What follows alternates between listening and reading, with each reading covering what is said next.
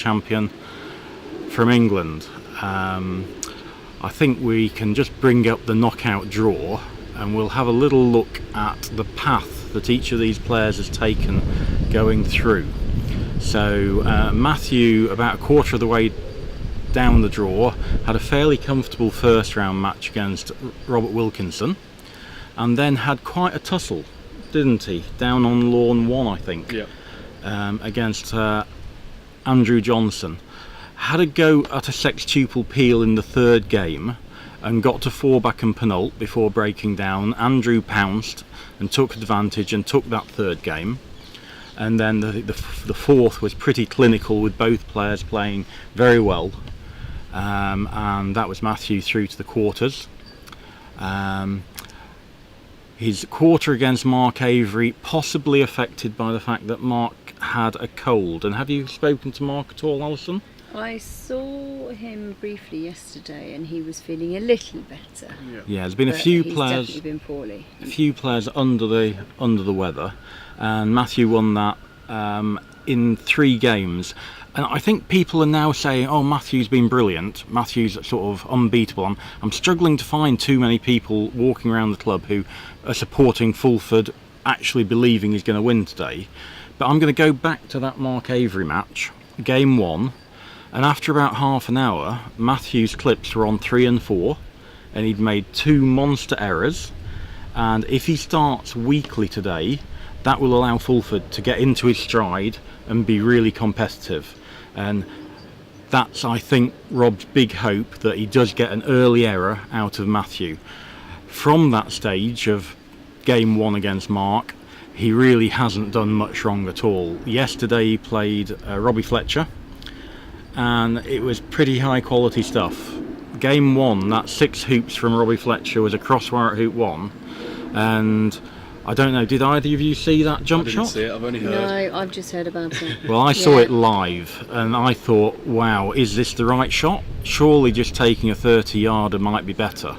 And he played it magnificently. He played the same shot against Avery in the quarter, and he just bounced a little bit before it and just fractionally missed it. This time he bounced about 3 inches before it and hit half of the ball up on the bounce up. And it was probably a 4.5 yard jump shot over hoop 1 to a ball 2 yards the other side, 2.5 yards the other side. And my word, it looks spectacular when it comes off. And he hit that shot. Not only did he hit it, he finished that turn as well, I believe. From there, a great performance to beat the world number 1. Yep. So that's Robbie's path to the final. But do you want to talk us through Robert's slightly different path to the final? Shall I start? Off you go. So I think that he played Blake Fields in the first, and Blake, was it a 5th turn TP in the first game or 6th turn? 6th turn, I think. Turn. And I think Rob followed up with a 6th turn in the second game to equalise before, well, the writing was on the wall, wasn't it, for Rob in the third game, so we've heard. Blake was finishing, just needed a straight double peel to do. Peeled penultimate beautifully down to Rover. His ball finished in the hoop, just at a slight angle, and he seemed to just lose focus, just decided it was game over virtually, and stuck in the hoop. And Rob pounced again. And then, I don't know much about this match, but obviously he beat Stephen Morgan 3-1. Did you hear any of that? I think this was over at Roehampton. No, yeah, exactly. I don't think we saw any of that. So we didn't see any of that. Again, interesting to see Robert using the TPO as a tactic. There haven't been many people using direct TPOs. People have been going to 1 back, letting the opponent miss, and then doing TPO and maybe pegging 2 balls out. This 13 was a traditional old-fashioned TPO, 1 ball off, and play a 3-ball ending. So I think that is something we may see Robert doing today that hasn't been part of the tournament before. But Stephen Morgan had been one of the on-form players. He'd done a lot of triple peels during the block, beaten Ben Rothman in a high-quality match round 1, and I thought it was a tough match. So Rob will be pleased to come through that. And then played one of the up-and-coming stars of the game. And they had quite, against Logan, and they had quite an interactive game, I think it's fair to say, down on lawn 2. They did. And lawn 1, actually. Right, and I mean, Rob took his chances towards the end, didn't he? Having had what could have been a fairly close start to the game. Yeah, possibly one of the things to note about that match was it's the first round we played with quadways, and Robert made 3 hoop fails and I think missed a hampered shot after only grovelling through a hoop. So from the start of the quadways coming on, Robert struggled with his hoop stroke, and that might be one of the key elements of the final today. Yeah, I think personally how Robert starts with his hoop stroke is going to be a pretty crucial factor in the whole day, really. Yeah. And then obviously last night Robert played Thomas Boulding in the horrible weather that we know he wasn't a huge fan of, and as you said, he could have easily been 2-3-0 down and managed to stumble across the line 3-1 with a little bit of help from Thomas, but yeah. he played very well towards in the last game and a half to ensure he actually did win that game and play today in the final. Yeah, did you get to watch the end of that match, Alison? I didn't. I was The too excited with lots of other things going on. the last game and a half, as Ewan says, Robert came from rover and peg down against 1 and 1 back, and took his 1 back ball round to 4 back with quite a defensive lead. He went 8 yards apart on the boundary, and Tom still took the aggressive shot, and Robert played a really, really nice turn, having made a leave from that. Thomas shot from corner 4 all the way up to corner 3, and it was a really nice turn Rob played. Ended up doing a delayed TP and then won the 5th turn in the deciding game. So really quite an impressive finish. And that hopefully will give him the confidence to go into his game against Matthew today. The players still just walking around the lawn. No warm-up started yet. Matthew's done some stretching. I'm not sure. It's almost they're waiting for something, but we have no. I can't see Rob anywhere. Rob is just here. He's just over here. Ah. Yeah, I'm not entirely sure what's going on. Oh, so we've got somebody making a documentary, a croquet documentary. So just doing a little interview pre-final. I'm not sure that was agreed. I'd certainly like to be on the lawn at the right time practicing. Yeah, it looks like we're about to start making a move now, I think. Now, we've been mentioning how good these lawns have been all week. When we get cut towards the eastern side of the lawn and corner 2, you'll see that the grass colour changes from green to brown patches. And yesterday morning, this patch by corner 2 was lightning quick. Yesterday's heavy rain is going to have changed that completely, and all the danger in that element of that area of the lawn is going to be significantly reduced. It is still going to be different. It is definitely going to be quicker, and there's still this north boundary hill that's just taking the balls off lawn. So that is still an area to watch out. A few brown patches near corner 2, in between hoops 1 and 2. But as soon as you're moving more east, then you're into green areas, very even-paced lawns, and they're probably going to be running more like 12 seconds this morning compared to 13 and a half yesterday.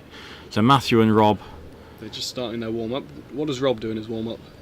Well, he likes just hitting short roquets in the middle, and it's just... there's two things. People say, is it a warm-up or is it a practice? And for Rob, it's definitely a warm-up, because he wants to get those wrists active. They get stiff overnight. He's got quite arthritic joints, so he'll definitely be playing some short shots, hitting balls in the middle, approaching hoops, trying to... See Matthew's having a look at this yeah, corner. He's gone straight into corner 2. And is it going off? Really?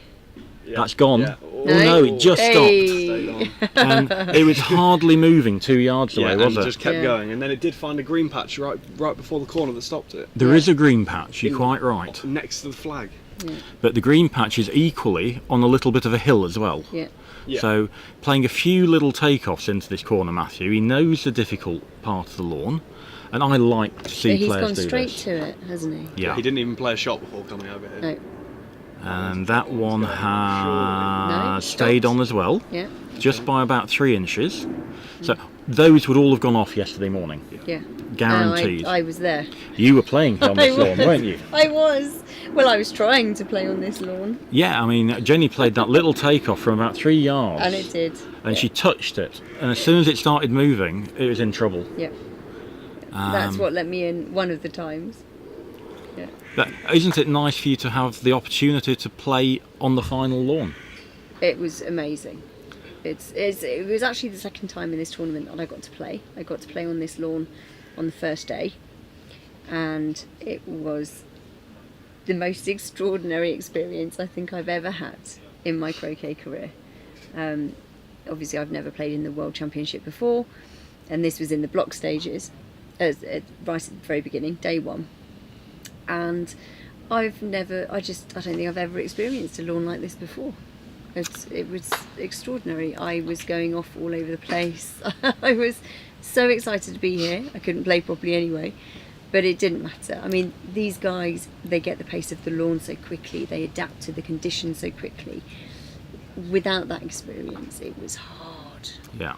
Very hard. We're going to see a roll out of corner 2 here, I think, are we? Yeah, I think roll out to corner 2 to hoop 2. Something I practice. Yeah, he just practiced the lift from B-bolt to Short. and one soft, one hard. Yeah. And the soft one missed potentially could suggest a little hill if you're not hitting it hard enough. And the right one just clipped the right hand Yeah. side, which is where Just it hills clipped to. These are good things that these players are practicing. Rob's practiced a backward takeoff to hoop 1, and then he's practiced peeling 2 back with a bit of pull. How much is the ball going to pull? And that indicates that there is in the back of his mind some potential plan to do a sextuple peel. Yep. If he's practiced peeling 2 back with a split shot. And these balls are slightly different to the lawn they would have played on yesterday because they are brand new at the start of the tournament, I believe. Absolutely. So how does that impact what's going to happen? Probably a tiny bit more pull, more milling on the Yeah. balls. So good to practice that. I had a chat with Rob last night. Sextuples aren't going to be in the forefront of his mind, but if we do see one, I think we're going to see a leave that most viewers will never have seen before. But I'll leave you in suspense. If Matthew doesn't shoot well, I think Rob will just keep going to 4 back. But if he starts to dominate and Rob hits in later in the match, we should see something a little bit different. You can't leave us hanging on that. I can. No, that's cruel. You can get out. So, Robert has played in 8 World Championship finals before. This is his 9th. Nobody else has played in more than 6. So he's won 5, he's lost 3, and he hasn't played in a World Championship final since I think about 2005. So that's 18 years ago since his last final. Matthew, on the other hand, played in the last final in Melbourne, and I thought he put up a very creditable performance then. He lost 3-1 to Reg, but in terms of looking comfortable on the lawn, playing at a decent standard, I thought it was a very creditable first attempt in a world final. And I played my first final in 94, played the next final in 95, and I went from losing in 94 to winning in 95. I think Matthew's favourite. What are your views?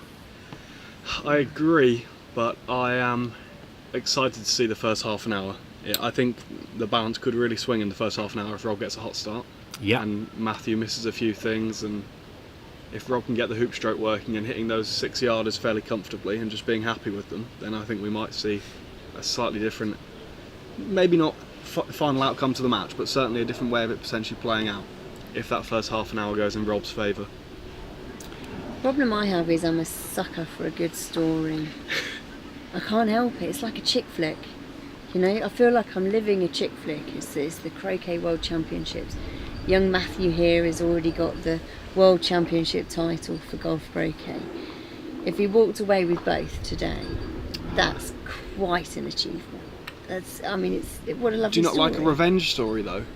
Matthew beat Robert in the GC Worlds last year. Revenge. Oh no, come on. You're So, changing the narrative on me. We should go back to that because it is fantastic to have the Impressive, same 2 players in the final of the AC that we had last year in the GC, and most people I'm talking to are picking the same result. They're picking Matthew 3 games, Robert 1 game.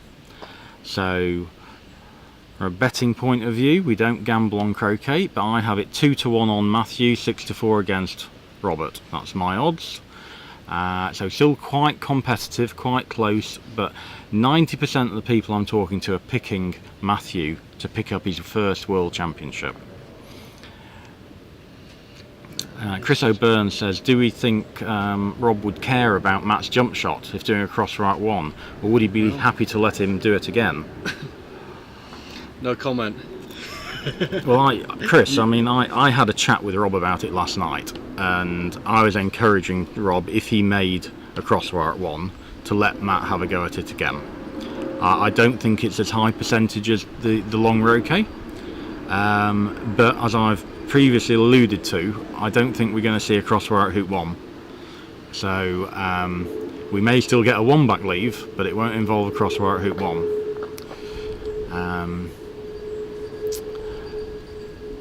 So, how would you describe the weather today? Cold. I think it looks like it could turn at any moment. Compared to the rest of the week, it's been amazing.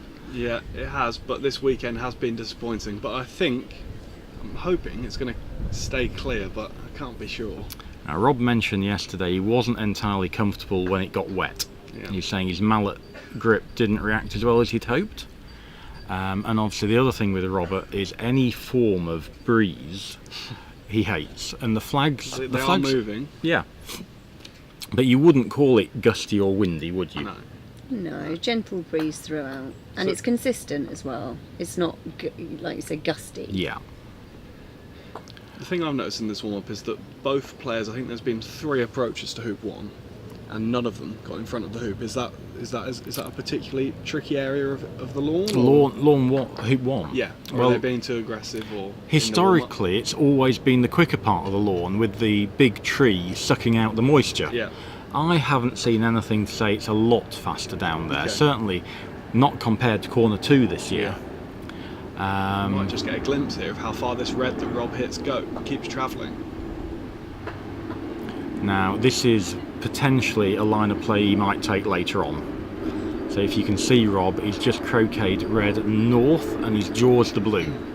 And we may see that line of play later on. So that's given a little bit of his leave away, but not entirely all of it. Even I could have figured out that might have been some of the leave. So now trying to lag that ball towards one back from closer. He's just done the same at 4 back as well. Is that? That's just testing the line for a standard triple. Okay. If he has to hit a 2-yard or 5-footer at dead pace, he wants to know which way it hills. Yeah. And both these sets of practices are miles better than most of the players' practices I've seen this week. Matt's just played a roll from corner 4, sending out an escape ball at hoop 3, going short to Russia, Peely in front of 3. Great variety of practice shots, all of which are intelligent and pre-thought out. Rob now hitting a few 6-yarders, finishing by doing what he's going to have to do at the start of the game, which hit a roquet. Mm-hmm. What sort of openings are we expecting? I'm expecting super shots from the game 1. Okay. Straight out, fast openings. I don't want to let my opponent dominate me to start with. I want to take that first opportunity. Matthew's shot really well. I think people have lost track of the fact that Rob has actually shot quite well as well. And I'm really hoping for some lift shots to be hit, because that's going to make it a lot more interesting, isn't it? They must nearly be getting towards start time now. It's been a long practice. It has. Or warm-up, sorry. So just a quick note that at the moment we've lost our replay functionality. So we'll try and get that back as the day goes on. But early on we may not have as much detail for you with that lovely replay ability that our editing crew have done so well during the week. It's been great. You've seen these P players fail the hoop, and you've been able to watch it 2 or 3 times and gone, was it the far wire, was it the near wire? So they've done a really good job. It's also to be able to look back on this footage and see it as as training material as well, I think is amazing. We're very lucky to have it. Absolutely, and Jenny was mentioning to me in the car on the way home last night that there's some tools out there that you can sort of just tab certain bits of video with and link it to say this is a diagonal spread leave, or this is a new standard leave, or this is a super shot opening, and then maybe put 3 or 4 different ones to show the responses and how they play out. So if we can get that put together, it will be a great coaching archive. Yeah, definitely. And I think that hoop 2 approach is a little bit uphill from corner 2. And one of the key things with all your hoop approaches here is make sure you get a hoop shot. The hoops are more difficult than they were until the quarters, when we moved from ultras to quadways, but providing you get in front of these and play a good hoop stroke, you'll still go through. The ground's not rock hard. All you've got to do is hit it straight. Another one not perfect at hoop 1. I think that's 4 or 5 in this warm-up that haven't approached hoop 1 correctly. And all over approached, Ewan? From over approached. So from both sides though. Yeah. So I think we saw Rob twice over approach towards corner 1, and Matthew's done the opposite. So maybe that's something to look out for early doors. They must be coming towards the end of their practice now. Matthew's just taking some 15-yarders. Yeah, and this is played with his Solomon grip. Yep. So his hard shooting grip is with the Solomon, and when he has smaller roquets to make, or he's trying to play with touch, he'll move to an Irish grip. Robert Irish grip for every single shot. For viewers who were watching earlier, I think probably his semi-final against Tom, he ran hoop 4 and he had what looked like a very easy hampered shot. And I had a chat with him about that last night, and he said yeah, it was really easy, but one of the things he's found with this bent mallet grip that he uses is he's not as good at those hampered shots. That specific shot. Yeah. He said that it would have been 100% 5 years ago, but now he actually finds it quite difficult, didn't he? Yeah, so that's, if he does get some hampered shots, look out as that as a potential weakness. Looks like we're getting some action here, I think. They look like they're ready. Yeah. We should see a toss and get an idea of what's going on. Matthew just going back to the... I think we should have an official toss with a referee in the middle of the lawn, take the cameras out there. Very quickly, before they begin, yeah, I've seen quite a few and been in a few endings where the players have got 1 ball each. Yeah. So, and I've not really seen this in championships before. Yeah. Is this a new thing? Is it a secret code that No, so the rest of us haven't been letting on? This is something that Robbie Fletcher's been doing in the Opens, and as generally, when the best player in the world does something, other people start copying. I've been quite critical of it. I think it's the weakest of 3 options. I prefer a direct TPO generally, or ideally on these lawns I'd just like a sextuple. But I think we've had 6 sextuples in the event so far, none in the knockout. Keith and myself guessed at 8 in the knockout, so I think we might be 8 out. I think there may not be a sextuple, and this is Rob winning the toss. They've had a handshake, Rob's won the toss, and he's playing a super shot out. A little bit wider than a standard super shot? Much wider. Something we were discussing the other day, maybe? Yep. Yep. And I think he probably wanted that 2 feet further west. Did it hill? It did hill a tiny bit. Matthew has either been lagging a ball out into the middle, so to not leave a double, or going to the maximum distance spot. And this looks max distance. A bit more defensive? A little bit more defensive. And Rob takes this shot, so actually quite a long way south of max distance that. That's about a yard north of hoop 5. And it's so far south, Rob normally shoots from corner 3. I wouldn't be surprised to see him shoot from A-bulk here. It's a bit further than a yard north, it's 2 or 3. Yeah, it's close to max distance. It is close. I was looking at the peg on the boundary, Ewan. Yeah, the middle peg. The half, yeah, I know. I say it's 6 yards south of that. So, you know, this is more of a 17-yarder than a 19-yarder. And Rob normally shoots at an angle from corner 3, deliberately trying to partially join up with it. Yeah. So given it's so far south, I think he's just going to say, no, I'm taking this shot from A bulk. He'll leave a double from B bulk, but that's sort of part of his plan anyway. So why if not he hits, take... does he just go round third turn? He does, and he won't be stopping at 3 back like Raish does. He'll go all the way to 4 back, and I think he'll make a defensive spread, but that's getting ahead of ourselves. So red hits, and that is stage 1 of the match, and it's a big start. Matthew returns to his seat. He seems to think he won't be playing until there's a clip on 4 back. Yeah, these early croquet strokes can be tricky. I know you played on here yesterday when it was a bit quicker, but watching Rob play on lawn 3, he overhit his first 20 or 30 croquet strokes, Alison. And red went half the way to corner 2, and he didn't get a rush to 1. It all got difficult. So hopefully we'll see that black's travelling, that black's bad. It's gone, lost it. Red's gone as well. So red, both balls overhit, just like yesterday. That is a really poor croquet stroke. He'll probably tap and take off. Tap and take off was what I was thinking. Yeah. Apparently, Ewan and I we're a little bit quiet for the for the viewers, but it's possibly just due to where the microphone is situated on the table. It's quite unusual for me to be too quiet. Okay, so we try and change that. I'll sit a bit further back, so we're all a bit further Similar. away. Maybe they can adjust the sound in the equipment. Playing a croquet stroke here. Yeah, this is an aggressive shot. This is saying I don't want a 6-yarder after the hoop.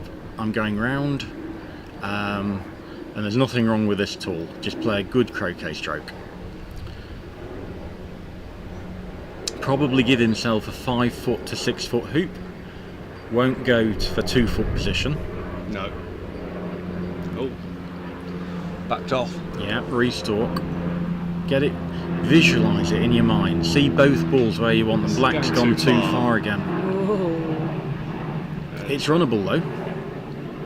Is he going to take this on? I think he is. Yeah. And I think I he's think so too. odds against running it. And how nice is it No, to I see? think he's got it. You do? Okay. Yeah. I think it's really nice for someone to have this long hoop at Hurlingham, and there's not to go, he's probably going to run it. Mm-hmm. I think there's a genuine chance he might not even take it on, but I think he's going to run it. He is going to have a go. I think he's running it.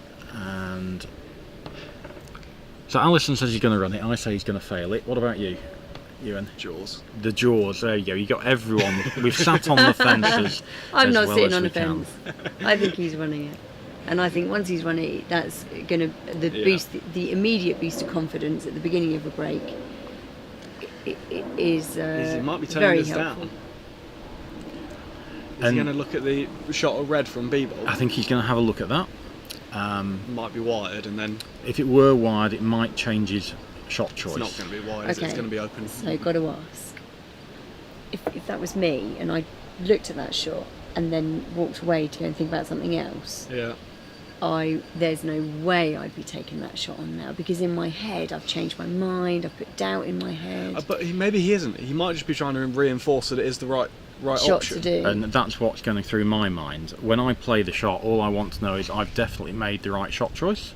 And now if Rob's walking down there saying, yeah, red's open, this is definitely the right shot, he can be completely focused that this is right. And you're not going to walk off the lawn afterwards going, oh, maybe I shouldn't have done that. So it's a big shot, runnable. What are we saying? 3.5 yards? 20 degrees? Yeah, that's a pretty good call, I think. You've got a lovely angle here on your stream. We're going to see this Sailing through. sailing into the middle of the jaws. He might run it all the way up to red. Yeah, that would be what I'd be doing. Yeah, I think you want to hit it firmly, but Bounce equally back into A-ball. smoothly. The breeze is up. He's not liking this. He won't like the wind. The breeze properly is up. The trees behind are moving. Now he's going to get rid of the pigeon. So pigeon's the next one. Here we go. Pigeon's going for a play with the ball. Oh, run the hoop, the pigeon. You need to get rid of it better than that, Rob. There we go. No complaints to the RSPB, please. Right then, are we going to see some action? The wind has died down. It has. No wind. There was that. This is the window of opportunity, isn't it? There was 30 seconds of quite severe wind. And Ewan mentioned early on how important these first 20-30 minutes are, and this is a key shot.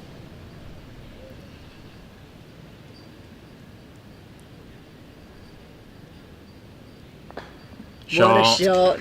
Now, thank you very much. Off the lawn. He's got a 7-yarder. This is a 8 or 9 yarder. This is a 9 yarder, I think. I love being right. Well done, Alison. How can it be a 9-yarder, Chris? That's £200 to you so far. You're 200 up. Okay. So this can only be 8. Come on. well, it says an angle. Yeah, but he's going to be playing it from inside the yard line. He's going to be playing it from the yard line. Well, it's 6 to the hoop, isn't it? Plus the angle, so probably 8. Yeah, thank you. Might be 8.2. Robert 1, pigeon none. Let's just watch this.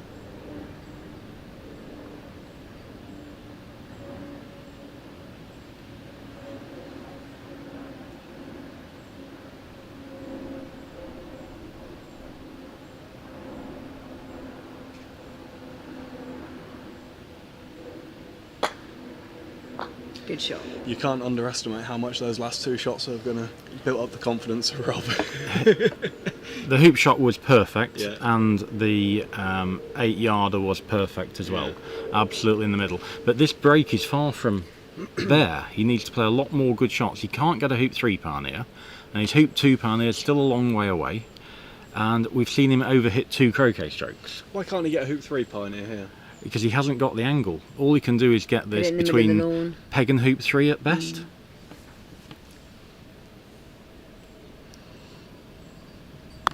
Focusing on the black, it's going too far again. Again, He's asking that for it is to sit. not.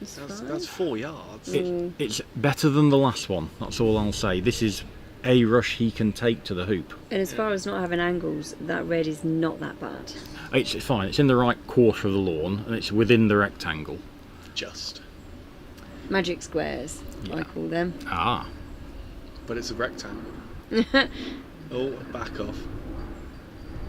It amazes me that he's able to do that. It reminds me of Tiger Woods, who can stop his swing in the backswing. yeah. And it was one of the things I thought was important to do. I was able to get to the top of the backswing, start the downswing, and pull out. Yeah. That's the wrong side of it. So now we've Now got. he's playing into corner 2. Well, we the think north boundary, we think this is uphill but downhill for the front ball. for the front after the ball hoop. over a fast patch. So the front ball might go too far, and he's putting it comparatively narrow because of that. Yep. And how far is what's black going to be? Within 2 yards of the hoop, he'll be hoping. 4 foot, I think he'll be trying for. Mm-hmm.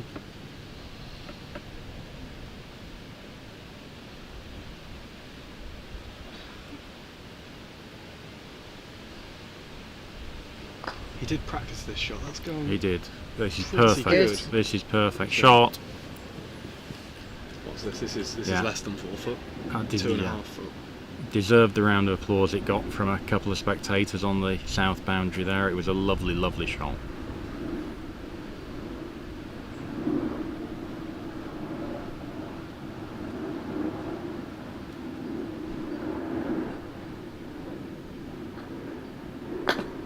And you'll notice we do just stop our commentary as the players are playing round the hoop 2, corner 2 area. We are quite close to there in our commentary booth. In some cases, players hit balls into the commentary booth. And they do. They do. So it run the hoop and got a rush on blue. And now we'd have to call this almost a break now.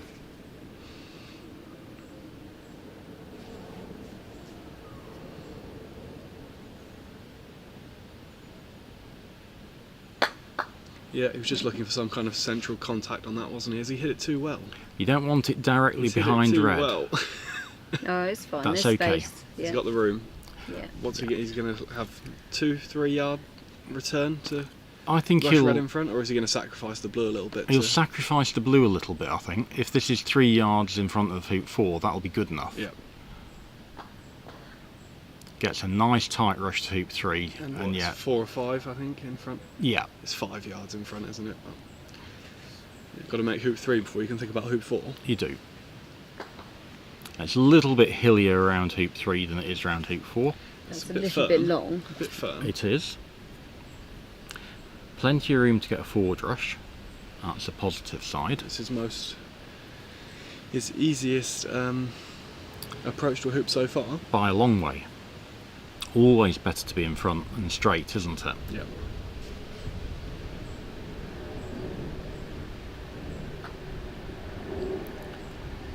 It's another confidence builder. It's I hilled a think. wee bit.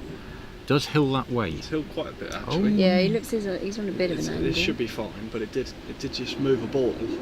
Yeah. No, It's this made is a it lot quite- more quite a angled bit than difficult. I thought. And now he's got the hampered I shot we think he's mentioned. Fine. I thought he could see it. You think this is unhampered? No, he's not even looking at it. Yeah, he's just hit it. So playing to the left of the hoop? No, he's standing right of the hoop. Oh, okay. It's just deceptive, this angle. But Well, you're it is quite in right. play. It is in play, but the way he just walked up to it and started thinking about it. I'm going to go and have a look. I think we'll be seeing a referee called here. I don't think he's happy with this at all. Yeah. Mallet up. And here comes Jeff Dawson. A big shout out to all our referees from all the venues for giving up their time over the last 9 days. I can't really think of too many instances of problems with refereeing. So it's gone. Yes, Ewan. Well, the line he wants to take is plumb on the wire, so he hasn't got any room there. But I think he's got a mallet and a half's width of gap, which should be enough to get enough power. That's a poke. That's a wristy poke. That makes the shot so much more difficult. This is what he's doing, though, isn't it?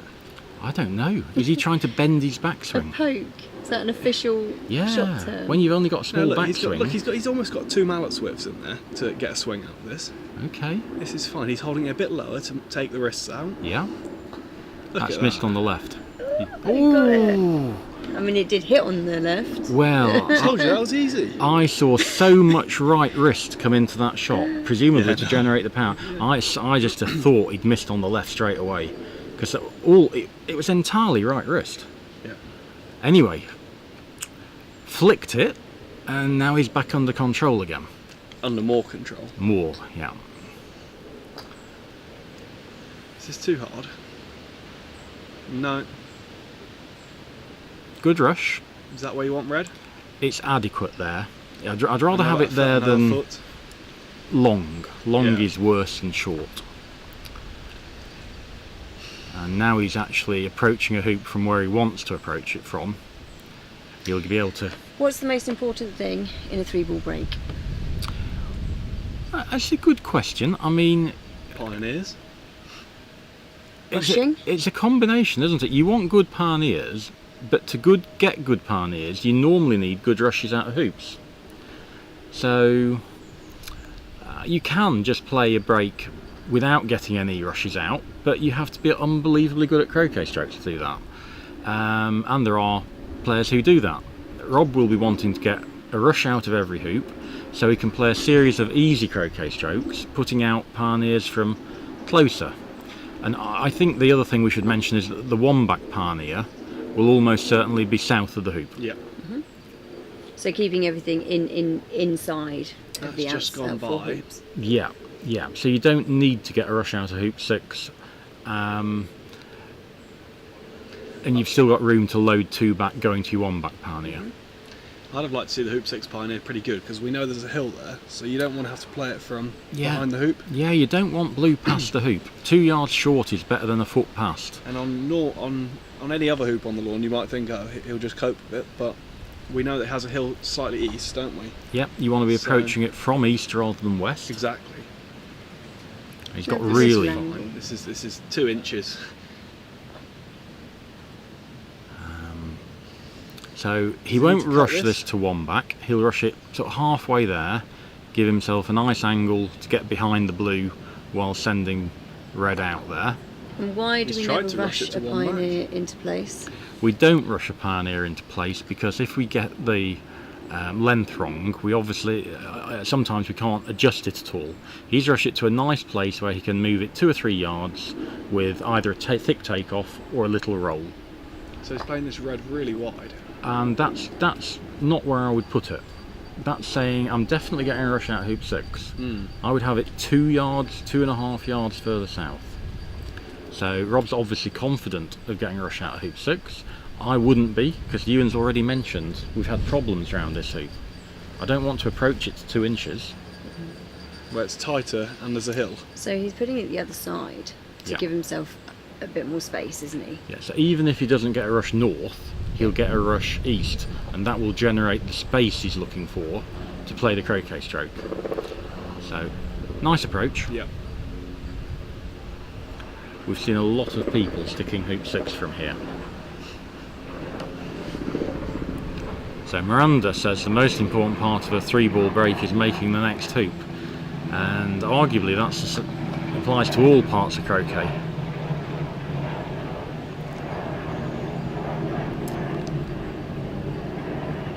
So plenty of room to play this, and this is going to red on a nice rush line, so quite a square split shot, and black will be travelling towards the red and should easily get a nice rush that you can hit towards 1 back. Are we going to see 3 ducks here, or? I don't think we are. I think we're going to see a defensive diagonal spread. No ball in the middle? No, with black on the west boundary, so he's played another poor shot there. Blue's good. Lost the black ball past the red, and he did this yesterday, Alison. He kept sending balls too far to start with, and there was an excuse yesterday because of the fast lawns. But today there's no excuse. The rain, they're 1.5 seconds slower. It does make this approach much easier.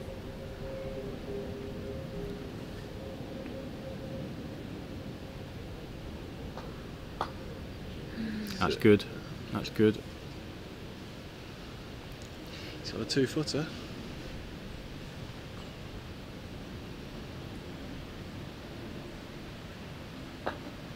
Nice shot. So I was listening to your commentary, I think it was yesterday, and you were talking about the 3 ducks leave. Yeah. Where Rob doesn't have the 3 balls together. On the west side. On the by west hoop side, 6. you have, is it 2 that side, 2 on the east side and 1 on the west? Yeah. With a rush to the one on the west? Yeah, Rob will leave his hoop 1 ball, a rush on Matthew's red. So he'll leave blue a rush on red, and he'll put black probably about 2 yards north of the centre line, so about 19 yards north of corner 1, off the lawn. And the concept is if Matthew can't play the red, despite the fact that it's next to the blue. He'd love to play the red, but he can't because he hasn't got yellow on the lawn yet. So yellow has to play next. And the idea is if Matthew shoots down from corner 3 and hits the boundary ball, as he has been doing quite a lot, it's still more difficult to get going. Yeah, if he were to rush it to the south boundary, he's got to take off all the way back to get a rush on that ball, to a ball on the boundary. If he rushes it to the peg or hoop 2, it's very difficult to get behind the boundary ball from there, particularly with this brown patch. So I've mentioned he might go 2 yards north of level with the peg. There's actually a big brown patch that's about 5 yards north. You might look at that and go, actually I fancy going in that difficult bit. To make it more difficult for Matthew if he did hit. Okay. There is another leave you can do here, which Robbie Fletcher often does, which is make sort of a new standard leave. So you would have black on hoop 4 and blue and red over in NSL position. So that's another option. So let's see what Rob does. Just to complete the conversation about not leaving the 3 balls together like the sort of original 3 ducks leave, obviously if Matthew did hit that, he's got all the balls in play. Straight They're all away. next to each other. Straight away, and a choice of what to do. He'll have all the balls available for a TPO. He'll have all the balls available for immediate popping. That's peeling Robert's blue ball through 1 and 2 to make the triple more difficult. I'm not sure I've seen him do that. Popping. Sorry, say that again, Alison? I'm not sure I've seen Matthew No. do much popping. No, so I wouldn't be worried about that, but it is an option against other players. Ewan quite rightly noted that blue got sent quite deep there, didn't it? And that's an indication that Rob's going to play this defensive diagonal spread, I think. Yeah. So we're a turn into the game now. Are you starting to change your odds, or are you? Oh, the odds are clearly different now. You know, Rob's settled. We spoke about the first half an hour. And yeah, you know, you're probably going something like 6-4 on Matthew, 11-10 against Rob. Matthew is one shot away from potentially being game down. Well, we saw that with Tom yesterday. It was a very similar scenario, wasn't it? Yep. But Rob hit the long shot yesterday, whereas Matthew left him the short shot to take on. Correct. So gets a rush on red over to blue, and he'll be trying to leave blue a nice rush on red, pointing at wherever he decides to put the black ball on the west side of the lawn, and I think it will be off the boundary. So just putting his mallet on the yard line to see where blue's going to finish, because he needs to put the red the right distance off the yard line now to give him what he wants to leave as his nice rush without leaving any wide double for Matthew.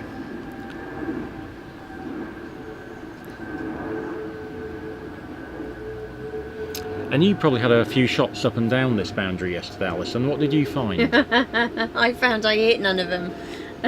No, I didn't actually. That's not true. I hit a couple of them, and it does hill though. So when you're shooting down, it does hill a bit to the left. Oh, I've been saying it hills left to right. No, well, I mean it might be slightly in, but yeah, every time I've shot down, I saw Matthew have one hill left to right in the warm up. Yeah. Every time I've shot down there, it's gone right to left. Oh, that's interesting. Maybe that's just how badly my shooting. You're just your spinning balls the are ball. weighted, yeah. So blue's got a good rush on red, and is he going just north of peg high, or is he going into this brown patch? He's going over here. And that's just north of peg high, I would say. Has he found that? No. Green. So probably 3 yards north of the peg. Lovely turn, quite rightful, round of applause. There was so much pressure at the start of that turn. Approached hoop 1 really badly, having played a bad first croquet stroke. And then a lovely hoop 1, a lovely 8-yarder.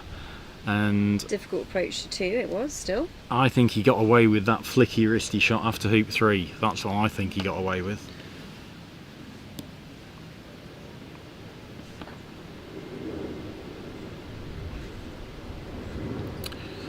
I think Jack's asking why did Rob change his mallet round for his hampered shot, and I think it's just to make it a bit more normal compared to a normal mallet, so it's not pointing in the wrong direction and the sort of jaggy bit not in his tummy. Same as he does for jump shots. Yeah. So Matthew's taking the shot we expected. This is defensive. He'll be playing yellow at blue. High pressure. He's a pretty good shot though. He's a fantastic shot. Let's face it. Solomon. That Solomon grip that he uses for the long shooting.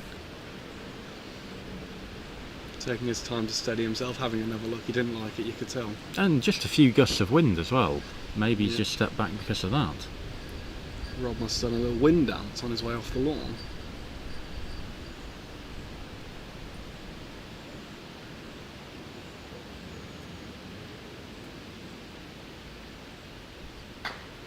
Didn't strike it well in my opinion. I didn't think that came off the middle.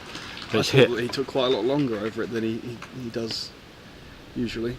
Yeah, the noise that it made off the mallet wasn't ideal. Someone's asked what type of mallet he uses. It looks like a trimmer to me. Yeah, it's a trimmer. So it was actually quite a slow swing for Matthew.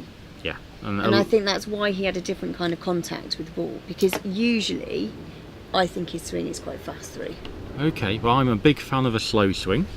I think when Matthew's playing well, he swings at a really nice tempo. And he's been a little bit lucky he's hit it on the right. So this takeoff now, instead of being maybe 7 or 8 or 9 yards, is only 2. and he should be able to get a really nice rush on red. Interestingly, not doing a lot with the blue. Only moved that a yard in. Whereas he could have played a straighter croquet stroke and moves it up towards hoop 3. A nice rush on red though. And most people I've been talking to say they like rushing south of black here. And this is almost on top of it. Yeah. So he can't get a hoop 2 pan here now. But what you can get is a really good rush to hoop 1, moving red 2-3 yards in the lawn. You mentioned earlier about sacrificing a pioneer for your perfect dolly rush to next position or hoop or wherever you're going. Yeah. I think that's having confidence though in the rushing, that that rush will go where you want it to. Yeah. Trying to play a high ratio stop shot, and he's got red out nicely. Just a little cut rush. It's only from inches. Little bit undercut. A little bit short as well? No, I don't think so. I think that's halfway to the boundary. And that's probably because he undercut it. Yeah. And we are going to see the lawn speed up. This is not far.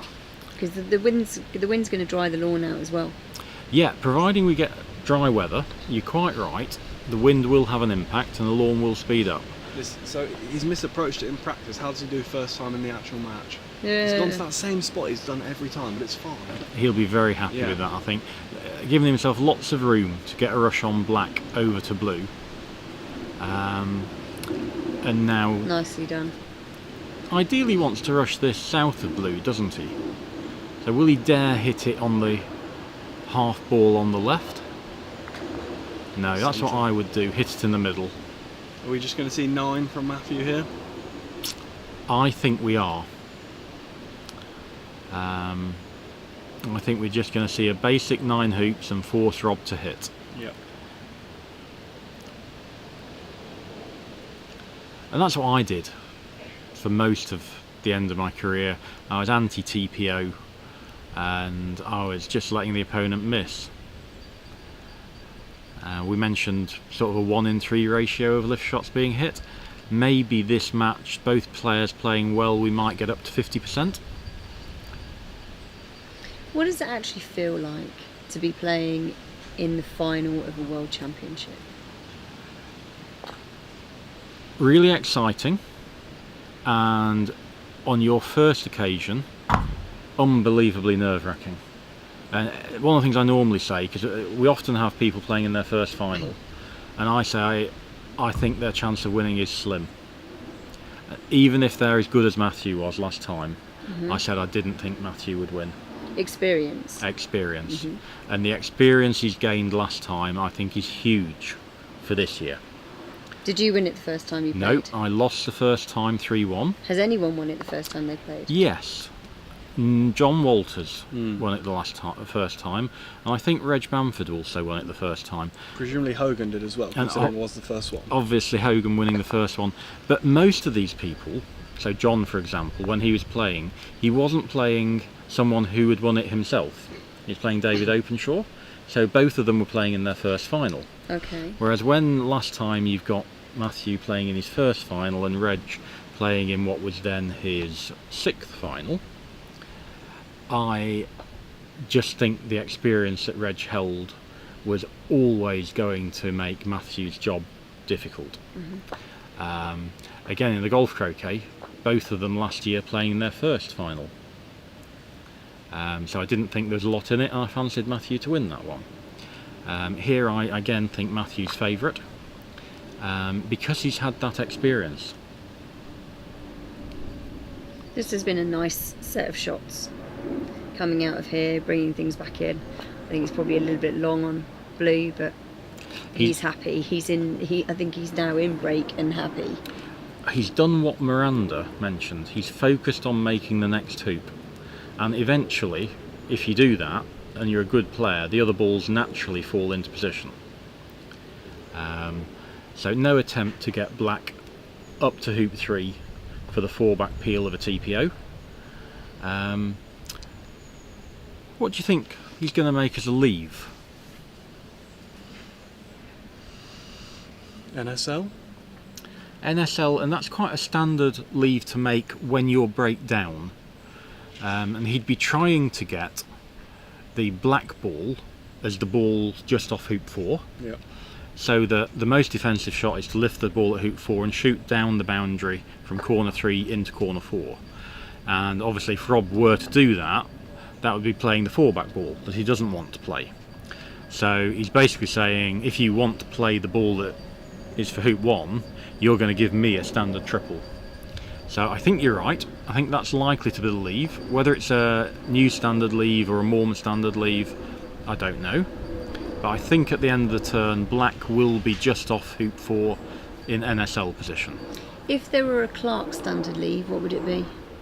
I just did diagonal spreads for the first 2/3 of my career, and then I swapped for 10, 12 years for... I did MSLs for the last dozen years of my career.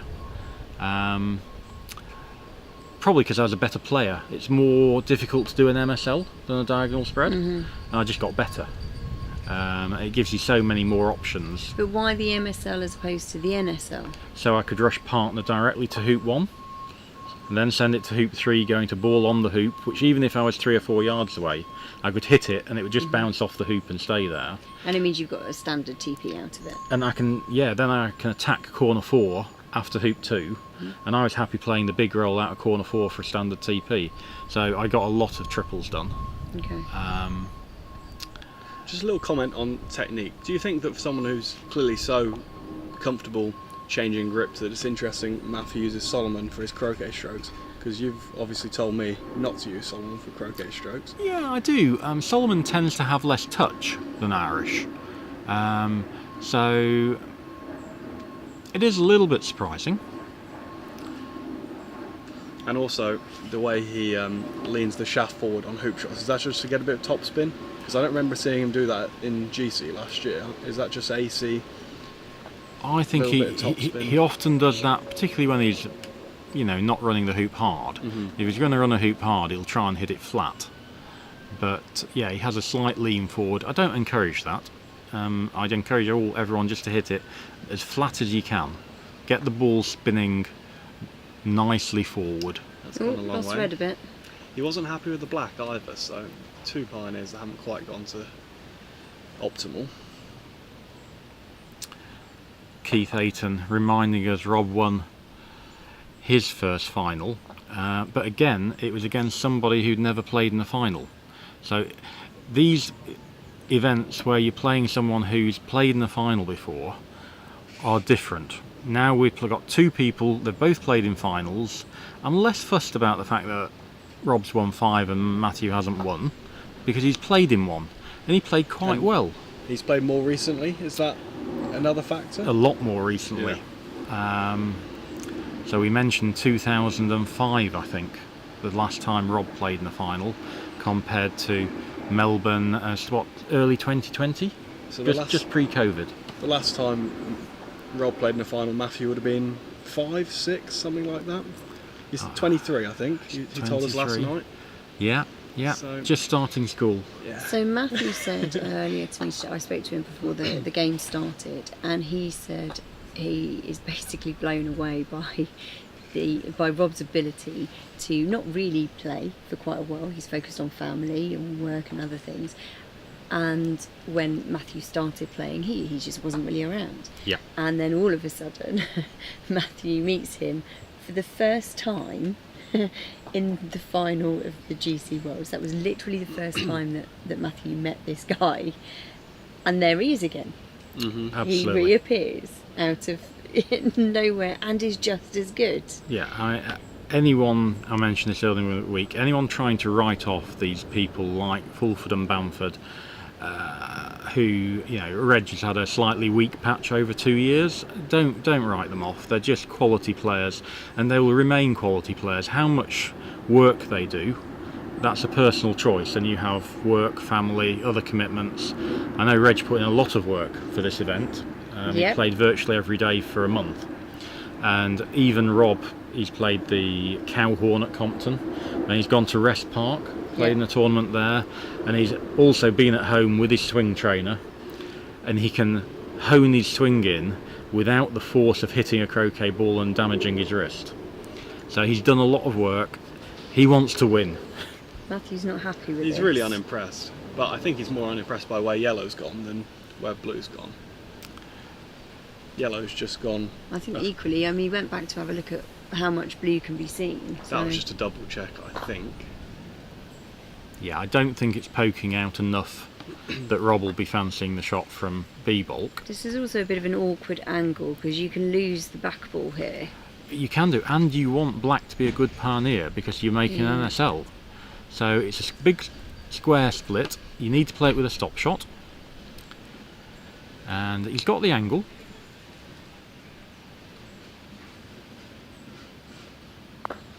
And lovely to see the commitment to the aiming point. Nice. The mallet followed through, stayed on that aiming point. Really good croquet stroke technique and a wonderful stroke. Tidy. It's very easy in a croquet stroke like that to twist the mallet because you're sort of willing the balls to go in a certain direction, and then you find your follow through twist, which inevitably makes the balls go nowhere near where you want them to do. But I think that's something that a lot of people do early on in their croquet career. So we've had a question from Northwest Federation, which may well be Paul Rigg. He says, are the hoops in new holes and what's the width? And looking at it, I can't see that they've been moved from yesterday. So these are day 3 hoop holes. They'll have obviously been fiddled with overnight and firmed up, but they are day 3 hoop holes. He's absolutely livid with that shot. So red should be further, shouldn't it? You know, he's fuming. And they're set to a 64th.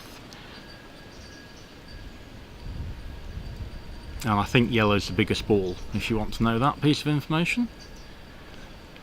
So, needs to rush black to a spot where he can get it into this position behind hoop 4, wired from A bulk. And he's rushed it. Oh dear. How do you get it there from there, Chris? It's gone okay, I think you can just nudge it to the side. It's gone far enough back actually that you're okay. You can nudge it to the side. I was a bit worried it was really close to the hoop. I thought it was glued on this left-hand wire. So he's okay. Doesn't want to run it into red. Now he can tap the black to this wired from A bulk position. He needs to be able to rush it to hoop 1. That was a pretty good recovery. That could have gone quite wrong. But ideally, if red had been 2 yards further, he could just nudge black with a stop shot and hit red towards the boundary. Now he's got to play a takeoff.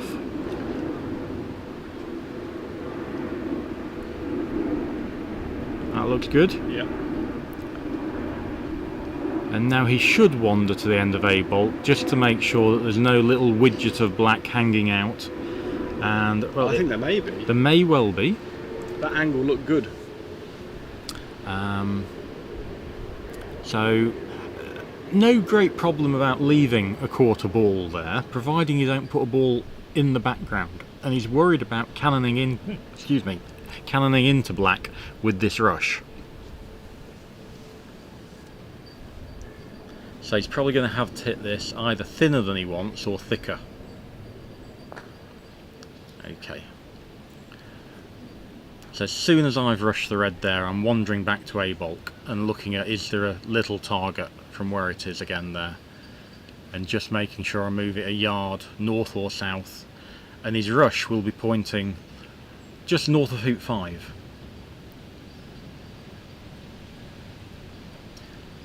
Oh, this is a long way north.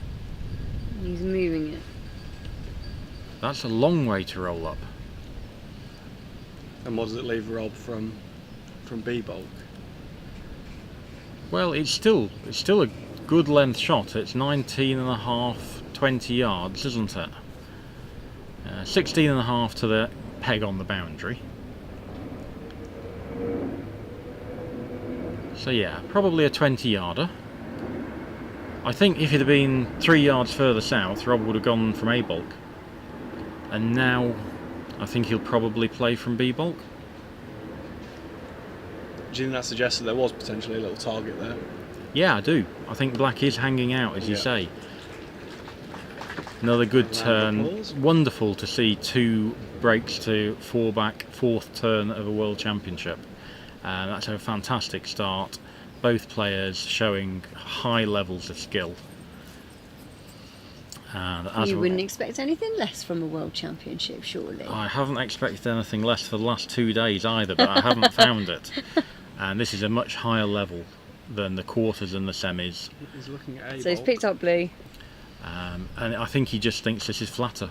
There's no chance he can see enough of black to be able to be wanting to take it on, is there? No, well, he hasn't even been there to look, Ewan. So he's actually said no. Wait. He's wandering back. So I think he went to see how much of black was showing from A bulk there. yeah. Whilst he's wandering around, has anyone asked Ewan on live commentary what's it been like for him? No. Coming through qualifiers, going Stressful. through stressful, Tiring. Quite a lot of days of croquet in a row, really.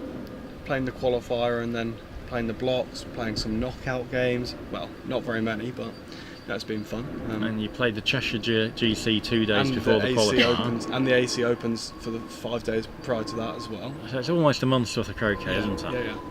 So Rob's taken the defensive shot, which isn't really very defensive, but it's about equidistant from B bulk and A bulk. So blue at red. I think the fact that he's taken this slightly out might negate any hill. He's going to be playing against the hill and reduce it significantly. Yeah, this is where we normally take it from on this lawn.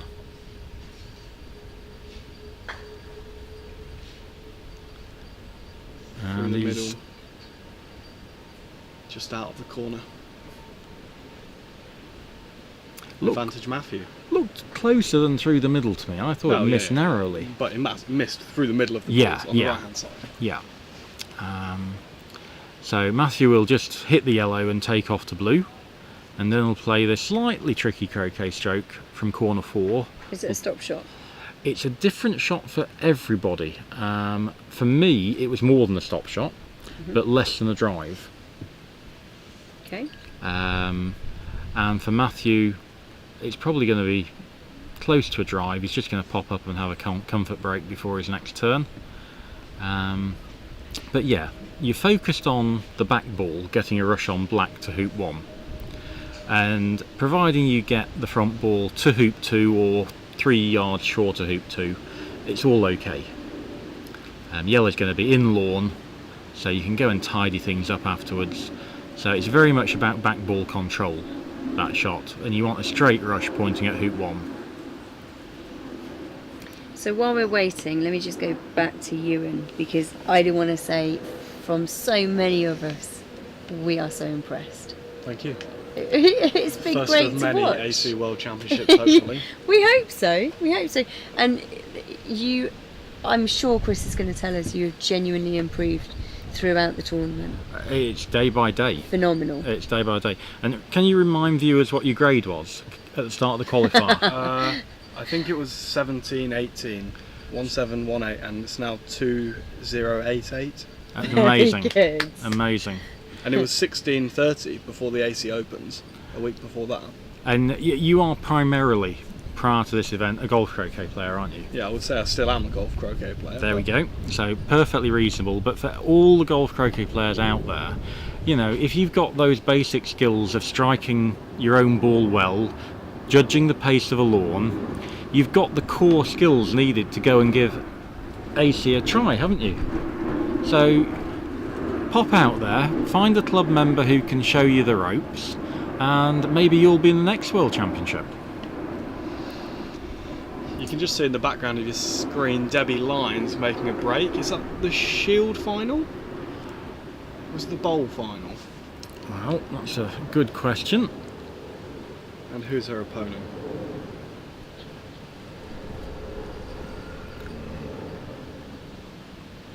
Ewan will find that faster than me. It's the Bowl final against So Keith Kyle Maloof. Kyle Maloof. So the Americans have had a really good tournament, haven't Yeah. they? You know, Blake played well. Obviously, Tom's had an amazing event. I think Zach's in the Shield final against James Deef, which is being played down on lawn 1, I think. And Stephen Morgan had a really good tournament, played well throughout. So yeah, that's. Somewhere at the venue, the plate's still taking place. I think that might be on lawn 2. Yeah, Jenny was saying they had lawn 2 all day, didn't they? She has Yeah. to finish her game and they play again. Right, Matthew's back now. So put yellow well into the lawn. Nice confident line of play. And can he play this good shot out the corner? Keith's asking, should Rob have taken the shortest shot come what may? And yes is probably the answer. They were equidistant, A bolt and B bolt really. Sort of 19.5, 20 yards from both. What percentage is Matthew for a triple here? If he makes hoop 1, he should be 9 out of 10, shouldn't he? Made that 8 out of 10 first game of the World Championship final? Well, I don't know. He's just gone a little bit too far. He's not happy with that. And I would be very unhappy with that because travelling. blue's gone as well.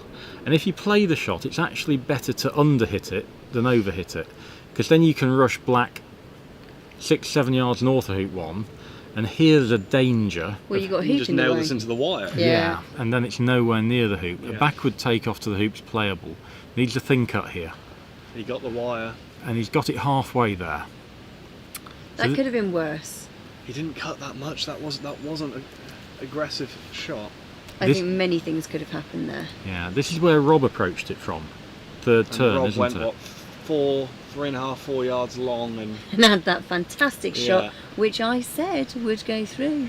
The difference is this is a takeoff and Rob played a roll. so this should be closer. Agreed? I agree. This is looking okay. It's not bad. Little Yeah, angle. It's pretty. Well, It's a lot easier than Rob's hoop. It's 15 degrees, a yard and a half. Now, on the previous set of hoops we were using, this was trivial. Yeah. But Yeah, it's just that little you've got chance. to think about this.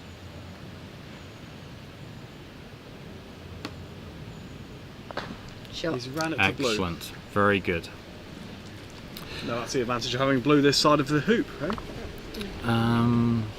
So we're being asked, have the Americans always been this good, but have more visibility because of the latest championships? I guess it's a timeline thing. I've played in Solomon Trophies where we've won 21-0. So going back historically, I think we won 21-0 or 21 first Robertson Shield we played in '93. They've been getting gradually better, and I think if you look at the latest Robertson Shield, you'll see elements of weakness within the American team that caused them problems and made them not get first or second. So I don't think they've always been this good. I think they're getting better, and it's been a gradual process over many years, and they've now obviously got a few very good players at the top, led by Matthew. And the key is, instead of having 6 or 7 good players, you need to get 9 or 10 good players to give you the depth. So that's the next challenge. So it's still some work to do here. Yellow's not at hoop 3 for the 4-back peel, and he's got a long rush to hoop 2, and he's going to be taking it off across the rush line here, isn't he? Well, why did he not just hit that harder? Correct. Was he trying to hit it less thin? He did catch it very thin for such a short rush. He did. But yeah, this is. I think it was just a bit of a miss-hit. I think he intended to cut it further down behind black to then stick it back up, but it just That's went. not pointing at hoop 2. Yeah, I think you're right, not. Alison. This is pointing more at hoop 3 than hoop 2. Well, we've got a great angle of how much he's going to have to cut this, and you get to see very quickly whether it's going to be anywhere near the right line. No, That's not bad, I think. It's closer. even with this downhill hoop 2 now. Magic squares. It's Well, downhill from here. it is downhill from here. One thing I think you can't do there is hit it so thin that you only move it 2 yards Okay, and have to roll up. and have to roll up. Exactly. We don't want to send this ball near the north boundary. No. And he is good at takeoffs. He's got good touch. So I think it was actually quite a good rush. We'll see.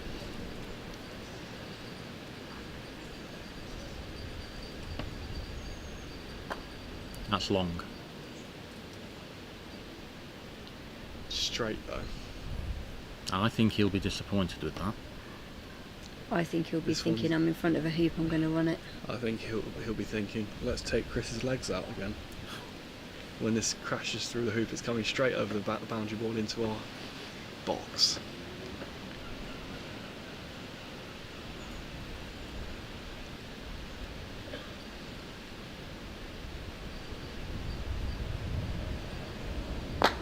Oh, Yeah. lovely shot.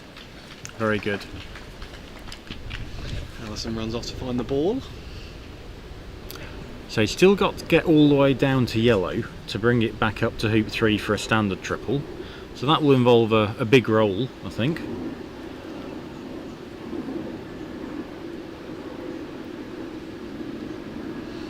This is his Irish, so it won't be a very firm shot. Now he's taken hoop 6 out of play, and he should have a nice line to roll past the yellow to get a rush north. This is a big shot. It Pass is. rolled. No, I'm going to play it as a full. Both balls should go about the same distance here. You've got a little bit of angle to help. Make sure you don't oversplit it. You don't want your ball finishing in the jaws of Rover. Oh, he has oversplit it. That's gone down a horrible line. In the peg. You are mean. That was a commentator's curse, that one. So But it's not in the jaws. it's not in the jaws, and he can hit it, and he can roll it up on a nice line to get it in front, and blue's in a good position. So there are lots of positives about this, but as a croquet stroke went, it was not getting many marks for me. I just want to read Look at out this, look at this. This is a takeoff. takeoff. Wow. Sorry, carry on, Alison. Not confident then on his roll, considering the last one just went wrong. Potentially. Yeah. That's a poor confidence thing. Everything's just. Are we going to look at it the other way, and are we He's going to gonna- say he's so confident of a delayed triple, he doesn't need to do it? Two Well, ways of he looking should- at it. He's just going, I'm going to play my break and I'm going to keep making the next hoop, just like Miranda said earlier. He's got to be trying to make the triple. Yeah, he'll definitely be going all out for the delayed, but But he's, right now, he just- needs to keep the break going yeah, to give you the opportunity of the triple. Anyway, yeah, this is an interesting comment from Keith about the Americans coming on, and yes, a lot of their players are club pros. yeah. Now, someone said to me yesterday, do we agree with this? Professionals playing in an amateur sport? I thought it was an interesting question. Yes, I do agree. I don't want any sort of split within croquet. These guys aren't earning big money. They're not playing in money tournaments. They're just doing some coaching, and Which lots of people do. they do. And yes, they earn their living by it, but keeping the sport together is very important to me, and I have no problem playing against people who do it for their livelihood. And if you can beat one of these guys who are at a club every day, well, good luck to you. You know, I think we've seen it's possible to do. We've had Americans who are professionals for many years, going back to Jerry Stark, and just because you're doing it every day doesn't mean that you can beat people who have won world championships 5 times in the past.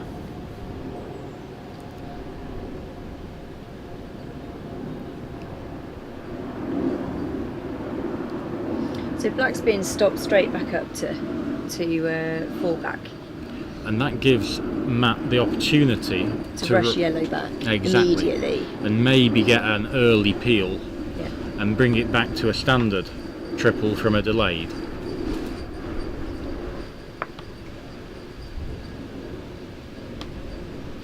How many people do you think are watching at the moment?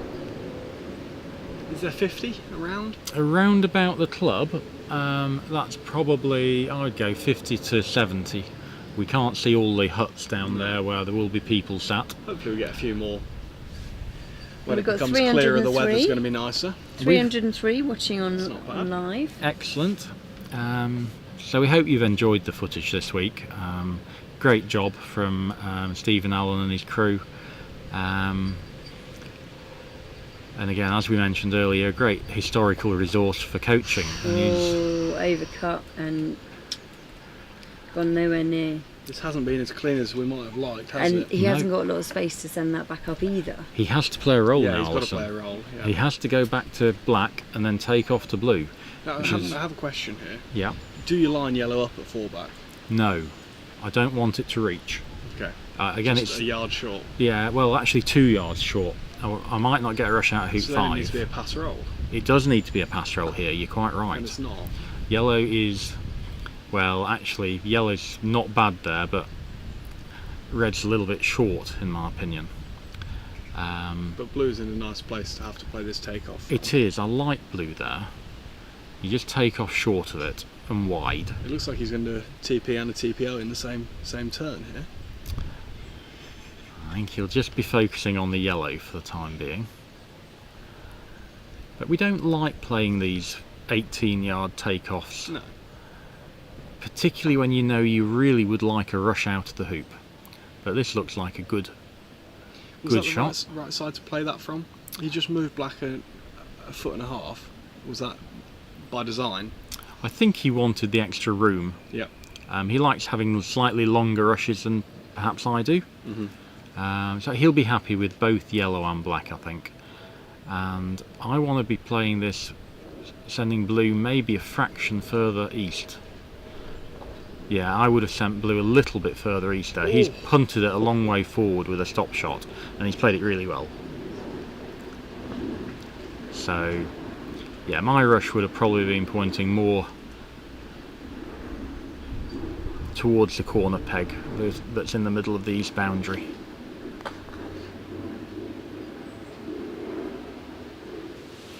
Now, Tim's saying you can't call the Americans professional players.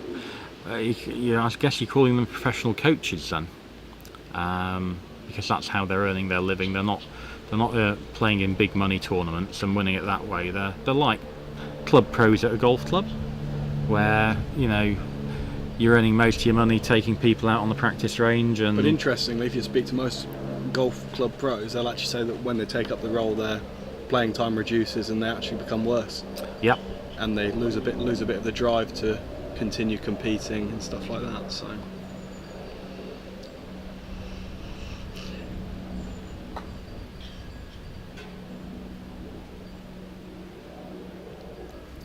nice blue, like it just short of Penult. It's perfect of one back. It's perfect there, and he's got a workable rush to four back, which he's played really nicely. So these are the balls almost exactly where you want them. He's going to have to play the peel with pull.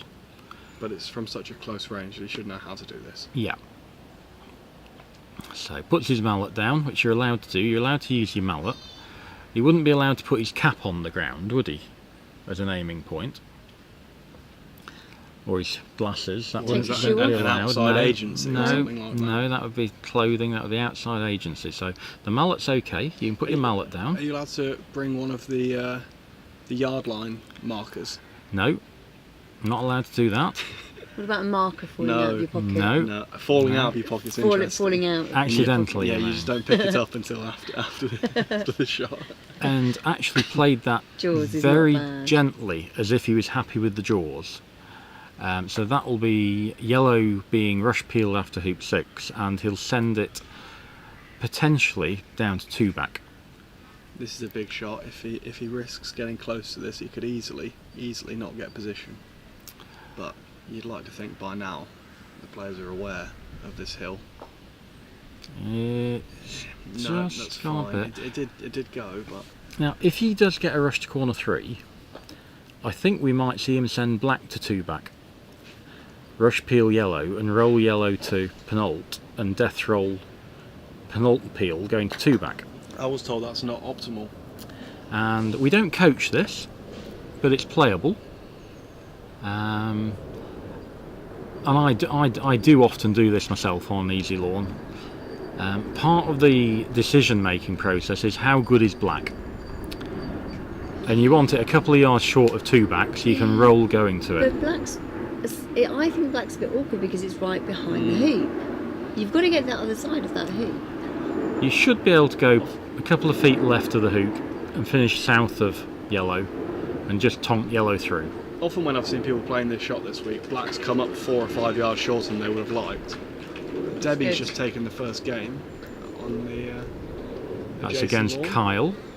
That's really good. Now, Wow, look at black. I would say Is it too close? Makes the death roll trickier. it's 2 foot too close, but I don't want it back. No. I'm still death rolling going to that. He got a bit of wire coming out of there, and yellow's just gone towards corner 3. But Why is it called the death roll? So it's nothing to do with James Death or Peter Death. It's because it's caused the death of so many breaks by people playing it badly. what, hitting the wire? Yeah, with so the what back could ball? go wrong? So the peely could bounce off and go into the ricochet. striker's ball, leaving it 20 yards away from that. You could roll down, cross-wiring yourself from black. Where's this yellow going? Is that where he wanted it? I think it is, But that wasn't where you but wanted it's it. not where I wanted it, no. You could roll down short and miss the black. You can try and peel from an angle and get the wrong side of the hoop completely. I've seen people actually put the striker's ball into Penult on the shot. So people break down so many ways with it. And of course, breaking down right there after one back means one thing and one thing only. Oppo's got his lift shot. Absolutely. To a ball at hoop 1. To Regularly. ball at hoop Quite one. often with a ball in bulk that you've missed with. So it does give a lot away. Matthew's just relaxed here. He's saying it's really good for people watching who are in the early stages of peeling. Yellow doesn't need to be at Penult. He's happy to do the Penult peel before 4-back, and that's what he's going to be setting up for.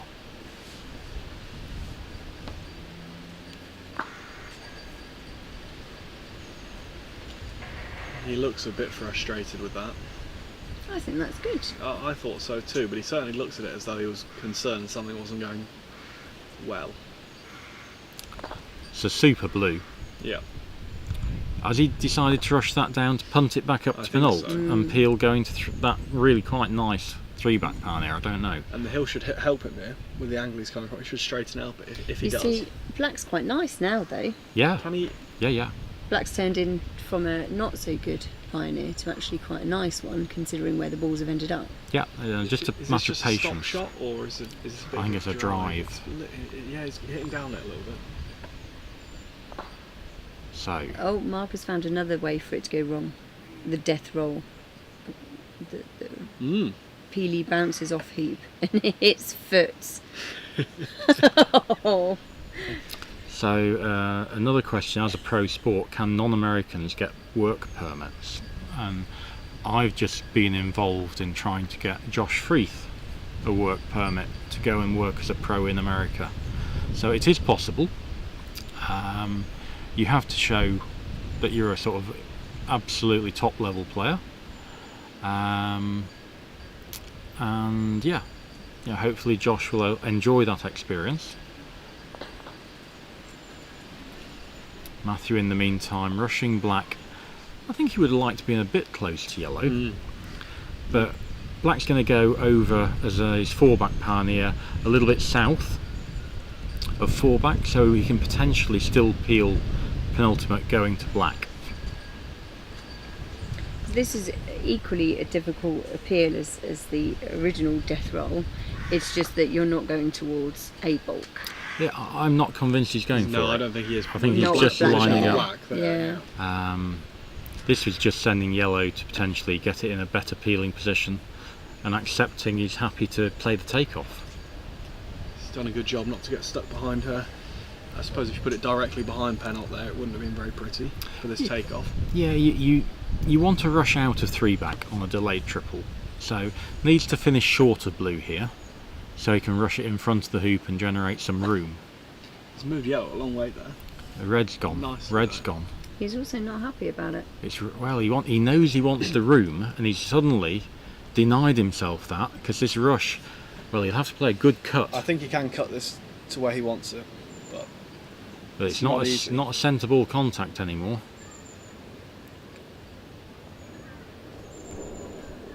It's in front. He's going to struggle to get a forward rush out there. Yeah, his rush is probably going to be pointing more at corner 2 than yellow, I think.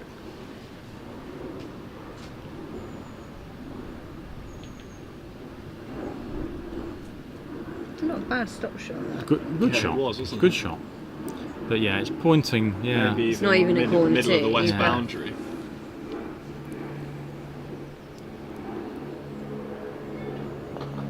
that's a good shot.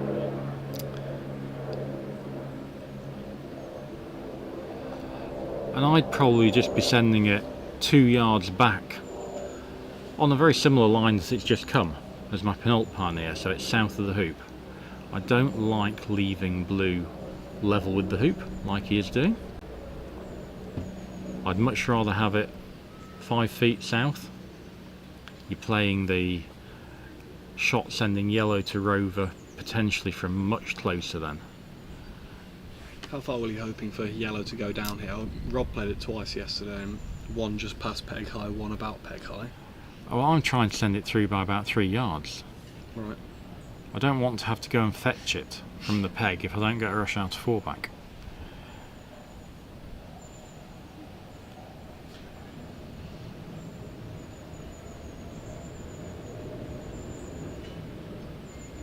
So again, not a straight peel. It's straight in front, but it's going to have some pull as that red moves to the left. So aiming up a bit into the right hand wire, nicely through, and that's good. It's 4 yards through. It's good. It was only a 4-inch is peel. not terrible there, though, is it? Drawsing's fine. Yeah, happy to draws. I would prefer probably to have it through and have blue 5 feet further south, ideally. I mean, he was now quite I can close, obviously, but if he was a bit further away and you thought, actually, I'm not that confident of Yeah. this, you could aim for the jaws and... Yeah. Disappointing he didn't start his straight TPO as well at the same time there, rushing back to where he did. Well, that would have been elegant. Extra points in the fantasy league. I think Matt's in 3rd place in the fantasy league with Presumably he's picked himself. I think he's picked himself and several other American players who have done very well this event. Lawn's far more similar to America than you might find, say, in New Zealand. What is he doing? He's looking at whether it hills left or right, going to rover. That's going to be pretty hard to see by eye. You need to use your feet. I think it hills a bit west. That's my view. Not a lot, but a bit west. But that wouldn't be the best way to be able to see the hill, looking at it from a yard away. You need to go from further away or use a different method. And this is using your golf The feel in your experience. feet. Yeah, there's no way you can read the green from there.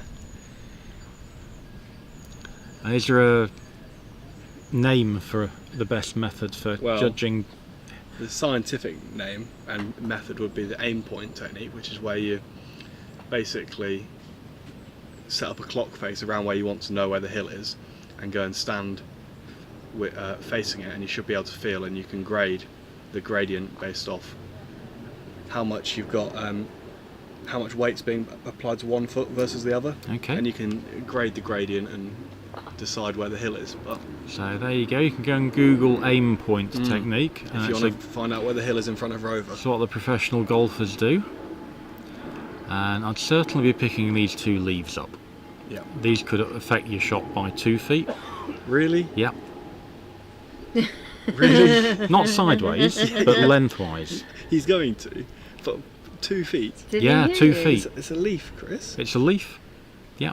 He's going to blow back if he's just frozen from there. So I think that's a good decision. He's going to... I thought he might stab them on the sides. Ah, I can't believe them you in just place. claimed that a leaf's going to stop the ball by 2 feet. it could. It could. Yeah. It's unlikely. Particularly when you find there's a snail underneath it. Get many snails on croquet lawns? A few. Next year we tell A him few. that after the rain yesterday there's a turtle on the lawn. There, the underneath hill's leaf. the hill's coming now, but he's judged that really well. Round of applause, and quite rightly. That's not an easy croquet stroke. He's done really well. He's looking good here.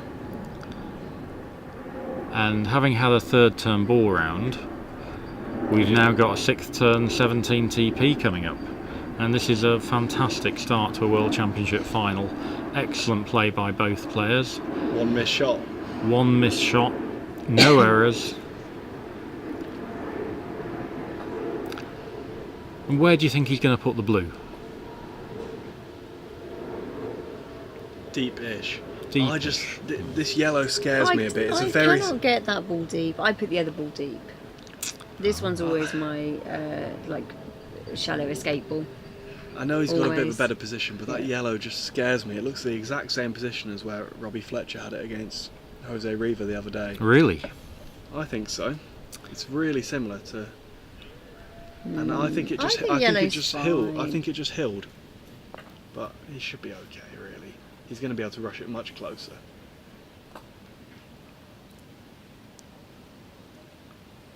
So again, I like placing black to the other side of the hoop here because the angle's better.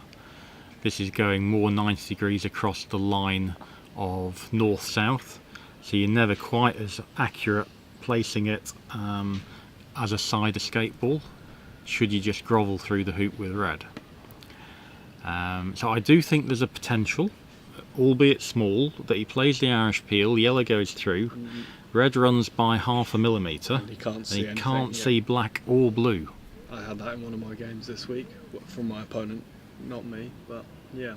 You are going to be in so much trouble if you curse this one. Well, it's his fault for not putting the black So in the much. right place, right? So how would you avoid that being an incident? Placing blue more central? Again, a short, straight blue. If you know you're Irish peeling, you've no need for a deep ball. You want a short, straight blue, but lovely Irish No peel. issue. Both Game over. balls through. And he's just got to play a rush to the peg to take a 1-0 lead. And after this game, I'll just move out for game 2, I think, and I'll I think Stephen invite Mulner's waiting around. Stephen, the 2016 world champion, to come in and add some further insight. Stephen's been playing in the tournament, and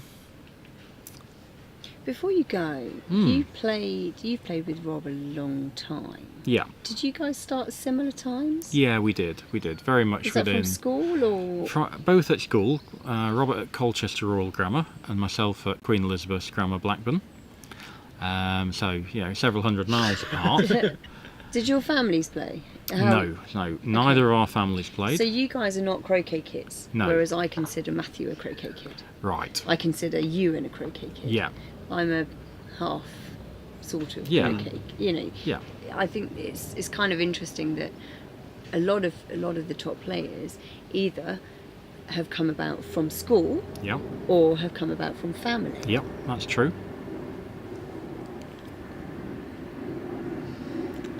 1.5 yard peg out. We won't be seeing this missed. No. Chalk up the score. 17 TP Matthew. Great Well done. first game. So I'll just leave the box for a little bit. I'll come back later on, and I'll pass over to Stephen, who's going to join Alison. Thanks, Chris. Thanks, Ewan. Thank you. Good luck, Stephen. Oh, well done. Good morning, Stephen. Good morning, Alison. Welcome, Stephen Mulliner, to the commentary tent. Well, that was a pretty clinical first game. No mistakes, and one can not help feeling a bit sorry for Robert, who did all the adventurous stuff at the start to get going. And interesting that both players had no hesitation in running hoop 1 hard to the north boundary. And the spirit of Bob Jackson would be applauding furiously, as he was a great believer in running a hoop hard and then seeing what the nearest ball was and hitting it. And when he first began doing that in the 70s and 80s, it horrified the traditional players, but they had to admit he was rather good at it. And now we treat it as being a perfectly standard example of sensible tactics. I think at this point it's worth just mentioning again how many of these top association croquet players are also golf croquet players. Yep. So both of these guys, golf croquet players, and I think that gives them the confidence to do that running the hoop all the way up to the Oh, I'm sure north that's true. boundary. I mean, Robert, in some ways, who's had to nurse a slightly weak left wrist for several years, and that's why he's gone to the tilted back mallet shaft, and how careful he was to ration his playing time this season before this World Championship, and obviously the Opens before that.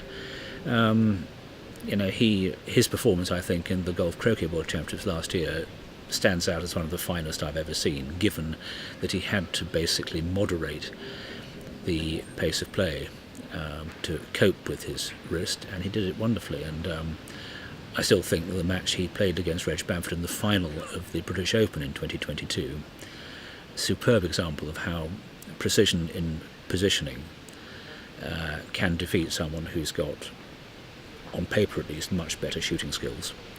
And the fact he's in the final again today doesn't really surprise me. The fact we've got the same final as we had for the Golf Croquet last year doesn't surprise me. And amusingly, I think we had the same semi-final, because Matthew Essick beat Robert Fletcher in the semi-final of the GC Worlds before. So there was a little bit of chatter behind the scenes yesterday about nemesis, as in Matthew being Robbie's nemesis. Well, what do you think to the idea of having a nemesis? I think the best example actually comes from the current leader of the British Open Golf up at Hoylake, Royal Liverpool Golf Club, a chap called Brian Harman, who's not a very large chap. He's 36, never won a major, and after 2 rounds he was 5 strokes ahead of the field. And an interviewer said, isn't it good that the only 2 previous winners, which were Tiger Woods and Rory McIlroy on this course, they were both 5 ahead after 2 rounds. He said, it means nothing to me. Every game is different. Every competition is different. And in fact, Harman showed how steady he was by actually seeing his lead condense from 5 to 2 at one point, and then he stretched out to 5 again. So I think he's the sort of person who is likely to finish the job up at Hoylake today. And here I don't think Matthew or Robert will be regarding history as being remotely relevant. What is interesting, here comes a super shot again. It's another wide super shot. Yes, I honestly don't think it makes a huge amount of difference. And we've swapped ball colours. Yep. Some people like to do it, some like to stick with it. I think they just are trying to wind up the guys in the equipment hut there. Well, now various options now. Second corner, maximum distance, joining it in the middle. I think Rob won the toss earlier, so chose to go in, and Matthew, I guess, would have chosen blue and black, and this time Rob's now chosen red and yellow. I think Rob. I assume, having Matthew just gone in first, he's chosen to go first. If Robert won the toss and went first, then I would assume that Matthew has exercised his, because he has the toss for this game and for game 4 if they have a game 4, and he's just chosen. So Matthew's gone in first, yeah. And so Rob's chosen red and yellow. Is that something that you would do? Would you switch colours? I've done both in my time, having played as many wrong balls as some people. I would probably try and stick to the same colours, but equally I know perfectly well that the opponents may well choose just to switch them for me and say, you can't care about it, you just have to remember what you're playing. So he's going for the trickle, it looks, and because it's a wide ball, he can think seriously of a 2-ball break. A trickle? A trickle. What about a triple? A trickle. Oh, a trickle. This is certainly So not joining. Are you looking at a hoop behind it? A triple with a something? No, 2-ball triple, quite difficult. Only been done by Lionel Adams at Roehampton in about 1960 something. And it was a 2-ball triple? 2-ball straight triple. He'd never done triple in his life. Just happened to croquet partner through 4-back and ran it himself and found out he had a rush to Penult, so he took that, found it stopped in front, so he stop shot it again, did it again, and said, is there any other way of doing it? He just had no idea. Do you know, in the qualifiers for this championship, there were 3 people who got their first ever triple peels. How wonderful. I thought that was lovely. Yeah. Yeah. Well, That's how you develop yourself. It's quite an event to do your first triple in. And all three of them came up to me after business and I was like this, so nervous. Well, good for them. Not the trickle, just the hit. And unfortunately it's missed. Well, it certainly shows Robert's taking the view that all-out attack is the only thing that will work against Matthew, and I'm sure he's right. What's Matthew going to do? Hit. Hit which? Oh, I mean, hit what? The one here, he's only got a 9-yarder. Maybe 10 if you're feeling optimistic. At red? Yeah. Okay. And so we might see another three yes. ball. Yeah. Third turn. Yeah. 3 ball. Yeah. And I think we may well see red posted deliberately, assuming it's hit, between 2 and the boundary, and not in conventional pioneer position, because I think Matthew will be well aware that he may well have to run hoop 1 hard. Right.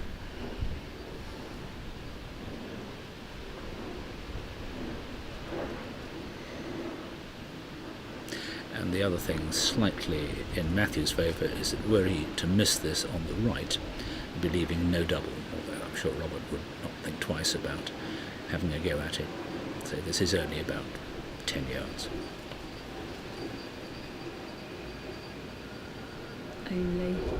Only.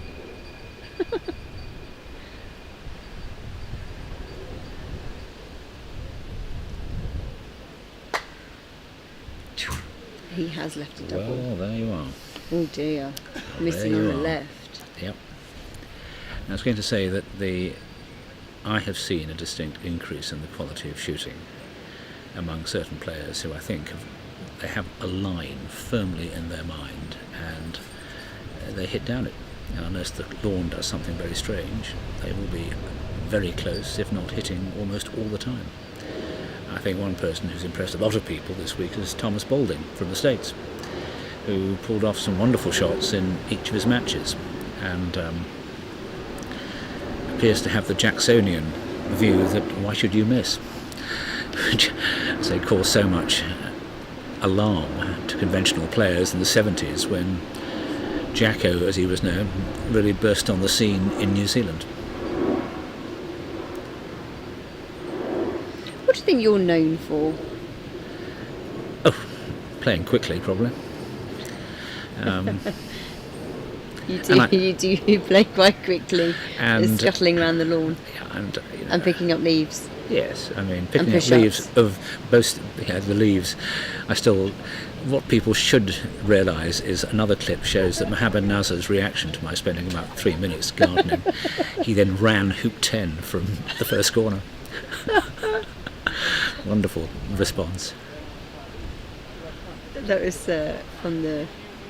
I think it was from the World Championships. It was. I think caught 2 at Southwick on a very windy day. It was very funny because the more leaves you picked up, the more gusts of wind came over. But it actually is following an important principle of mine, that only play when you're satisfied with the conditions. That you have the right as the player, you own the court for a few seconds, or in my case I think it was 3.5 minutes, and you get it to your satisfaction. You don't go until you've done that.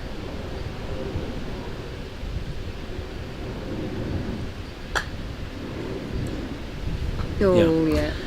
There we go. Well, that's the tables turned. Hit 4th turn. And now it'll be fascinating to see whether Robert chooses to go to make 6 hoops, 8 hoops or 9 hoops. Anything's possible. Talking of leaves, earlier on Matthew had a stop shot sending his peelie down to Rover, and there were 2 leaves on the lawn, and the first thing that Chris said was, got to pick up those 2 leaves. I hadn't even seen them, hadn't even noticed. I think man after my own heart. But sure enough, Matthew dutifully went along and picked up the 2 leaves, and Chris said that he thought it could take a good 2 feet out of the shot if it hits over the leaves. I mean, more serious, it might actually deflect it, and there are a few slopes on this court. A leaf? Oh yeah. They're basically flat, aren't they? Well, it depends. It depends what sort of leaf it is. Some of them are quite sort of rugged and crinkly, and Now that's Robert's given himself. Don't tell me you actually go and look at the type No, I of don't. leaf before you move I move the leaf anyway, but the reason why it can be sensible to do so is because if it is a sort of hero leaf, then it might make a big difference. And you laugh, but think what happened to poor Jose Riva in Game 4 against Robert on this court. Basically speaking, I don't think he hit a leaf, but you saw how much the peelee being sent down to Robert from a fairly conventional position just sheared off to the west, and that made the rush into position much more critical. And then unfortunately he got that wrong, and that's why he ended up in the position that he was. Well, top tip for all the viewers out there: take the time to clear your lawn. Yep. Don't take too long unless you've got really good reason, as I had in, what was it, 2019. We had an absolute hoolie over. Do you know, I've got to mention, it's one of the few times where I've actually heard Richard Bilton be rendered speechless because he was watching that break and he couldn't commentate. He actually just started laughing, and it was one of the loveliest croquet moments in commentary. Oh, that's nice. Yeah. So one thing, Matthew played a very good 4 or 5 yard takeoff to get position at 1 before, and here again, Robert, he's got choices. He could just smooth it through and pick up blue. I suspect from the rain is obviously, well, it could be either. Somehow I would be surprised if red was the next ball that he roqueted. Blue or black.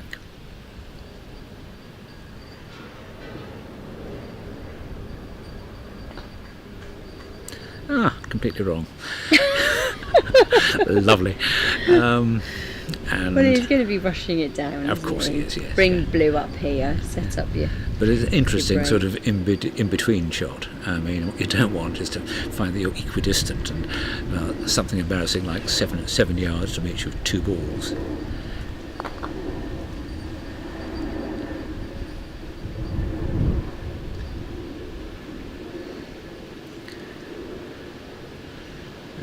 Ground staff deserve congratulations for getting this court into the most testing condition that they can, which given yesterday's rain can't have been easy, but it does look to be running pretty fast, and that can make a massive difference to players who are not the most accurate of croquet stroke players, but however both Robert and Matthew most certainly are. You saw Tom Balding, who gave a very good account of himself against Robert, being caught out in game 2 by just croaking from somewhere a bit south of Penult, putting a ball to below 4 for his leave, and they just trundled off the south boundary, and handed Robert a bit of a gift to take that game as well. Well, sometimes you just need croquet gods on your side. Oh, indeed. Make no mistake. I'm a great believer in the Napoleonic comment that better to be lucky than smart. If you can be both, that's even better. But what's the best, most outrageous bit of luck you've ever had? Oh, easy. That was when I, in game 3 of the World Championship semi-final against Bamford, aimed at one ball, didn't hit the best of shots, but luckily hadn't actually slammed at it. And as I sort of thought earlier, well, that's likely to be a 3-0 loss with a sextuple in games 2 and 3. The ball kept bending to the left, and it was getting a bit interesting. It kept on bending, and then it nicked the ball, which registered half wide from me.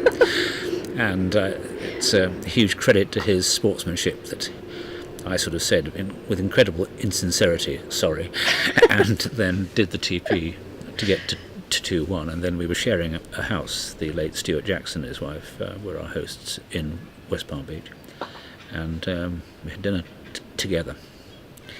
And beyond, I think, one comment, "You lucky so-and-so," which was perfectly fair. That was fine. So yes, that was without doubt A bit of luck. and also the other bit of luck I can remember is, one of our leading golf croquet players contrived to lose to me Oh, the 2020 no, GC don't. Worlds. No, I remember. Yeah, I remember it. Mm-hmm. that was more the opponent's appalling bad luck rather than me having good luck. Although, Yeah, I think he rush peeled you. well, he not only rush-peeled me through Penult, which was nice of him, but when he put a pretty good ball into 13 and I followed trying to block him from the hoop, and just inch or two too far, so he had an open shot. His second shot came from near first corner, and he found the one spot which blocked his first ball from the hoop and from me. So he doesn't get much, and he behaved absolutely impeccably. I'm not sure I would have done. This is why I don't play golf. Croquet, though. You should. It'll improve you no end. No. Well, we've now, just to go back to the croquet, this is looking like an increasingly tidy and... Four-ball break. Four-ball break, yes, those rarities. And Robert, I imagine by now will have worked out what his strategy is. People often forget that whereas golf croquet is principally a tactical game, and much more tactical than AC, which I know will horrify some AC diehards, but there it is. But in AC you do have to be thinking about strategy in terms of leaves and how far you go, and again, as in both codes, what your opponent can do. Well, the easy thing here is that Robert and Matthew will treat each other as being able to do virtually anything, and they will therefore be playing, going sort of all out, albeit with great control. There'll be no sort of hiding in corners or trying to play a long game. The court's too good for that, and they're far too good. If this were in Christchurch in 2008, the final I had against Chris Clark, then you could take a very different view, because then it was like playing on uneven ice.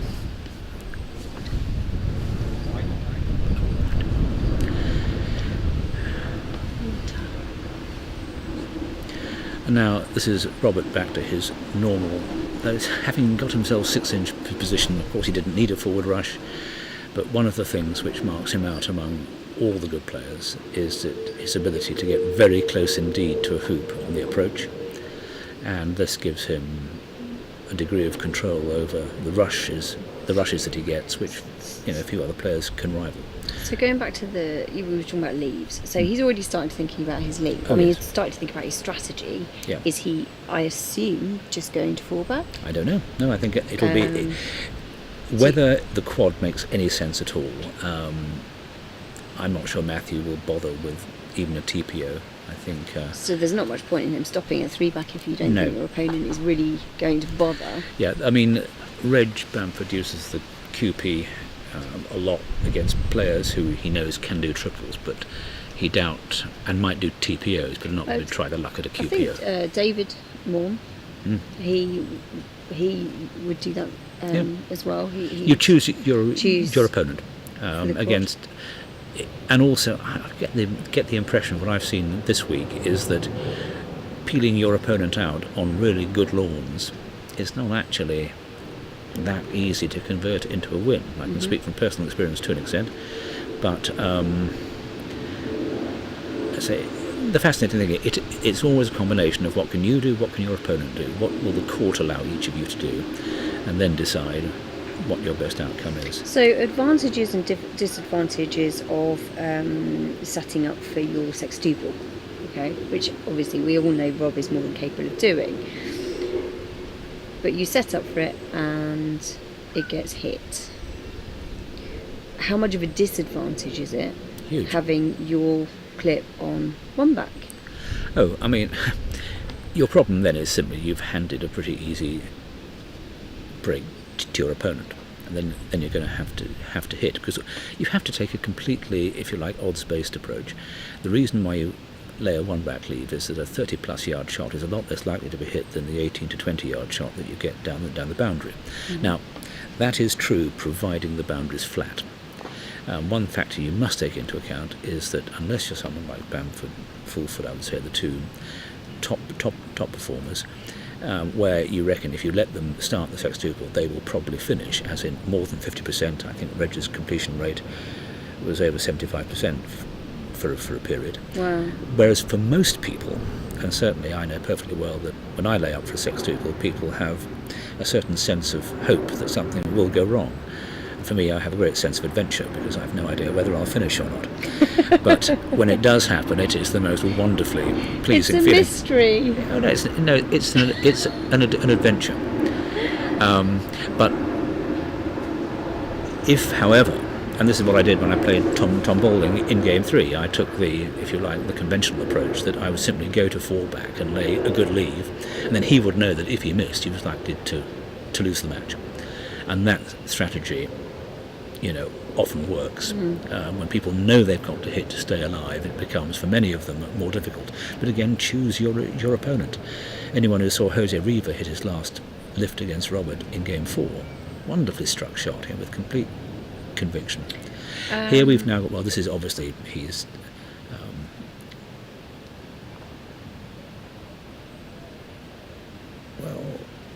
that looks... Is it a pioneer, or is it's it part of a leave? I think he's meant to be unconventional. Most people like to put their partner ball to 2-back so they can get an accurate diagonal spread. Robert is apparently favours doing it the other way around, so he will have partner placed at the peg after he's made 1-back, using it, and will then rush the enemy ball, which is to be the peg ball, to it after making 2-back. Well, some people like it that way. My own feeling is that I prefer to have every opportunity to get the peg ball, the opponent ball, as close to the peg as I can. For me, the ultimate is when you don't even have to worry about it after making 3-back. You simply croquet it's the opponent partner ball to the west boundary, knowing that you've already got the other ball in perfect position, and then you simply rush partner back to the east boundary and tidy up. Now, it's hard to do that if you haven't given yourself the extra opportunity to position the peg ball. Now, Chris alluded earlier to a potential different leave that Rob might attempt for a sextuple, which he did say might involve leaving his ball in the jaws of 1-back. Right. What leave would that be? Well, and this is talking about something other than the traditional ladies' start, which is a slightly unfortunate term, meaning you actually leave a ball inside the hoop and you're about 3 yards back, and your opponent's cross wide. I mean, At hoop 1. Well, this is interesting. Another option is to have them cross wide at hoop 4, which greatly extends the length of shot, and you can still, if the backward ball is halfway between the hoop and the corner, you can still pick them up, and the only difference is you then have to do a decent rush from near hoop 4 to hoop 1, but that's a very standard rush when you're doing a sextuple of any variety. So I think here we're just seeing Robert, and he's become very precise, which is good news for him. Very. Less so for Matthew, and I would think we'd see this partner ball about 2 yards east of the peg, and he'll get a nice tight rush on black, knock it down to the west of blue, push it accurately to 3-back, and get a sort of tight rush on blue after the hoop. So he's almost giving himself a sort of rushing masterclass. So that's partner. That's gone on a little bit, I think, hasn't it? He's lost yellow a little bit. Yes, he has, but he'll just knock it down to the west boundary, just north of hoop 1. And then black goes over to 3-back, yeah. 3-back, sorry.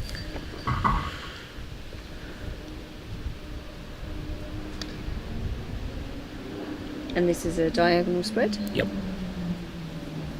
And what is, he's just giving himself a nice, precise, tidy break. Rather different to the excitement of his opening break, which obviously was a 3-ball break. This is his bread and butter.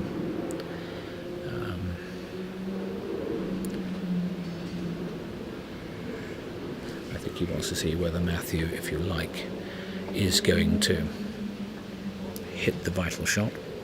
The point is, this is only game 2 and Matthew's 1 up, so you can't really expect Matthew to be under any great pressure. Well, Matthew's going to be feeling pretty confident, isn't he? Oh. He's game up. He's just done a fifth turn triple. Sixth, I think. Sixth turn triple, sorry. And okay, he did miss this shot here. Yes, and that he will treat as as an error. He's very confident in his shooting, and that was a surprise, as he was going hard. Now, this is where... How can you treat missing a long shot an error? Well, no, 10 yards is not, I'm afraid. When it's inside... It's not a long shot. No, it's not. Of course it's not. Anyone should hit that.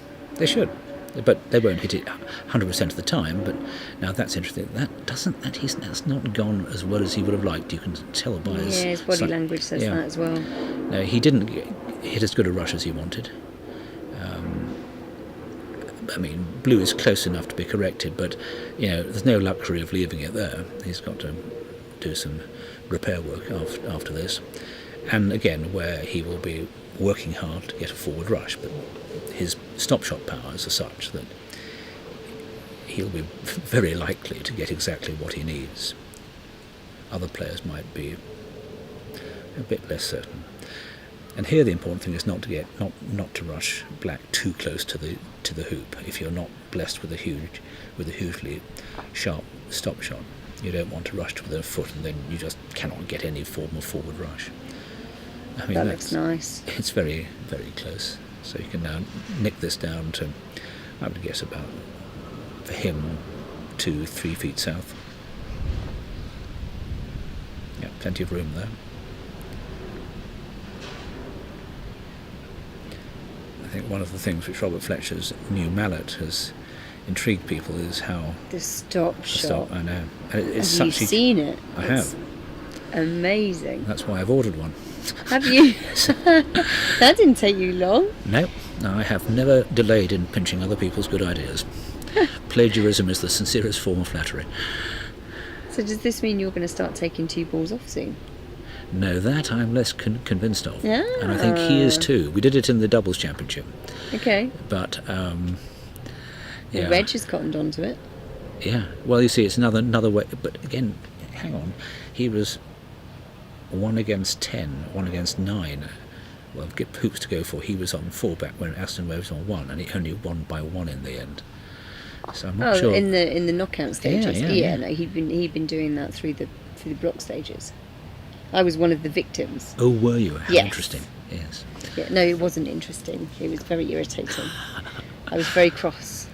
Right, so Robert is now, he's got, black is not. Well, that did seem to gallop a bit, didn't it? Yeah. No. Quite skiddy around there. Yeah. Now, hard to tell whether that's going to need a lot of work. It looks... See, it's going to get fun. Sun shines out. The Yeah. wind is still... There's a gentle breeze still, which is going to be... All of these are going to fasten up the lawn. They are, yeah. If it was even windier, that would make... I mean, there's a bit of wind. Yes, he's taking a lot of care over this, and quite right too. Yeah, flags are going. There's that one rattly flagpole which has been driving me nuts all week. No one else seemed to hear it. I hear it. Has he got it? I think so, yes. Well, you've got to get into the zone where you're indifferent to anything outside the court. That's hard. It's just a hard thing to do. Okay, yeah, I'm going to have to live down something I did at Southwick. I was playing Robert Fletcher in the semi-final of the GC Open, and I retrieved a ball which was actually at the feet of my youngest daughter, and I didn't notice. You didn't notice I didn't that notice your daughter was there? No, because... You're that focused on the game? Well, they hadn't told me they were coming, and as Sarah and Charlotte... And why would you be looking out for Exactly, your yeah, daughter, I was just totally focused on the game, which when you're playing Robert Fletcher, you certainly have to be. Anyway, we've now got Robert is sorting out a very near maximum distance rush, so I think he can regard that as job very well done. It's a little bit of inaccuracy, requiring a bit of repair work in getting blue to be a good peg ball, but he's obviously succeeded. And indeed, I don't think he can do it this time. One thing people often like to do is to have all 4 balls in a dead straight line. It makes you feel good, and it just gives your opponent it's very pretty. And it gives your opponent a little nudge saying, yeah, I am playing well, by the way. So it's a bit of extra pressure onto the opponent. And no harm in doing that. So what do we think? Is Matthew picking up Matthew. blue? Interesting. Black is a little bit off the boundary. I think I'd be inclined to pick up blue, and then I think blue. if black is absolutely another yard or so it's very easy stop shot, loading 2 and getting the rush on black, then no, you change round. I mean, the players of this calibre, frankly, have got a combination of they'll rush to roughly the right position and then get a very good rush to their next hoop. Obviously, hoop 1 in this case. So Matthew's just checking there's nothing untoward. I mean, the rush length from blue to the first hoop and black to first hoop, there's not that much in it.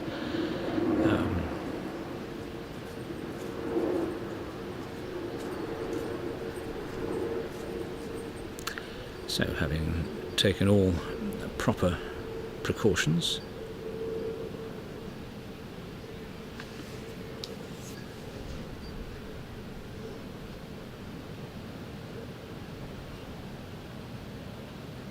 Okay, there's been a bit of we're trying to work out who's held both titles Reg Bamford at the same time. At the same time. Him alone. And it is Reg alone. And I've been told... This is interesting. We obviously have misdirected ourselves. These balls are open. Or Matthew thinks they're open anyway. So I'm surprised Robert hasn't. Well, we'll see.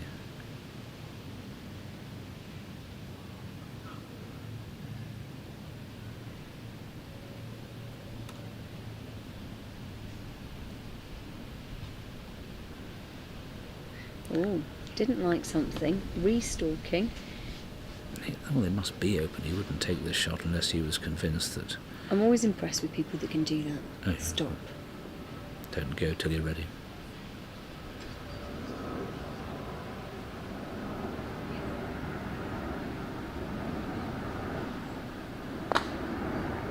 Shot.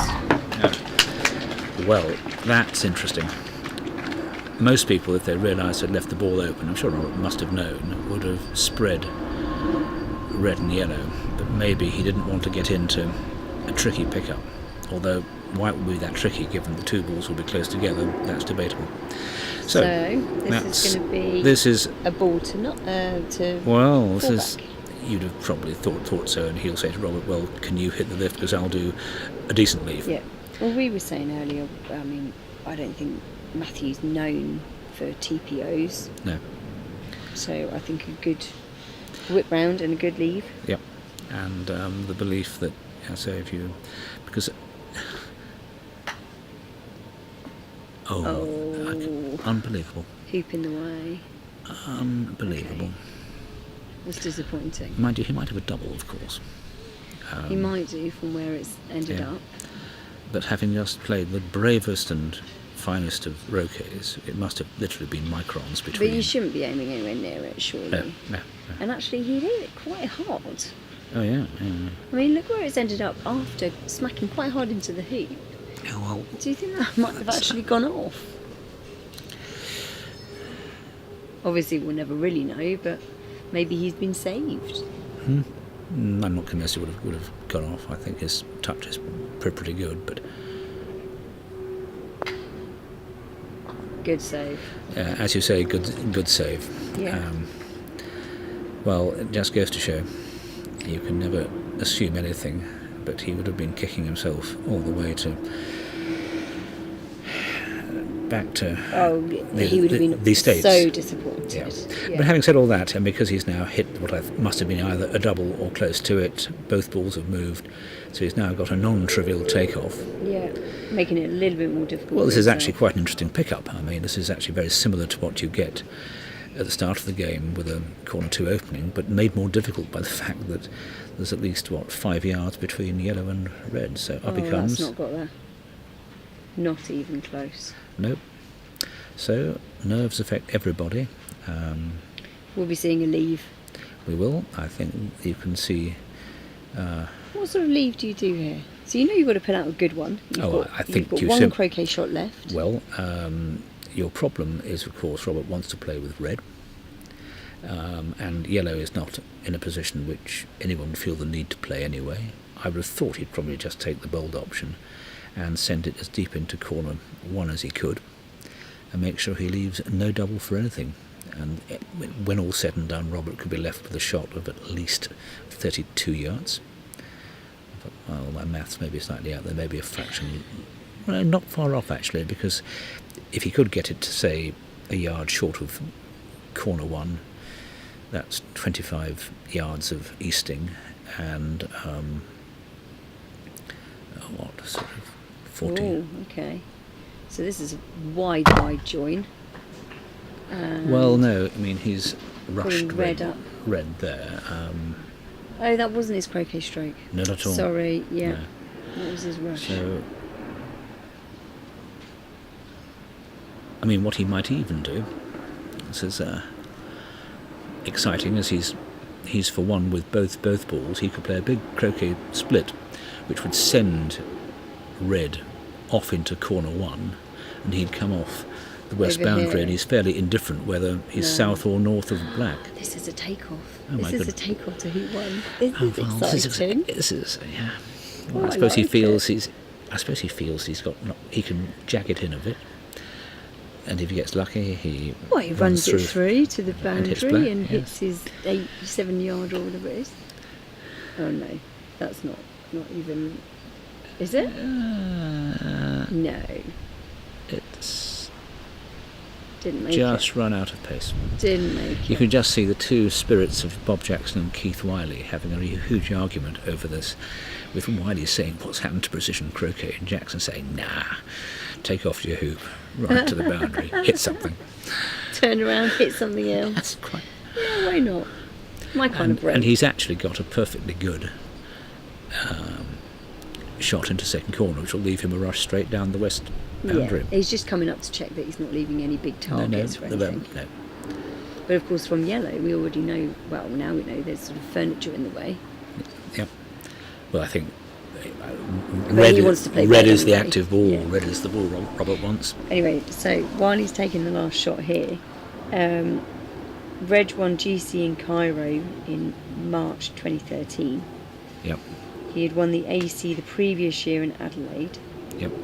Bobby Fletcher then won the 2013 AC at Surbiton that summer. Yep. So he did hold it, but only Yep. for a few months. Yep. White, please. It's been an interesting insight into Robert's approach now. Does he take the bold shot on, knowing that? Thank you very much.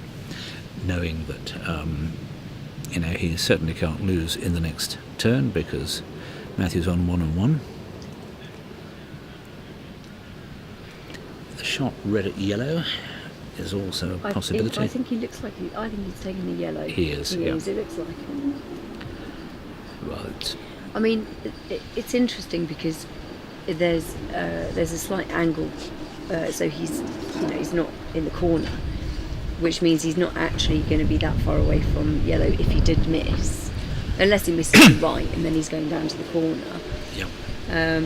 But that surely would give a fairly easy pickup for Matthew. I think Matthew has a useful rush on black to hoop 1. Do you take that rush? Oh yes. You see what happens. How's that looking? No. Oh, missed by a fraction.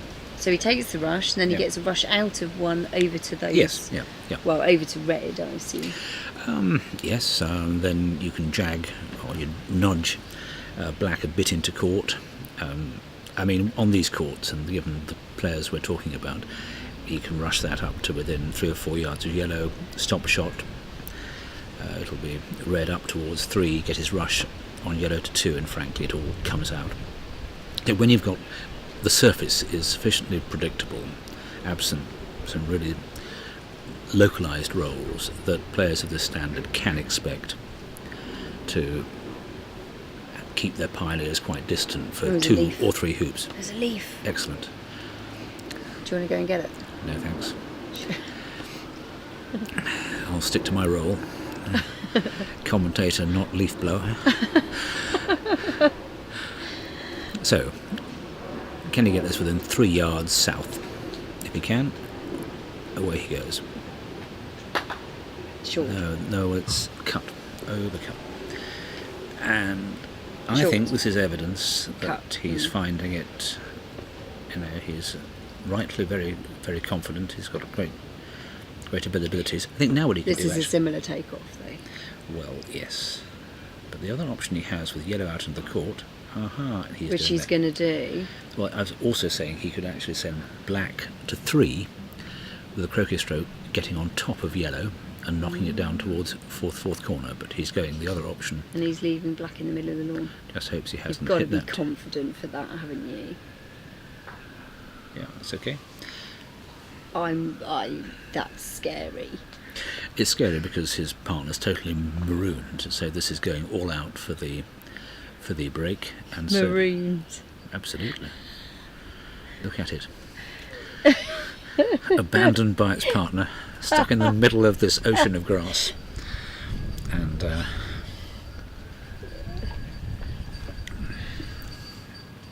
now that's interesting. And if he's playing taking off. it's not taking. Oh, he is. Yes. Would you not be putting this in? I think I'd be putting it up to 3 if I wanted to try and avoid too much in the way of. Balls in lawn. Oh, it's got the rush. He has got a rush. Well, I suppose he feels that it's to he can south treat boundary. black as his Hang on, pioneer we'll for see 2. here. Hang on. Didn't have a lot of room, but yeah. See, somebody else here's the flagpole. It's not just me. It is annoying. Well, anyway, now across comes yellow. That looks a reasonable shot. Important thing is to remember you're never aiming at the hoop for these rushes. You're aiming 3 or 4 yards south, and that's good enough because it's so much easier to come up to the hoop from the playing side. And How brave are you with the stop shot here? Because it's got a split on it. I think I'd like to keep this You're reasonably focusing tight. on blue, aren't Because you? I've got black. Black is. Oh yeah. Once Forget you about decision- yellow now. Yes. Yeah. Oh, No, that's fine. oh no. But I think what he'll do now is that's actually a very good Is it stop shot fine? ratio. That's impressive. He can if it. Oh no, not he's he's gotta jump it. slipped across. It slipped across. Yeah. Look, there. We see the angle on the other screen. Yeah, lovely. Yeah, that's a good Nice shot. little hop. Now, of course, he would. I think before, if he'd come through by a couple of feet. Oh, Peter this Allen is now. says This is ballsy. Look at this. He's Very almost straight certainly. toward the corner This is where red is sitting, Yes. waiting to pounce. and praying. No, Yes, well- that's wind. Yeah, this is ballsy. But isn't this a much more fun break Oh, for spectators, absolutely. than just the old boring ball at your next hoop, ball at the hoop and a ball in the middle? That shots? is the mark of someone Great who says, shot. "I'm going to win this championship." Yeah. I think a lot of people would have said, "Thank goodness I'm so near to yellow." Rush it up there, get my rush back to the south, Yeah. and take black up to 3. But now he should be able to. Start eking the balls in. Oh yes, yeah. Because look, blue I think is. Is that touching? Are they touching? No, I think it's hard to tell at this range. We can. Oh, he wants a cannon. That's what's happened. Yep. Yeah, both in cannon. the corner. Yeah. I mean, this is interesting. Well, you can play a number of little sort of wafer cannons, which will at least extract the croquet ball usefully into court. I mean, it's always important I to mean, remember that he can send black up to 3, he doesn't have to. getting red in the lawn. He doesn't have to. He can. I think he'd be better off just nudging black into court. 2 or 3 yards in from the boundary is a very useful position, as you can rush behind it and then. Well, where's do it he a bit. sending red then? Red will come across south of yellow, then he can croquet yellow to 3 and pick up a rush on yellow.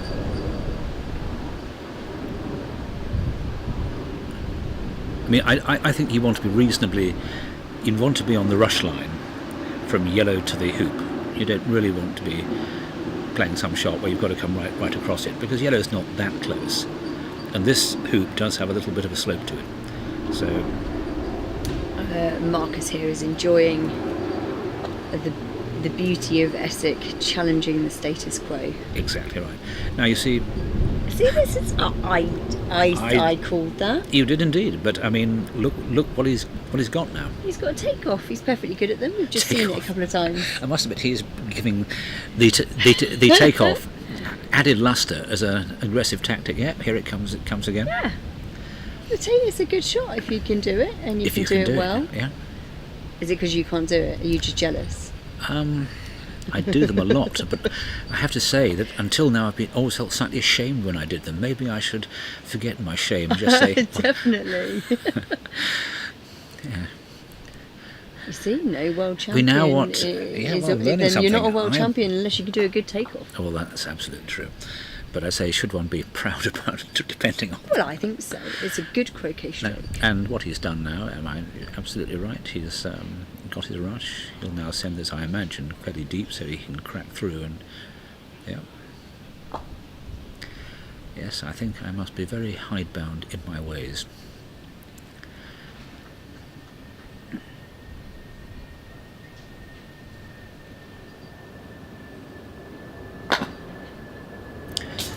Took quite a bit of wire. He's got to rush back down the lawn to... Well, a bit of a cut, but... Uh-oh, you know what's coming. He's going to rush a Pioneer into place. Uh-oh. Stephen is quivering. Well, no, that's a little bit long, I think. Unless he hits the heat. Even by your standards and mine. No. So look, what he's done is he's rushed it as far as he can down to the south boundary, so he can play the croquet straight to bring yellow back into play nicely as his Pioneer, going over to red. Or we might see another takeoff. I will be very surprised if he does another takeoff here. That would be absurd. Okay. Because he's got a perfectly good pass roll. He can get, yellow probably into position, but probably a bit north of ideal position. He'll come over and just get behind red.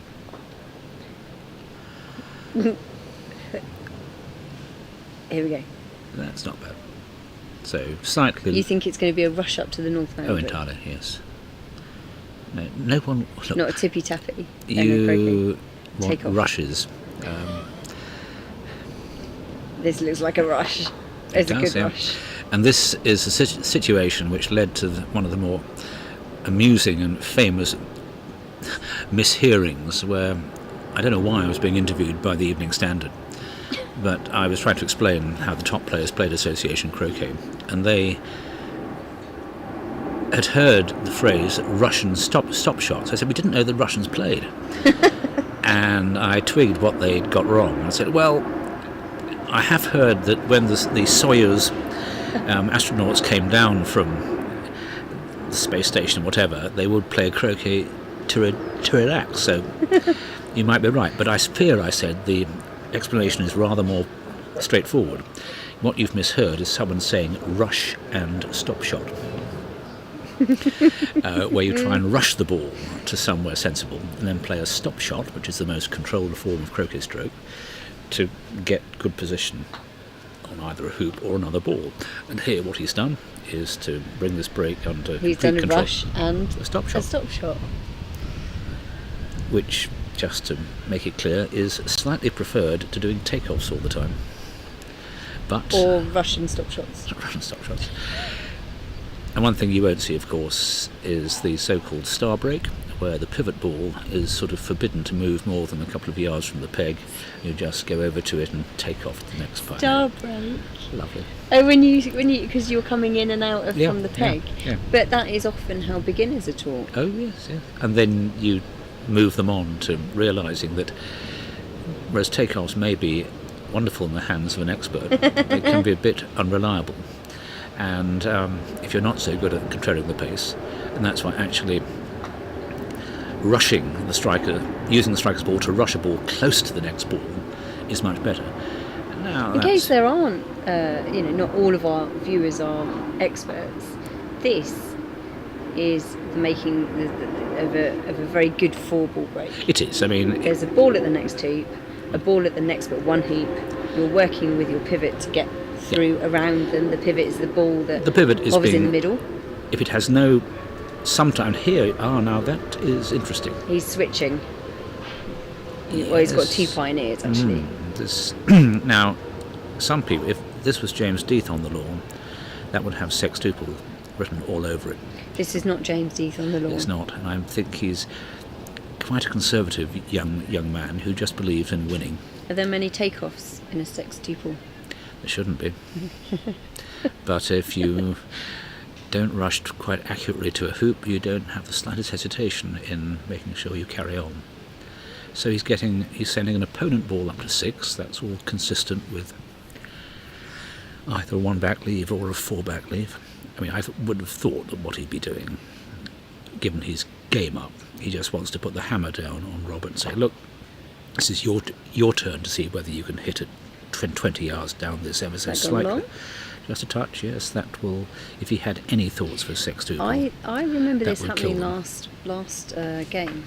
So he's definitely not quite got that pace yet. One thing you see players of this calibre doing is that if they're in control, they were trying to get very close pioneers, not because they need them, but because they like to feel they are focusing on something specific. One of the classic problems is to be handed a 4-ball break to win. And the pressure is extreme because there's no upside. You're expected to finish a 4-ball break. And if you put it down, you feel dreadful. And so a very good thing to do is to concentrate upon making it as precise a 4-ball break as you can. So you've got something to really keep your mind active about. And here, in this position, Matthew's just concerned with trying to make everything as error-free as he can, removing the opportunity for things to go wrong. So what he's doing now, he's got yellow a bit out of position, so he's just sent black. It's probably a couple of yards north, that's fine, but it's almost straight. And now he's just taking red up to a bit to the north of yellow. Oh no, now that is interesting, look at that. That's his second bit of carelessness. And that is tricky because the hoop appears to be...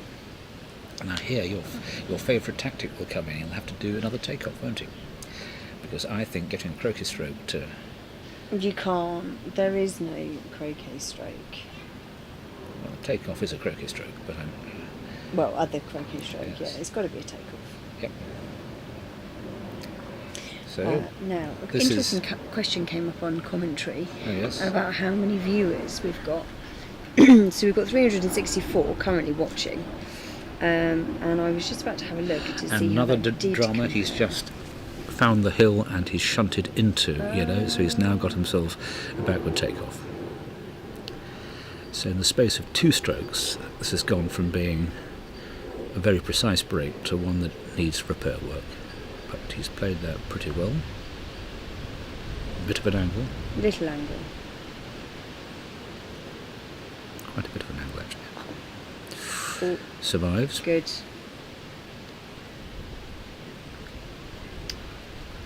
No.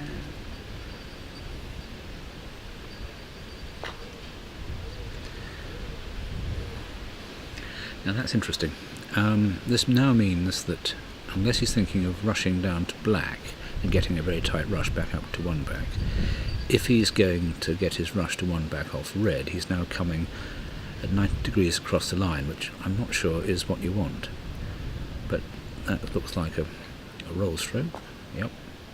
That's a bit strong. No, it's not. That's It's nice. perfect. Well, That's good for him. nice.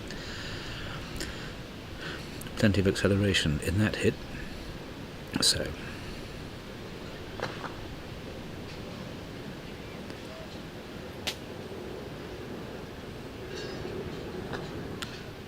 not much wrong with that. He just avoided going into the brown area.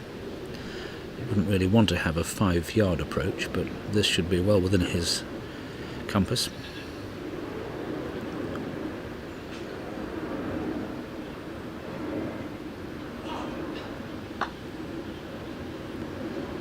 And that's a good, firm, confident approach.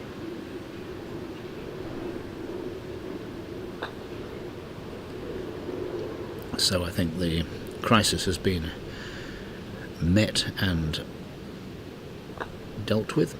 Well, Marcus has said, it took him 2 hoops to put it all together, which is impressive. It went out of control, and yet again, 2 hoops later, we're back in control again. Yep. I think the ability to do that is the difference between one level of a player and the next one up. Yeah, and it's the difference actually between, there are the players who work very hard indeed to prevent even needing to do this, and those who, while they try to avoid it, don't get rattled when it does happen. Now this is interesting. He's not getting a ball to the peg. He's improving the 3-back Pioneer.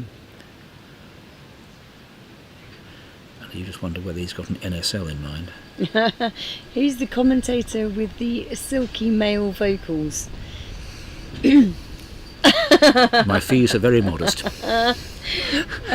You're listening to Stephen Mulliner, and I am Alison Warm. They've just put the names up and the pictures. Wave at your folk out there. Yeah. Now I was looking at the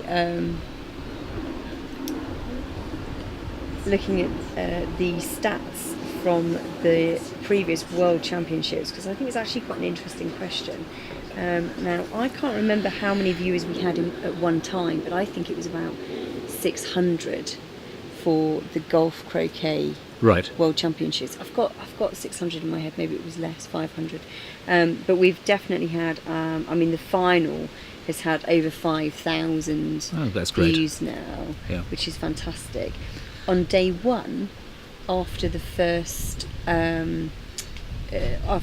day of streaming here, that video had over 1,000 views just after day one. Wonderful. Well, but now, by the way, about to see a different sort of leave rather.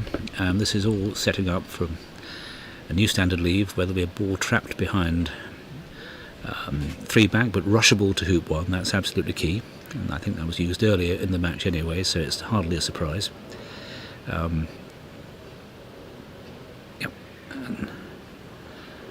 Although doing it this way around is not ideal. I prefer myself always to position the ball by the hoop. I thought red was going to go by the hoop, and then he would croquet yellow up here. Exactly.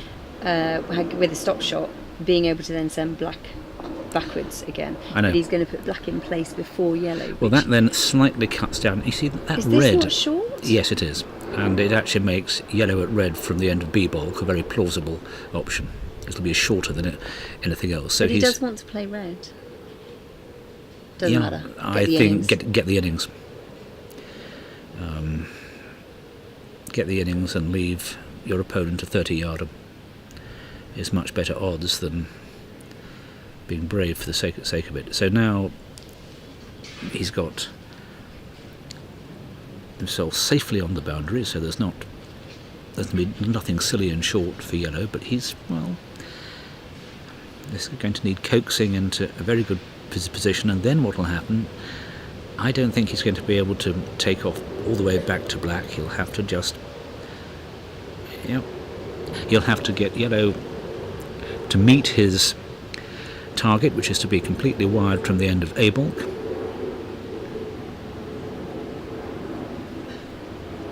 Well, no, he's obviously feels that well, he's not even. Oh no, he is now. He's going back to look at it. It's a bit late if it's open. He doesn't like that at all. I don't. No, well, at least I don't think it's he does. pretty evocative body language, isn't it? I'd love to have a camera down there. We've got one somewhere. Was that a fist bump? No, that I saw the replay just that I don't think that was a fist bump. I think that was I'm very cross with myself. Yes. No, he had the MSL in mind, and then for some reason played it the wrong way around. I mean, what you said.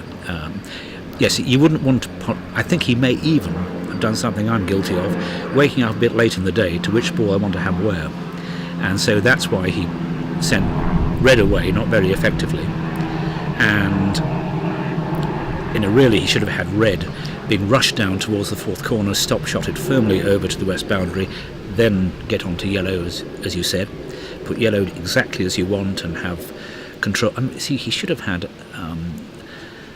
He really should have had his partner ball to the east of 3-back. Okay, now we know it's all gone wrong. Red's too short. Yellow can be seen by the south boundary. We think. No, it can. There, we've got it on this camera. We can definitely see. Yeah. You need glasses. Do you want to borrow my glasses? Oh look, there you go. They've made it bigger for you. Not very kind. Oh dear. Yes. Thank you, camera crew. Yeah. So well, that's an 8.5 yarder, and you can see all of it too. Do we think blue is going to corner 2? If you ask me. You think corner 2? I well, do. That's the direction he's looking. He's having a think. I mean, corner 4 is the other option, but corner 4. Oh, I hate shooting into a corner. It seems like such a wasted shot every time. So sad. Well, this is genuinely interesting, and yeah. Chris Patmore thinks corner 2. Yeah, What does everyone else think? Well, I think Where we can now tell. This is the famous or infamous Z leave. Because it looks like a Z. Sort of, yes. Anyway, so It looks nothing like a Z. Well, this is an unfortunate end. He had such a wonderful opportunity, and to really put Robert under a lot of pressure, because if you're game up, you've got a ball round to 4-back, and you're reckoning, and your opponent's already missed down the east boundary twice, if not certainly once and maybe twice. And now, hey, you've got a. But the only thing in his favour is that Robert will equally know that there's black sitting behind that shot. Indeed. You miss it, and you've handed the break back. Literally hand it back. But this is again.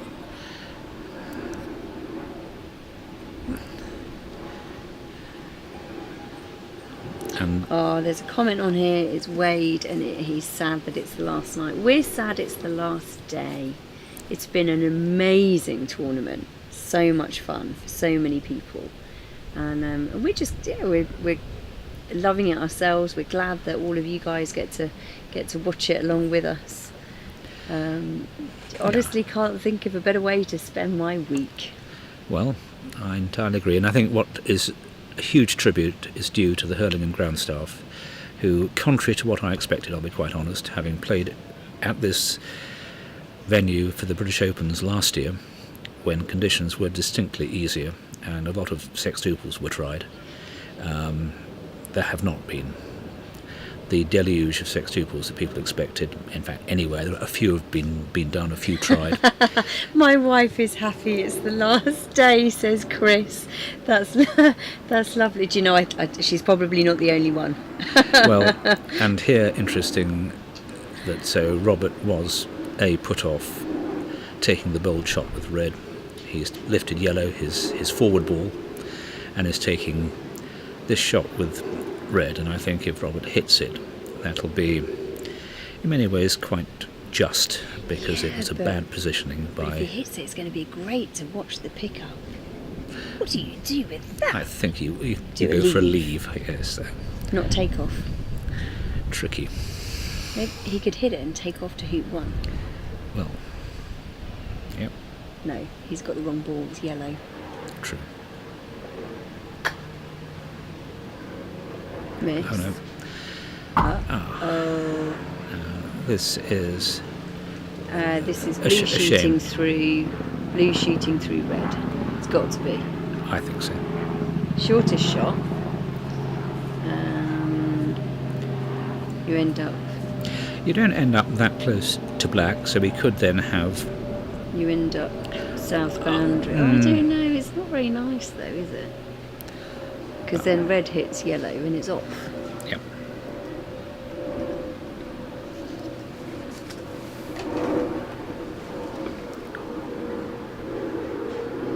Here we go.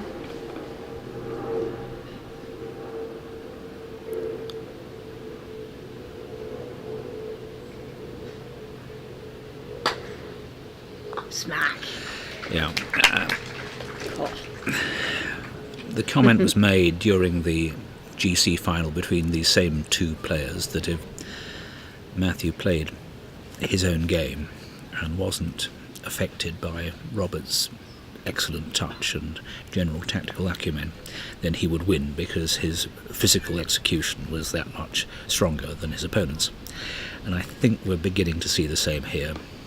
It would have been great if Robert had managed to hit red with yellow, because then he could have set a leave and hopefully survived a very long shot and then done his own triple to equalise the match. But now what we've got is he missed that plausible chance, probably 14-15 yards, and Matthew has just struck straight back, and so despite his problems at the end of his own break, he's now got everything back.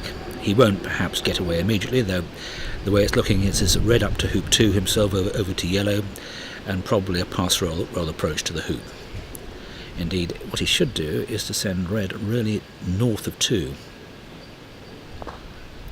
That is going north of 2. Got a bit of pace, yeah. Quite a bit of pace. Still going. Going. Right.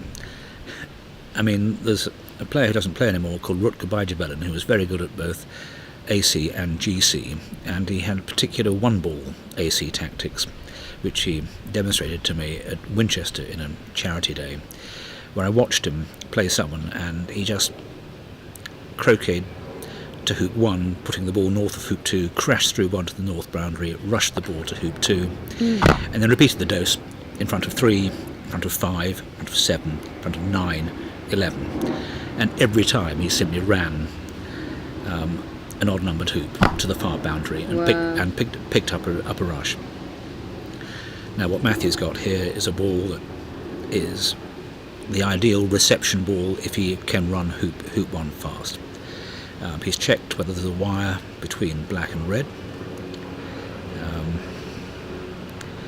Obviously he's playing with his own forward ball, so he can't do anything immediately, but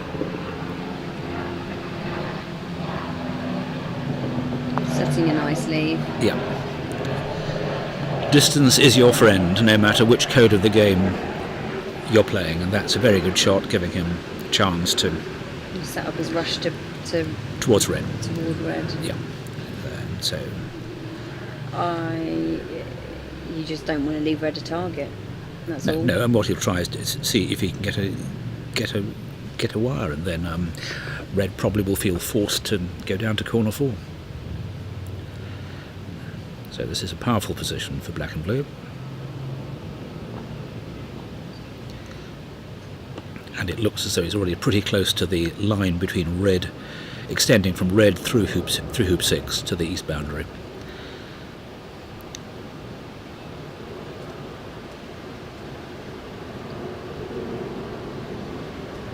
Marcus is saying this is a different player than the one who played Reg in the final in Melbourne. It is, but Matthew is evolving. Absolutely, no. he One of the things that was... force. Reg played Ben Rothman in 2009 at the National Croquet Centre in West Palm Beach, and he played, Matthew in Melbourne, as Marcus says.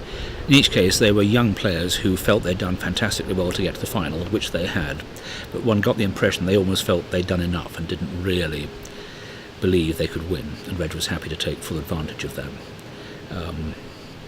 But now Matthew's won the World Golf Croquet Championship, and talking to him when I first met him at the start of the 9 days, he says absolutely set on becoming the second person to hold both titles simultaneously. So there's... So interesting here, Matthew's actually set the rush toward hoop 1, or toward yellow. Well, that may be... He doesn't want to give red any kind of target, and I think forcing red away. Oh, he is shooting. Well, no, so Robert's taking the gutsy, but possibly slightly desperate option.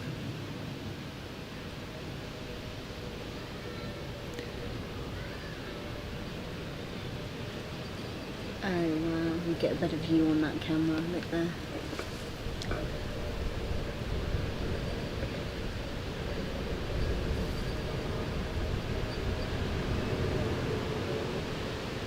Do you think the hoop's in the middle? The hoop's in play, surely.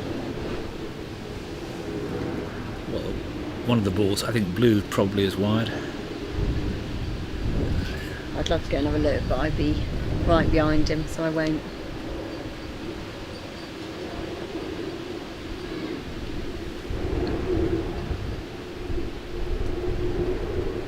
It's hard to tell. One of them's wide, almost certainly.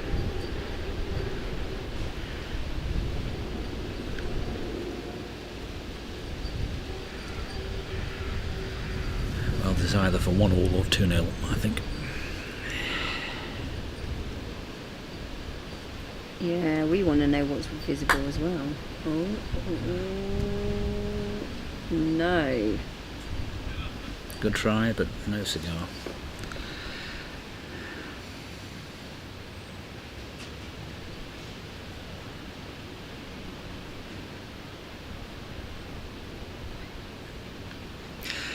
I must admit, although it doesn't look spectacular, I'd have been thinking about yellow at red. I want the innings. I don't really care. Oh, Debbie's won. And Debbie has won, beaten Kyle Maloof 2-0. Great return to her best form. She was out of the game probably for 15 years. So that's in the bowl. Debbie's Yes. just won the bowl. Yep. Yeah, very well done her. World, She is playing women's fabulously. world AC champion, and I remember when I was part of the selection committee which picked the team for 1996, and the 3 big names were automatic. I couldn't play, but we picked Debbie as number 4 with almost no discussion at all. We just felt she was that good, and she duly proved her worth. So Matthew's now obviously picked up red, sent red into the middle of the lawn. He's just rushing. I mean, he's got a good Rushing blue stop shot. He's managed to avoid the disaster of rushing into yellow, which has been known to break Where's some blue people's hearts. going? Where are you putting blue now? Oh, as far north as I can. I mean, he did a very good delayed triple. These players do not. A standard triple is almost a bonus. A delayed triple is what they regard as their bread and butter. So he doesn't have to hurry. He doesn't have to worry about, making hoop 2 off partner. That's perfectly normal, perfectly acceptable. You always got the chance anyway to transpose into a standard triple if you get a really good rush out of 2.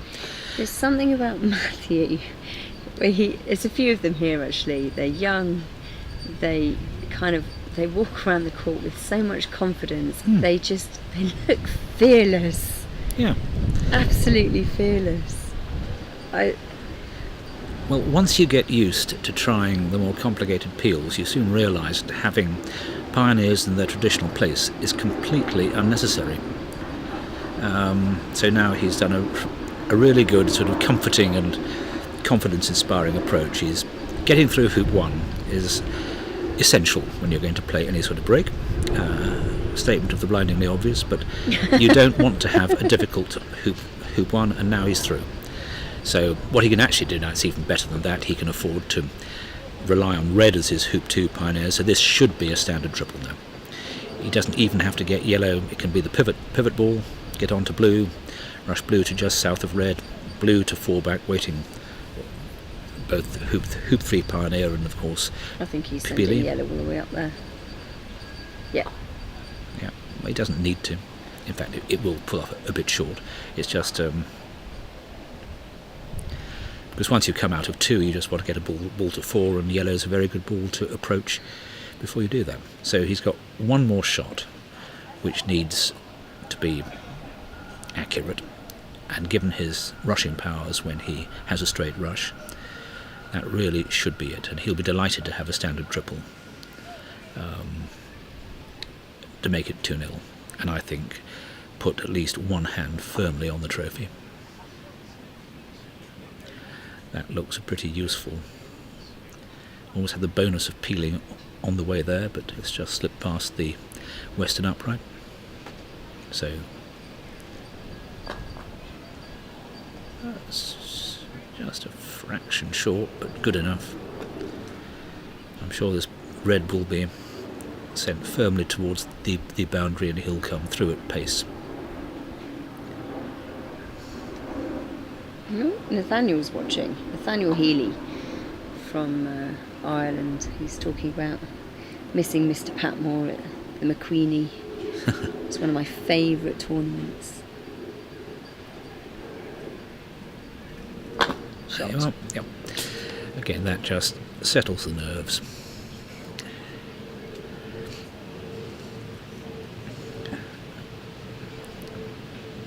The other thing to watch is the tempo at which he plays strokes. You need to avoid any hurrying at the end of the backswing, because that leads to snatching and the face going in the wrong I said to direction. Chris earlier, I think his swing's quite slow. Well, and I'm used to seeing it quicker, I'm sure I am. Well, if you want good examples of the right tempo, go onto YouTube and watch the final bars of the famous match between Bamford and Nasser in Cairo in 2013, and just look at the tempo of Reg's swing in his last three strokes, and they're all the same. That is the point. Who's your goat of croquet? Not the goat, as in Well, it's an interesting one. I mean, greatest of all time player. I think probably Reg on the basis so far. He may not be forever. I think there's a new generation of players. His days are numbered. I think he would probably be the first to admit that it's looking a bit like that. He's still a very good player, but he's been the best technical player, in my opinion, for 20 years. He'd always say Robert was the better AC tactician, Robert Fulford, that is. But now you've got Robert Fletcher, who, though by his standards, he's had a disappointing visit, only won two major titles instead of the 4 he was after. But he's an amazing player. Matthew If Essick. you could take a snapshot of that right there, that is the start of an excellent TP. Yes, it is. I mean, you've got Everything is exactly as you would want it. If you could pick it up and put it down with your hands at that point, that's where you'd want it. Because you don't even have to do anything special to get a good southward rush on yellow. Yeah. And it's a nice shot. You're not trying to push anything too far. It's a lovely peel. Yep. And also, what was important, Nice and clear of the hoop. And the pace, he didn't want it to bounce out of the hoop. So the worst, he was going to get a jaws. Yeah. And once it's in the jaws, then again on courts like these, the standard triple is still begging to be done. As it is, what he'll be aiming to do is you need to be careful where you put yellow, because you'll probably end up taking off from blue down to yellow. So you don't want it fraction west, fraction on south. line. Oh, you want it south? Ooh, that's interesting. Oh, that's gone south. Well, I don't mind south so much, but long way south. But it's gone west. So basically the opposite of what you were suggesting. I prefer it to be. No, you said south, didn't you? No, south is fine. A bit south. You want to come down on top of it. Although, frankly, if it's even 2 yards southeast of it, it gives you huge options. You can knock it into position very easily. You want to have the chance for decent forward rush out of 5. No, I thought he would rush back up. No, but he's I think not, that's because of where yellow's gone. So he's now doing a bit of repair work. But fast thinking.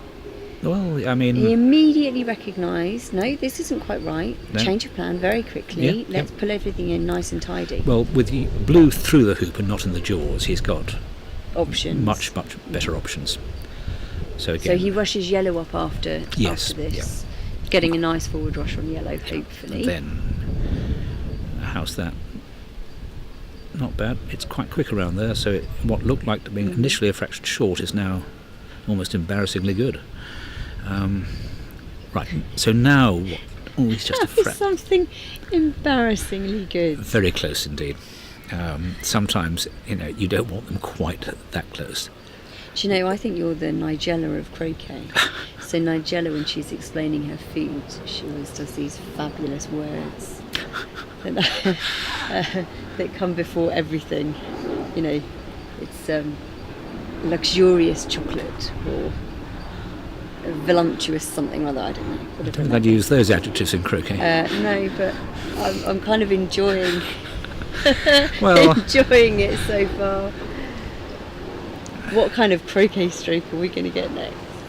I hope a very businesslike one, which will basically get with Not a an yard. embarrassingly good one, a very businesslike one. Yes, because when you're rushing the peelee, into position where you can put it into ideal position on the croquet stroke, it's sometimes helpful to have a bit of room on the ball you're going to be rushing. In fact, he'll be fine. I mean, it's very hard to see anything going wrong.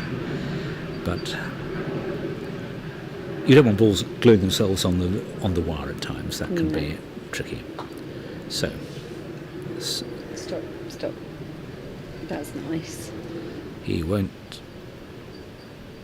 Yes, well, a It could have pedant been would say worse. he's 2 foot too far, but that's trivial. Now he's got this rush which he can. Underhit. He's underhit that. So now he's got. It's not impossible he could leave blue off the line. So what he may well now do is to make it go much further north, so he's got scope to Doesn't repair look it like afterwards. it. No, I'd say that's giving himself. That's sensible. Nice. Yeah. What he can now do, if it's just off the line, he can run past it and then knock it back, and that's.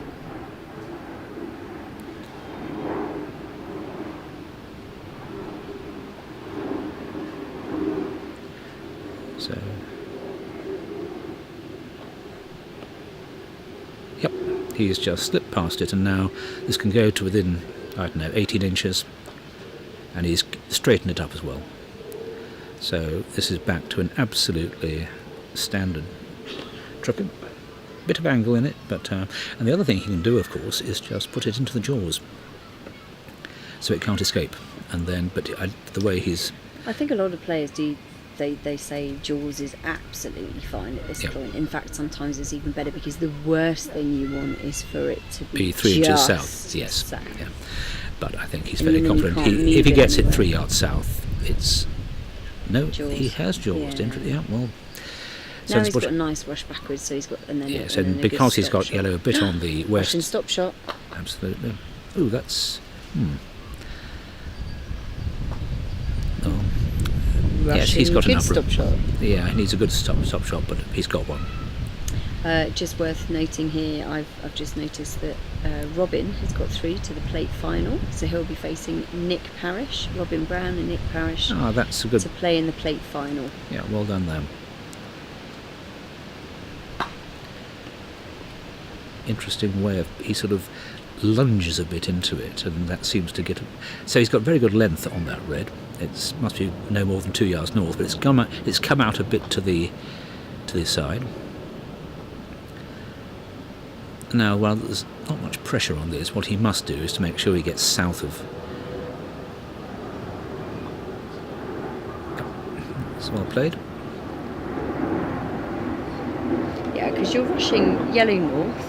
You've to got then to get get the yellow. stop shot down. Yes. Russian stop shot again. And then you can confidently hit blue all the way through, and you can. It's kind of a positional shot with your rush. Well, he's just done. He has enough room. I'm bang on the line. He can send this just to the right of three. Penult. No, well, Oh right. quite so a bit to the right yeah. of Penult, but. And yes, good. Are you good- sending this though? You're sending this south yes. now, very south, because you might get that peel in at Rover. Oh yes, of course. No, you definitely want the peel. There's no reason to think he won't get the peel going to 3-back. He'd be disappointed if he doesn't. So it just takes a reasonable. It's a sort of little drive, really, more than a stop shot. A drive. I'd be worried about it not going Well, he far enough. slightly That's not overdid south. that. No, it's not, and he got the ratio slightly wrong. A bit more stop would have sent yellow. I think it's probably he can still get to it. So he now is he going to hit the peg? No, it's not. Now, Would you have a go? well, the answer here? is actually if Jaws? yellow is where I think it is, no, because the risk you have is putting it somewhere where you can't actually get it into peeling position afterwards. I think he is though. Well, this is the exuberance of youth. If he glues this to the western wire, he won't be quite so pleased. The other thing It's you do. quite fun play. It's Oh yes, fun. yes. I mean, it's quite. he's enjoying himself, and that is the important thing. I'm not going to say it's flamboyant. It's not quite James Death flamboyant. No, it's not. No, But it's fun. it's played with brio. Shot. Oh, great shot! Yeah. Well, that's a nice way to wrap everything up. Old fogies like me would have just mooched it down close to the hoop and made sure of our rush on. Because you're a bit wussy. I know, exactly. If there's anyone out there that thinks I'm just being cruel to Stephen, I promise you we're friends, really. Yeah. He knows I'm just on a complete wind-up most of the time. It's a calling card. Right, so now we have, some would say, the most difficult job in the world. Just take a 4-ball break round the peg and don't make a mess of it. There's a name for that. Well, The Morm error. and the Irwin error as well. But it wasn't called after me. No. It's doing all 3 peels before 3 back and somehow stuffing up. It leaves a bit of a scar for a year or 2. Have you done it? Actually, no, as far as I know. Really? Well, also, I mean, having a certain, not caution, but basically having made so many mistakes in my career, I've experienced most of them, and you tend to know how to prevent them. And I do remember with great amusement the thoughts running through my head as I was about to win the World Championship for the one and only time, I would assume, in 2016. I rushed up to within about 2.5 feet from the peg, and one little voice in my head said, "This is looking rather good, isn't it?" The other little voice said, "Then don't mess it up." I actually used slightly stronger language. So I took a great deal of care and made sure that this tiny peg out hit the peg right in the middle. Because can you imagine the mental damage you would suffer if you managed to miss a peg out for the World Championship? The answer is yes. I think Chris will be coming back. Maybe for the next game. I'm not sure. He's definitely going to be back this afternoon, though. He might have a spot of lunch first.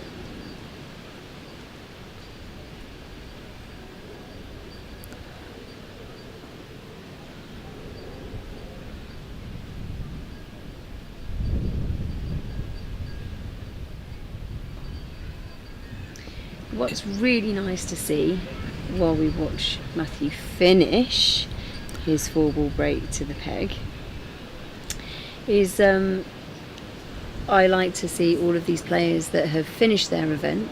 They've all, they're out of it. They're in their civvies, no more whites, and they've all come back to watch.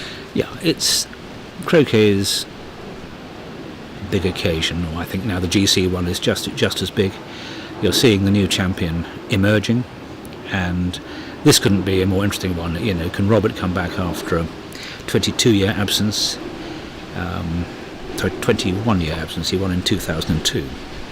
Or can Matthew become the second person to unite the titles? And either way, it'll be a tremendous story.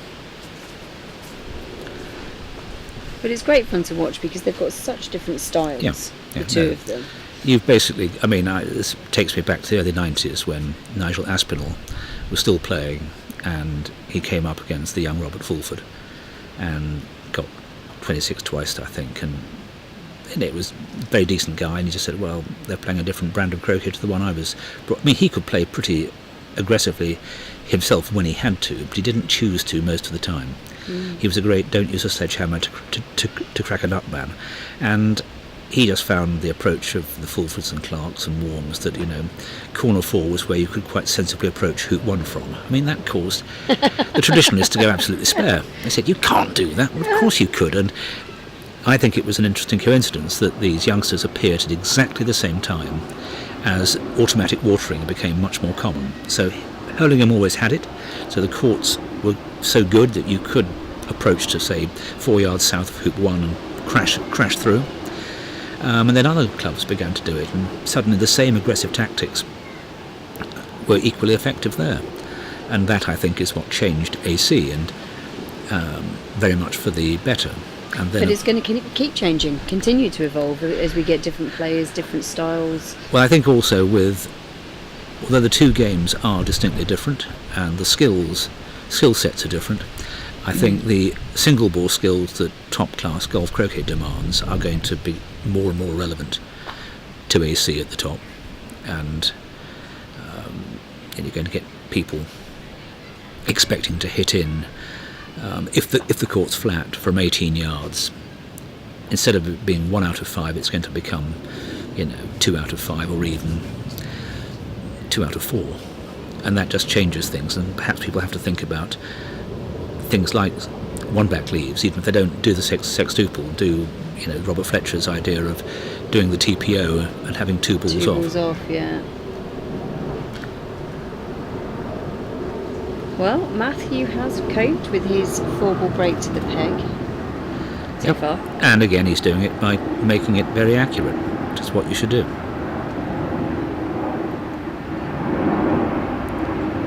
I mean, what's scary, obviously, all of these shots we have all seen missed, even the 2-foot roquets or the 2-inch hoops that have just been, for some random reason, someone's had a thought go through their head and they just stop it in the middle of the jaws and you go, no. Oh, yeah.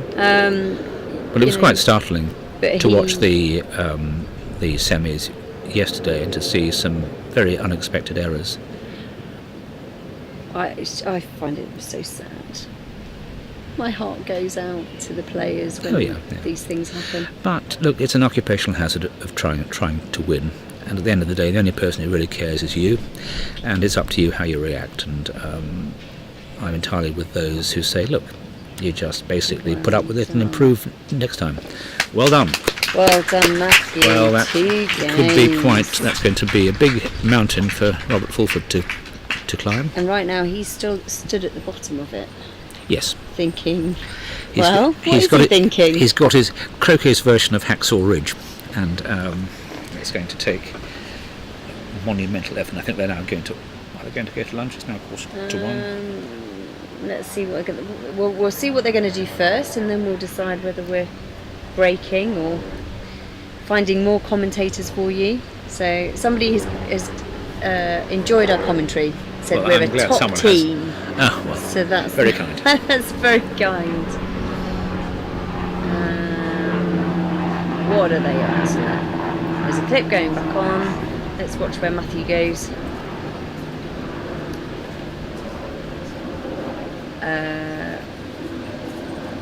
They look like they're carrying on. Yeah, well. Into the third. Straight away. Wow.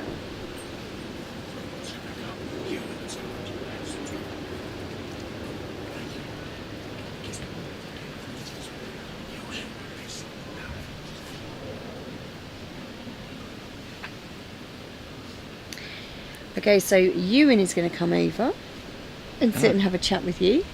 Ah, how nice. That would be nice and fun. Someone who's made a huge amount of progress even in the course of this World Championship. I've already told him how. Yeah. Are we proud? Are we? I think he's done amazing work. Yes, he has. Actually. And phenomenal. The grade difference he mentioned earlier, it's just insane. Oh, I mean, you don't take that much notice of it. I mean, you do. Everyone does. Don't be silly. silly. They shouldn't. It's just numbers. And but it's very similar to what I saw in New Zealand when Josh Freeth, another very good gold croquet player, was basically taught how to play breaks in the course of the doubles championship, became very good. Right, your other top team's back. Good, right. Welcome to Ewan and to It looks Chris. like Chris is back as well. Yeah, Chris is back as well. So you're back with Ewan and Chris. Have a great rest of the day, everyone. I'll be watching along with you.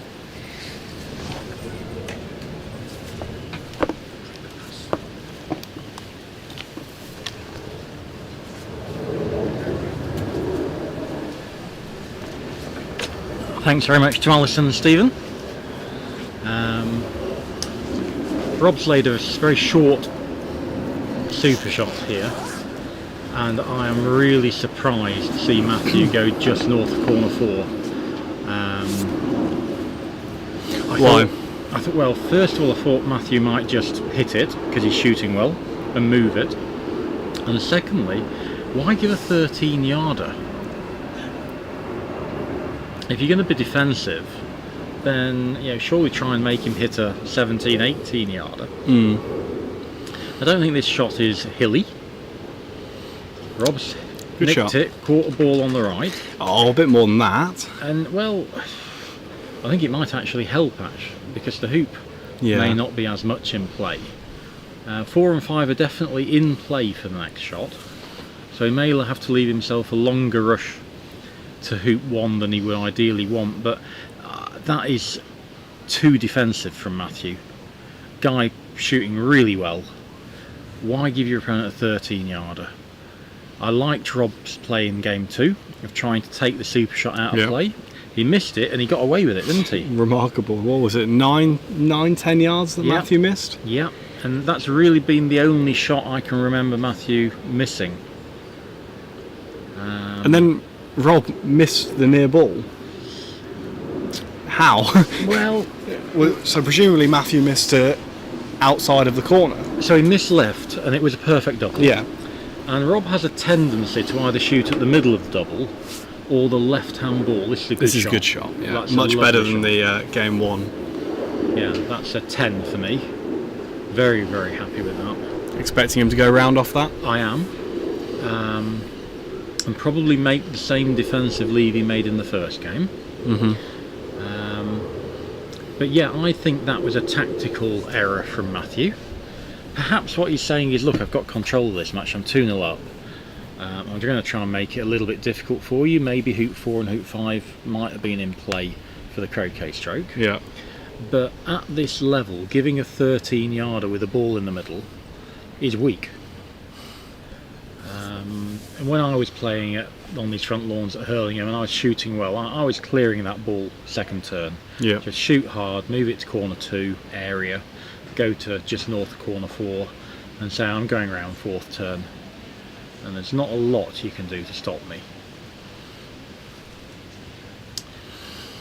Perfect. Hoop shot here. Yeah, nice to get a forward rush, just settles you in. Where's he looking to hit this to?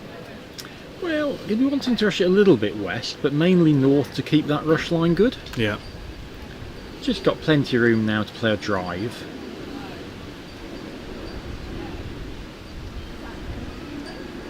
What I was hoping for in this match was to see some first balls round from Matthew. Yeah. And then Robert hitting the lift. Because Okay. Matthew's being pretty clear, if he's going to hit the lift, he's probably going to go to 4-back and cross his fingers that the opponent misses. And you want to see a TPO or something? I from want to see Robert? something more interesting. Yeah, Rob would either TPO or go to 1-back or maybe even do some popping. I think that's the least likely of the 3 options because it's too easy just to do a delayed triple. Are we going to see anything slightly different from Rob here in terms of just expecting Matthew to hit the lift, so changing up the tactics when he gets round? Or He's almost taking the most defensive line already of making a maximum distance spread with a ball on a boundary. So I think we'll see that again. this is a bit longer than I'd have hoped he'd have, but he'll run this hard, won't he? Into the commentary box. Yeah. Hopefully this game we see Rob hit the lift.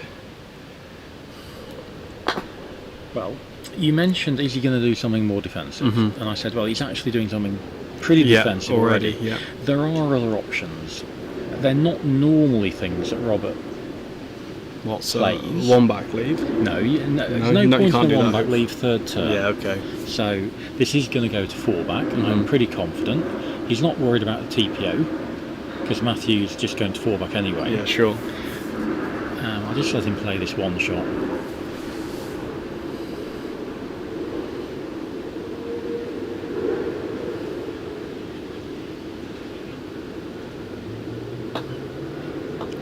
So there are other options, and one of them would be to go to 4-back and put black in corner 4, blue 9 to 11 yards up the boundary, and put the other ball in or just out of corner 2.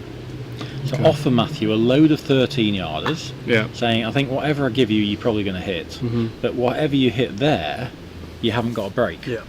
And actually try and say, I'm going to try and get a bonus shot in before you get a break. Now, that's the sort of thinking that Rob might often do. Yeah. I don't think he's going to play it now because he's got a chance with a defensive spread that Matthew hits in the middle or on the left-hand side of the ball and ends up with quite a tricky pickup. Yeah. First game he did hit in, but he hit on the right-hand side and had an easy take-off to get a rush. Yeah. And whether you hit in the middle, on the left or on the right is all generally a little bit of luck, isn't it? None of us aim to hit on the right hand side at 20 yards. Yeah.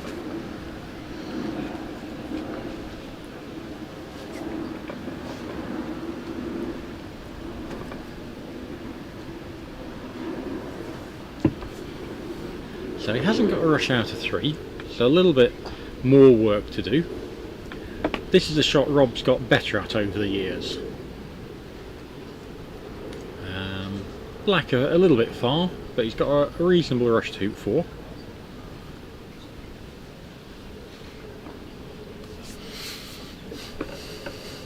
So when he went round third the previous time, Black was more level with hoop 5? Yeah. You don't want it 2 yards south. Means you've got to at least poke red a long way south approaching hoop 4 to give yourself room. No point in running it to the boundary, having a 4-yarder back and then hitting it to a position you can't get a ball to hoop 6. Yep. Whereas now he can just gently tap the red and he's got plenty of room.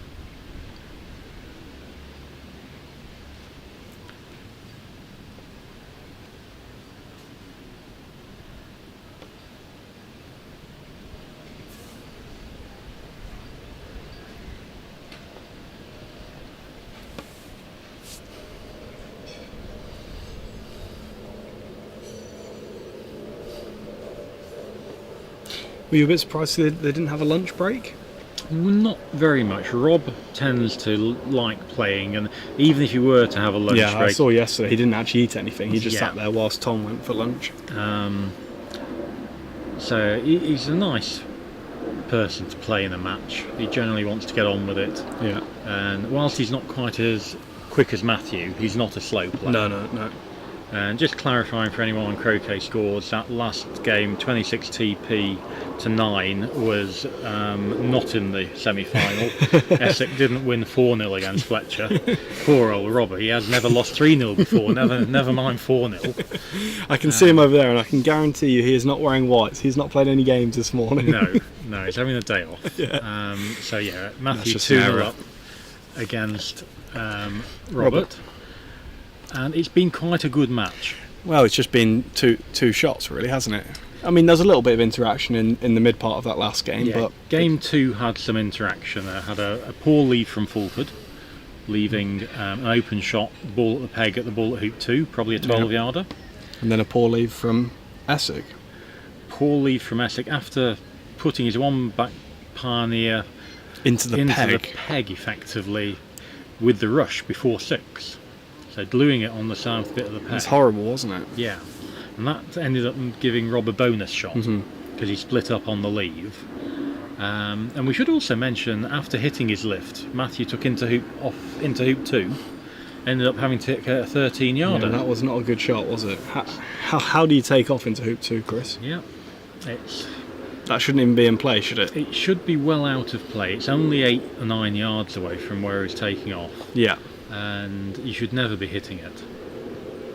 So Rob's put red nice and deep so he can run it short of it and get a rush north. Again, I always preferred my one back pioneer a little bit south just in case I didn't get the rush that Rob's got, but he's done well. It's a good control break, this. So I'm expecting the same leave as game 1. Let's see.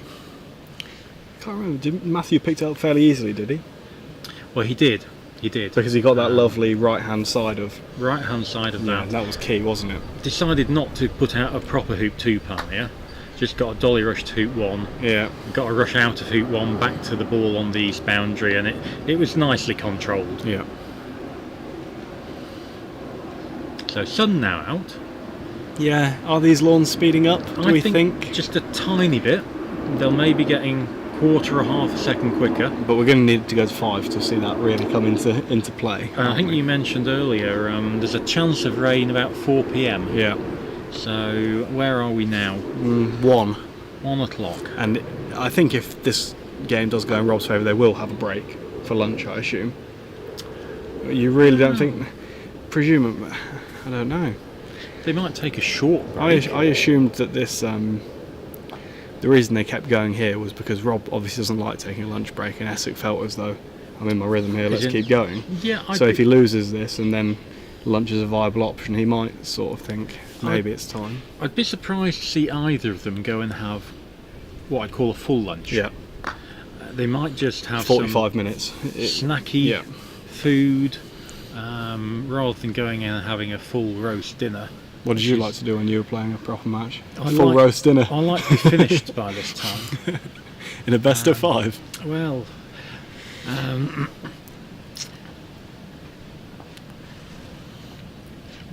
lovely shot. both the last matches I played in World Championship AC in 08 and 09 both went well, I played James Death and lost in 5, and that was over not far after lunch, 5 games. I played Robert in the semi-final on really very difficult lawns in 08, and we'd finished by 4 o'clock in challenging conditions, best of 5, and I did have lunch that day, and I just had a sandwich. Again, just you're thinking, you know, is it going to finish by 2:30, or is it going to go 4:30, 5 o'clock? Oh yeah, exactly.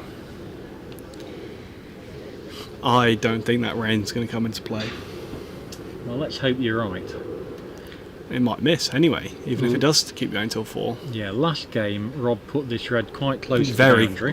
scarily close. Was he? Have they changed colours? Because it was blue that went close to the boundary last time. Maybe I'm just dreaming, but it was definitely the blue ball that went close to the boundary that in the first game. I think game 1 he had the polarity wrong, so he was playing black and he croquet blue to the boundary. But yeah, sure. There was definitely something not quite right. So a nice approach again.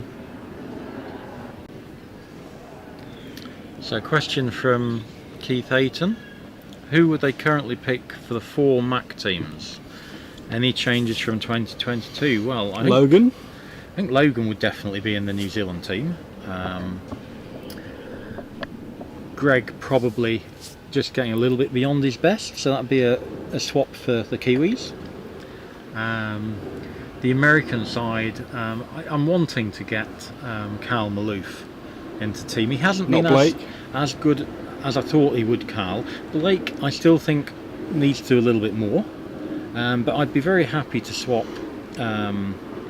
Jeff Sue out for either of those players. Jeff's done sterling service for many McRobertson Shields for the USA. A lovely guy, but probably they need to just strengthen their bottom 2 a little bit.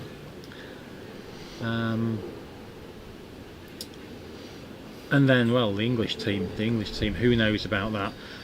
The great thing about England is we understand Robert Fulford is available for the next McRobertson Shield. So that's 2026, and Robbie's going to be playing for England. And my word, doesn't that strengthen the top? It would be a bit odd if he was playing for New Zealand or Australia, but yes, that does indeed strengthen England's team quite significantly. Yeah. Indications are Christian may take some time away from the game. But yeah, getting Rob back, what a bonus. What a bonus. So now he's doing the same as we saw in the first game, laying black, a nice rush on red, and then he'll hit blue all the way off the boundary to defensify it. Yeah. And what's the expected shot from Matthew? Just aim at the inside ball from B-Bulk again. The boundary ball from B-Bulk, yeah. Sorry, the boundary ball, not the inside ball. And I say he hit it in game 1, and Rob's going, come on, miss a lift shot, come on, miss something. Exactly.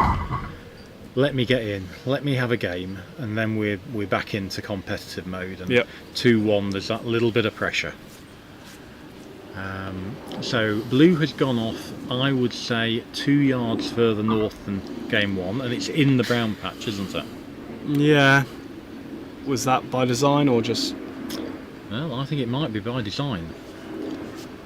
The shortest shot that Matthew has now is blue. Yellow at blue. Yeah. I don't think he's going to take it. Okay.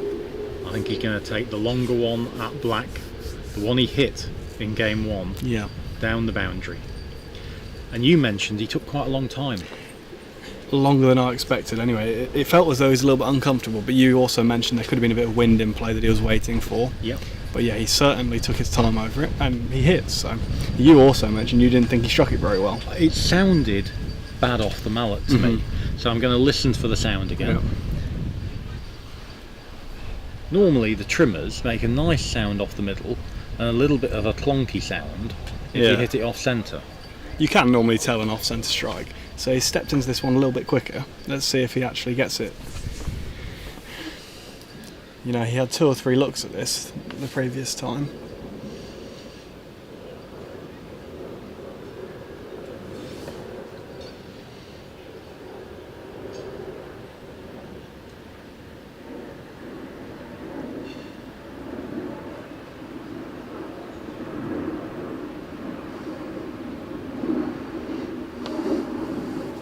Restalks. Again, I think he's taking a lot of time over these. Yeah, he spent a lot of time looking up and down and moving his feet and bending his knees, and I think he's right to go back and just start again. Well, that was the exact same as what he did in the first game.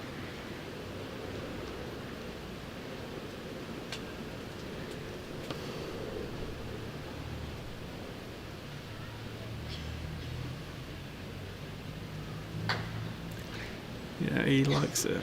Absolutely middle. He knew as soon as he hit that. Yeah. Now, the thing about this is this time... Yeah, it's not as good, is it? He's got to take off a little bit further. It's still not rushed into corner 4. No, it's still pretty good.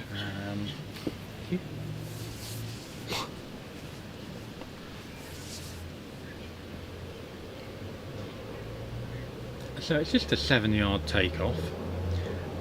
He can get away with overhitting it and getting a rush to hoop 1, but he'll be trying to get a rush to blue. Again, he didn't do much with the black last time. He's only moved it 2 feet in. All the focus is on the yellow, and it's perfect. Good. Really good. Very short and pointing just north of It's the not blue. pointing straight at blue, but you probably wouldn't want it pointing straight at the blue, would you? He's cut that a bit. Yeah, he's rushed it more or less on top of blue again. 2 yards. Very north. similar to the previous time. So last time he just moved blue a couple of yards into the red a couple of yards into the lawn and focused on that dolly rush to hoop 1.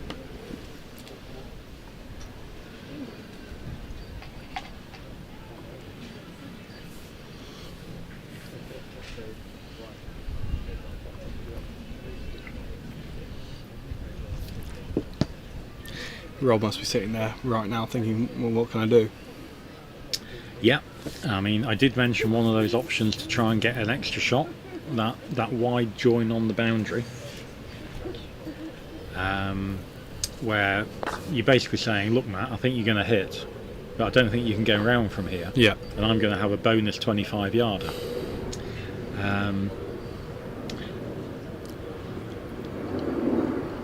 I don't think there's anything wrong with what Rob did. That defensive leave, he's done it over decades and it's paid off time and time again. But Matt is playing particularly well. Quite a positive approach again. Yep, all good. Should be able to get a nice rush on blue. Into... Is he going to look to get it? That went through with remarkably little wire. That did surprise me. He's just off centre. Oh no, Yeah, it did just clip the wire. just clip Clip the left-hand yeah. wire. Okay. So this is a nice place to play the croquet stroke from. You've got lots of room to get it to hoop 3 and plenty of room behind red and on a pretty good rush line. Yeah, I think the getting behind the red is what's been made easier by where he's put this, isn't it?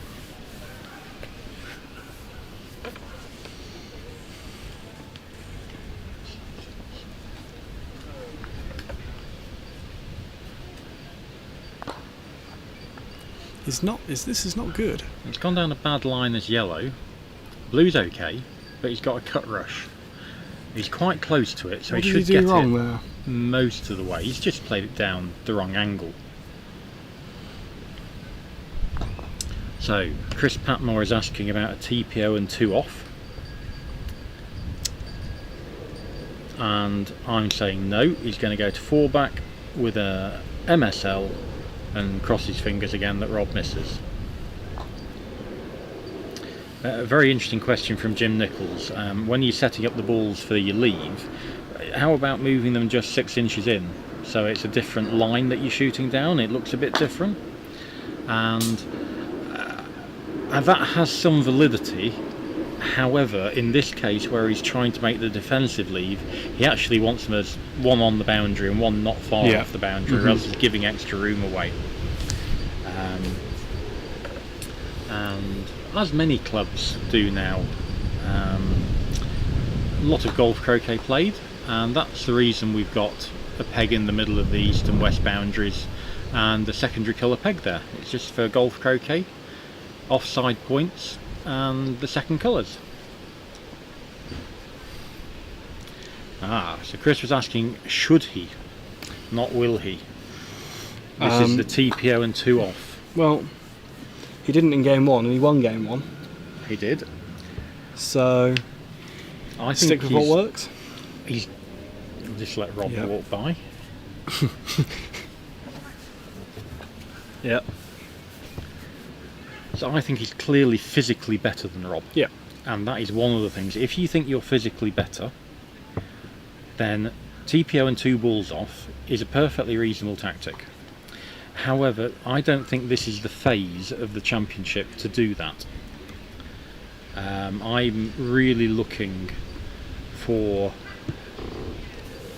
a comfortable set of shots to become world champion AC for the first time. Because it could get messy if you pull 2 off. It could. It might put you under a little bit more pressure. Yeah. So perhaps later on in the match I might do it, but at 2-0 up I'm going to say, hey Rob, this is your last shot.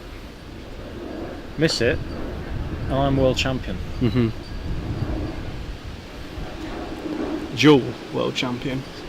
Indeed. Should we just call him the croquet world champion?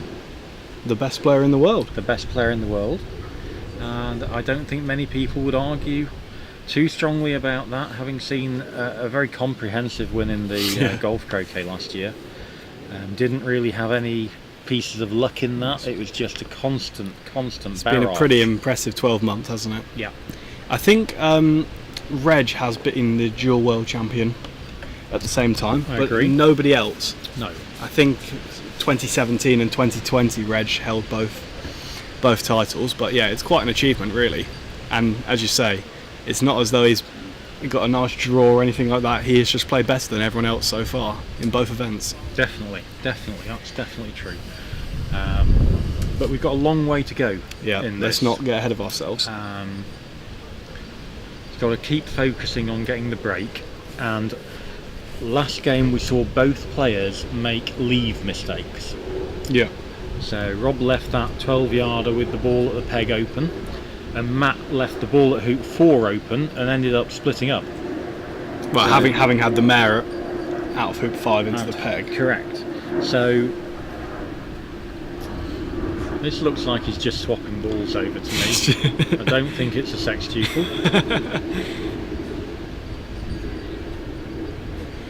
All 4 balls in the middle of the lawn at the moment. Yeah, but nice for people to be able to see that you can just swap your pivot over. And why would he do that? Well, I was a bit surprised because normally it'd be because you put partner to 2 back, because he makes MSLs, so you want 2 enemy balls at 1 back and your partner at 2 back. But he hasn't put red in a place where he can send it to 2 back. Yeah, it needs to be closer to hoop 5, so he can hit it directly after hoop 5. Now maybe we'll see him run it and just hit it anyway because he's so confident. I don't know. But this is normally a position where you put black to 2 back. Yeah. So it wasn't a position where I would normally have swapped the balls over.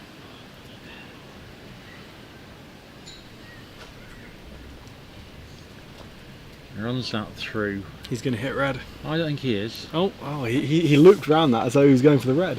Yeah, so he's tapping this. I think it's going to go to 2 back. Now the problem with this is if he's going to make his MSL partner is going to be his 3-back partner. Yeah. Now, arguably, Blue's going to be there as well, so it doesn't matter. Can you not do a little bit more swapping later down the line? This is a one-back leave. This is a one-back leave. This is completely exclamation mark unexpected. Changing things up a little bit. Changing things up a lot. And when I last saw him do this was on Lawn 1, 2-0 up against Andrew Johnson. Yep. Andrew had the first ball round in the third, and Matt got in. When he lost the game, didn't he? He did. Went to 1-back. Then went all out for the sextuple. Finished on 4-back and Penult. Trying to finish things in style. In style. That he was 2-0 up in that game as well, wasn't he? He was. Yeah. So I don't think we're going to see Rob play the jump shot. That is definite. The jump shot will not be coming off Rob's mark. But Matt's just overhit this shot going to 6, and it might just affect the control he gets for a rush back south. Remember, he's going to want to put the black further south and towards corner 1 to lengthen the shot for the hoop 1 ball. There's a constant breeze that is fairly steady. I wouldn't say it's a big breeze, but then there are gusts that might interfere with certainly Rob's play. Quite a long rush, this. Yeah, 5-yarder. Maybe not quite 5. Maybe it is. Just got it half Just ball. a skimmer. And now he'll probably still get the crossbar, but he might not get it in the direction he wants, and Black's shot may be 5 yards shorter. Not a big deal. You're going to have to talk me through what's going on here, because I'm in the dark. So normally you'd crosswire the balls at hoop 1 with Black closer to corner 1. Okay. So that the Black shot into corner 3 is longer than the Blue shot into corner 3. From here, it's more difficult to achieve. You can see he's already sending... Is he putting Blue towards corner 1? He is, and he's probably going to crosswire on a different line. You want to get a rush on Black here, and it's just hilled a wee bit, and it's a cut rush now. Yeah. Now, and the positive... What about the Blue? Isn't the Blue not in a good place? Well, the great thing about Blue being south is it means Black can be north. Because if Black's south, you risk it running the hoop, don't you? Oh yeah, I'd be looking at it. So now he needs to move the Black probably only a few inches, but I would always be trying to get a rush to 1-back here. If you get the judgment of moving Black wrong, you want to be able to carry on your break. So you're Rob sitting in a tent. Are you happy seeing this? I am. I think I am as well. So he hardly moved Black there. It looks like it should be open. It looks like Blue should have a quarter of a ball. It looks less open on the actual live stream, but from our angle here, that looks like Blue can see something. And Blue's not the ball Rob wants to play, so I'm not going to suggest he's tempting Rob with a quarter of a ball. But he didn't do either get a rush to corner 3 or what I wanted him to do, get a rush to 1-back. Yeah. So if Blue can see a third of that, Rob is just going to play his 4-back ball.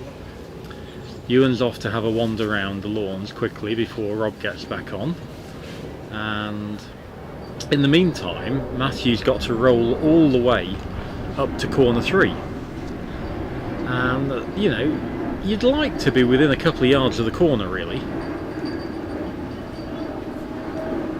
Ewan's certainly interested in this shot. What have you found then, Ewan? Well, you can see about a third of the ball with Blue. Yeah, Black probably can't see any of it really. Well, I think Blue's going to shoot at Black then. Rob's really good at this shot. I think he'll hit it. It looked big to me. Yeah, so I'm really surprised Matthew didn't get a rush to 1-back and carry on the turn, having given a third of the ball away. It is about 3.5–4 yards. Yeah. Rob's good at missing the hoop and hitting the ball. Is the hill in play? Does the hill help or hinder? Not at the pace Rob's going to hit it. Rob's going to treat it as a cut rush. And he's good at cut rushing. Matthew's done very well with the red. And he's giving himself loads of room with the yellow which potentially means he can get the one back peel before hoop 2 if he doesn't get it before hoop 1. But I think Rob's going to play his 4-back ball. Yeah. I wasn't expecting to be able to see as much of it. You know, I thought it might be if you miss the ball, if you miss on the minimum miss line, then you're going to hit some of it. But I think you can miss it by quite a bit and still catch the ball. So interestingly, Rob's not wearing his hat. Has he forgotten? Or? I think he's forgotten. He's going to get it now. Yeah, off we go. Back to the hut. Pop the hat on. I was thinking the exact same. Matthew's kindly brought it out for him. He got so excited that he might be able to see some of this. That he's... Yeah, he likes this shot. Yep. If you couldn't see it, yeah. What about running the hoop and hitting it? Because black is on the perfect line. No, are you more likely to hit the long shot? I think I want to hit the long shot with black because it's 5 yards shorter than it should be. Because black should be south rather than north. Yeah. But this is the shot. Yeah, you can tell he can see enough of it to be interested, can't he? Rob fancies this sort of shot normally. Yeah. We wander onto the lawn and I don't fancy this shot at all. And Rob says, "But I'm just going to hit this, Chris." I walk off, say, "Off you go, Rob." And he hardly ever misses one like this. But that was 20 years ago. He can clearly see plenty of it because he hasn't just turned it down straight away. Yep. But he is looking at black at... What will it be? Black at red? It would be black at red, I think. He's now going to... What's he having a look here?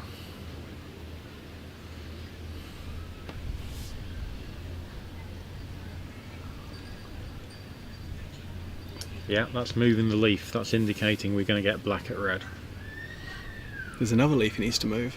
2 more leaves. It's entirely possible yellow's open. And if yellow's open, he'll shoot at yellow. It's shorter. Yeah. I think yellow probably is open, unless the peg's in the way. He's had one more look at this blue. Now he's decided that he's not interested. I'm surprised. Maybe I exaggerated how much he could see. I've never known you to exaggerate anything. He can't see the red. Okay, so it's a shot where blacks are on side of the hoop and the balls are wired the wrong way around. So this is about 8 or 9 yards shorter than it should be, and that might be playing into his decision not to play the blue. He's interested. He's keen. Held off. We should get a replay of that. I don't know whether the replay function's working, but that looked close to me. He clearly knew he was hitting that at one stage.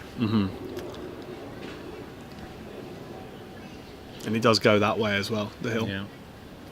And simply on the basis of 8 or 9 yards shorter, I think he's taken that rather than his third of a ball or quarter of a ball with blue. So, are we going to see the first sextuple in a world final for 20 years? What was the last one, Chris? I think it's You're about to go and search it up. It's either 2003 or 2005, so it might only be 18 years. Who by? And I would say probably Reg. Would you like me to take over the screen, as I'm probably more likely to find it quicker? You are much more competent than me, I accept that, but I think Cheltenham 2005. Oh yeah, that Reg 2 in the final. 2 sextuples and a triple in the final. We're going to have to go and have a look at the previous years now, or... The ones after that, I'm confident. No, the more recent ones. I'll tell you, I didn't do one when I won. No, but the more recent ones. Okay. So when Reg beat Ben Rothman, there were no TPs. I'll guarantee you that. I'll just guarantee you there were no sextuples in any world final since 2005. And what about pre-2005? So 2002. To be fair to them, Robert played Toby on an absolute waterlogged lawn. They actually had to move an hour up the coast from Wellington. Wellington was flooded, and they played a Paraparumu for the final, and Rob won in 4 games with 4 triples in the match against Toby.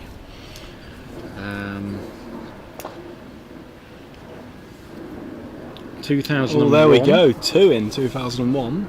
Exciting best of 5. That a minus Reg won. 3. Yes. Yeah. That Reg must be messy. There's a Rove appeal that went wrong from memory. But yeah, 2 sextuples, Reg winning 3-2 against Robert in 2001. And there wouldn't have been much before that. I would say no sextuples in any final prior to that. So what we decided this will be the 5th in a final if it were to happen. Yeah, and the first for 20 years, as you said. First for 18 years. Yeah, it's going to be a long time. Matthew hasn't got black far enough out that I would be comfortable as using it as a hoop 2 pioneer, and he hasn't got a rush to yellow, so it's going to be a standard sextuple with yellow peeled through 1 back after hoop 2, and that just makes it more difficult to get the 2 back peel before hoop 4. Yeah, you're often peeling 2 back before hoop 5, and just starts to create a little bit more difficulty. When do you give up on a sextuple? Well, you're probably still going for it as a straight quadruple.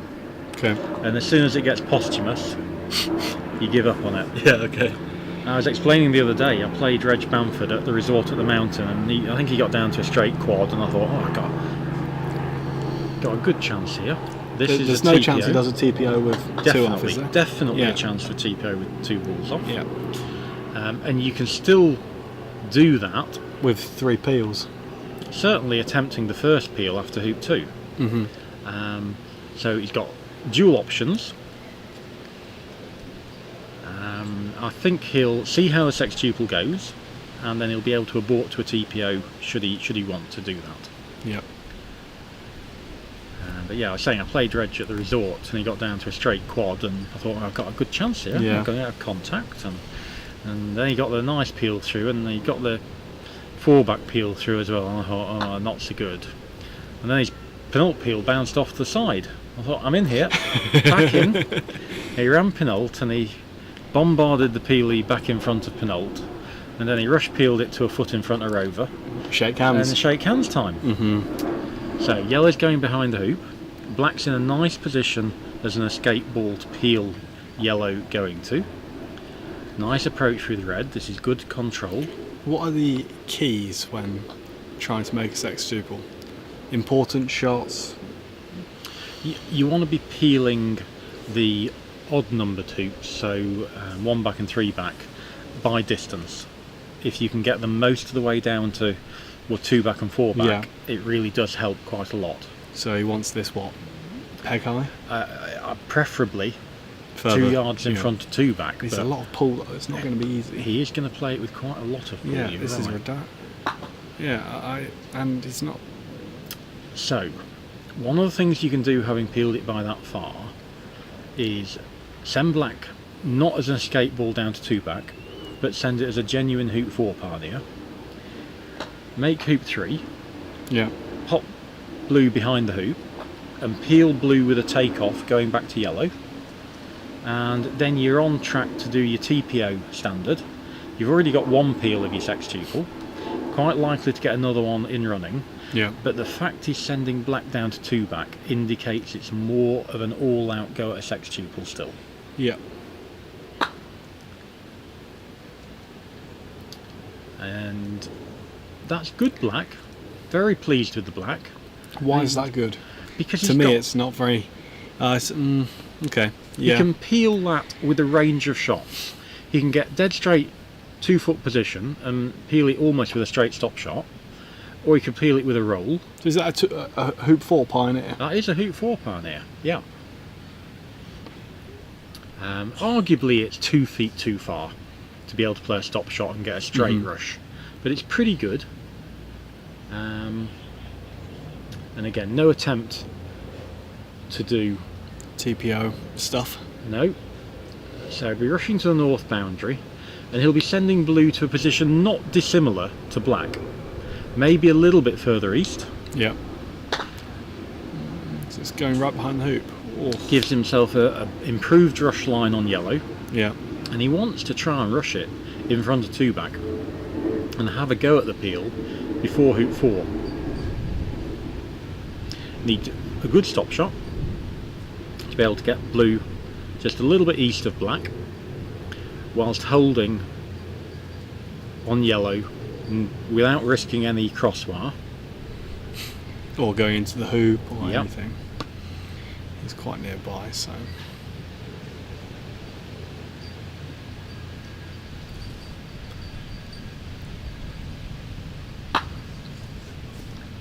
So Do you want red a bit straighter there? I would prefer red straighter, and I don't want blue on top of black.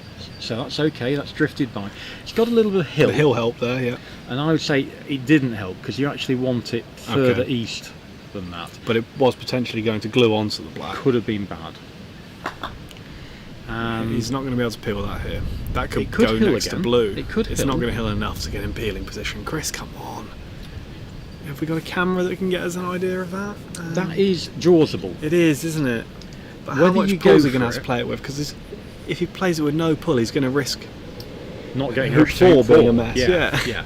I think he's likely just to pop this in front of the hoop, get a nice rush to hoop 4, and accept his peeling 2 back Oh, before hoop 5. yeah. That's short as well. That's pointing towards corner 4.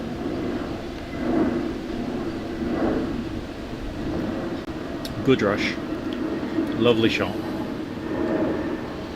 Is Rob happy at the moment or unhappy? And I think he'd rather be on the lawn.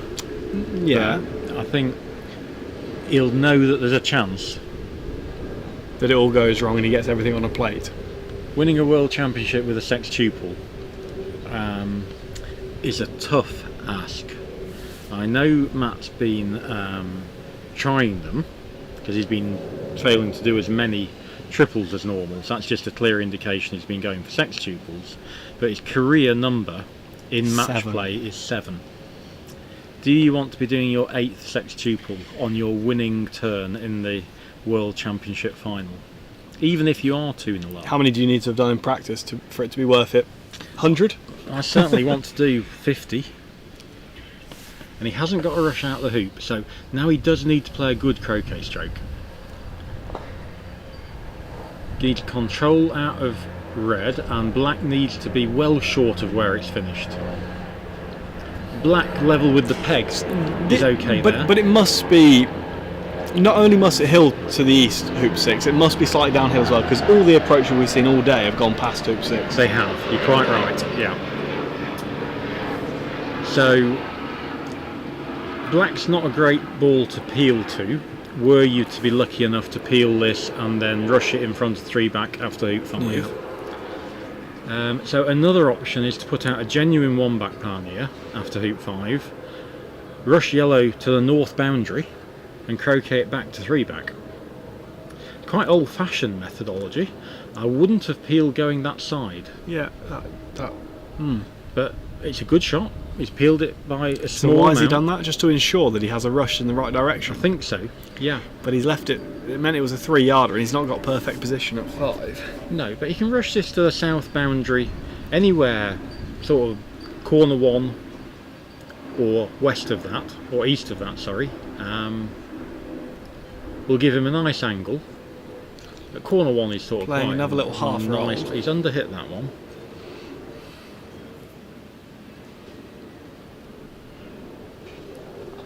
Good hoop stroke.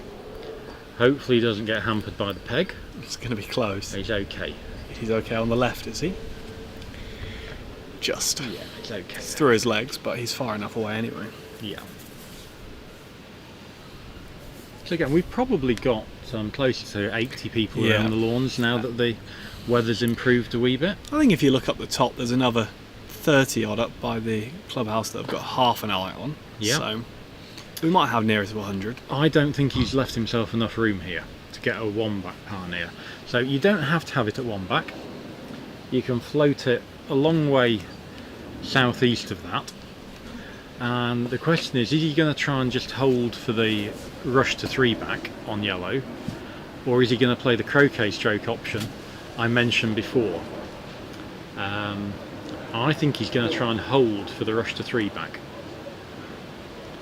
So popping blue out as a 1 back pannier, sort of, near the peg, so you can peel 3 back, getting a rush on that ball to 1 back.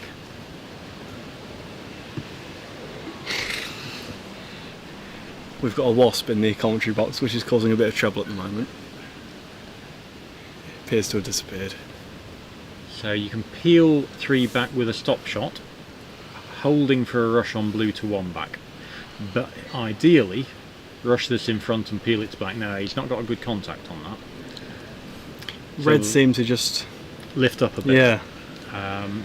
So play a thick take-off here, moving yellow another 3 yards further towards 3 back.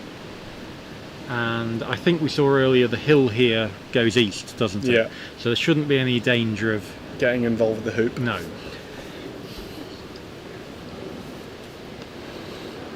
Unless, of course, you were to do something really silly. But no, he's gone wet. So this is going to keep hilling further east.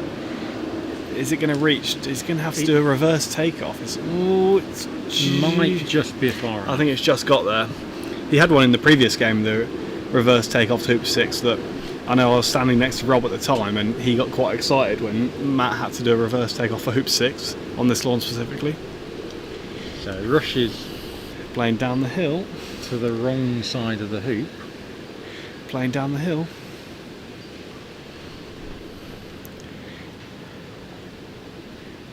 That's a good approach. Comfortable. Be handy to get a rush to corner 4 area. Yeah.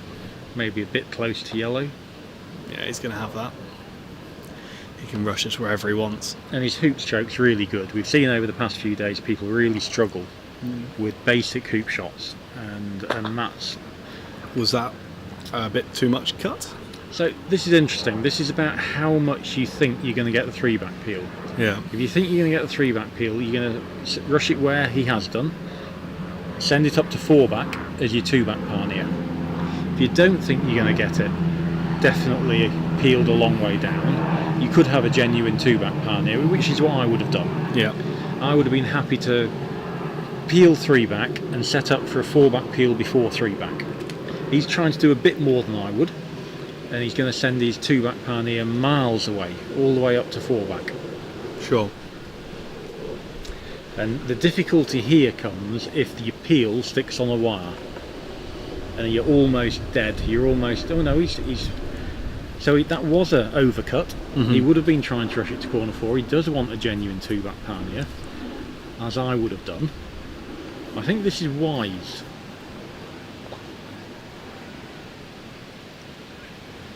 Wide angle makes it a little bit more tricky to control the balls. Played it well. Would you be concerned here, if you were Matt, of with this rush to 1 back, how brown the area is? Because in the previous game he had a rush to 1 back and it just went 2 or 3 yards further than you might like. I'd be trying to rush 1 yard short. Yeah. If you rush short, you can take off, This run is the hoop. extremely angled, by the way. It's virtually unpeelable, I would say. So his jaws... I'll just lie. Oh no, it's come back. It's come back a foot. Has it? And that's one of the differences with these quadways. They do just, instead of sogging into the jaws, they come back, just bounce a wee bit away, and instead of being able to rush peel that now, he's probably going to have to peel it going to 2 back. This is a fine shot, yeah. It did keep going though. It looked like it was going to stop a yard and a half short, and it's just kept going. But he's got enough room now to get a rush to yellow. Yeah. But the sextuple is now getting significantly Delayed. Yeah, it's not down to a straight quad yet. That's a lovely approach again.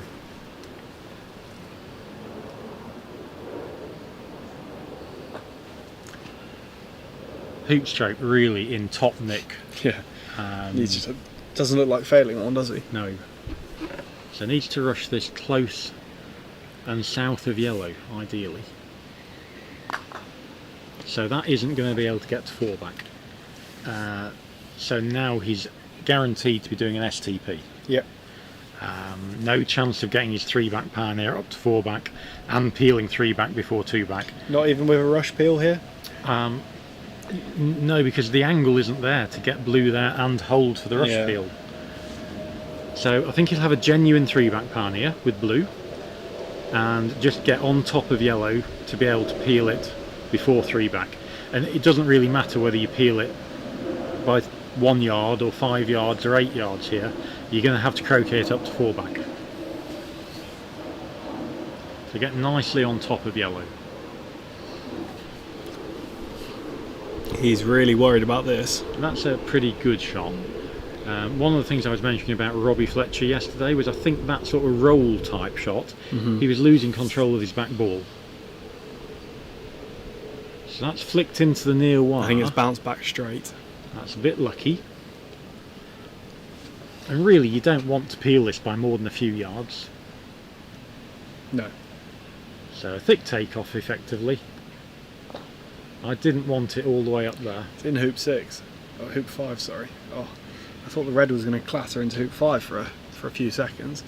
The American crowd that have returned appear fairly pleased with that. So he'll be laying up, I would think, well, what I would have peeled that by a few yards and be able to rush it south of blue and croquet it up to 4-back. Now it's in no man's land and you're halfway between rushing it to 4-back and rushing it all the way back south again. And why bother rushing it all the way south? You needn't have peeled it by that far in the first place. Yeah. But this is a longer approach than he wanted. So another good shot. What's this? A yard? Yard and a. Less, it's just a it's yard. less than No, a it's yard. a yard. It is a yard.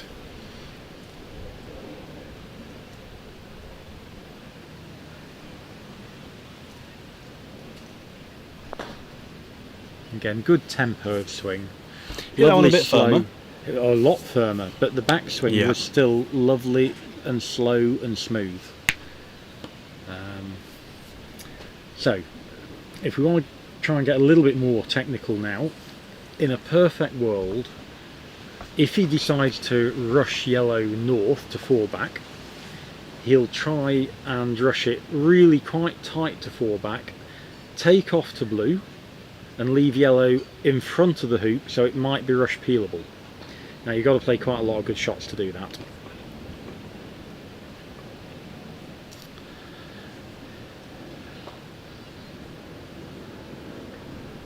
So needs a good rush now. The pace of this shot has to be perfect.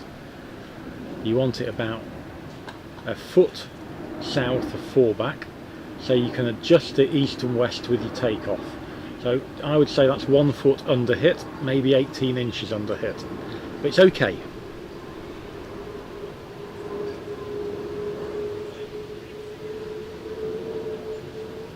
I was a bit worried the other day.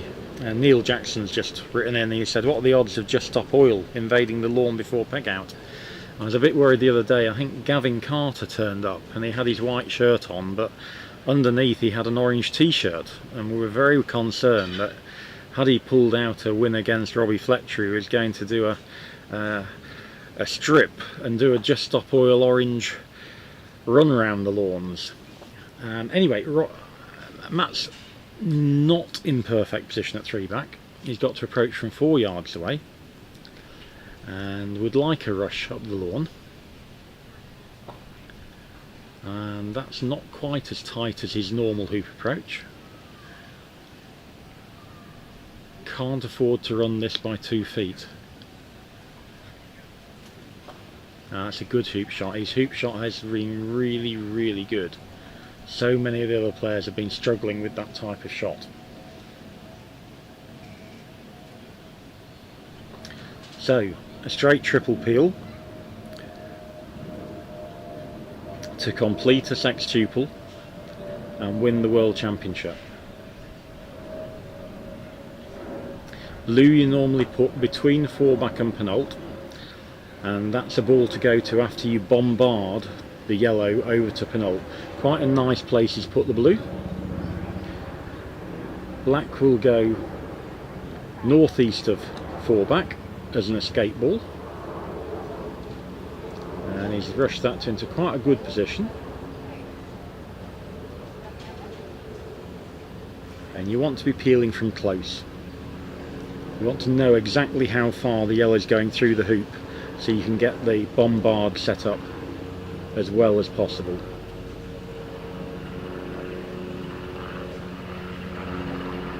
So that looks pretty reasonable. Can play it with a stop shot peel, just focusing on the length, and it wants to be just short of the line, or maybe on the line of black and Penult. So you can just tap black, play a straight bombard of yellow to Penult going to the blue. And if you play that well, it's just a straight double, and these players should be finishing most of their straight doubles. Now that's bad. He's played an Irish and he can't hit black, and I don't think he can hit blue. He can't. So I think the only shot he's got available is to hit the yellow. What about a sweep on black? I think that's Is there almost nothing? impossible. There must be a way of hitting this black. If he can't hit black or blue, he's got to hit yellow to the boundary, and he's got to try and stop it into the jaws of Penult. That's the only way to continue. I think that's really difficult. He's got no backswing really for the sweep. It is hittable. There must be a way to hit black there, you know. Rob's certainly going to be sitting up in his seat going... Oh, well, I just saw him when I was walking back from the loo, and he didn't look too happy with what was going on. Okay. But now obviously things have changed slightly. This is just yellow, isn't it? Yeah, so he's cut it to Enough give himself to- a straighter angle. A chance. And he can hit a firm stroke here with a drive, potentially with the ball going 25 yards if it doesn't hit the hoop, and get a rush on blue back to black. No posthumous double peel. If it bounces to the perfect spot to the side, maybe. But he'll be trying all out to get this through with a straight drive and get a rush on blue back to black as his safety mechanism. This is tough. It is. He may still finish here, but you've got to feel as though if he'd gone down the same line of play as he did in the previous two games, the game might already be finished. Yeah, it would have been one lift shot. Yeah, one lift shot. And He might have remember, already now won. that he's run four back, Rob Yeah. has a contact. Yeah. Jose forgot that against Robbie Fletcher. Yeah, I don't think Rob will be forgetting that. What can Rob do off a contact? Anything. Well, if the balls are in the middle of the lawn, finish. If they're on boundaries, he may just make a leave, or he may try a more difficult pickup of a break. So you don't want to hit it at a pace where if you miss the hoop it goes off the lawn, Yep. but you can afford to hit it with 25 yards worth of pace.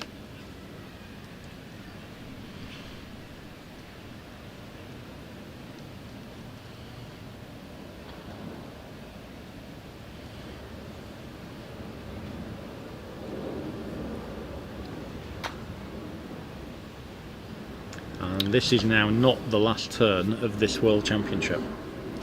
Missed the hoop completely by a good ball on the left, and now all his focus works on how can I leave the balls best for a contact turn. And that is?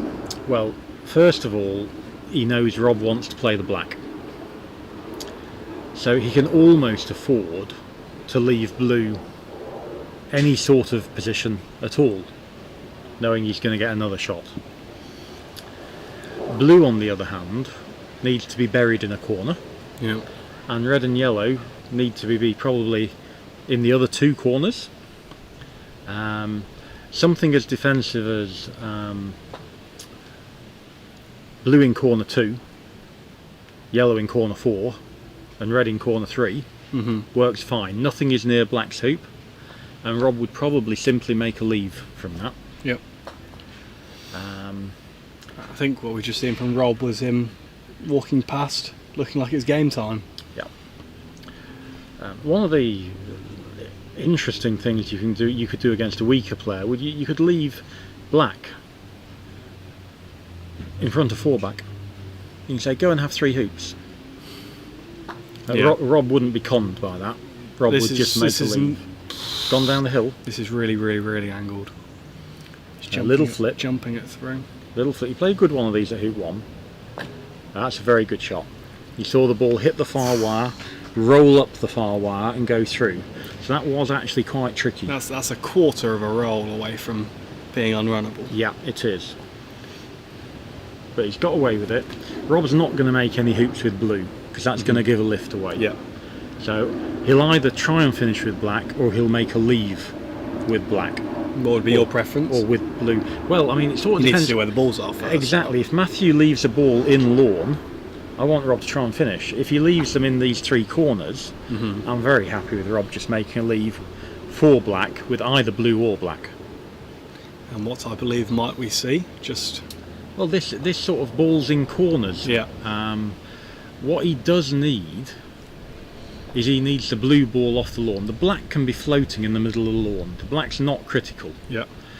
But he's somehow got to get yellow a long way away from hoop 1 and preferably in a corner. And I'm looking at corner 2. We like this area in corner 2. We don't want to be in this area. Rusty area. Yeah, it's just a nightmare. So get one of the balls, if not two of them, in this area. And once you've got, and it's going to be yellow now, near corner 2, you can put your partner ball in corner 4 and hammer off last turn into corner 3.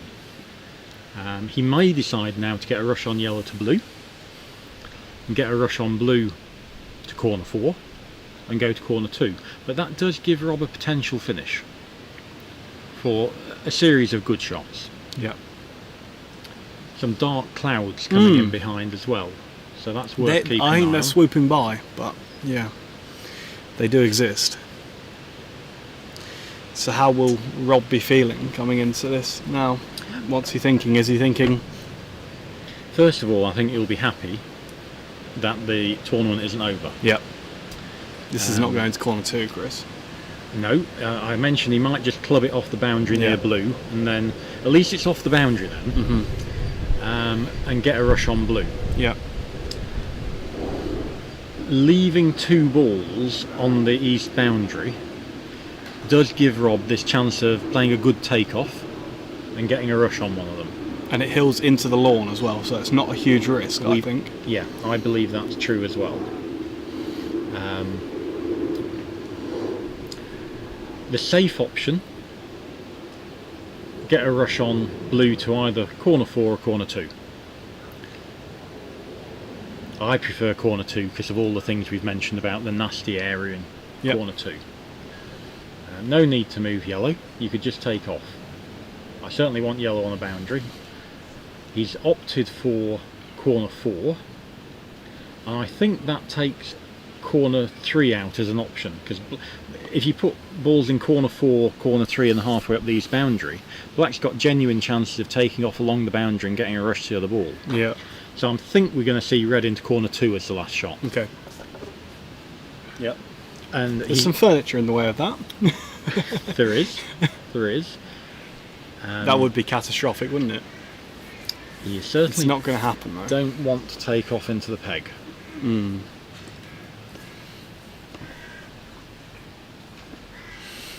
Rob looks like he's just taking on board some nibbles or something. I mean, just looking at the position again, assuming this is near corner 4 and red goes to corner 2. It's a leave. I'm in 2 minds as Rob as to whether I take off from blue, get a rush on yellow, or take off from yellow and get a rush on blue, which is your partner ball. So if you overhit it, you're still joined up. Or the other option we haven't spoken about is he could simply... What about a lift into corner 1? Just take the lift and rush black. Doesn't need to do that. You could take the lift with blue, take contact from red, move red 2 yards out of corner 2, going to black, and lay himself a rush to hoop 1. Okay. So they're the 3 options. You can either do the aggressive trying to pick up a break by taking off from either yellow to blue or blue to yellow, or you can play the blue, move red 2 or 3 yards out of corner 2, go to black and just lay a rush to hoop 1, probably wired from yellow. Yep. And I think that's one of the things you'll be looking at. You'll be going to yellow and you'll be looking at this hoop 1 wire. Can he get a wire through hoop 1? And yellow's only shot then would be yellow at red, and it's a long way away and it gives everything away. Yeah. So I think he's going to lift the blue and play this defensive non-hoop making option.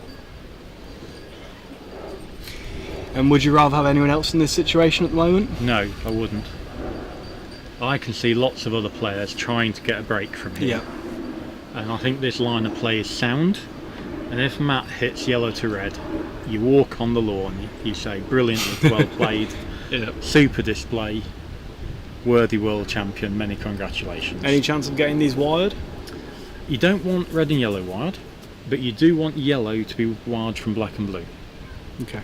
You want yellow's only shot to be yellow at red, which is at your next hoop, and it means you can make hoop 1, immediately put the peelee to 4 back, going to 2 balls at your hoop. Mm-hmm.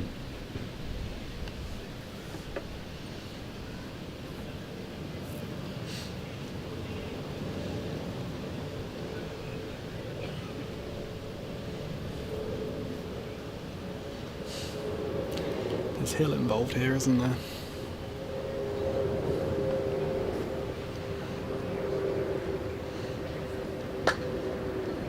Again, Rob knows he doesn't need to move. That's hilled a yard in lawn. Yeah, doesn't need to move red much, because the only winning shot that Matthew's got is to shoot at red. Yeah. So actually having them joined up's fine. And what he's trying to do, and I don't think he'll succeed, he's trying to get Matt to corner. And with red being in that fast corner, could he play yellow to corner 4? And that's what Rob's hoping. He's saying, give me a go at picking up a standard or delayed TP after you've cornered. Yeah.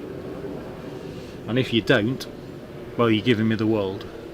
If you miss. If you miss. I think Matthew's going to fancy his shot for the tournament. I can't see Matthew cornering. No. Now, can Rob get these wired? Because it's a more difficult pickup for Rob if yellow misses black and blue.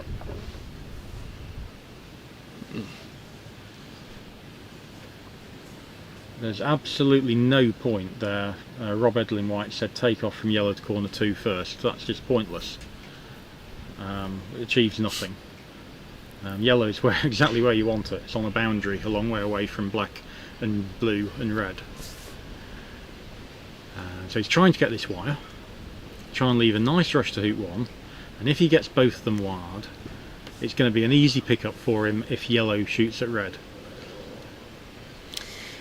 Matthew's just returning. Do you think he'll have gone to the loo thinking that he was going to have a leave?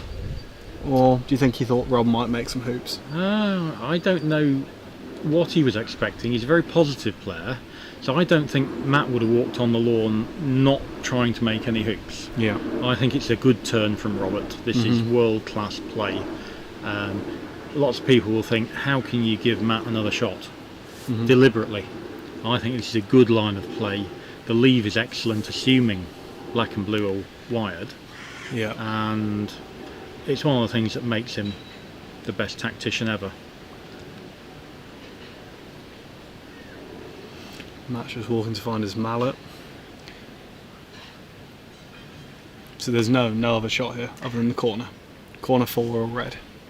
I can't see any other shot. Unless he's open on blue and black, but we're assuming that's not.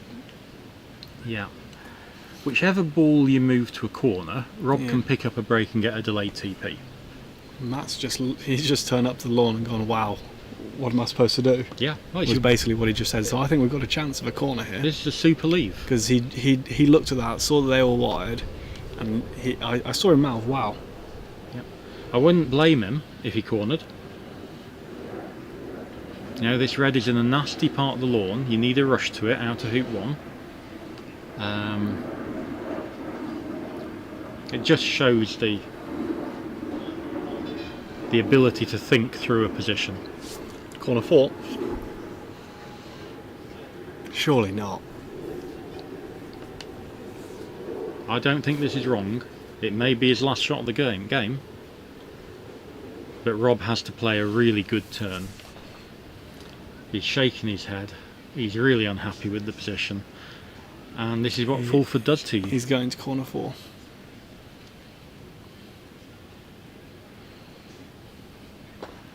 I think that's a mature choice of shot. I don't want it 9 inches out the corner. Yeah. I'd much rather have it in the corner. It is out of the corner. Yeah. So that is, it's 6 inches out the corner about, isn't it? Yeah. Maybe 4, but yeah. So Rob needs to make hoop 1 and either rush to yellow or rush to corner 2 north boundary. He's going to rush to yellow ideally, is he? In the old days, Rob would rush to yellow. The combination of the large rushes mean maybe he might rush to corner 2 now. Yep. But the first thing to do, and I've been mentioning this to people I've been trying to get to improve, is to be able to rush to your hoop from 5-6 yards away, approach it and get a rush out of it is one of the things that differentiates player ability levels. He's played a good rush and he'll be getting a rush towards corner 2 now. Yep. It's fine. Plenty of room here. Yep.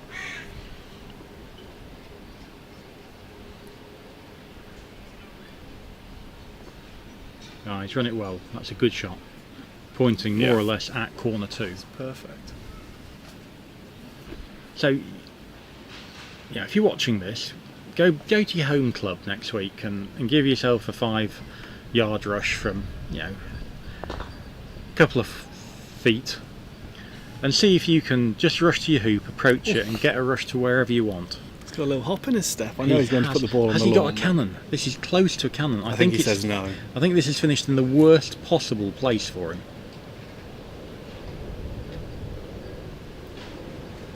That is as bad as it gets. So he can't move blue east, and he has to play a really thin takeoff.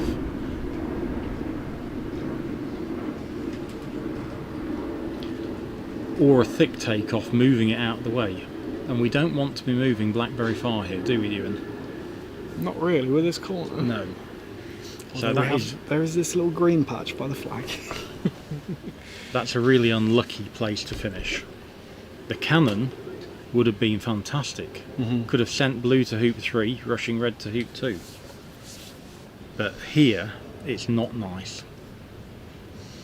And what's he going to do? I don't know. He hates it. Yeah, it is really bad. One of the options you have is a really thin takeoff, getting a rush on red, and then try and hit it into blue, quarter ball, moving red to hoop 2, and blue 3 or 4 yards along the north boundary. That's what he's looking at now. That's very playable, but tough. Particularly when these balls are moving so fast up in this corner 2 area. Where's he having a look now? So, another option is he croquets blue east, 7 yards, and just approaches the hoop from where red is. I don't think he'll want to do that. No. He's taking off in behind this, and then potentially. So you can't risk too much here. Even with the rain, there's an element of risk involved. I think it's okay, but that's fine. Now, is he going to risk anything involving going into blue? It seems unlikely. It's not gone to the right place, has it? No. So he's rushing this 3 yards, 2 yards west of the hoop, and he's going to play a little stopper approach. Is he going to hit blue after the hoop? Hit blue after the hoop, yeah. So that's pretty good. Just checking.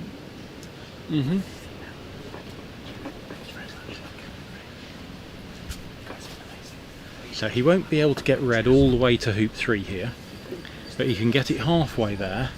Just focus on getting a straight hoop with black, run it to the north boundary, and then hit blue. And we may end up not doing a lot of commentary for a little while in case he gets too close to us. He is going to be fairly nearby.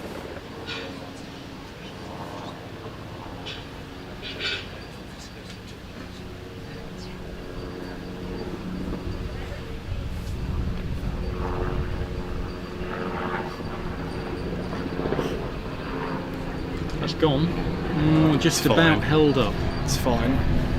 Did well to get red that far. Now a firm In the good hoop old shot. days with that old mallet of his, that would have been ready to be in front of hoop 3, wouldn't it? No, he's never had a fantastic stop shot. And he's got shot, the bit of wire as lovely, well. nice bit of wire. Just makes it 2 foot shorter and it's so much easier to hit then.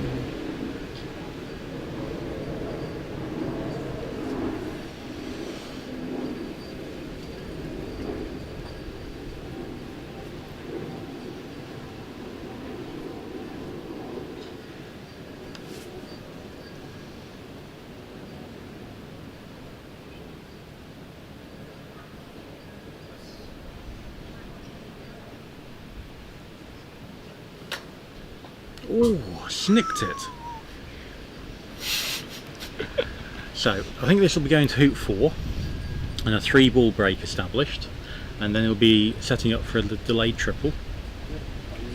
And there's going to be some people sitting at home, Ewan, going, how has Robert Fulford managed to get Matt Essick to corner?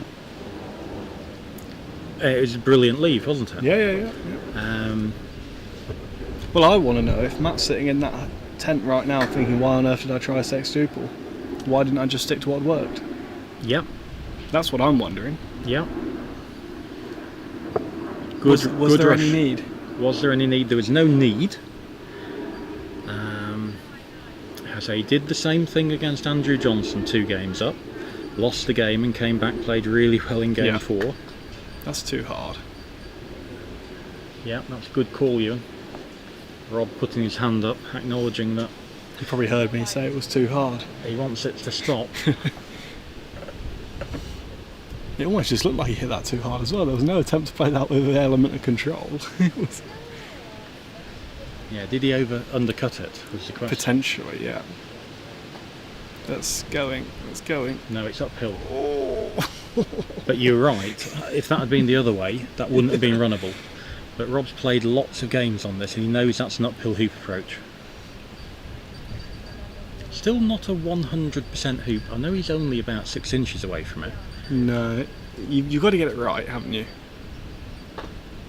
And he put some vigour into that, didn't he? Yeah, he didn't fancy it. Jenny went out of the plate about an hour and a half ago by failing a 2-inch almost straight hoop because she didn't stalk it. Whereas Rob stalked that and he put a bit more into it and he respected the hoops. And needs to hit this as well, based off the snick he had a minute ago. Anything worse than that, and well, Yeah, it looks a lot shorter from where we're sitting than the camera. I'm not convinced. I think that was 5 yards. He's hit it in the middle. Yeah, a confidence booster, you might say. Indeed, and it's a nice ball to leave up there. Got to play the most difficult shot in croquet now, the take off to corner 4. But he's quite a lot better at it than me. We've got a clip of Essick in his tent. How do you occupy yourself when your opponent's going round? I like to watch them, and it's amazing how often you see them do something wrong, like a wrong ball, or they approach the wrong hoop, and you've got to be in control of what your opponent's doing. Are you ever trying to learn from what they're doing? Always, and that applies to a different range of players. They don't need to be the best players in the world. You can watch a lower level of player and go, well, why did they break down? Mm-hmm. And well, I'll make sure I don't do that.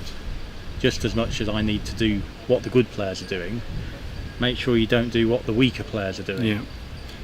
Why was that the hardest shot in croquet? Because I couldn't hit this one, Ewan. This 3.5 yarder at the other end I see.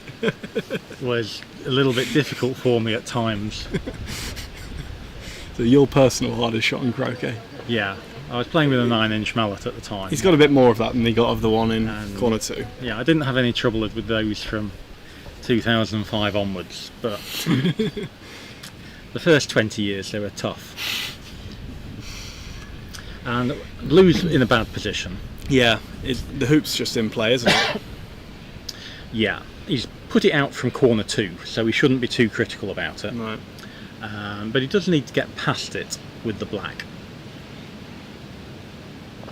I love the way he gets a little pop with the back ball on his rolls. It is nice to watch, isn't it? Brilliant. And when he's playing a bit harder, you get a much more pop. Yeah. Shin high pop. Yeah. He's done well, he's got past it, he can cut it back to straight. Yeah. Whether he's going to be approaching it from close enough to get a good rush back to 4 back afterwards, I'm not sure. No chance we see him just knock it 4 yards and run it to the boundary. Maybe, yeah, I do think there's a genuine chance of that. He won't want to risk running a controlled hoop from 2.5 feet away. So this is going deep.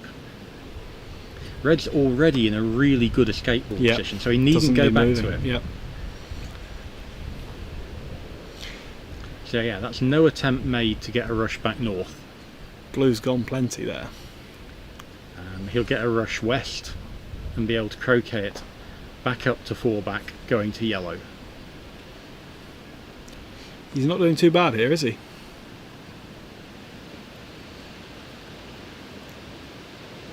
Well, from where he started, this is a dream position. Yeah. He's done this time and time and time again. I fancy this now. You should do. I wouldn't want to play it myself, but I'm sure, like you said, there's not many more people you'd want playing the turn. Just has quite a wide angle split here. That's why he's just making sure he doesn't rush blue too far. But isn't he, with the position of yellow, aren't you sort of okay having to hit it from 3 yards? Yeah. To give yourself a bit more room. Yeah, but if you're looking for that forward rush out of hoop 5, just getting a rush on it 2 feet close to the hoop will help. Mm-hmm. Blue's going to pull quite a long way here, so he's going to have to line it up east of 4 back, and that increases the angle you're playing it at. Yeah.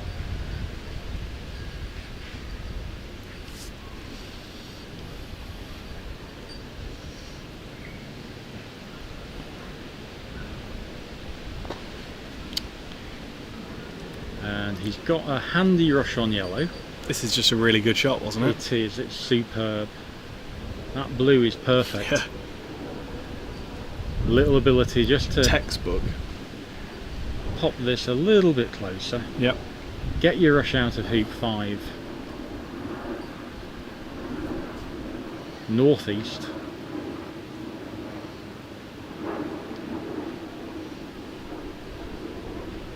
I really enjoyed that croquet stroke.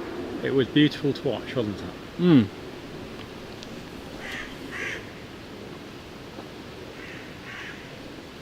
Oh my god.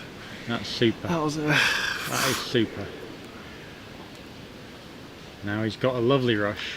This is everything under control and a delight to watch this turn, despite having been really quite unlucky in corner 2. Yeah, with that rush. Yep. And he's got his tail up now, hasn't he?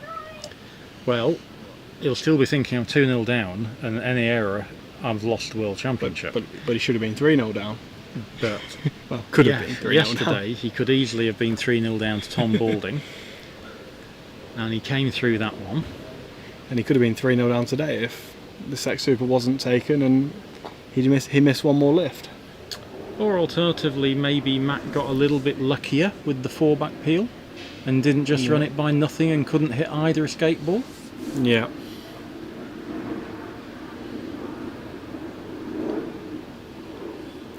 That's nicely that cut works, rush in front.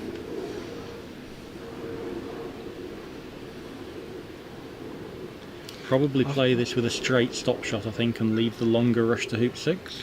I don't know about you, but I'm sort of starting to sense a little bit of excitement amongst the crowd. It's all gone very quiet. It's, you know, they're just enjoying watching what they are watching. And it's good, you know. This is world-class croquet. Tactically and physically. Physically, yeah.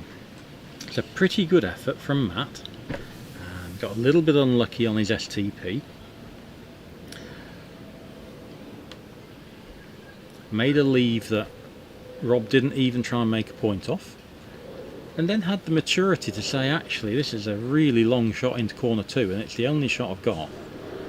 I'm going to cross my fingers and hope he makes an error. How brave is it of Rob to, you know, have a contact and turn down any hoops?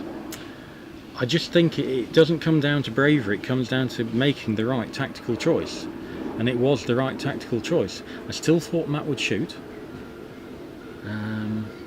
But no, super leave, super decision making, and at the moment, what a wonderful pickup this turn is. He's played it straight, he's peeled it. He needs to make hoop 6. He does, yeah. He needs to make hoop 6, and then we're cooking on gas, you might say. Would you rather blue? Is blue optimal? It just looks a bit tricky, doesn't it? It doesn't rush anywhere near where you'd like it to. Yeah, I'd just rather have it 3 inches further through. And there's plenty of wide spots. It's like I think we'll see him throw red quite deep near the north boundary. Yeah. And run a firm hoop. Doesn't want to get too close to hoop 6. We've mentioned it's downhill and it goes left to right. Perfectly happy for him to play this from 1.5 foot. Yeah, exactly. It's about where it is. Yeah, that's fine.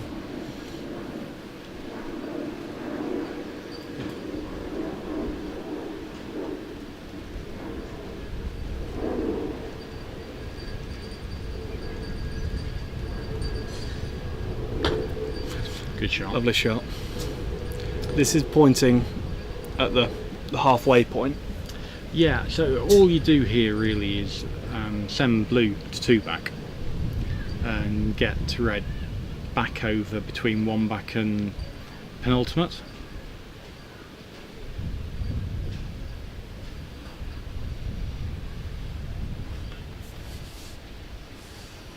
Just having a look at exactly where blue goes to if he hits it from certain angles here.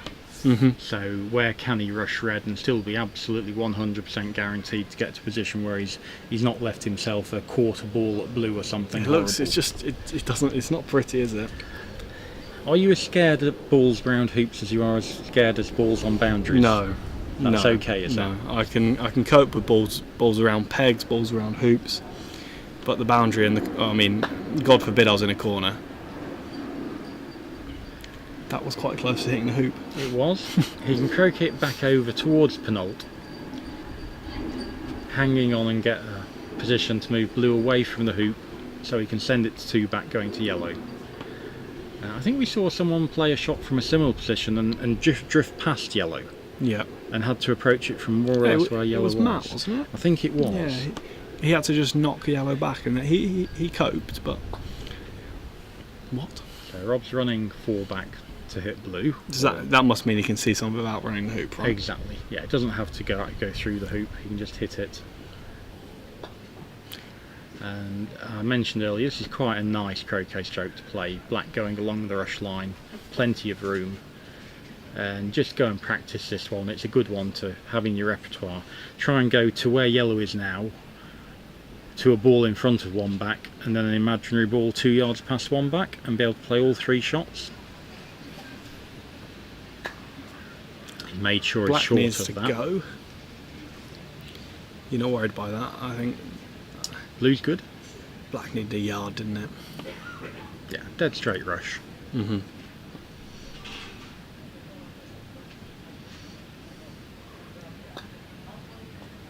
He's hit that at a good pace, and he's back under control now. Normally you swap the pivots over after 1 back, so yellow will become the pivot and red will go as a 3 back pioneer. And yellow often goes east or southeast of penultimate.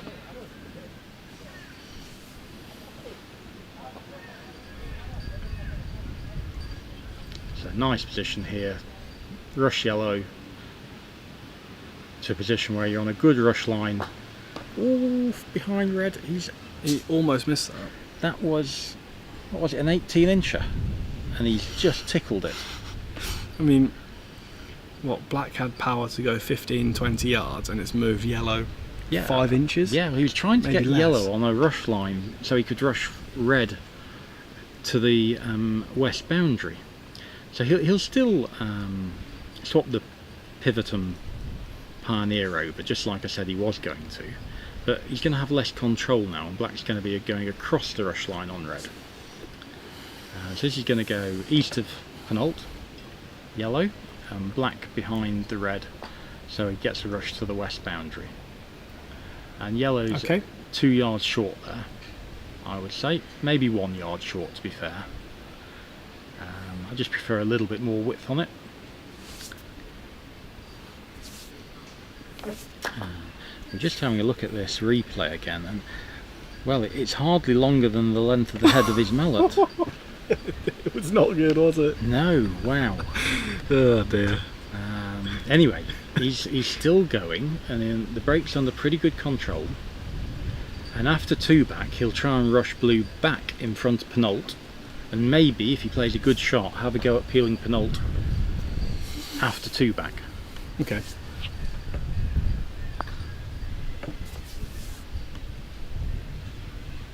Lovely control of that back ball. And if you're able to get the Penult peel done before 3 back, yeah.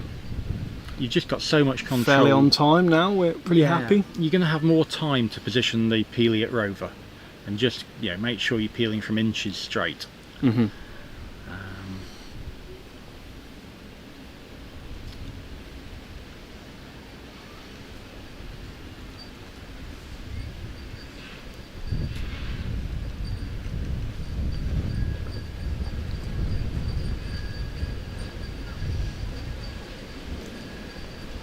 And the wind's just got up. Flag's now extended. Quite markedly as well. Apart Yeah. from the Spain flag that's got tangled up. Yeah, the leaves are. Is this going to affect Rob in play? Yeah, he'll hate this. I wasn't sure whether it was just hitting in sort of thing that was an issue. No, it's everything. This is short. It was quite a good line he rushed it on. It's just 3 yards short. Yeah. So 2 options now. He'll position blue in front of Penult. He can either rush yellow east and take off to red, or he can rush He's yellow. going to put it in corner 4, isn't he? All the way south, possibly to corner 4, possibly to the end of A bulk, and croquet it back up again. Let's have a look what he does. I always like rushing south here. I think you'd be berating me if I put yellow to 4 back and took off. Well, it's never going to go to 4 back. No, it's probably going to go just a couple of yards east as an escape ball. Yeah. So the hoop shouldn't be in play, but we have seen on approximately this line occasionally the ball moving 1 to 2 feet right to left. So you'd have to give yourself a fair margin of error. Need to be aware. Play 2.5 yards east of red. Was he a bit annoyed that blue just kept going? I think he would have preferred blue a little bit tighter. I think it probably just kept going, 5 or 6 inches further than he wanted. This is hard. Yeah, he's put his hand out again. I'm quite good at calling these ones he's not happy with. Very good. You happy with that? No. You want it very good to your call that you immediately spotted it too hard. And for everyone watching, just try and pick where you think the balls are going. And if you can judge it straight away, it's a good sign that your touch control is going to be really good once you get the hang of all your croquet strokes. He's done very well just to tap that, and he's approaching from quite close, but you should be able to get red far enough and get a forward rush. Make sure they're touching here. Yeah, they've just come out of contact, haven't they?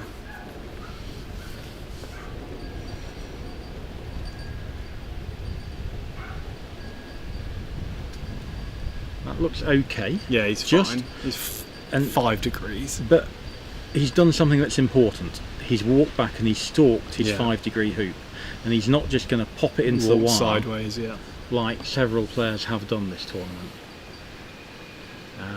So good focus. We often say the good players play the easy shots well. That's really nice, wasn't it? Yeah, that's good. And he can put this about 5-6 feet south of Penult as his pioneer, and that will help him get control to send the peely down from a shorter distance to rover. Yep.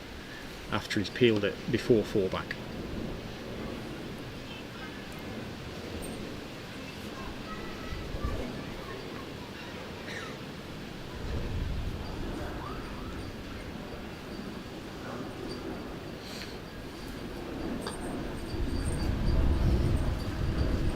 Again, maybe another 2 feet on red, but it's much better than level with the hoop. He's going to cope with that, isn't he? It should be fine.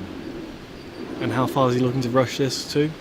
Probably rush this 6 to... inches, or? No, I was going to say 9. Tiny bit angle, but does that help with the fact that he's put pull on it anyway? This should be pretty easy here. It's sort of along the you're playing along the line, aren't Yeah. I can't see him not jawsing this. you? Mm-hmm. Oh, is he going to hit it as hard as he did yesterday against Tom, where they both went peg high? No. No, remember this isn't an Irish peel. This is True. peeling going to 4-back. So he just needs to at least jaws it. He doesn't really want to peel it past the peg. Maybe he does, Chris. No, yeah. I think I know more about his game than you. The problem, just to explain to viewers why we don't generally like peeling it there, is it's in no man's land. You can either rush it to rover, which we never advise people to do, and therefore if we don't want to rush it to rover, we have to rush it all the way back north again, past red, in order to be able to croquet it down there. So it'd be almost better peeled by 1 or 2 yards than a yard past the peg. And But I have seen him play that shot 3 times, and it's finished there every time, suggesting to me that he might be trying to put it there, Chris. it certainly looks as if he's focused on making sure the ball goes through the hoop by Yeah. giving it a bit more oomph. He definitely gave it a hit. And he's running this to the boundary. So he's got a 4-yard return roquet. How much would this 4-yard return roquet miss if he hit it with the same degree of accuracy that he hit the one coming out of 1-back by a foot and a half? Yeah, exactly. But I think he'll hit it. That gusty breeze has died down it again and the has. flags are back Oh, no, fairly they're still. just picking up.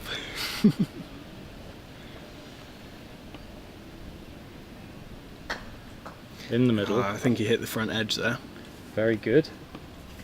And now I think we'll see him rush the blue north. Rush the blue north. Yeah. I don't think you will see him rush it in front of rover. That's a sort of less precise method of placing it. By rushing it north and croqueting it down, you know it's going to go on the direction you place the croquet stroke. All you've got to look at is pace then. Whereas a rush, you've got to get the direction and the pace right. And this is why you have... So is this going to be up near 4-back? No, he doesn't need that much room. I think 3 yards, 2 yards past red, he's fine. It's a bit short. That'll do. He's got enough room to play a stop shot there. And this is why we have red a little bit further south, so we can play this positional shot from closer.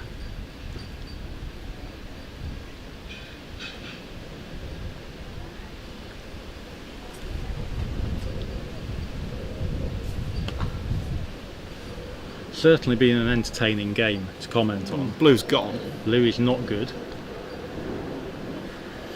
What's happened there? He just overhit it, I think. And I think I mentioned earlier the hill going to rover goes left to right, east to west. Now I'm thinking he should have rushed it in front. Well, He's got the wrong side of that. This is at least uphill, isn't it? Yeah. So much better than approaching it from the other side. Yeah, I think this is a double uphill. He's going right up the face of this hill. I agree. It should go fairly straight and be straight uphill.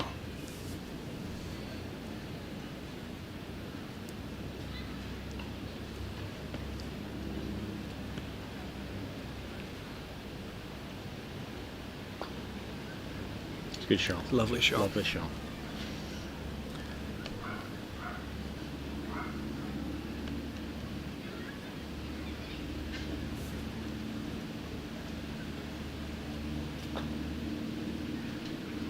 Yeah. Runs it and gets a rush. Sideways rush. And the question now, when blue is by the side of the hoop, is are you guaranteed to be Irish peeling? And I would say no. I'm not 100% guaranteed to be Irish peeling, and I might want a proper deep ball now. Rob doesn't normally have a deep ball. He normally thinks he's going to be Irish peeling, but blue isn't normally this far west.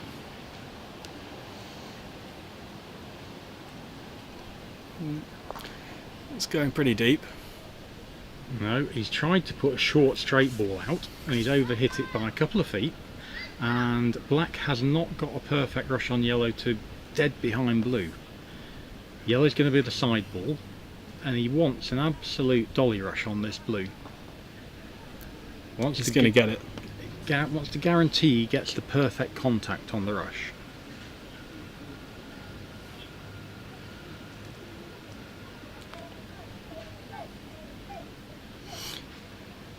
So he's going to be playing the rush uphill.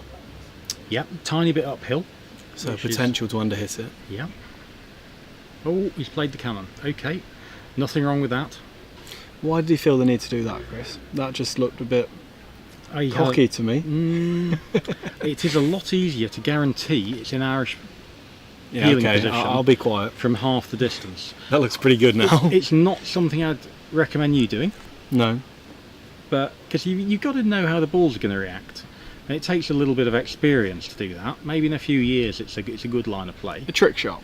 It's sort of like a trick shot, but he played for it. He deliberately not put red deep. He's got a straight ball, and now he's going to Irish peel this rover hoop. And even if he only runs it by the tiniest amount, like Matthew did at 4-back, he should still be able to hit the red. Now he's looking at yellow, God. but this is the point of red. If Yeah. black can't hit yellow because he's been unlucky, like Red's Matthew, in the right place. red is in the right place. But he thinks he can hit it. He's not convinced though. It doesn't look like it, so I think it's a referee he needs. Yeah. I'm a bit surprised he isn't just hitting the. Yeah, no, don't take that on. We've just seen the angle. I want him just to play black Just at red here. Red off the south boundary. Correct. Yeah. You're going to go fairly near the blue, aren't you? I don't think there's any need to play this shot.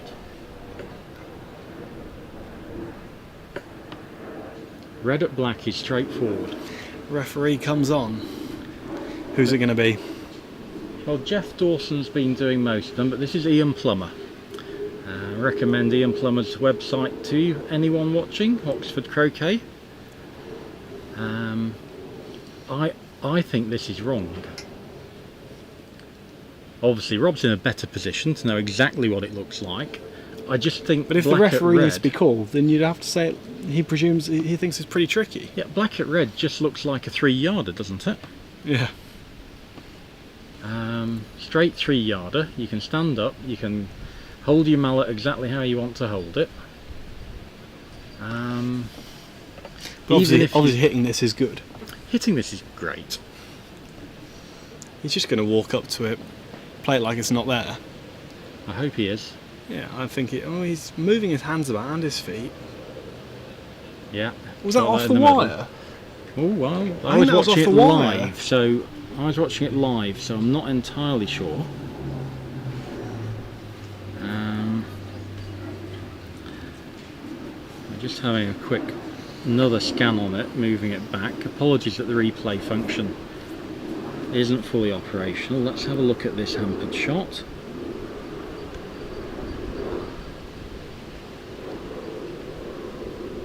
No, straight at it. Straight at it. No problem at all. So just needs a nice rush back to the peg now, and that'll be plus 40p to Robert to stay in the championship and go 2 games to 1 down. It's not over yet. Definitely not over. I was talking about this game, not only the match. Oh, I haven't seen Rob fail to finish many times from the year before. But remember that yesterday he rushed to the peg and had a 5-yard peg out, and he only just flicked the edge of the peg. Look how close this is going to the peg with the hill. That's fine, just a little bit over hit. So 4 yards. It's not in 100% range.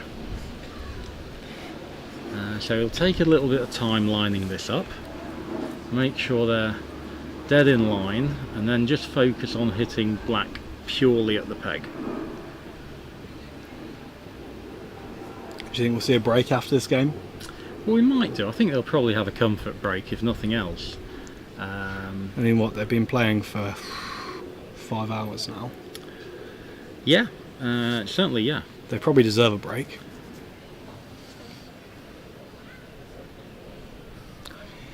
Come on then, Rob, let's keep us interested. Thank you. In the middle. And we're going to move away. We're going to give this a clap first.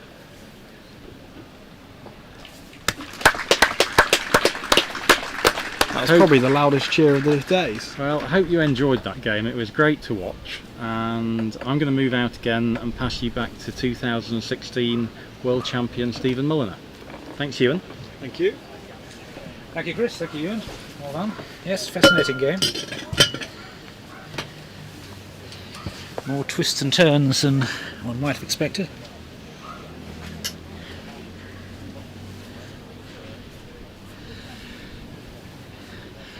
Can't blame Matthew for wanting to win the title in style, but sextuples, even in good conditions, carry an element of uncertainty, and having had a few problems, he brought it back very nicely together at four-back for the straight triple. He was aiming for the bombard, which is where you hit black after the hoop and rush it so it can be used to croquet the partner ball, the peelie, over towards Penult. And if he'd just been able either to stop his own ball in the hoop, which is the preferred method of many people, or get it comfortably through, then he could have roqueted black and adjusted it. But now the players are going to perhaps take a short break and then get on with game 4. Oh, in fact, it's going to be a half-hour break, as a small matter of lunch has to be taken. So I'll sign off for the moment and be back with you when they resume.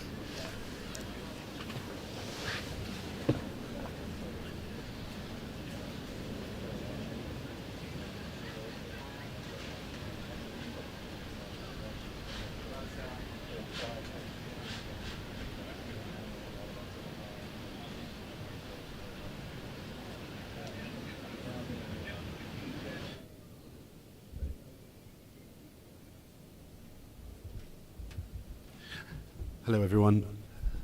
Just to confirm, we're going to try and restore the replay function. We'll keep the stream live, but don't be alarmed if your screens go black or you have a loss of signal.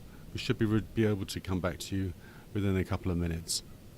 If the worst comes to the worst, there will be a second session that you'll see visible on the Croquet England website.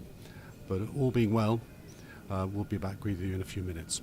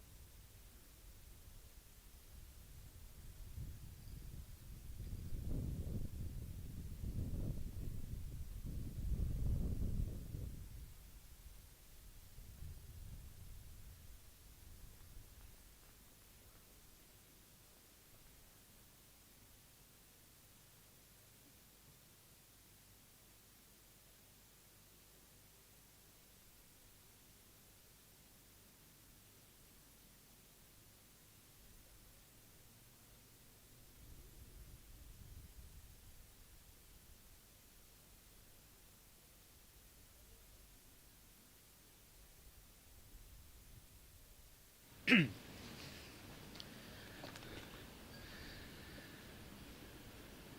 welcome back to Hurlingham, where the players have returned from their slightly delayed lunch break, having got through 3 games by 2:30, and it's fair to say that this is at a far more interesting state than we might have thought it was going to be. The psychology of this situation is interesting in itself. Matthew established a very dominant 2-0 lead, and after hitting in with great conviction after Robert had played an excellent third turn to 4-back, it must have been very tempting for him to have simply done what general experience suggests is the right thing to do. Just simply to go to 4-back yourself, make a really good leave on the east boundary and say to your opponent, look, you've got a 20-yarder here. If you miss it, I'm going to win. I'm going to win the game, the match, the title. And that will put pressure on anyone, no matter how good they are. However, he obviously wanted to make some sort of statement, winning the AC World Championship in style, and thereby becoming only the second person in the history of the game to hold both the Golf Croquet and Association Croquet World Championships at the same time. The previous example being Reg Bamford, who did that for a few months in 2012 and 2013, winning the AC Worlds in 2012 and the GC Worlds in Egypt in dramatic circumstances in 2013. But then the AC Worlds came along pretty quickly after that, and Robert Fletcher, who was then only 20, took the title from him. So now what we're looking for is how Matthew will react to not only the fact he didn't finish, but the very clinical way in which Robert Fulford capitalised. Not only did he have a contact, but he made the best possible use of it and left Matthew in a very difficult position, and Matthew felt he had no choice but to defend, but of course it didn't really work because Robert had a perfect rush to his first hoop and then was able to extract, with a little bit of work, a 3-ball break, which then became a 4-ball break and a delayed triple. And with players at this standard, a delayed triple is really bread and butter stuff. So whether the shot into 4th corner with yellow was actually the right one is debatable. He could have taken the view he'd just shoot straight down the boundary at Robert's balls near corner 1. If he misses, he probably loses, but if he hits, then that's a much better situation. So the players have appeared, have not yet immediately, they're just about to walk out now. That was good timing. So we're just gone 3 o'clock in the afternoon. This could be over in an hour, or it could be still going in 4 hours' time. We have absolutely no idea.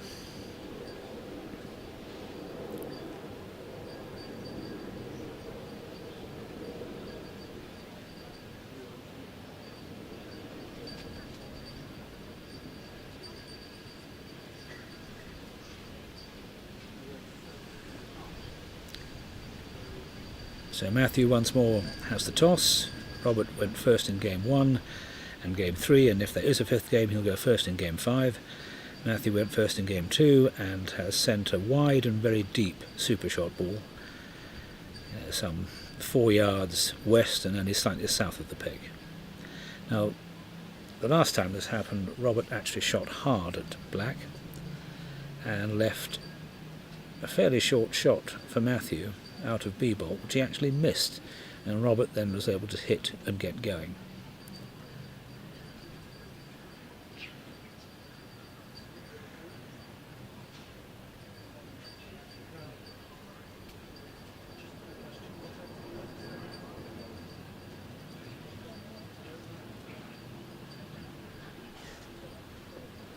I think Robert's moving yellow, so where should he miss black, he'll recreate the situation that Matthew faced 2 games ago.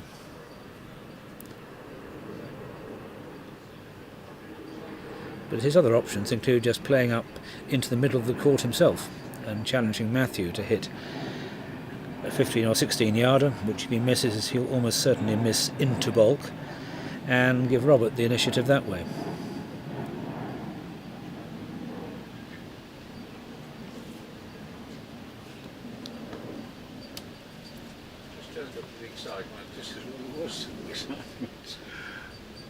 Do you know where Andrew is? I haven't seen him. Okay, so what Robert's chosen to do is to basically do a sort of mirror image. So yellow has gone about 3 yards east of the peg, so obviously no double from anywhere. And it's now up to Matthew to decide what he's going to do. Again, the options certainly include going to the maximum distance point on the east boundary. Matthew's just acted as random plastic bag collector to keep the court clean.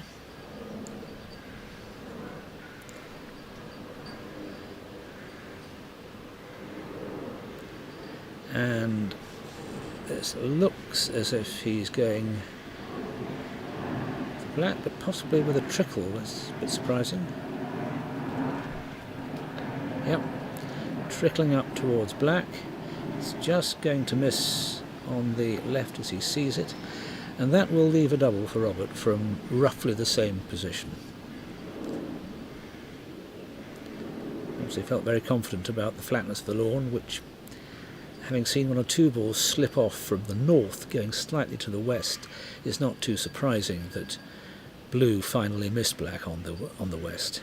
But it's possible that he actually allowed a little bit for that, but didn't allow enough.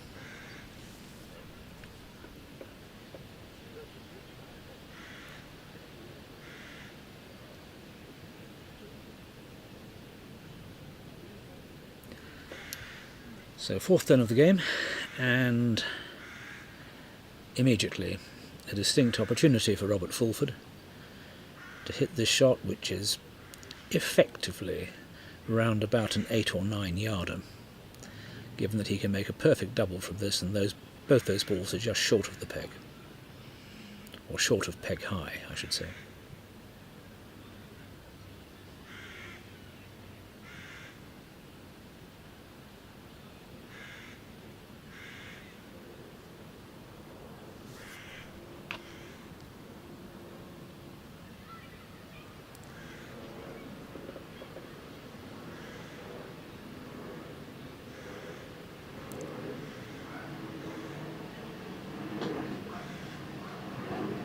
That's a great shot. Centre balling blue all the way up to north of hoop 2.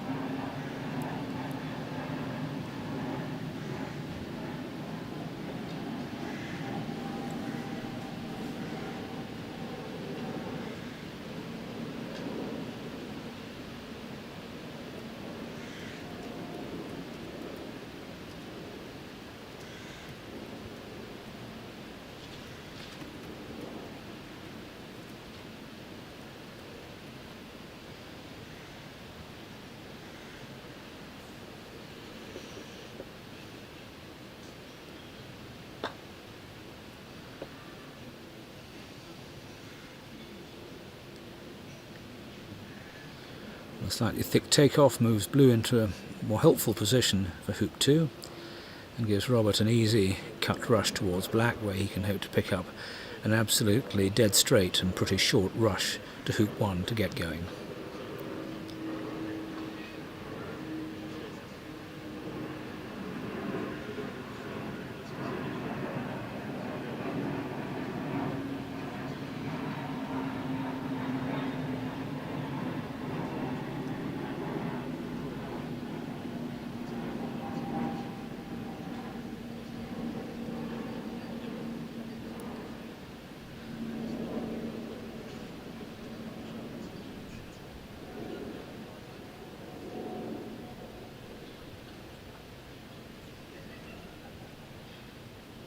Now Robert preferring not to just rely on a straightforward takeoff, but to move yellow into the middle.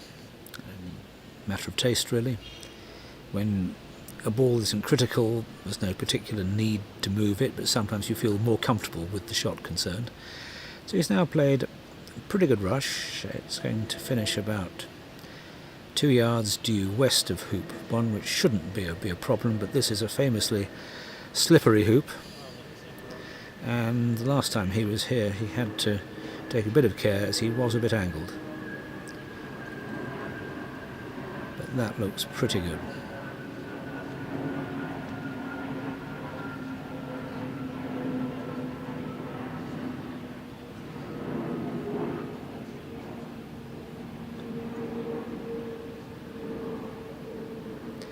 So runs that without any messing about. I'm quite sure he wouldn't be short of anything, and indeed this makes the placement of yellow into the middle all the more explicable, because it means he had 2 balls he could hope to rest by. Now, of course, what he can do is just send yellow into the game, perhaps straight up to hoop 3, and get on to black and rush black to the west and south of blue, and then the 4-ball break should be established literally after just 1 hoop. And then the question will be, well, what are his plans? Is he going to go to 4-back, or perhaps stop at 3-back, which I think is unlikely, or go for the sextuple and perhaps show Matthew how it should be done?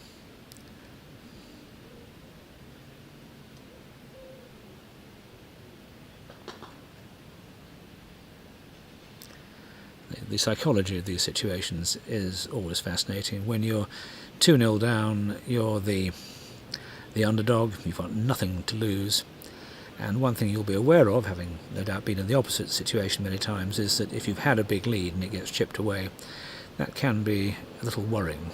But the best players just tend to treat every game as an individual entity and don't let these things worry themselves too much.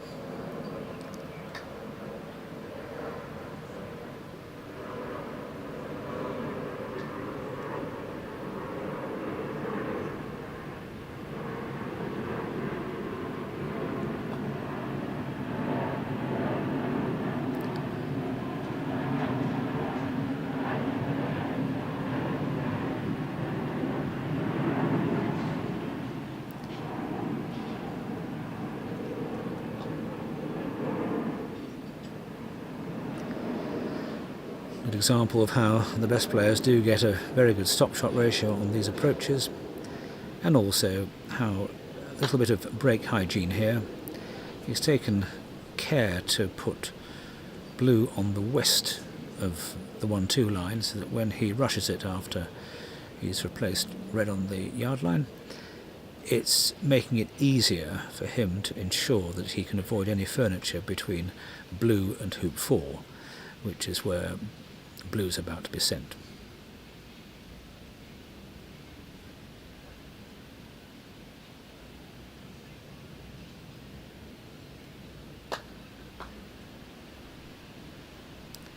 There's a great big gap between the peg and hoop 5, whereas from where he is now, a few yards north of the middle of the west boundary. So knowing Robert, he'll be expecting to place blue within a yard of hoop 4. The accuracy of his croquet strokes has been one of his hallmarks throughout his long career.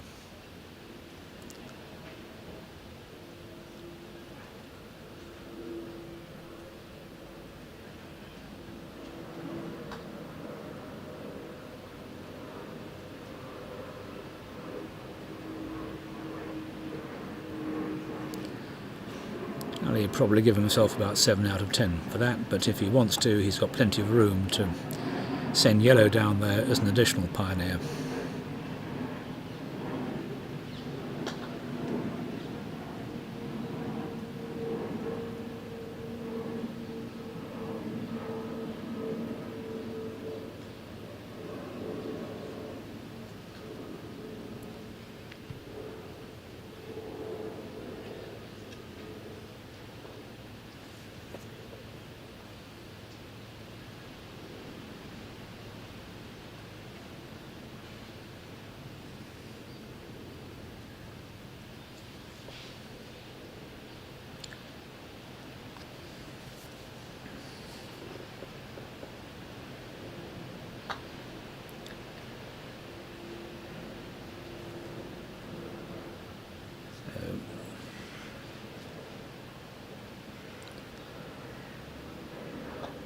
Content with just playing yellow into good central position, everything in front of him now.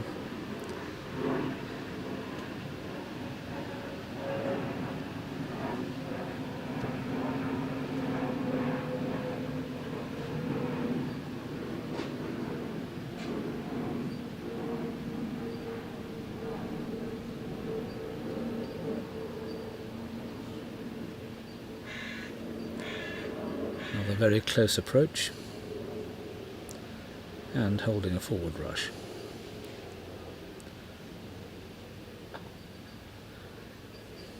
Not exactly fatal if you don't get one in this sort of circumstance with two balls in front of you, but nonetheless it's nice to do, and it means you can shorten the distance that the striker's ball has to travel when you're taking position on the middle ball, which in this case is yellow.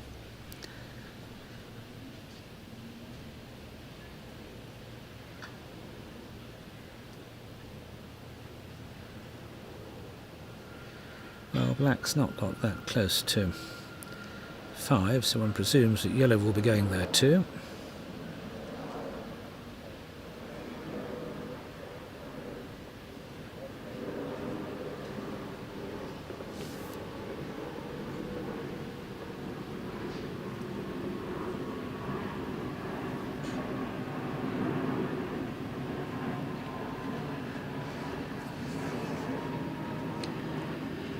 But in good position just to stop yellow across close to 5 and get a tight rush on blue.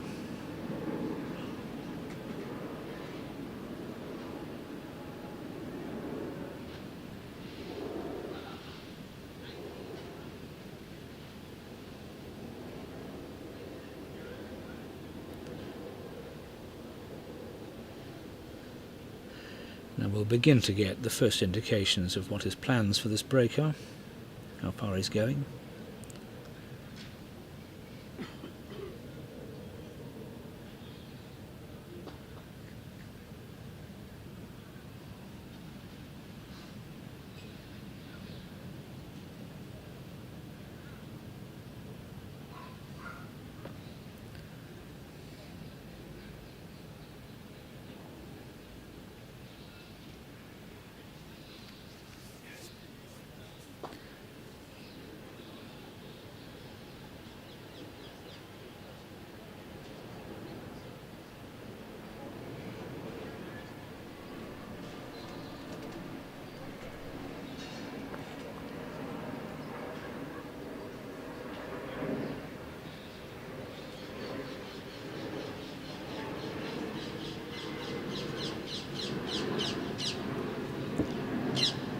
Joined by Debbie Lyons, who's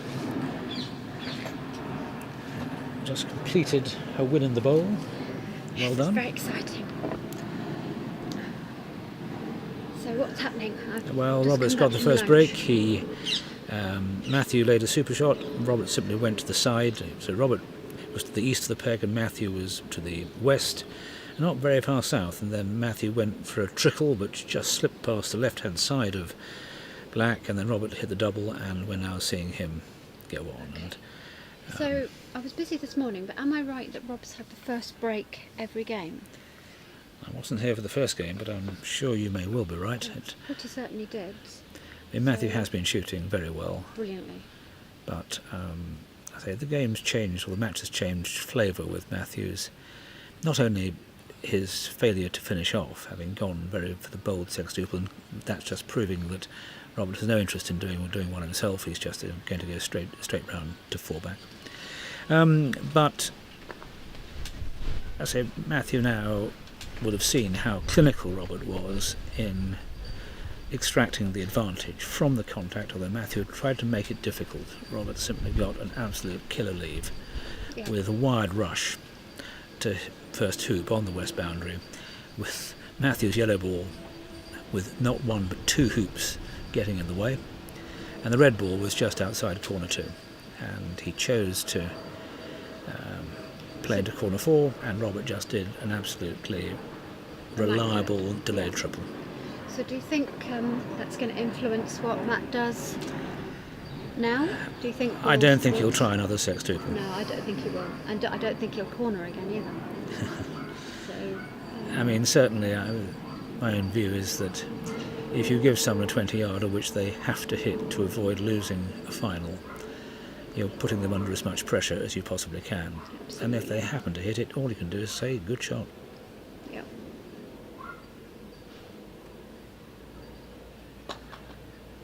So when did, I ought to know this probably, but when did Rob first win this?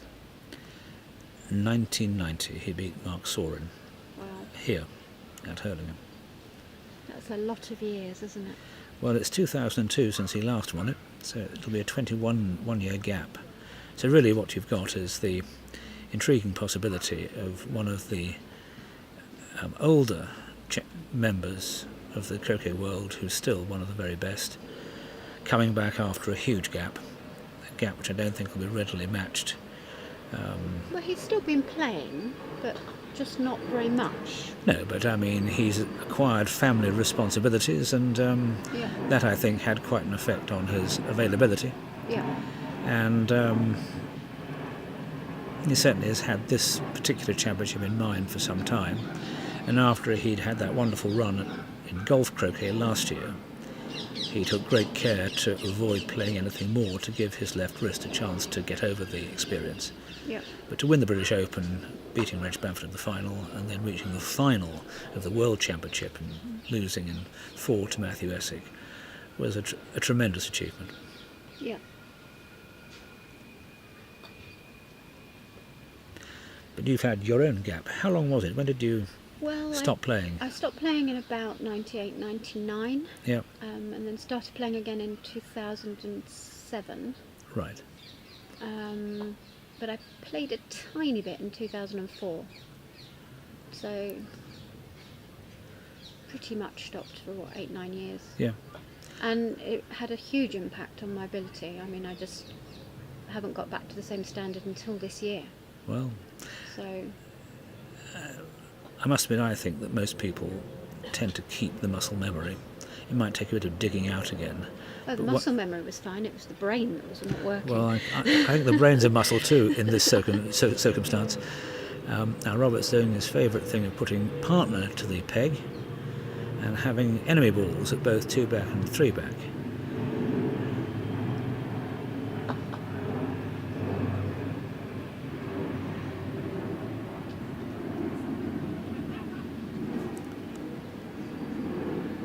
That looks quite close. Just cruising into tight position, but he's got a good stop shot.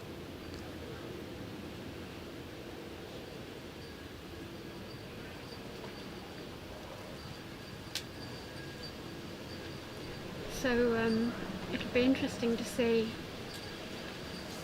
what happens over the next couple of years. The next one of these is October 2025 in America, and the Americans have really done themselves proud this week, haven't they? Oh, They're very just impressive. coming on in leaps and bounds.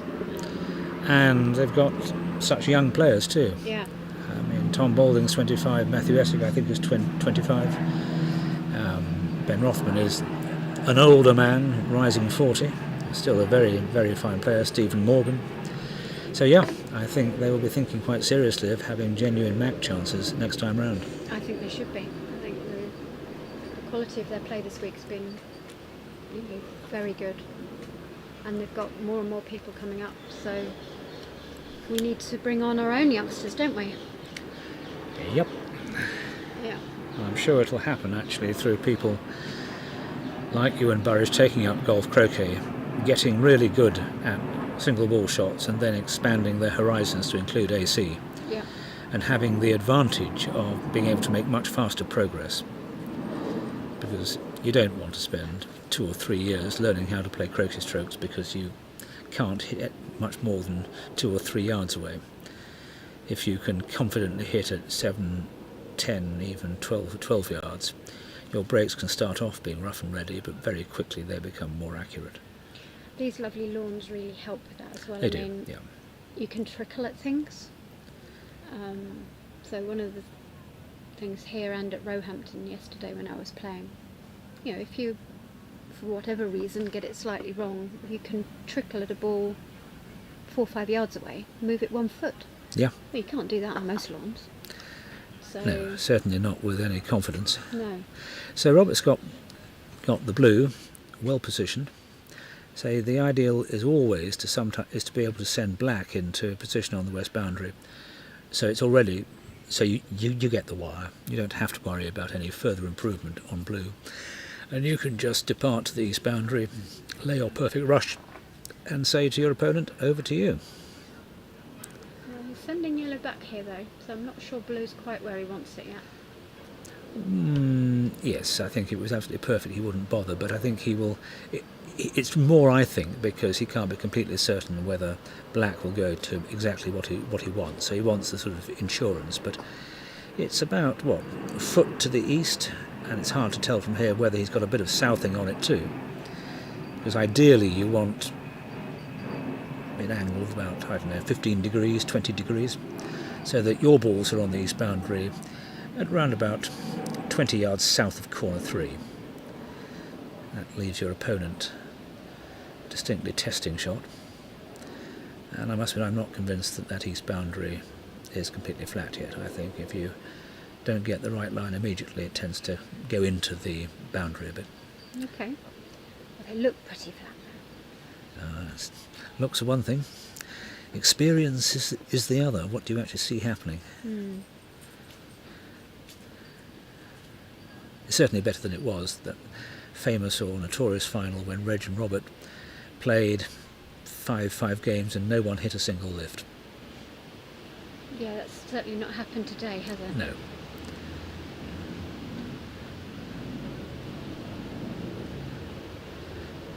So Robert is proceeding with his usual attention to detail.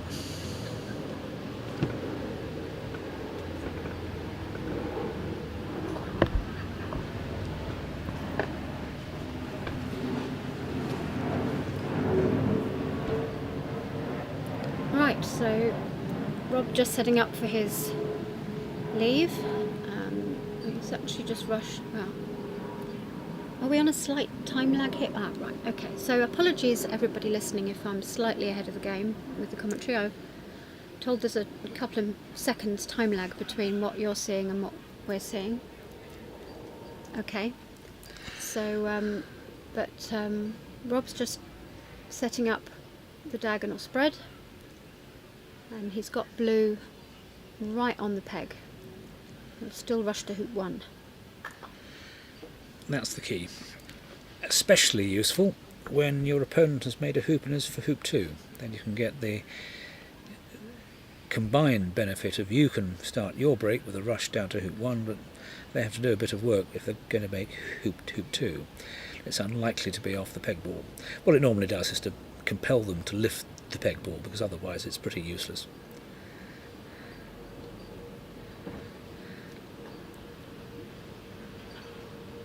So not too long now before we see whether Matthew is actually capable of missing.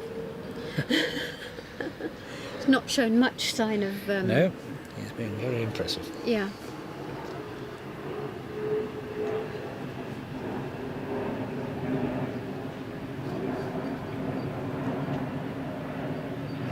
So how many World Championships have you played in now, Stephen? I believe this is number 17. 17, you've played in... I missed one. All but one? Yep. That's quite impressive. Well, I regret the one I had to miss. I was mayor of my town, and it was in New Zealand in 2002, I think. And there was no way I could be away for the fortnight when you were on engagements virtually every single day. Right. So I had to reluctantly give it away, as they say in the end, Tippities, and followed it from afar. But right. Presumably you've played in more of them than anybody else. I believe so, yes. Well done, Robert. It's a good, tidy and very professional fourth turn of the fourth game.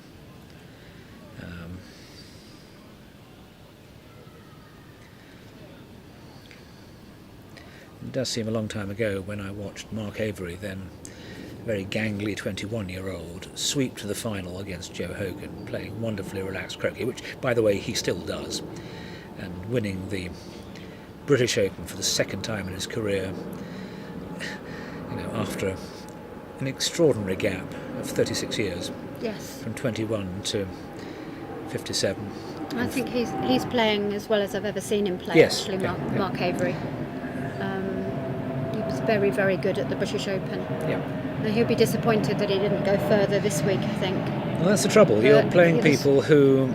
So many good players. Are just as good shots as you are. And if someone really is rifling them all in, then you've got to reply in kind or perish. It's amusing to read the old gazettes and see that in 1974 a very good South African player called Tom Barlow had to play Nigel Aspinall in the final of the Open and was criticised mildly for turning down a 7-yard roquet. Well, these days you wouldn't even think of turning it down, but in those days with the hoop mallets that they had, it wasn't a completely stupid idea. Yeah, it is a different game now. Even, I've been playing since 1986, and we had Jake's balls and wooden mallets. It's the ability to be certain that things are going to do what they're meant to do is much greater. Yes, yeah. Anyway, here we go.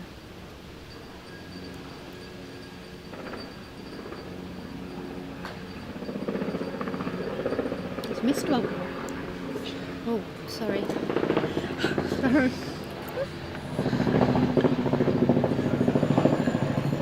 Debbie is just demonstrating her powers of sorry, folks. clairvoyance. Aided by the fact. I have not been commentating all week, so I do apologise, everyone.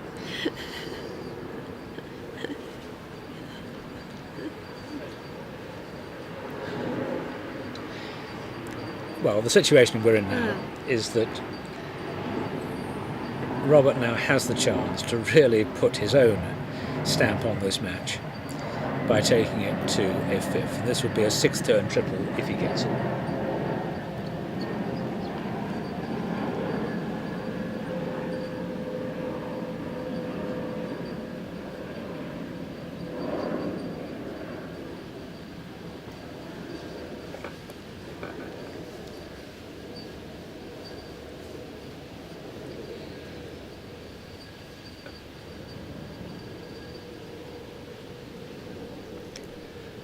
So that's a characteristically precise approach. There are two ways that you can do this. You can either be content to rush 3 or 4 yards short and then try and stop shot partner all the way to hoop 2 and pick up an adequate rush to hoop 1, which makes making hoop 2 easier.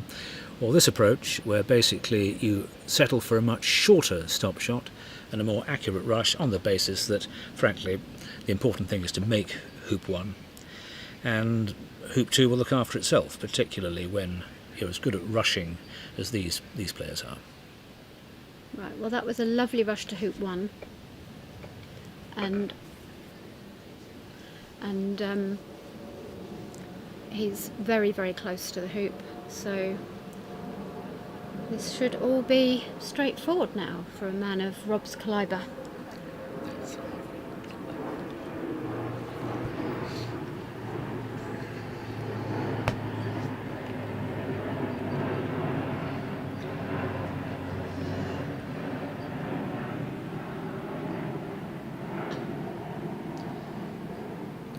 So Rob went for what's called hoop and roquet then. So he ran the hoop and hit blue at the same time. So when that happens, for those of you who aren't maybe quite so up on the laws, the hoop continuation stroke is, if you like, forgone, and you go straight to the roquet. It's called hoop and roquet. Yes, the next shot has to be a croquet stroke. Yeah. So Rob would be a little unhappy with that. He would have liked a better rush to hoop 2. Needs a bit of a cut.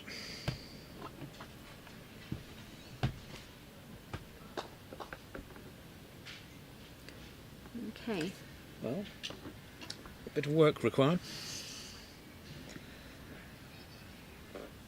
Sort of 4-yard backward takeoff. Yeah, and he can.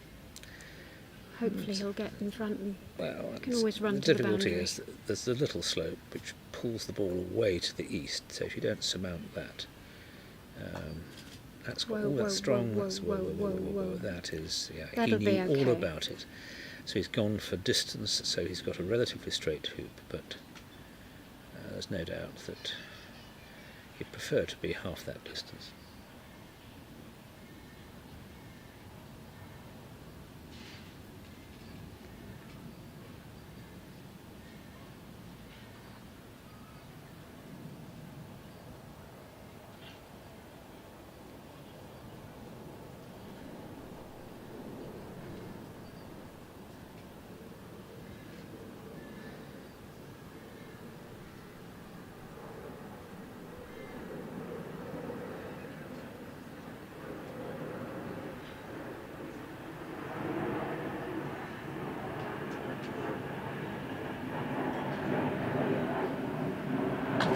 good hoop. Yep, he survived that little test. Yep. So, so he's now back on track, and he'll be wanting to put the red just past hoop 4, so that in a minute he can dig the black ball out of corner 4. Now this is pretty much a carbon copy of the previous game's finish. Absolutely normal. So, bar any It disasters. helps having a good stop shot, because he needs to hold a good rush on this blue.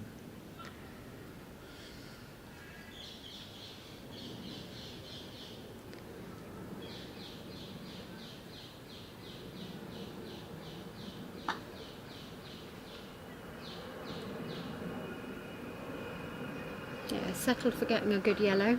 Red is good enough. He'd have preferred that a little bit further, but it'll be good enough, I'm sure.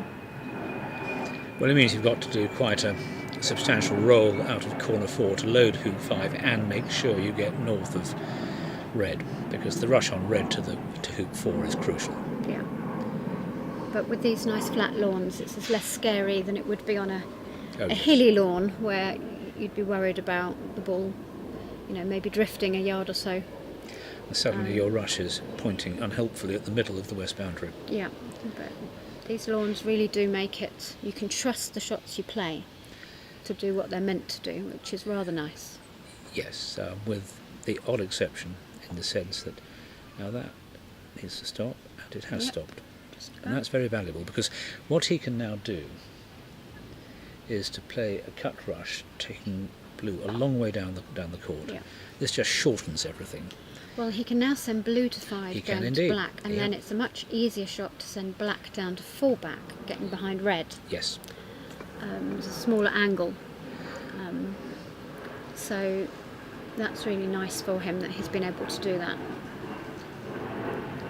Earlier this week I went out to Zach Watson because I didn't get a forward rush after hoop 3, and I took off the lawn going to Yes, the well, black ball in corner 4. It's a well-known Yep. source of error. Yep, and that's one of many reasons why I'm not out there now, but the most immediate one.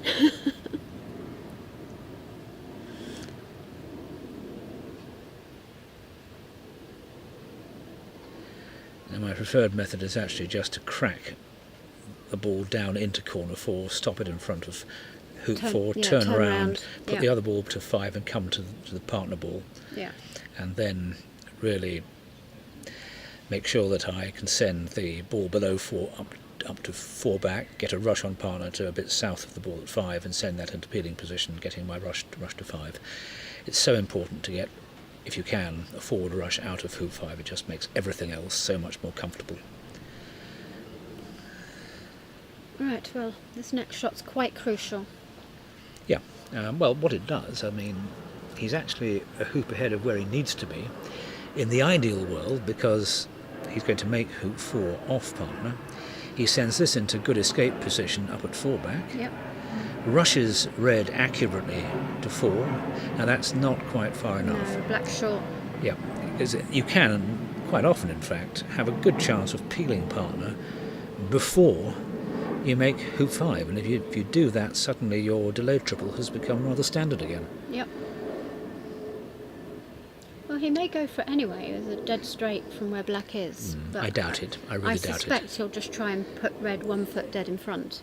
Well, no, 3 foot, please. I think 1 foot is asking for trouble if, for whatever reason, you don't get a rush out of hoop 5, and then you have to play a big croquet stroke. There's always benefit in having a little bit of room. Well, that's true, yes. So we're not there yet, but if he should be in a position where he's thinking of playing a death roll, say, of the Penult peel through Penult, and his ball goes down to a ball at 2 back, I'd be surprised if his 2 back pioneer was closer than 3 yards from the hoop, so that he could basically hit it with reasonable force and still hold a good rush. But this is all looking very tight. The trouble with trying the peel now is if you get it somewhere unhelpful, like glued onto a wire. So he just doesn't need to do it. He's so good at this delayed triple that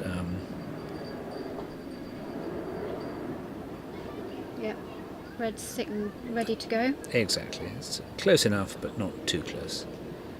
And the nice thing here is he can just go all the way back. Yep, and then I'll stuff black back again into the escape ball position. Yes. So. And possibly having learnt a little from the last shot. Needs to give it, I mean, the ideal is, I suppose, what, a yard north of the line of fallback? Oh, I tend to aim for level with the hoop. Okay, yeah, well, because you don't want it too deep, or you end up doing a horrible little rolly thing. But yeah, if it goes short, then that's not great either. Putting it out from that far, you sort of take what you get in a way. That's actually That's improved. rather nice, isn't it? Look. Yeah. Yeah. And although what he can't do is the other method which Bob Jackson, the late Bob Jackson, was very fond of. He didn't like pull, so what he would do is just line up a straight stop shot peel. Yeah. And if the other ball was within five yards, he was perfectly happy just to hit it. I think Rob's experience, he's probably got a pretty good idea of how much pull he's going to get, Stephen. So yeah, exactly. We shall no doubt see in a minute, but if everything goes to plan, I mean, he's got a nice deep blue, so I'm sure he's going to get forward rush. Exactly. Yeah. He'll be doing the peel from very close. Shouldn't have too much difficulty guesstimating the pull needed. Or should I not use the word guesstimate when Robert's play is involved? Look, it's a bit more precision than that. Yeah, I mean, I think. Oh. No, that actually. That wasn't great. Not what one expected. No. And this is where having read where it is now so important, because he can drop onto it. Doesn't have to move it. In fact, just a gentle roquet from any direction will still leave him in reasonable condition. Yeah. I mean, that's the sort of error he's going to get away with most likely, but that was an error. Yeah.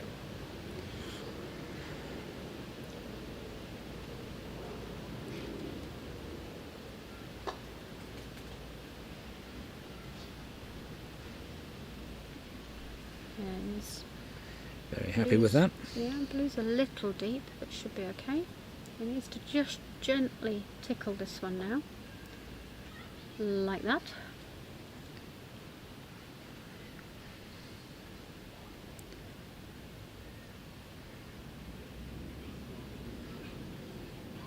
Just looking at... Well, he wants a sensible rush to about 4 feet south of 6. You're never rushing to the hoop, you're rushing to the point you want to approach it from, which is... Well, close as possible really. You don't need to do anything with black afterwards, do you? Nope, nope. Well, yep. That's a good peel. That's lovely. And providing this rush gets approximately to, I say, 4 feet south of 6, then this is looking like 2 all.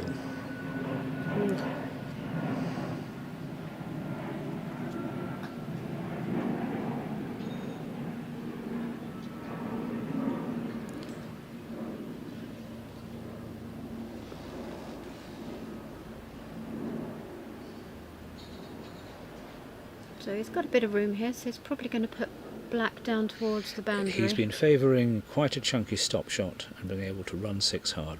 Yeah. Well, he's got a deep blue as well, so...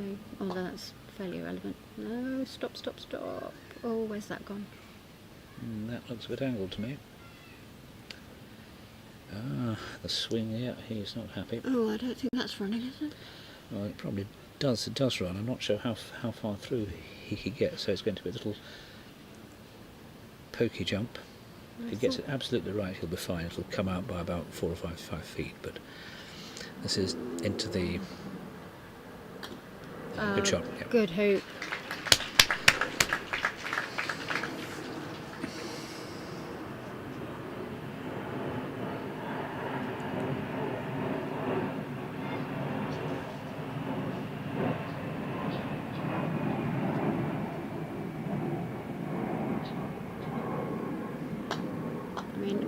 We're just quiet for a minute because Rob was aiming straight at us, but that hoop was under pressure, really quality.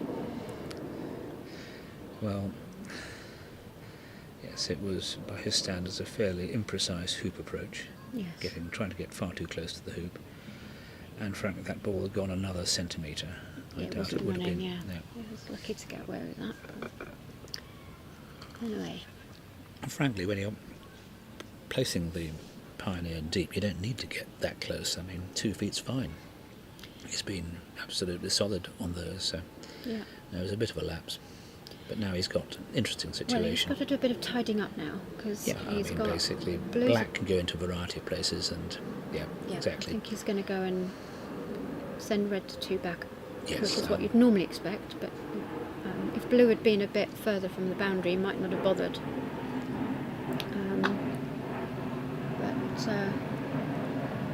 He's going to go to, just missed that.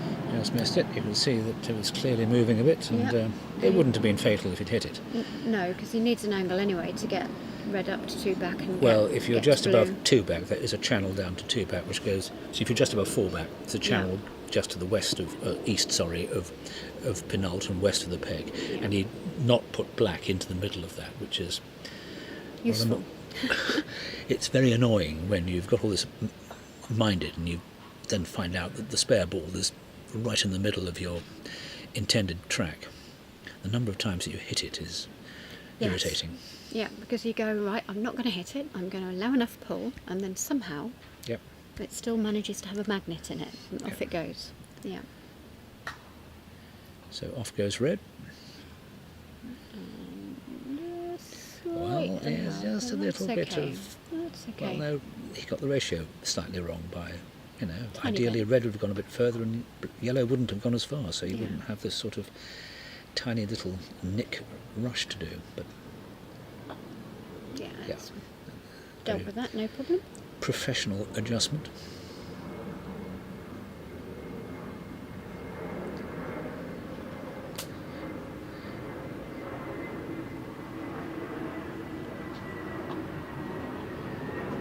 And that was a considerably more respectful approach. That's twice as far from hoop, but it's only slightly angled, so shouldn't have a problem.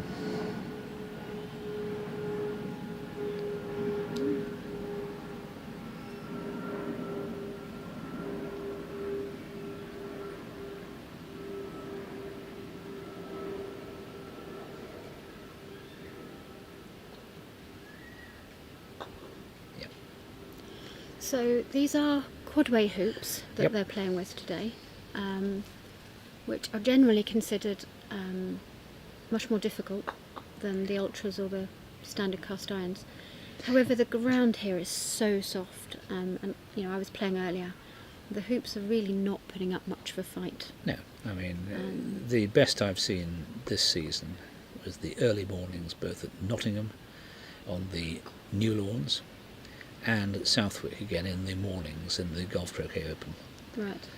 Quadways in each case, you really had to be careful what you were doing, but of course in Golf Croquet you're hitting a lot harder. So well, of course we've got the GC Women's World Championship starting from Southwick, Brighton, on the 7th of August, in a couple of weeks' time. Yeah. And they're going to be using quadways for that. But and hopefully the ground will be hard and firm. Well, I mean, it certainly can get... I mean, they've obviously had a lot of rain compared to what happened in June. When we got there, it was looking pretty baked. Yeah, but they've done a wonderful job. It's chucked it down solidly for about 6 weeks, hasn't it? So, well, there's been plenty of rain, certainly. Yeah. But it drains well. Now, Southwick is very good at that. Yeah. So I'm sure you'll have a pleasantly challenging time. I'm sure we will. So yeah, if anybody wants to tune into the live stream, we're going to be live streaming again for that. Or of course come down and watch in person at the Southwick Sussex County Cricket Club, just outside Brighton. Yes, and usually superb catering too. So. Oh, they're very good, the catering there. Yeah. Might not drink as much Pimm's there as I have this week though. No, this is true. Okay, so this is looking very adequately professional. Roberts has got himself a short rush back up to Penult, and in an ideal world he'll get this couple of yards north. It's always worth going for this. It's looking good. Maybe just slipping a bit to the... Yeah, you might be able to jaws that. Yeah, exactly. Yeah.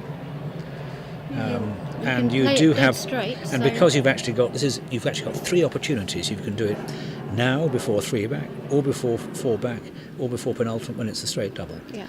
And so it makes much more sense to take a bit of a punt on this first attempt of 3 than it would do if you only had 2 possible attempts. Because what you don't want to do, as I've said before, is to glue these things to the uprights, because then it can take, you just can't get it into position some of the time. It looks like he's playing it with a bit of split though. No, he's just he's just putting it in position. Okay. Yep. I'm slightly surprised he didn't go for just a straight. I think he's feeling pretty confident now. It looks like he's rushing blue down as well. Well, I'm not sure I'd have done that. Well, I think the reason is, I think that black is very close to 3 back. I think he wants a really tight rush on it. Yes. Yeah. And I've always thought that in golf croquet in particular, you're sending messages to your opponent all the time about what you're capable of. And whether he's doing it consciously or not, he's certainly letting Matthew know that he is in machine mode now. Yeah. 2 absolutely regulation delayed triples, and so if he gets the same chance again, it's likely to be Matthew not being the champion, when it seemed only so likely at about sort of, 1:45. I think you're getting ahead of yourself. Oh, entirely. But yeah. But I'm just saying, what he's done, he's come right back into this match. Yep, and he's thrown down the gauntlet and said, it's not all over yet. Oh. So blue's going to go back into what we call the box, which is a huge area where he can still do the peel on red and then get a rush on blue to 4 back. And you see he's put it quite wide, and that's just to make sure that he's got plenty of room there. Not sure what's happened here, whether he's got a very good stop shot. Can he get a forward rush out of this? Well, he may just do another tap rush. It, hoop and roquet. Hoop and roquet. See where this goes. Nope, he's got room for a forward rush. So really it's a question now of being very, very delicate, controlled, and not leaving it sat on the hoop, which would be very sad. No, well, good shot. See, that's just perfect. Croquet played this well looks easy, doesn't it? Well, it's just trying to make every shot as easy as possible, and hold on, one easy shot begets another. That's perfect. That's great. Yeah, nice little wiggle going just went all the way around. Yeah. So there are some hills here. We'll say that quietly because we don't want to upset the Hurlingham ground staff. But you have done a superb job. The lawns are just amazing. They've got the surface into the best condition I can remember it. Yeah. It's much harder to deal with levels which take much more work over a much longer period of time. And the ground is never still. People think it is, but actually there are movements. So I'm going to rethink about this one. That's nice. Yep. Yeah. And we'll see whether he's once more going to bonk it all the way down to the peg, which has been his preference. I think he's close enough that he will play this as a drive. Yeah.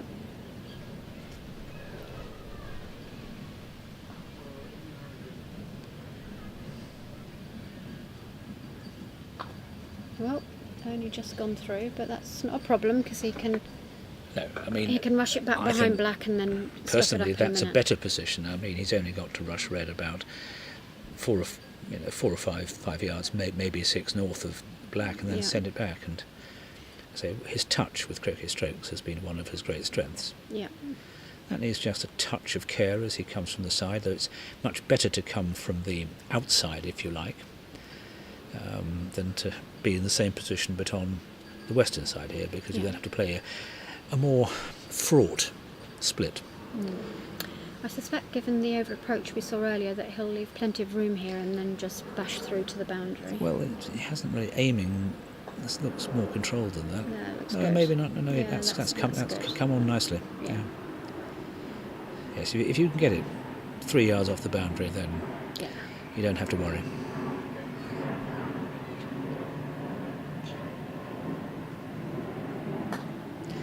Great way of releasing a little bit of tension. Yes, good sometimes thump it's through nice. to the boundary. Yeah.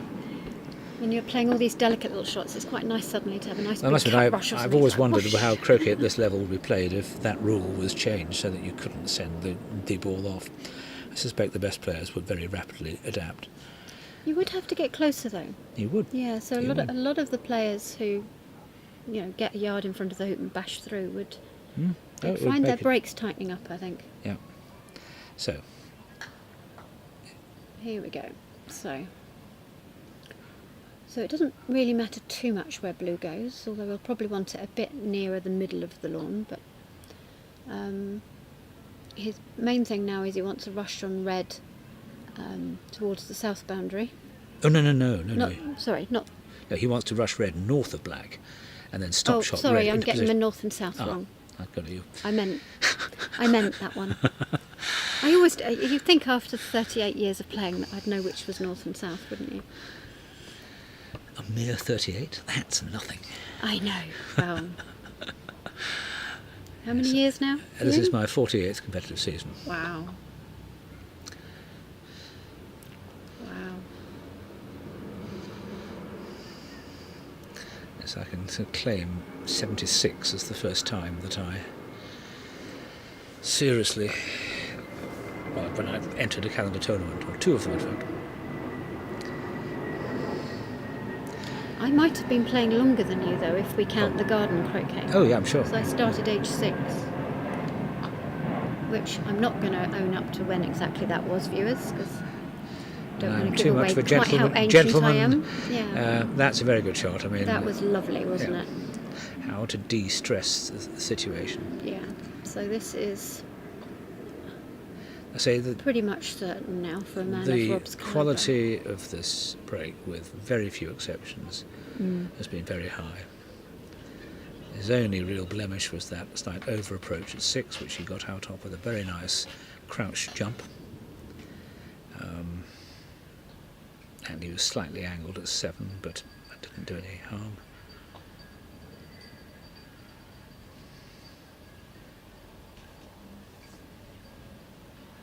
So, viewers who are less experienced, he put black to the left because blue's on the left, further up the lawn. Yeah. Just minimises the number of splits and angles involved in every single shot. He'd would have liked to forward rush on black then, but not totally crucial given how good blue and red are. Yep. And so he's so close he'll be leaving black just south of Rover by about three yards.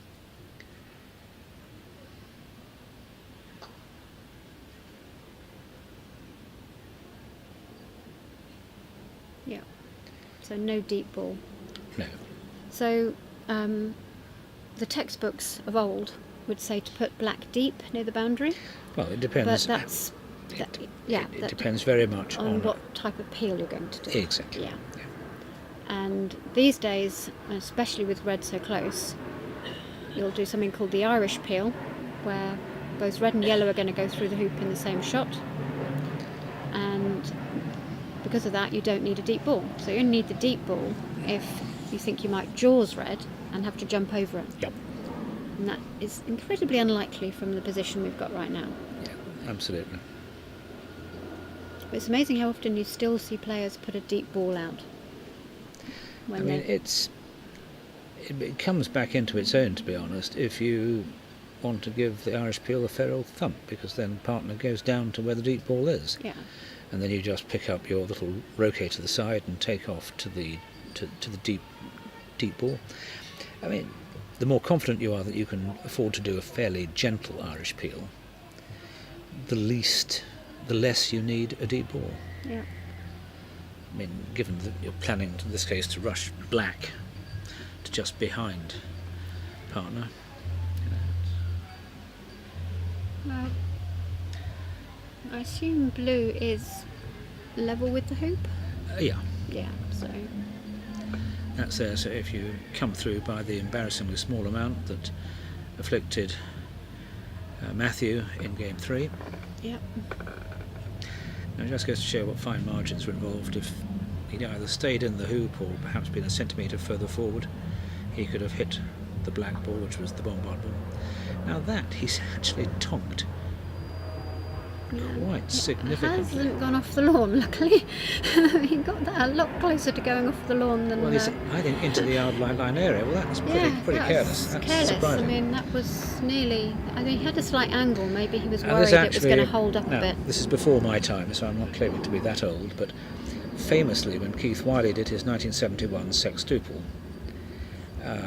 with the leave at hoop 7 rather than the now normal one back leave, he did send red which was the PLE, I'm not sure if it's the right colours, but into the yard line area, and so everyone was on tenterhooks whether he'd be able to get a decent rush back. Yeah. So now this has become much more critical. Yeah, he needs to rush black. Well, basically within a foot or two of red, really. Yeah. Which he has. Perfect. Well, yes, almost It's too touching. perfect. Yeah, well, I'm sure he'll cope if it's... Yes, he'll cope. He thinks there's no cannon. But I'll bet you he would prefer to be taking this rush from 4 or 5 yards nearer the peg. Well, it looks like he's just going to push the black slightly. No, he's just taking off. So, looks like we're going to be at 2-all. Keeping the spectators happy. Yep. Well now.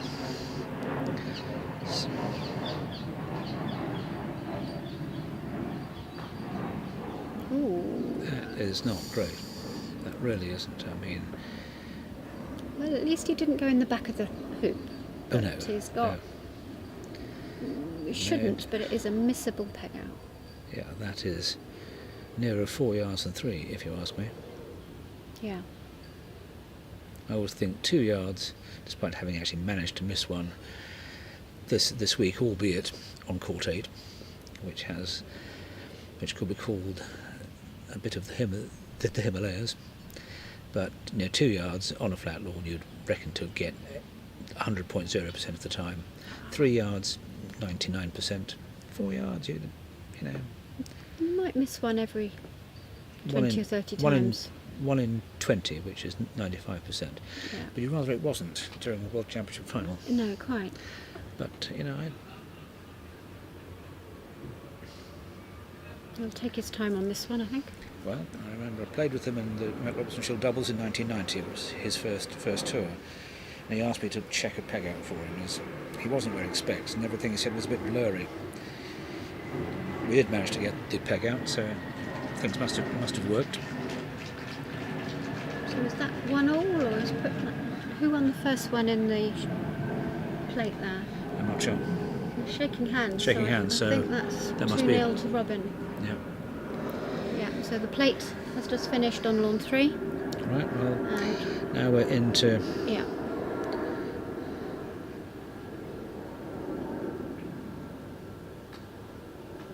Yep. Just glanced off the side, so it wasn't exactly full peg, but that doesn't matter. No, he'll be happy. It hit. And 2-all we have. 2-all we have. So very exciting afternoon for us. Yeah. Right.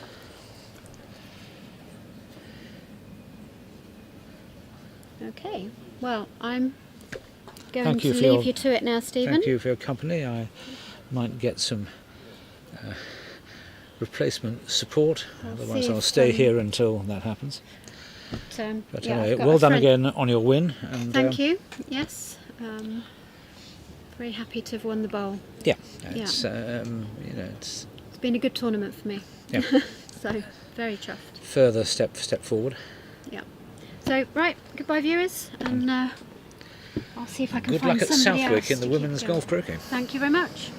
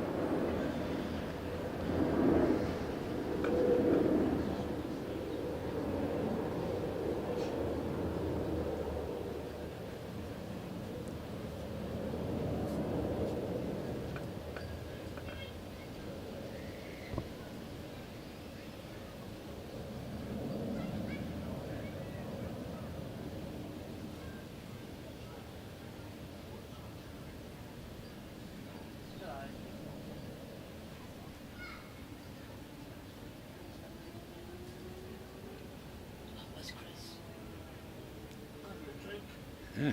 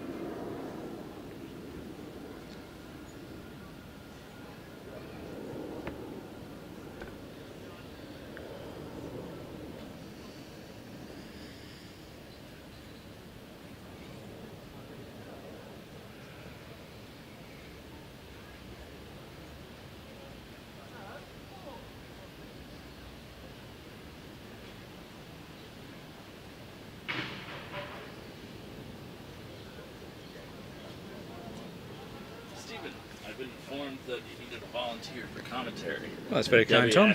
Yes. Do take a seat. All right. I've never done this, so. Well, it's just a question, really, of following the play and trying to make sure any of the interesting points that arise get proper comment and attention. Awesome. But we're waiting. They're obviously taking a short break before they get into Game 5. I mean, I think it's been a classic roller coaster with Matthew looking very, very strong. And then it'll be lovely for people to debate, was he right to go for the sextuple in Game 3? Would he have been, absolutely solid if he'd just gone to 4 back? 2 games up, break up, effectively, and saying to Robert, I suppose what he probably felt was that with Robert already on 4 back, then all he required was 1 hit to win. Right. So he might as well make that chance as little as possible. But Robert's never, he's not a bad shot by any standards, but he's not as good a shot as Matthew. So, in a sense, Matthew was almost treating him as if he was as good a shot as Matthew. And maybe it would have been simpler to say, look, you've got a 20-yarder to hit. One of the interesting things about that decision that we were talking about on the American sideline was that last night it was one of our players asked Matthew, if you find yourself up by a couple of games, will you attempt a sextuple? And he last night said, no, there's no way. And so we were a little bit surprised. You can have an interesting debrief with him this evening. So we were surprised to see that decision, and we don't know if that was a spur of the moment, change of his mind, or if he just was playing so solidly in the first couple of games that he felt that he would be able to pull it off and get the game over with quickly. But it's definitely wasn't in his original playbook. That's interesting. I've put forward the possibility, and again, it'd be interesting to ask him if he's happy to discuss it in due course, is whether he was really just wanting to emphasise that he was a very worthy world champion. I mean, I think he would have been anyway, to be honest, and he may still be if he wins this, but ball to 4 back and force Robert to take what could be his final 20-yarder. Yeah. Anyway, off we go. Yep. And it's another super shot. The only choice, now that one's a bit shorter than the previous one. I noticed in my match against Robert yesterday that he was leaving a lot of his super shots a little short. Yeah. Is that a preference of his? Well, that's normally, actually or? the classic position. If anything, even that could be seen as slightly... Now, interesting how this is what looks like a maximum distance shot. Okay.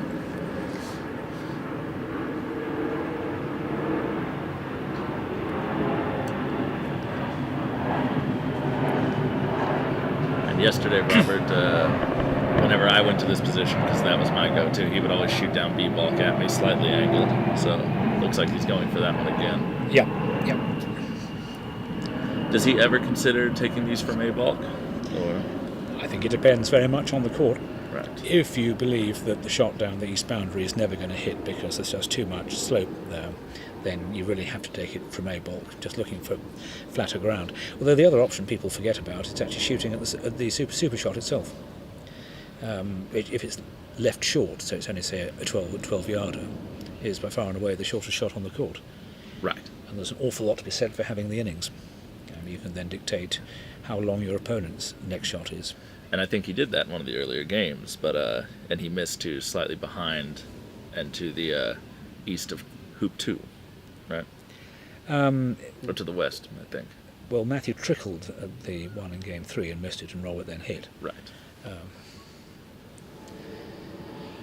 Right, so 20 yards.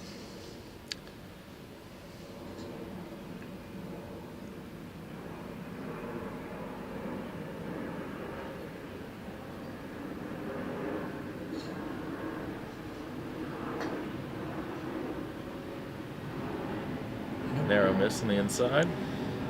And that's not gone off in the corner, which I think was probably deliberate. Probably about 10 yards from yellow, wouldn't you think? Yeah. From that angle? I think you're right. Yep, spot on. So round about 5-6 yards north of corner 4, so by definition 9-10 yards away from. Now, interesting, Matthew is, I think, eyeing up the shot at back. Yeah, that's what it looks like.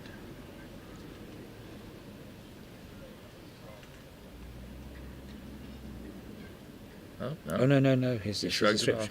No, he's just going straight for yellow, which, Well, when you're shooting as well as Matthew is, I think the goal is, like, I'm going to hit, I need to get the easiest break possible. Yeah. I think the confidence, he always plays with confidence. This is true, yeah. Okay. There's 18 yards.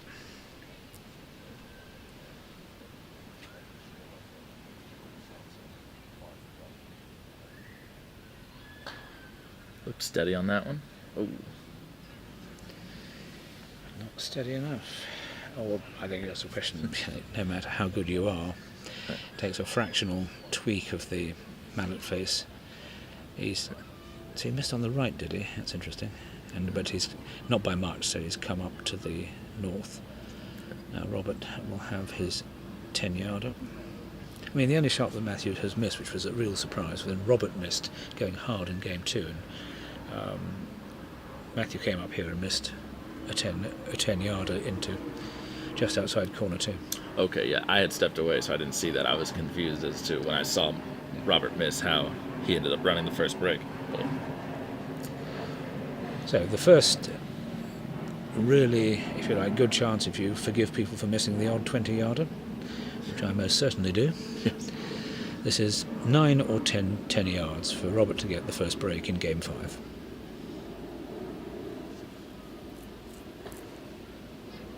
Yep. And solid.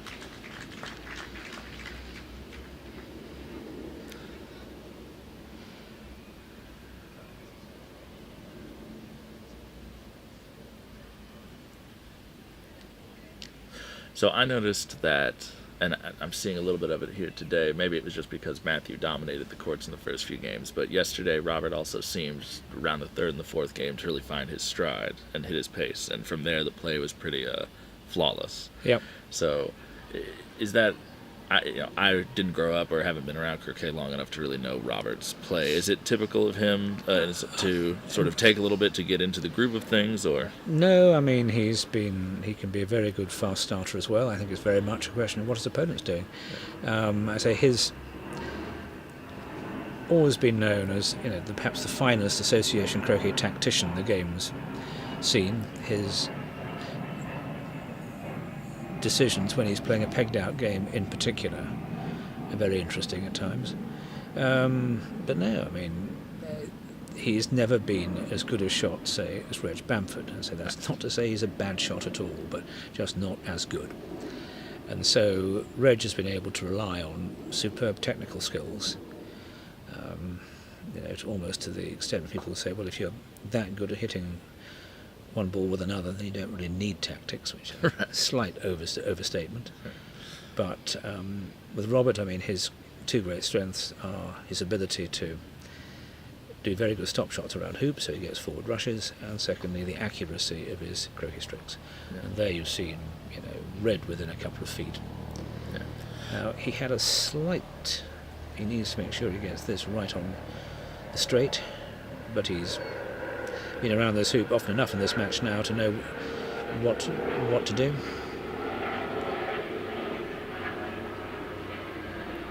Perfect. And that's one of the things I was really impressed by watching him play. I've never really, up until the last day or two, got to witness him playing. We've been at different venues the whole time and playing different matches, but it occurred to me that he rarely ever has to get down to play a croquet stroke. He's always got such perfect control and touch that most of his strokes are what you want them to be. They're upright, they're rushes, they're stop shots. And that's something in my break play that I've struggled with a little bit, and it's very amazing to see someone with that level of precision and control. Well, it comes down to how good rushes you can get, and then the better they are, the easier they are to play. I mean, I know from my own experience that when I can get rushes to go exactly where I want, the game suddenly becomes a ton easier. Whereas if they're not quite going, then you're having to rescue things with croquet strokes all the time. And ones where you're crouching down here, he has got to play what is only just short of a full roll. Speak of the devil. In fact, it's looking more like a pass roll, if you ask me, but still. He's just got a lovely rush across to the other side of red, so he can bring this break to all be classic four-ball break, unless the black is slightly impeding him. As though it might be. I think you can get it close to the corner. Oh yes, no, there's no problem. He's got to decide whether to go south of black or north of black. Gone south. Yeah. South.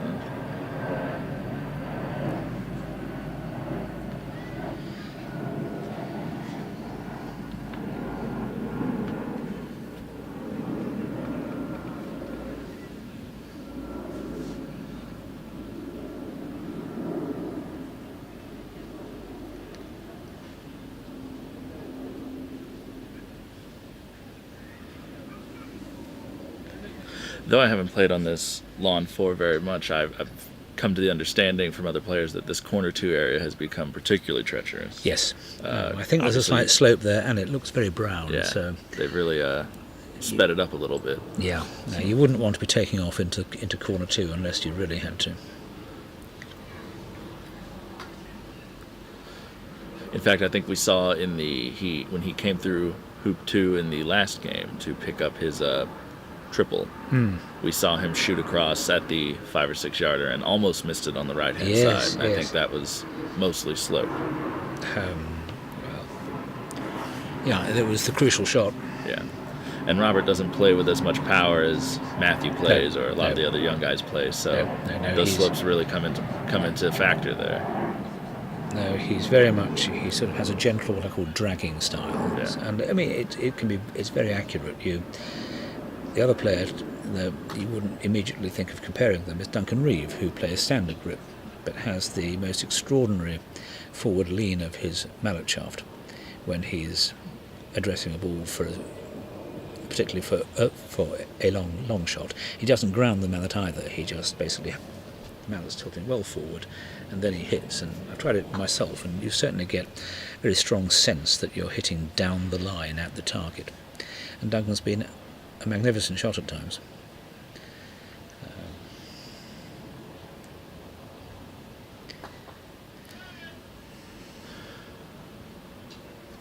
So this is now looking extremely familiar.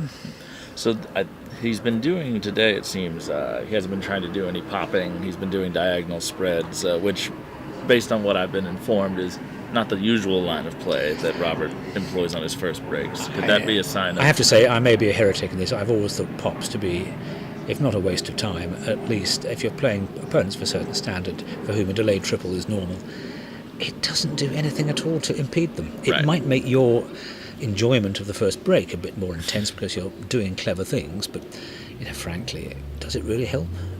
It does help if someone's threatening a sextuple. Then of course that makes plenty of sense, but but it would be unlikely Matthew attempts the second sextuple after the one in the third. Yes, I think you're right. So I think the other thing is that people's sense of what they can achieve can change during a match, and what I expect Robert to do is to go round to 4 back as before and give Matthew the simple question: can you hit this 20 yarder?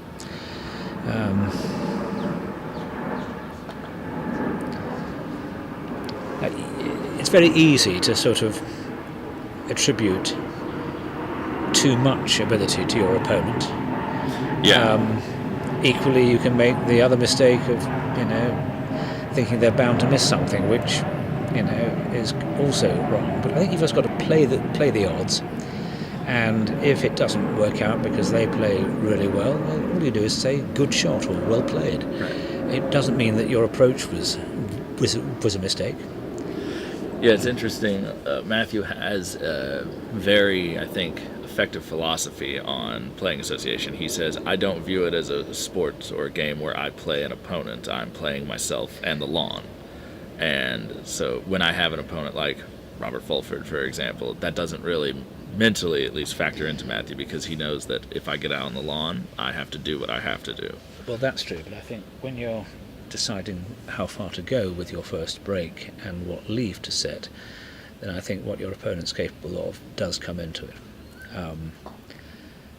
If he was playing someone who was struggling to even hold a 4-ball break together, he would take a different and more, if you like, cautious approach, because don't give anyone something that they can't get for themselves is quite a good principle. But these are players at the very top of the game. You've really got to assume that they can do whatever they need to. And the one thing which even the finest players in the history of the game cannot guarantee is to hit a shot much over 5 yards, to be honest. When you get to 15 yards or 18 yards, then they can hit. You've given some very good demonstrations of what I call hitting with complete intent, and Jose Riva hit a lovely shot against Robert.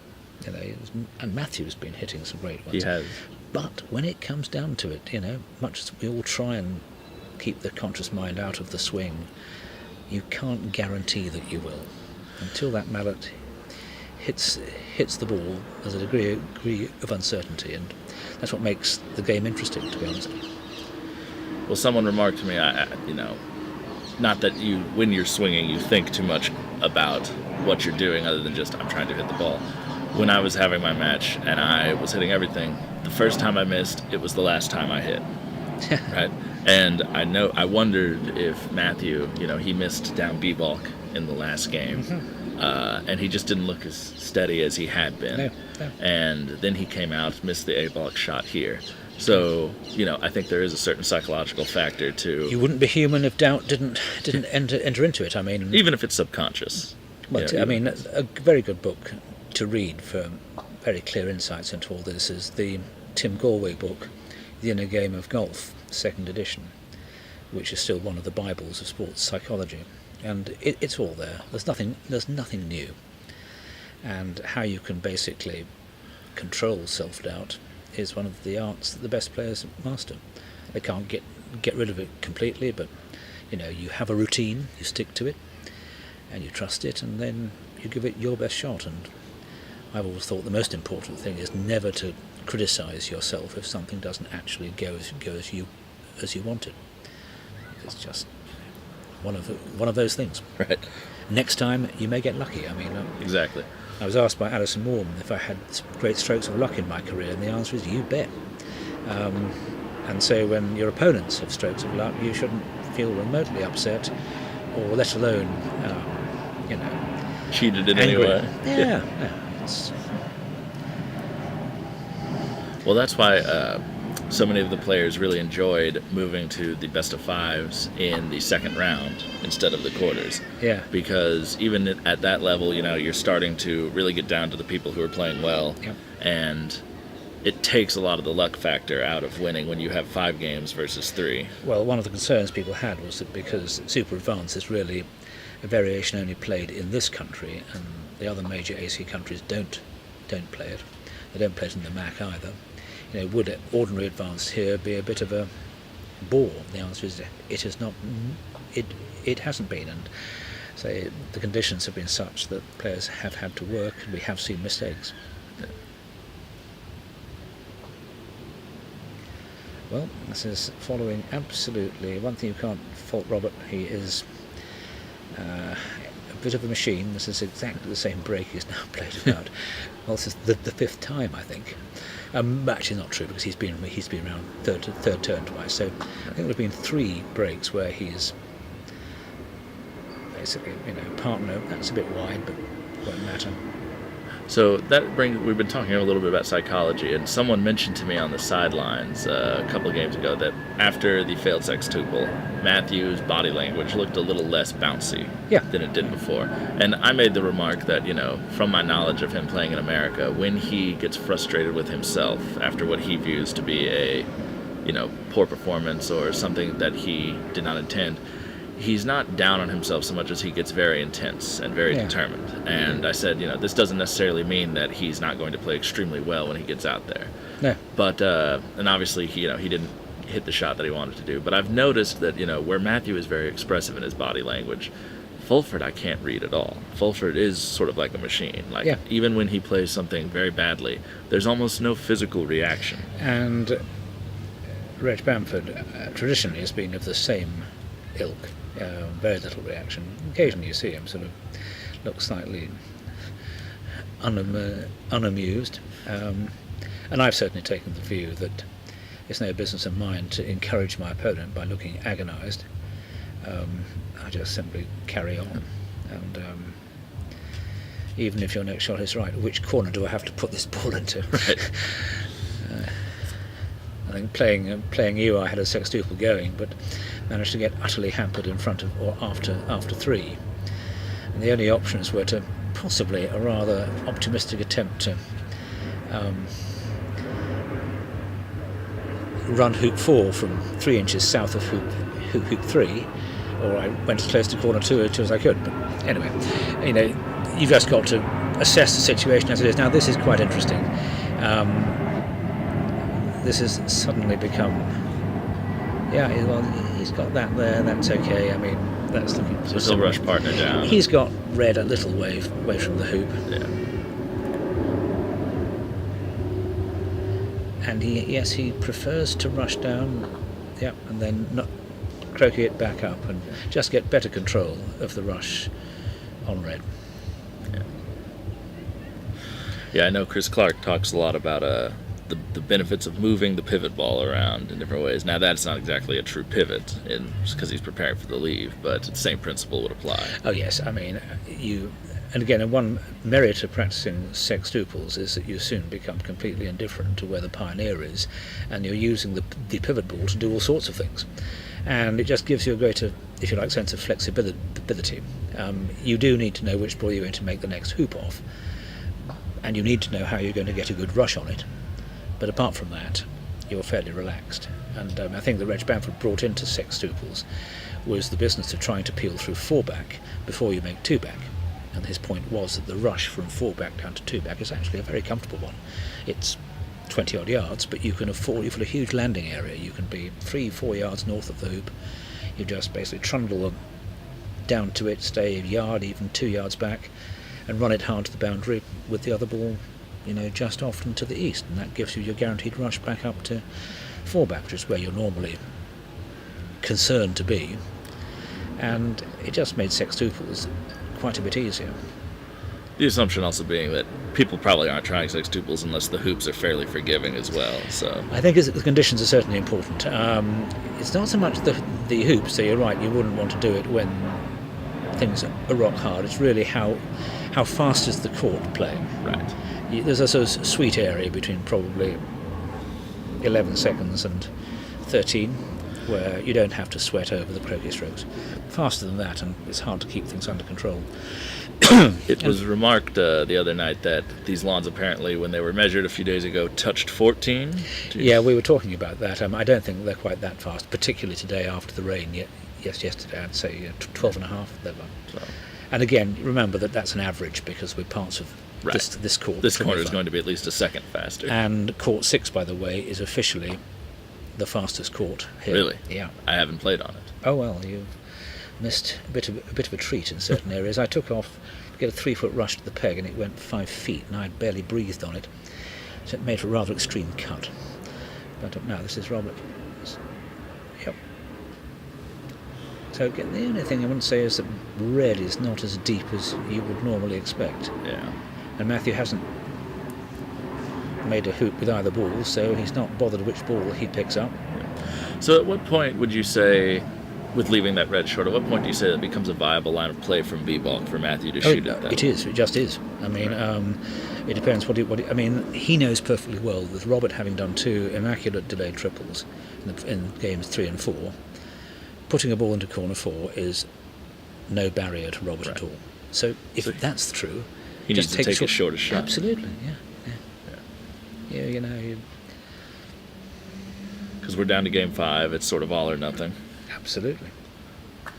Your opponent has gotten most of the lawn time in the last 3 games and is feeling very grooved in, so you need to hit, you need to get your confidence back, and you need to sit him down. He's had the lawn time certainly for really all of the last half, well, certainly the Since back end of the third lunch. and the fourth, yeah. It's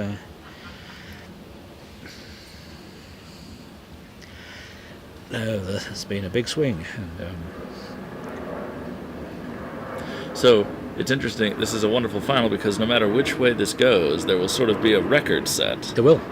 Matthew would be the first American to become AC World Champion, and Fulford would break the tie with Reg for all-time World Championship wins. Yeah. I was asked who I thought was the GOAT, the greatest of all time. I said it's really very difficult. I regard Reg as the finest technician over the last 20 years, just beginning perhaps to lose that title now because I think people like Matthew and Robert Fletcher are very good indeed. Right. And then you've got people, this country, James Death and Mark Avery in particular, who are amazingly good players. So. And we can't forget Jamie Birch's performance in the McRobertson. It's a shame that he couldn't be here. Broke his wrist, I believe. Yes. He would have been a fine contender for the victory here. Yeah.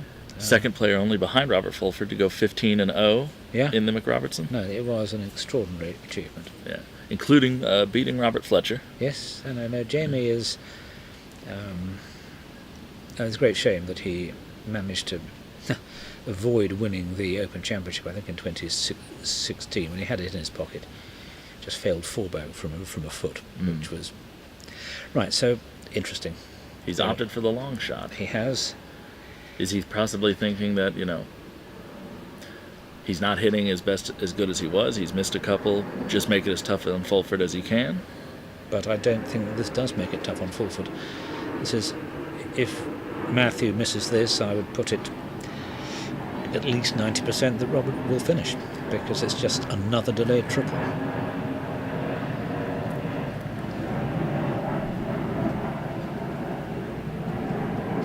Anyway, Matthew is no mug. He is he'll be up for this, and there'll be a big fist bump if he hits it. Yeah.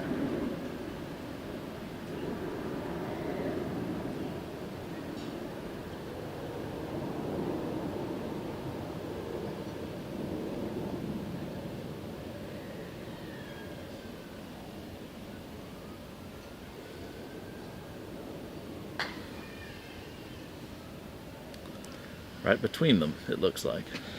Well, that'll be very disappointing for him. Yeah.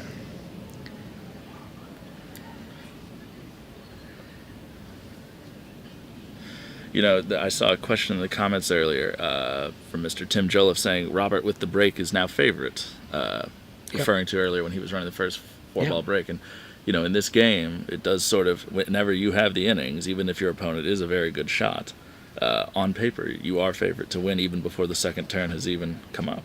Yeah. So, you know, I'm sure Matthew never expected to find himself quite in this position, but... Well, yeah, I mean, he'll be having a few thoughts, what if I'd just gone to fullback in game 3? And so, if Robert can repeat the precision that he demonstrated in his delayed triples in games 3 and 4, it looks as if he will pull back from 2-0 down and take the title. But no matter how good you are or how experienced, as the winning line gets into view, the pressure mounts. Right.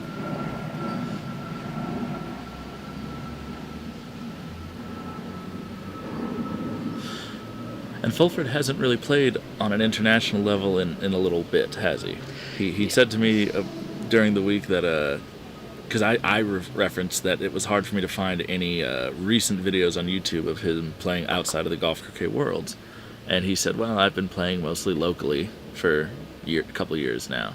So do you think he expected this week to make a run on the league? I mean, he's got a lot of very justified self-confidence in his abilities. And I say this is now going to be, and he's rushed that beautifully, got a very short takeoff. He'll make sure he doesn't go too far. Gosh, it's quick there. I think he's fine. Yeah, but he's right in front. Yeah. Maybe has a foot and a half. Oh yeah. Just that, I say, the ball does tend to trundle down a little slope. Yeah, it just has a few trickles there, but he's ran it well. Yeah. So and I'm sure there'll be no messing around about going over to the fourth corner. Why would he? But he hasn't got a forward rush, so he does have to play a biggish croquet stroke. Another interesting thing, maybe for some of the viewers, is that the fact that well, no, this is actually more interesting than we think. He's managed to push that, and that slope's caught him. Yeah. Maybe he's got to go to the fourth corner now. Yeah, he can't get straight up to blue as far as I can tell. So that is the first thing that has not gone as planned. If he could have clipped that firmly on the right cheek, it would have gone off to the left and left him a perfectly straightforward split to come up to blue. But at the moment, yeah, he's now got to take this over take black over to yellow. Again, for him, it should be a straightforward shot. Yeah. But it's one of those ones where if you come up 5 or 6 yards short, it can be full of nerves. You wouldn't, you see, yeah, no, he's made a bit of an error here. Yeah. But just to remark, it's interesting.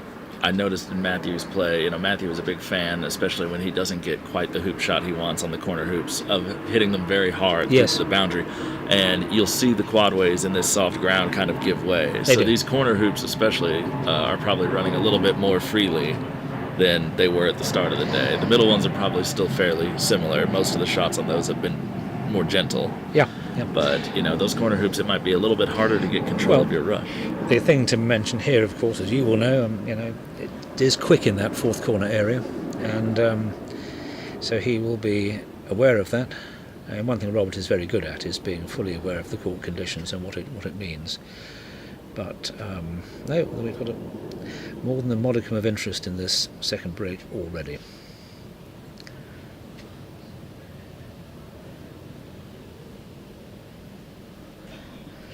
Now, it is possible, and he may be thinking that he can actually he'll send red up to 3, but he'll bring black on the western side of hoop 1. Now, if he's far enough back for that to still leave a fairly tight rush on blue, well, great.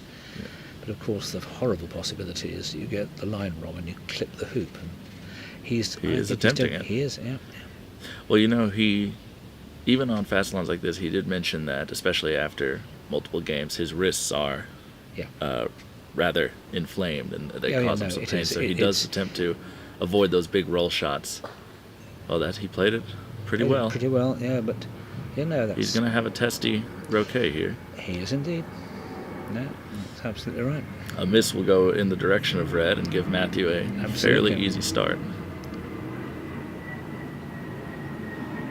It's about a 6-yarder. No, less than that. But, it doesn't matter. I mean, if it's not 2 yards, 3 yards, then...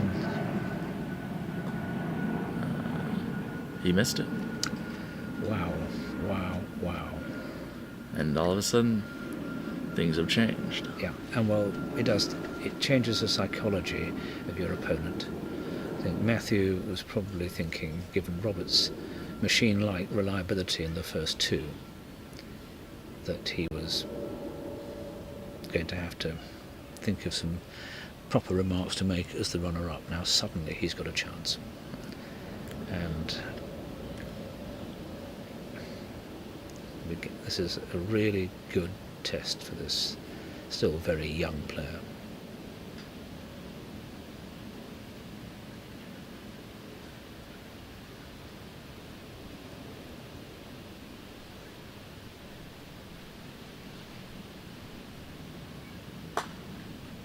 Centre ball, and that will give him a huge amount of confidence. Yeah, centre ball, nice tempo. Here the thing is, this reminds me, not exactly, but close to the situation you and I had when I had a chance to get a 3-ball break, where you've got to roll the ball. Now again, where does he put black? Right. He's putting it into the traditional position. Oh, this is interesting. He's coming out of this.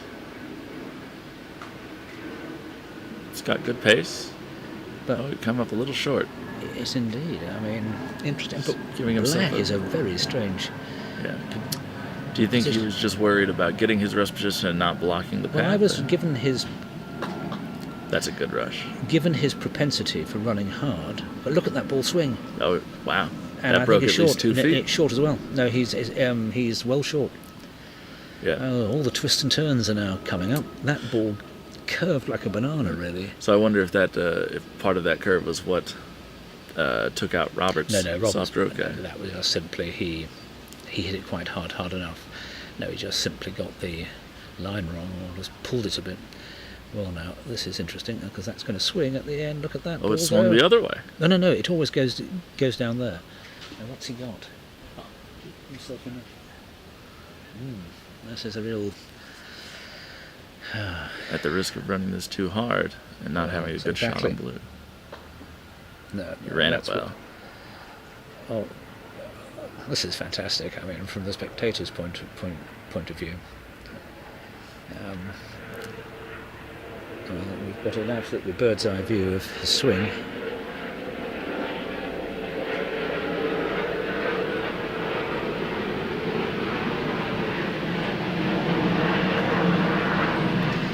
Caught the left edge. Yeah. Well, he now needs one really solid croquet stroke, getting the blue reasonably close to 3 and himself within 2 yards of black. And if he gets that, then, as they say, game on. And he'll have the opportunity, with Robert having made 1 hoop, to make sure it's blue by the peg, rushable to hoop 1, but not to hoop 2.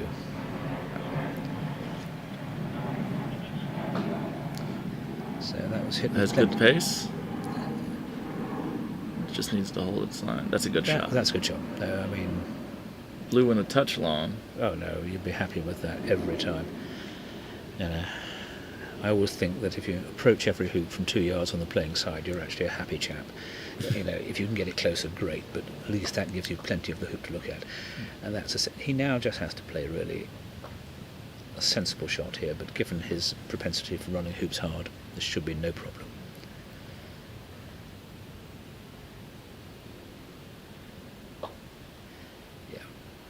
Robert got into trouble here, but got out of it with a very good jump shot by just getting a bit too cute.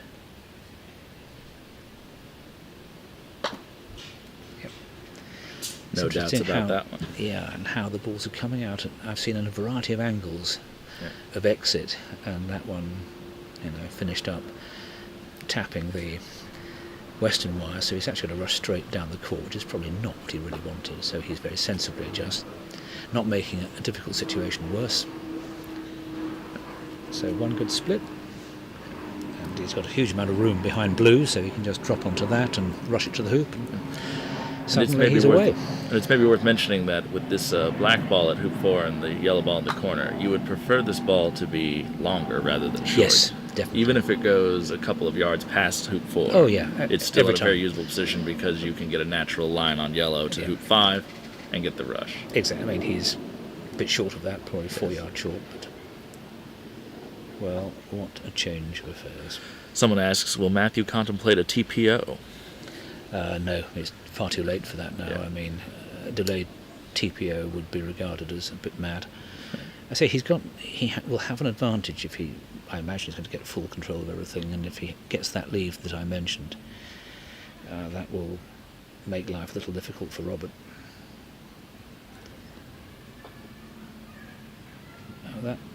Okay, he's just held a rush. Here we're going to have some good B-class play, and he's not even trying. Oh, well, this is... Maybe he is thinking of it, which, if so, I'm surprised, but we'll see. Well, isn't this just... Well, fascinating. I mean, he's now first of all got to overcome this little matter of taking off into the fastest corner. He's come up a little... No, it's going left. Oh, it's trailing. Oh, but it's landed well. It's just stopped. That's a very nasty sight when you... I mean, he must have left himself a 6-yarder. But he was worrying about it going off the east boundary. Yeah. If he'd given it much more, it might have. Yeah. It was really heading for that direction. The wrong line. He should have been... Ooh. And he hit that on the Edge of the right mount. cheek rather than... Anyway. You could hear that come off the mallet a little bit off center. There are nerves at work here, and you can't blame them at all. This is as exciting a final as I can remember. Yeah.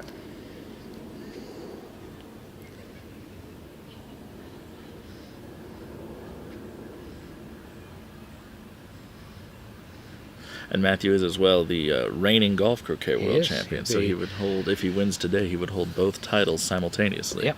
And there was multiple discussions as to whether that's been done by Reg. Reg. There was a lot of looking up old statistics. It's Reg won the AC in 2012 and the GC in 2013. And he won the GC again in 2017, but he did not. But he lost to Paddy Chapman in the final in 2018. Okay, so Robert is under reasonable control. Yeah. Is he really contemplating a TPO, I wonder?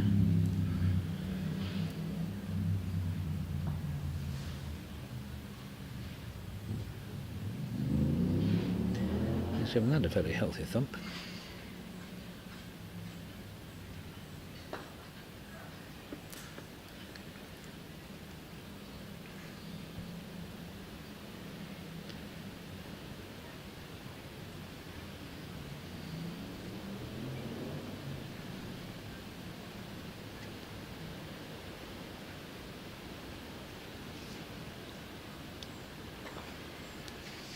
Well, certainly is the play of someone who is thinking about a delayed TPO.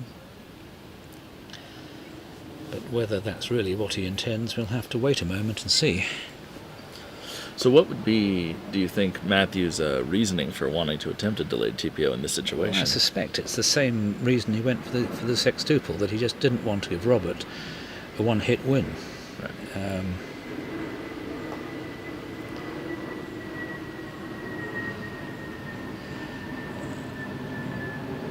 Yes, that must be what he's got in mind. Yes. This is the setup. Absolutely classic, so yeah. I mean, delayed TPOs on the whole are not regarded as a great thing unless you're playing someone against whom you think it is the vital tactic. And given Robert's break playing skills, I can see the point.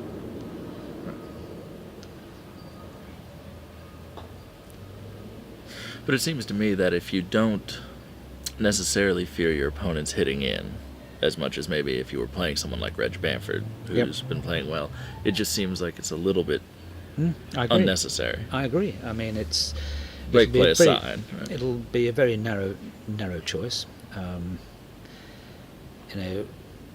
Robert took a very calm and objective decision to leave Matthew a shot. Admittedly, Robert was break up and Matthew hadn't started. Whereas if Matthew just goes round to 4-back, then Robert will have a shot with his backward ball, which if he hits, absent what actually happened after the lift was missed, you'd expect him to finish from. But And Timothy Rapuano is asking if it's Balding and Mullen are commentating, and yes, it is. I definitely didn't introduce myself. I don't know if you did before me. I did mention your name. I'm happy to confirm it's Mr. Thomas Balding, Esquire, of the American Robertson Shield team, who is accompanying me. Yes, and Mr. Rapuano actually deserves a shout-out. He was one of the first people I met in croquet who sort of set me in the direction of what it is to compete in tournaments and great. Well done. Joined in a club, him and a few others up in New York. So hello, Mr. Rapuano. Okay, so we're having a ball being sent over to 1-back, and red should go south of blue because blue's not really close enough for peeling. Good pace. With both balls, yes. It's They're perfect. very happy with yellow and very happy with red. This needs to get, he's got to put a bit on this to get it within, say, 2 feet. But what he can do, and I think he may have put black there deliberately, is just to do a little stop shot and trust his slightly longer rush. Exactly. Yeah. This is the Bob Jackson approach, as we call it. Don't mess around with pull. So has Matthew ever spoken to you about one of his training regimens any time he prepares for a large tournament? Not directly, though I have heard something from a fellow commentator. He spends about the 2 weeks before a Worlds or something large like that, and every day he hits, I believe it's 100 balls in different stations. So he will use a corner flag and try and hit it at 7 yards. Right. And at 10 yards and at 14 yards. And he keeps track down to the 1/10% what his hitting percentages on a corner flag are. And that way, when he's faced in a real match with a shot much like the one Fulford gave him at the start of this turn, he is able to just say, I hit this 92% of the time when it's a corner flag. Yeah, so I'll hit a ball even more of the time. Now, Matthew's just played what could be one of the most important shots. He's played a rush. It was a longer rush than he would normally want, but he's played it absolutely perfectly, and now he's got full control. Although things are delayed, and that will always keep an element of pressure and risk in this break, what he can now think of doing is to send black straight down to 2-back and hope to rush blue in the vicinity of 2 yards north of Penult, take off to yellow, make 1-back with control on yellow, rush yellow to the north, send yellow to 3-back, and then play a death roll. Now, what will be interesting is to see where he tries to put black, because if you're going to play a death roll, perfectly reasonable shot, it's wise to give yourself a certain amount of room at 2-back, so black shouldn't be much nearer than, say, 3 yards north. Right. If it's right on top of the hoop, only a foot away, and slightly they look to the pretty, west. But you don't want it to be too close, because when you play a big roll, peeling through Penult, you're trying really hard to hold he's done it. Now that that is a bit west. That's a bit short.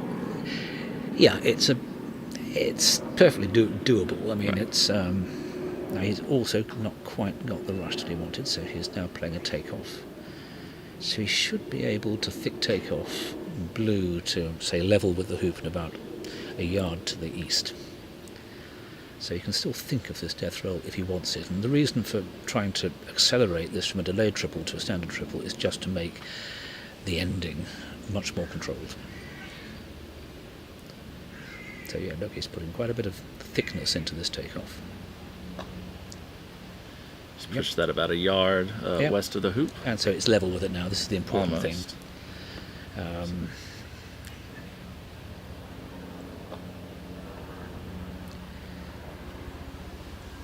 So I think we're going to have...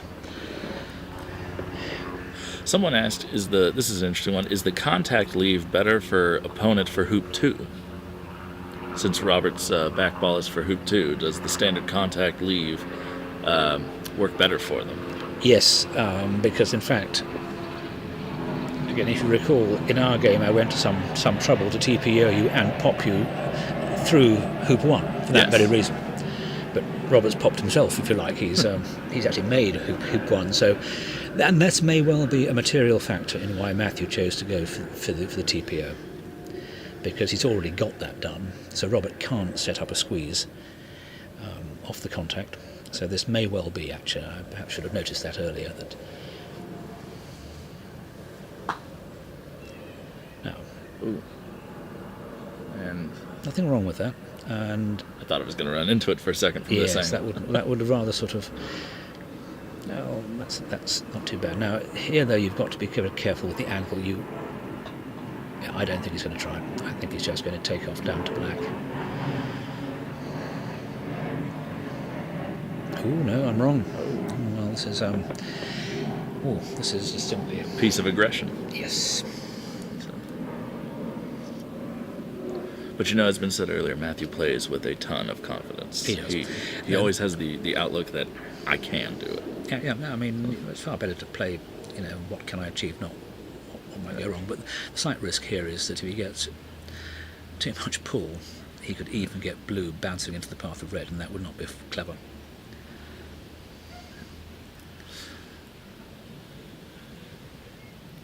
So it's all being done by sight.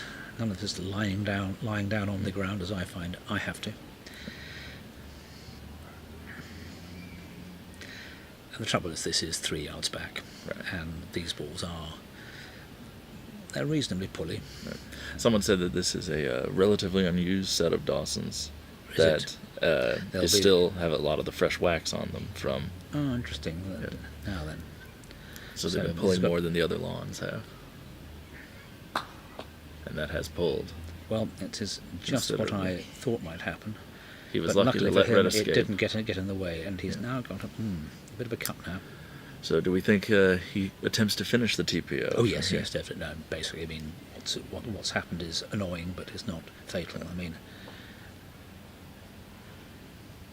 now what he should do is to send this to the west, so he can come up and bring things back under control. Precisely what he's doing. And he's played a good shot there. He's got it right on top of the hoop, although he's not going to get a very useful rush off of black, probably, unless he catches a lot of wire. Ooh, he caught the wrong wire.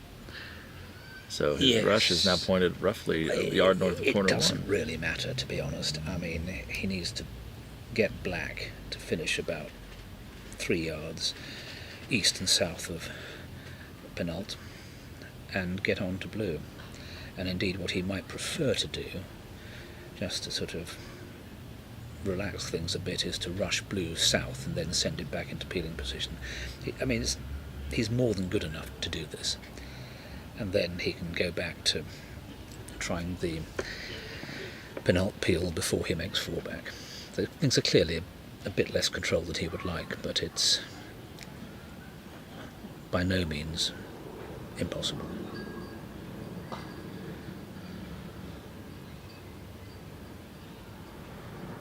That looks like it's not bad. Not bad. He can certainly work with that.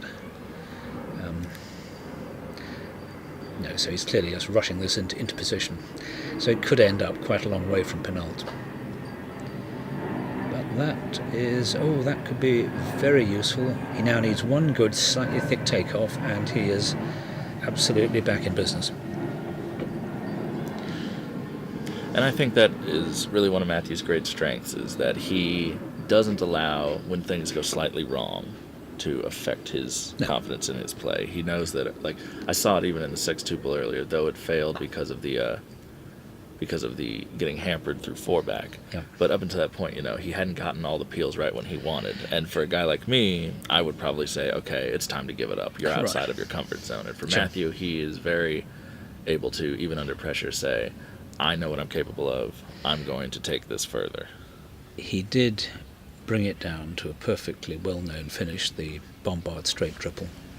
And it was just unfortunate for him that he ran 4-back with the striker's ball by just the wrong amount. Well, he's got the forward rush, he's certainly got the chance for forward rush. Gone slightly, well, he can certainly cut this up to between the peg and Penult, which should be enough. No, he's gone south, nonetheless. The one thing to watch out for here is putting yellow in a position where it might interfere with red going to black. So where do you like this ball, ideally? 2 yards south of Penult. And what he's doing is keeping it on this side, and that looks a pretty useful shot. So it's maybe just 1 or 2 feet past the line of the hoop.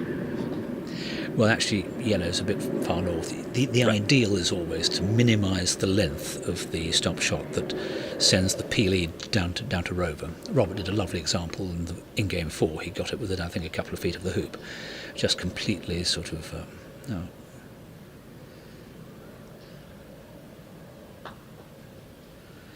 Squarely in the jaws. Well, that is a problem of sorts, because this is where you desperately want to have yellow south.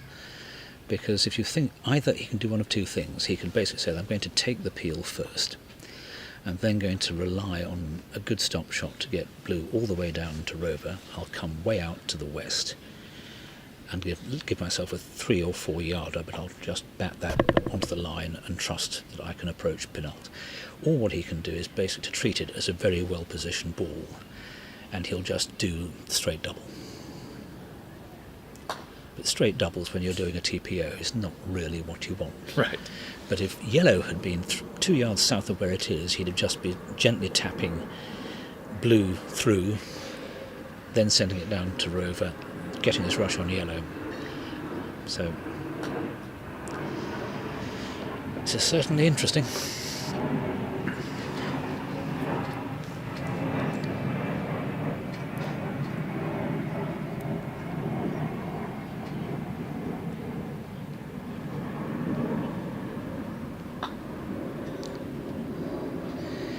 So he's deciding to go for the straight double option. All right. So he's been careful to put black out of the line so that nothing terrible can happen. He'll now put yellow back to the west so it's on the same side as black. That just keeps everything simple. We've had some comments expressing some concern that by making this a 3-ball game, he might be sort of playing into Robert's hands, tactically speaking. No, I mean... But Matthew is actually quite advanced tactically. Yeah, exactly. And, I wouldn't have thought that was he knows what he's doing. The big issue is, can he actually finish this delayed TP? I don't care how good you are, when you're peeling, you see, if you haven't gone just beyond the halfway mark in the jaws, the peg becomes an issue.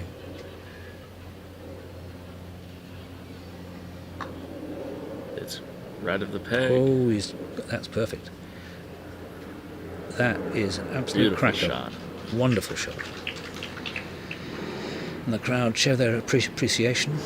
Now, what he's got to think about now is the leave. Right. And so where he puts yellow matters. Now, yellow, if he's thinking of corners 1 and 4, then he needs to send yellow. Well, I think he's going to wait for the peg out. So he's just going to basically expect to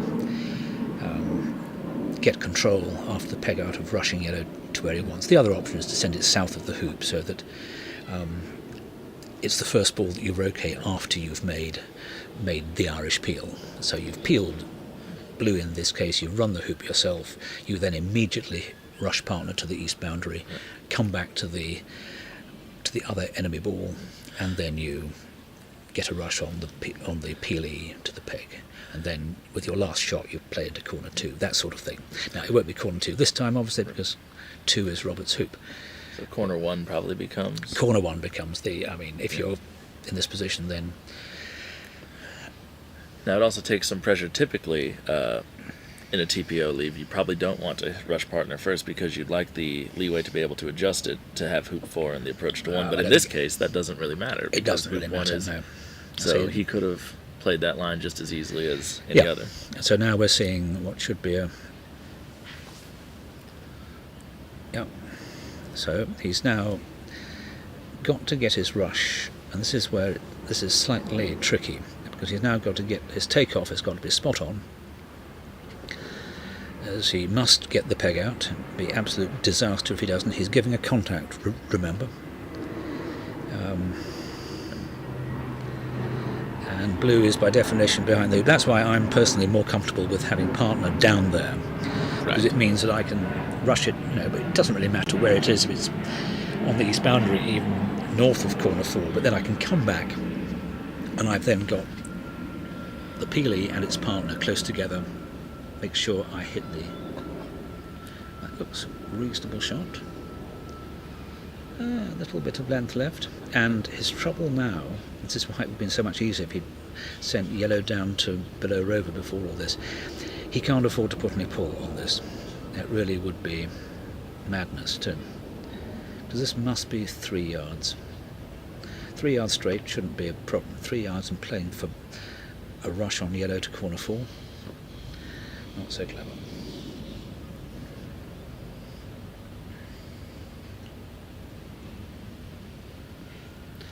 Yep, giving it the edge treatment.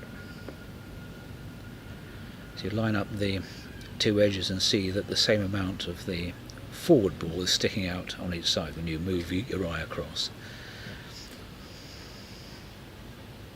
And on this court it should not be an issue. If he lines up carefully, he should get it. Now, I never understand what you can see from here. I really don't.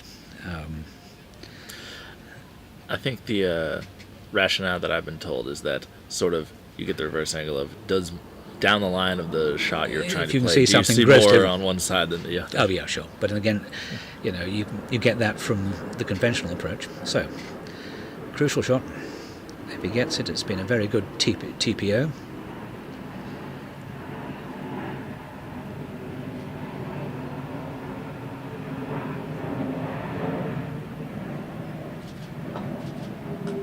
Got it? Yeah, and didn't peg out, which is the... So, well done.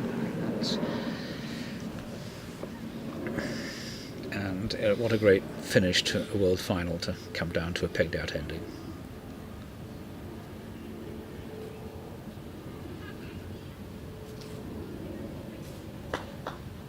Centre ball. Centre ball. That'll give him a lot of heart. And so I think what he'll probably do is just simply tap this gently into corner 4 or just outside, it doesn't really matter, and then escape to... And one advantage he's got is I don't think Robert is particularly keen on the really heroic rolls. So, I mean, I've actually been in this position myself. In the doubles final this year, we got pegged out, and I had the pleasure of trying to approach 2 from about 3 yards north of corner 1. It happened to work, but that was me hitting pretty well as hard as I can. I believe when you TPO'd me in our match, I attempted the same, and my front ball drifted a few feet right into the jaws. You did. I was hoop 2. I did. Yes. Well, I had not seen that before. I was a little bit flabbergasted by that. Well, one. yeah. And he's going to corner 1. He is, and this is where it's vital to hit the corner. I can't imagine Matthew missing that. No, it's a big target, and well done him. Great turn. Yeah. And suddenly, Robert went from being the favourite to now possibly only having 1 or 2 more shots. Yeah, quite. Absolutely. Things can swing in an instant. Well, that's what happened with Matthew when he didn't finish his sextuple. Robert produced an absolutely superb contact leave, which left Matthew with nothing. And what we were asking from the sidelines, was yellow wired on red as well? I don't know. Because when Matthew looked at it, he kind of shook his head a bit. It may well be that's why he... I mean, I'd have just wondered whether he might have shot with red at the balls down there because, he must have realised that Robert was going to be able to do a delayed TP.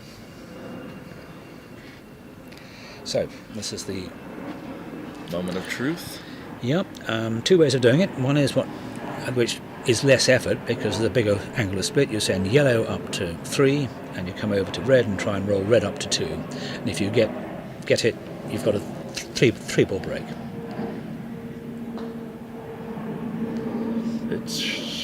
It's short. It's not long, that's for sure. Well, that's a very... I mean, you don't really need to get yellow to any particular place because if you're going to make... The great thing about coming to 2 is that you can normally stick the Pioneer somewhere to the east and short of the boundary and then crash through, and that'll give you a rush over to the east boundary. Anyway, no choice here, he's got to go for it. So, 6 yards. And of course it's also the forward ball, so it can't be not instant. A game ender. It's not a game ender. But equally not one you want to miss, because if you do, your opponent just takes control. Right, you're going to be staring down the barrel of a 30-yard shot next turn. Exactly.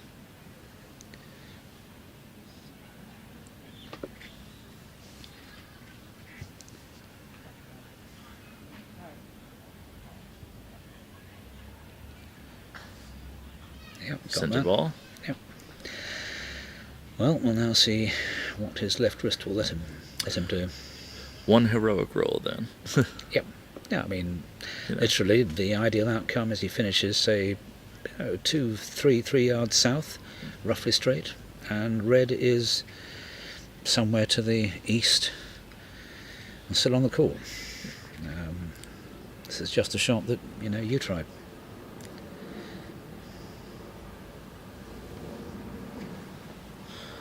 So though I have a very admittedly limited experience with 2v1 games, as you probably witnessed firsthand, but I've always felt when I have been in those situations or seen them that the two balls don't really have the true advantage until the turn after contact, because it just seems to me that you're not really trading a hit in for a long roll, one good shot, and you're back in control of the court.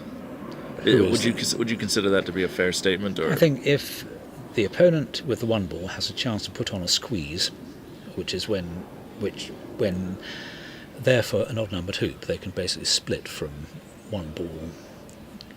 And traditionally, when you haven't got a pop, or when you're for one, you take contact from a ball on the east boundary about 7 yards north of corner 4. You split it across, trying to get position, but the other ball goes about 10 yards north of hoop 1, and the other enemy ball is in corner 2. And if you don't get position, or you don't think it's wise to take it on, you just take wide position from the ball in the middle of the court. Then they normally play back to corner 4. Then you then run hoop 1 hard, coming up to the north boundary. You hit the ball in corner 2. If things are with you, you roll off corner hoop 2 and get a rush towards 3. So, and the thing I do practice actually is trying to go out and from the contact. Here, though, he's got to play a much more difficult shot, and this is so a real sort of, say, test of Robert's long rolls. He's sending 2 balls, a grand total of 60 yards. And this is a fast court, though. So. And it has some play. Well, that's got some. That might be enough. That might be enough. Look at that. If red stays on lawn, it's catching the fast part. It's off. Oh, God! By an inch. That was such a great shot. Yeah. You look where black is very is. runnable. Black is very runnable, and just a foot shy of that, and it's perfect. No, you're talking. I think it's about 3 inches off. Yeah. A ball's diameter. That could be the difference between Robert winning and Matthew winning. Wow. What a great shot. But as we said, that's not the hoop 1 ball. No. So it's Matthew, if he decides to be aggressive and plays the hoop 1 ball, it's definitely gives up a lot of counted off the nearest mental asylum. That's right. So most likely Robert will get at least one more shot. Yeah. Oh yes. Yeah.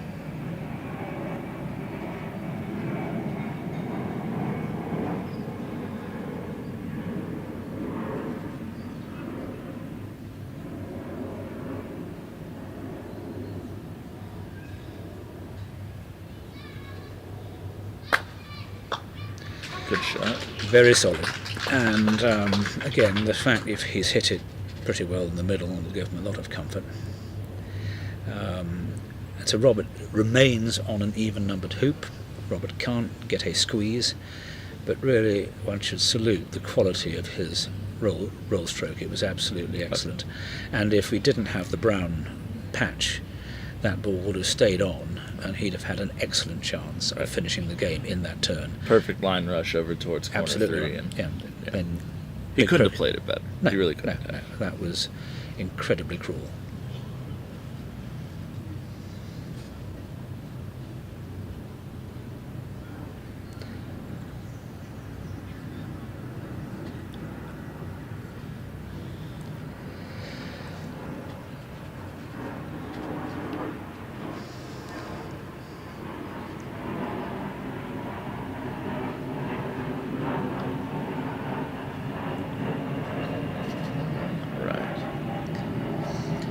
Taking off to yellow. Yeah. And he has moved black, so he'll have to leave a shot. Certainly, no, he is fully responsible for black's position.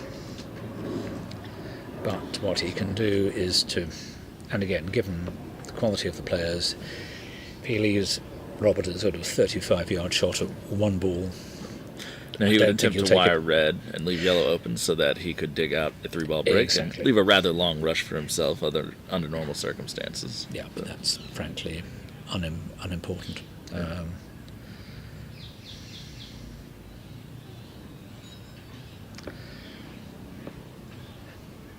mean, as the 2-ball player, you want to get the game over with as quickly as you can. You want to remain aggressive and on the front foot. I've seen games where the single ball has basically chased the other 2 balls around the court, and they are paranoid about joining up in case the single ball hits. And I have seen some absurd outcomes. But at the top of the game, on a basically predictable court, or fairly predictable court, you would expect the 2-ball player to set up a series of rushes which will offer the opponent a very dangerous death or glory shot. And and all you can do, you should be capable of accepting that you might lose. You give them a long shot, and if they happen to hit it, all you can do is to say, shot. "Well done." Yeah. So he's got to. Robert made a shot of a similar length against me from corner to corner on lawn 3 and absolutely center balled it. Yeah. So, though we said earlier that, maybe compared to people like Reg or Robert Fletcher, he hasn't been as good of a shot. He's still one of the best shots, probably. Well, he is capable of hitting very good shots. I mean, I think he'd be the first to admit he can't be quite as consistent as others. And I think, I go a lot on the sound of the mallet on the ball, and both when watching you hit when we were playing earlier in the week, and Reg when he's at his best, and Robert Fletcher, who I've seen quite a bit of late. When the mallet is moving straight down the line of aim, it's hitting the ball out of the centre of percussion, and you just know that absent uneven ground, that ball is going to go exactly where aimed. Now, if that's at the target, yeah, great. Right. Trust your stock. Make sure you have to lined up. Yeah. So Matthew taking his time here, and clearly keen to leave a rush for yellow.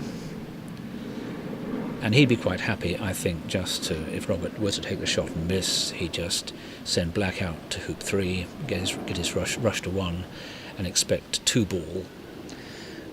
But he'd probably, if he could get full control, he'd make 1 rush into corner 3 and just have a rush from 3 to 2 to get the 3-ball break. But if he really had to 2-ball 1 and 2, he'd back himself to do that as well.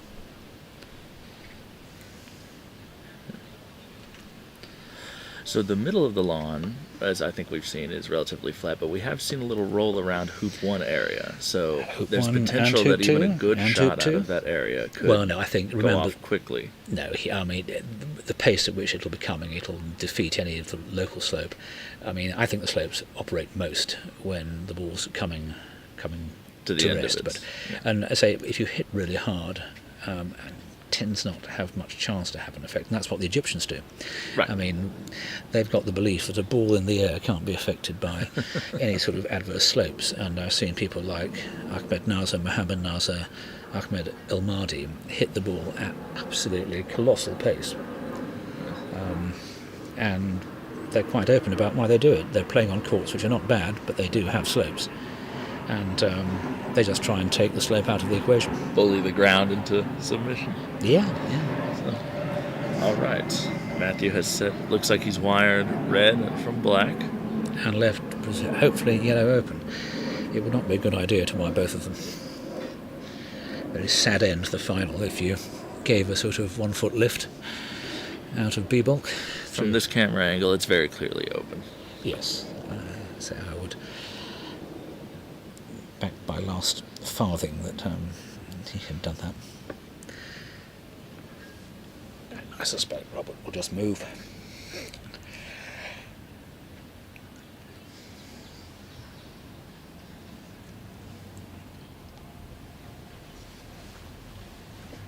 He can look forward to a couple of lifts, in theory at least. But if black misses yellow, I think also yellow will be sending it quite a decent distance towards 2. So in fact the 3-ball break might be established by the time 2 is made.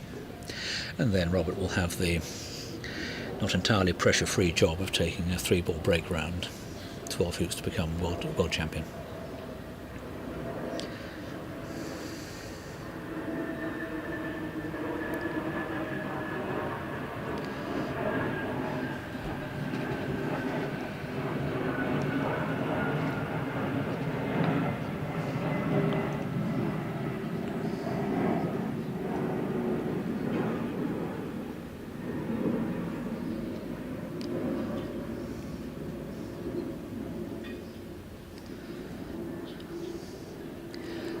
Pretty rapt audience which fully understands the drama of the situation. Oh, he's looking at the shot. Well, part of him will not want to go down without firing a shot. Right. If you lose, you lose, but I suspect he might well give patience 1 go. It's not an easy, and that's quite a long rush. Yeah. No guarantee that Matthew will nail it sufficiently well. And if he were to approach 1 and it goes wrong, then Robert would, have a much shorter shot with a chance of turning the match. Whereas this is very long. So if he were to move the ball, where would you say his ideal position would be? Fourth corner. Fourth corner. He looks like he's lining up. Or a little bit sort of to the north. That's one. Yes. Yeah, he's going to the west boundary, but well north of the corner. Yeah.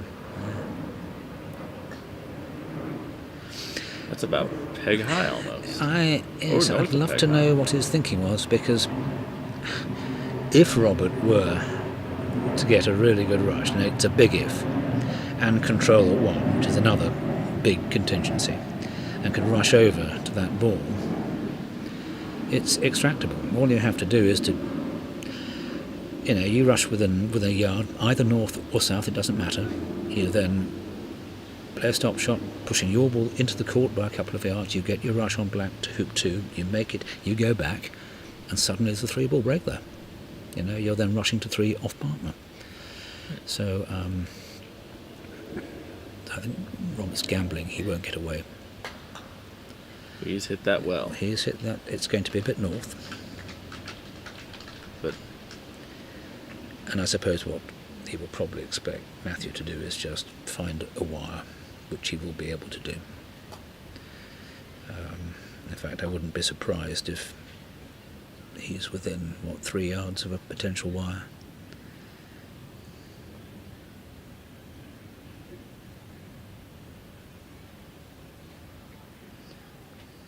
Yeah, so he's... Now here the other powerful thing is that if he leaves yellow on the west yard line, then any miss by Robert can be rushed into the first corner. But no, that looks more like a man searching for a wire.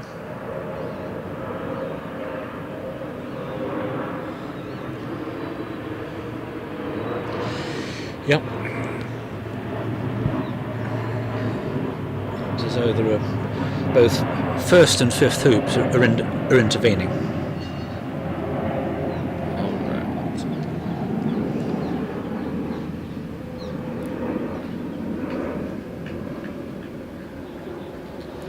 So this is actually, rather amusingly, the carbon copy of what Robert left Matthew in Game 3, albeit that isn't the helpful fourth ball just out of corner 2.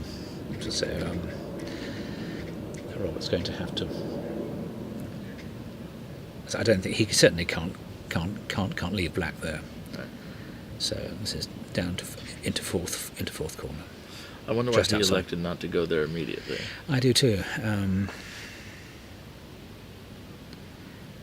Just taking a shot in the dark, do you think that he was giving any consideration to where Matthew might be forced to play the wire and where the balls would be positioned? No, I mean, I say I was just very surprised, because if Matthew had managed to pull off a really good rush to within approaching range of 1, then in fact Robert had handed him a possibility of finishing on that turn. Because dragging balls off a side boundary, particularly the east boundary, given you've got 3 and 4 there, is well known.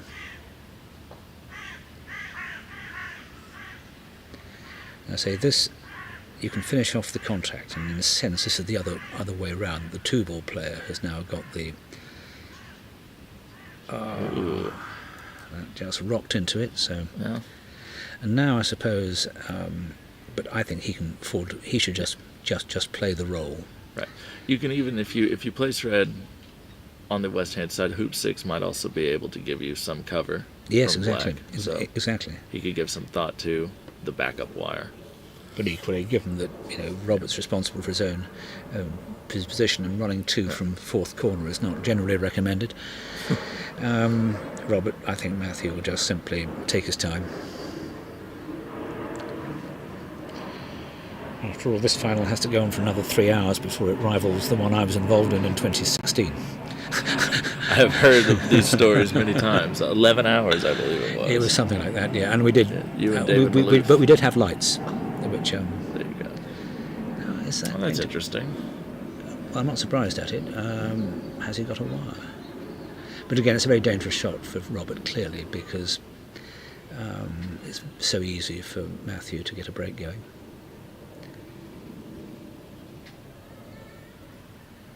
So I imagine that red is open.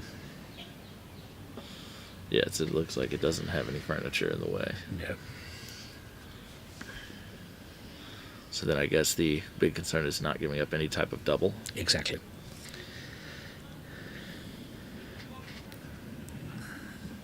A number of people listening will know the name of William Ormerod, who was a wonderful character who played at the very top of the game for 20 years. He was quite a deliberate man, and a very deliberate manner of speaking. And when I first met him, because I joined the Parkston Club, where he was the senior member, you might say, and one of his first comments to me after we'd met, he said, "Stephen, if I can give you one piece of advice." So I said, "Yes, William, never leave a double." Well, when I had my... There's plenty of wisdom in that. When I had my end of match chat with Robert Fulford, he said, I asked him, tactically speaking, these things, what could I have improved upon? And we had a little talk. And he said, the one thing you did explicitly wrong was you gave me a double. Yeah. And he said, it was a 30-yard double almost, but it was a double. Yeah. So, and he did end up hitting it. Yeah. And, well, the problem is not so much that you've obviously sort of halved the distance effectively, but you actually give your opponent confidence. You see, Robert's not having any of this.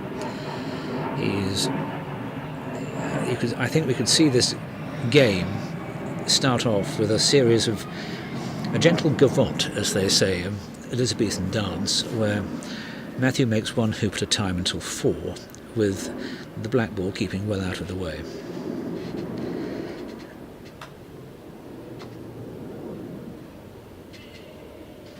And Robert, of course, is well aware of where you do not want to be. And so corner 1 is behind the break, as we say, because that's okay, but he's got to get control. He really wants to have a 2-ball break.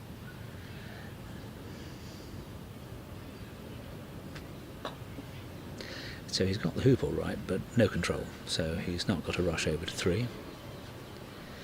So he'll now wander over and see where he should put red, which will be, say, open to, and then he'll hide yellow as before. And at that point, Robert will probably come up to corner 2. So if you're Robert, at what point do you make the decision that enough is enough, you have to shoot? Well, I'd want to see what happens with when the lift is given. Right. Now, equally, there are lift-denying tactics, where you basically, if you're for 1 back, you can play not to run the hoop, but to put your partner ball somewhere north, and you jaws yourself, and your opponent may have a 20-yarder. I believe you did that to me. I did indeed, and it's. I was very unamused by that, Stephen. Yes, well, not my job to give you a helping hand, and so it basically means that you can then rush peel, and yes, that was the zenith of my ambitions, I think. I had a chance to win in the following turn, because again, you actually went to the middle of the east boundary when I had a nice rush to 2 back from the first corner. So again, if I'd made 2 back with enough control to rush my partner ball across to near yours, I could have done what I was describing earlier and could have developed a 3-ball break. That was the master plan. Unfortunately, I took too much wire, and so it didn't happen. Well, Matthew has now repeated the situation he had down at hoop 1, so we've advanced 2 hoops, and we can be pretty certain that one of those balls is wired and one is open. I say we can be quite sure that neither player is going to be remotely in a hurry. They've got literally the rest of the afternoon and early evening. They're playing for the biggest prize in association croquet. Both are conscious they've had chances to win and have put them down. Yep, here we come.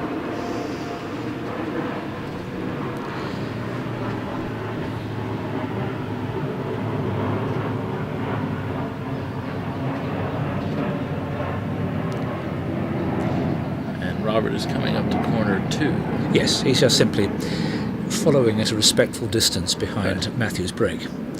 That's tailing in. It won't matter. He's got into them. Yeah. No, he's just keeping it. So there's no way that Matthew can get a 3-ball break. The single ball player is desperate for a chance to get a shot that makes sense to him, which if he hits it, he can get a 3-ball break. And one could have the debate about whether it's better to have 2 balls off or 1 ball off. I think what we have seen today, actually, in these conditions and with high-quality players, there's no lead that's big enough if you've only got 2 balls on the court. I mean, Reg Bamford at one stage was 4-hoop 10 against Aston Wade, who hadn't started. Right. And what was the final score? 26-25. 26-25. So I think it rather confirms my view that having 2 balls on the court gives you a huge advantage, because you can keep on leaving these "are you feeling lucky" shots. Right. And if you want to take on a 35-5-yarder, be my guest, and if you hit it, I will say very sincere, good shot. But I know that literally 9 times out of 10 it will be missed and I'll finish. That's a nice shot. He's given himself plenty of room, and a little longer than he might have liked.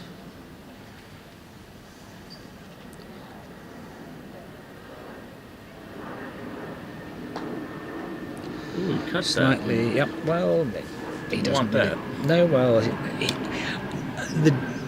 what he can afford to do here, though, is completely free. He just wants to roll this down to the right or west of 4, halfway between the hoop and the boundary and see if he can get lucky with a really good hoop approach. And then he can run to the boundary and he's got his break back. That's exactly what he's doing, I think. Yep. Now, how good is this? It's a great shot. Well, it's certainly straight. Probably, well, I know he prefers AC to GC, but as we know, he's a rather good GC player, being the current world champion. If we can whistle this through. Yes, he can. Oh, that is great. He's got what looks like a very handy rush indeed.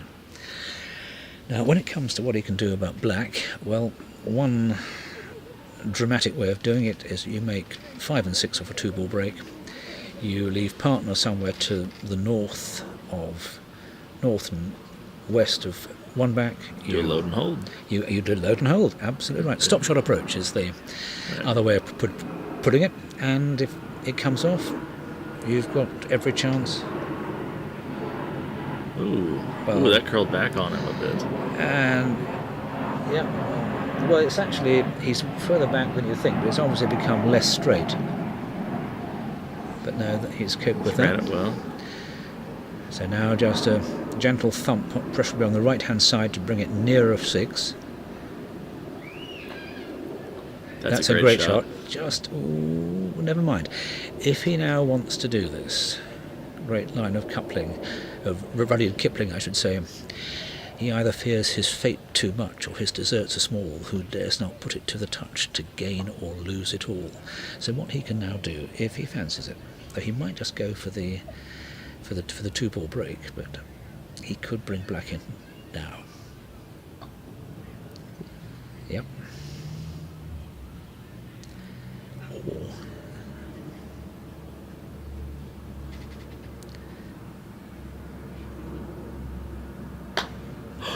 He missed. Going for the cut. Unbelievable. Unbelievable.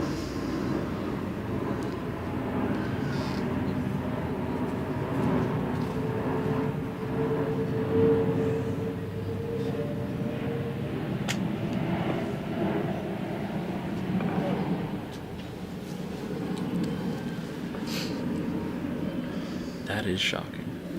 Well, it's the most unplayed. He was trying to go for the cannon. I hadn't thought of that as an option, but he clearly thought that was the best way of.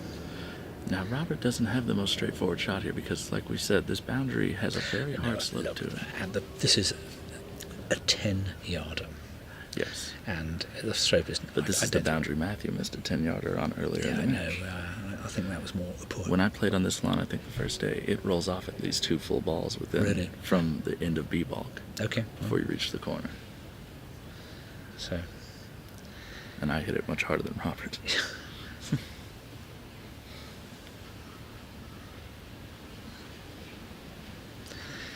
He's joining the leaf collecting club. New members always welcome.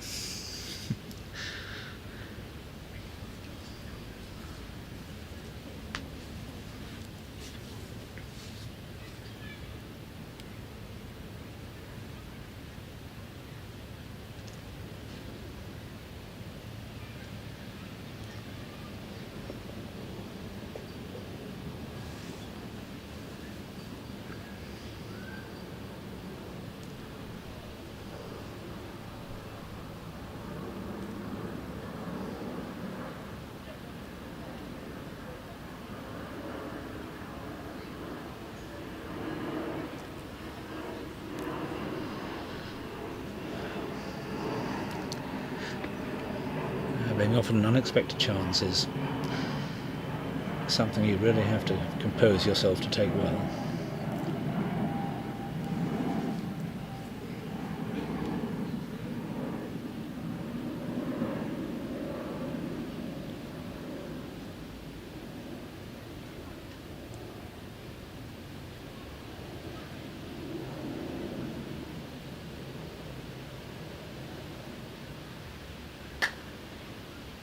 Shot.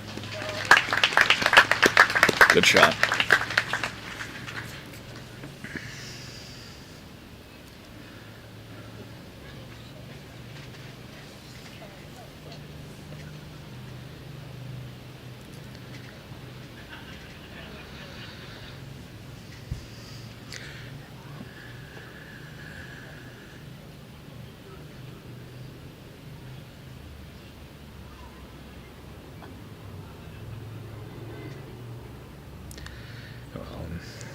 to have a heart of stone not to feel very sorry for Matthew.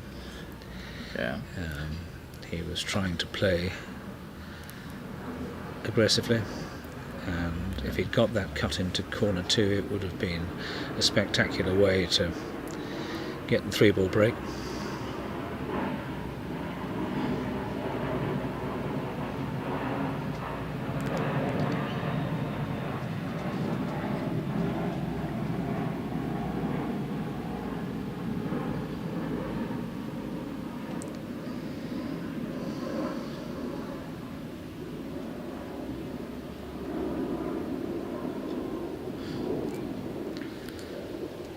Well, we saw before Robert left the lawn the last time that he had gotten himself slightly out of position in his break off of seemingly what was a trivial shot, so he doesn't have a great 3 pioneer. So he's going to be some pressure on this. This, I think, is the shot that will matter, and but he can bring black across the north side of 1 back, 2, and providing he gets a 3 or 4 foot rush on yellow, I think you'll see the balls get closer and closer to the hoop. So all his focus will be on black, and that looks to me pretty good. I mean, red is well a short, ton north of, but that doesn't really matter. Yeah. He assumes he can get control enough to get a rush on. Exactly.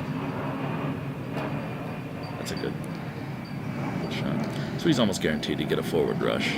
Yeah, I mean, he obviously took care there to cut yellow a bit to the north, the playing side, so he can now play a very comfortable, it's not even a stop shot for him, I think it'll be a sort of little drive, sending yellow about 5-6 yards south.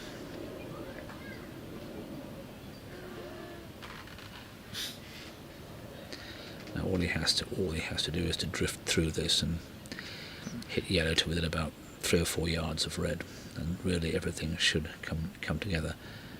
And this is, well, yes, he wasn't taking chances, was he? Okay, slightly more uncertainty. But when you've run the World Championship 5 times and you're offered a 3-ball break to win it for a 6th time, you don't often drop it. I don't think it's unlikely.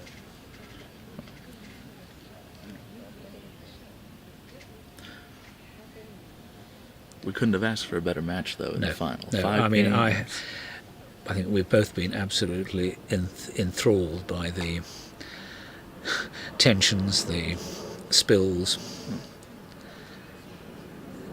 I mean, you'd be hard-pressed to find 2 better players of the game. Yeah. I think there's actually an interesting group of about 6 who are the best executioners, and I mean, I was asked at the start. I don't know whether it was actually broadcast. I was interviewed briefly by someone with a camera with a microphone attached, and I said who I thought the favourites were. So I just rattled through the top 6 and said, really, any of those.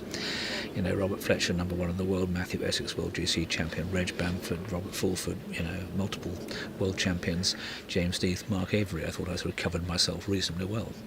Then, of course, you popped up and turned up in the semi-final, which might have made that inaccurate. But well, I'm not there yet, but that is the eventual goal. Indeed. Well, there you are. So what he's now done, he's got yellow comfortably close to 5. So in normal circumstances, you would put your money, you'd take 20 to 1 on. But I think where Robert can add to his reputation, if this is one of the most clinically precise breaks, with every hoop being run from, say, a foot or less, and he's quite capable of that. And I'm sure that's what he'll be trying to do, just to make sure that he doesn't lose focus. He wanted to make this as ironclad as he possibly can.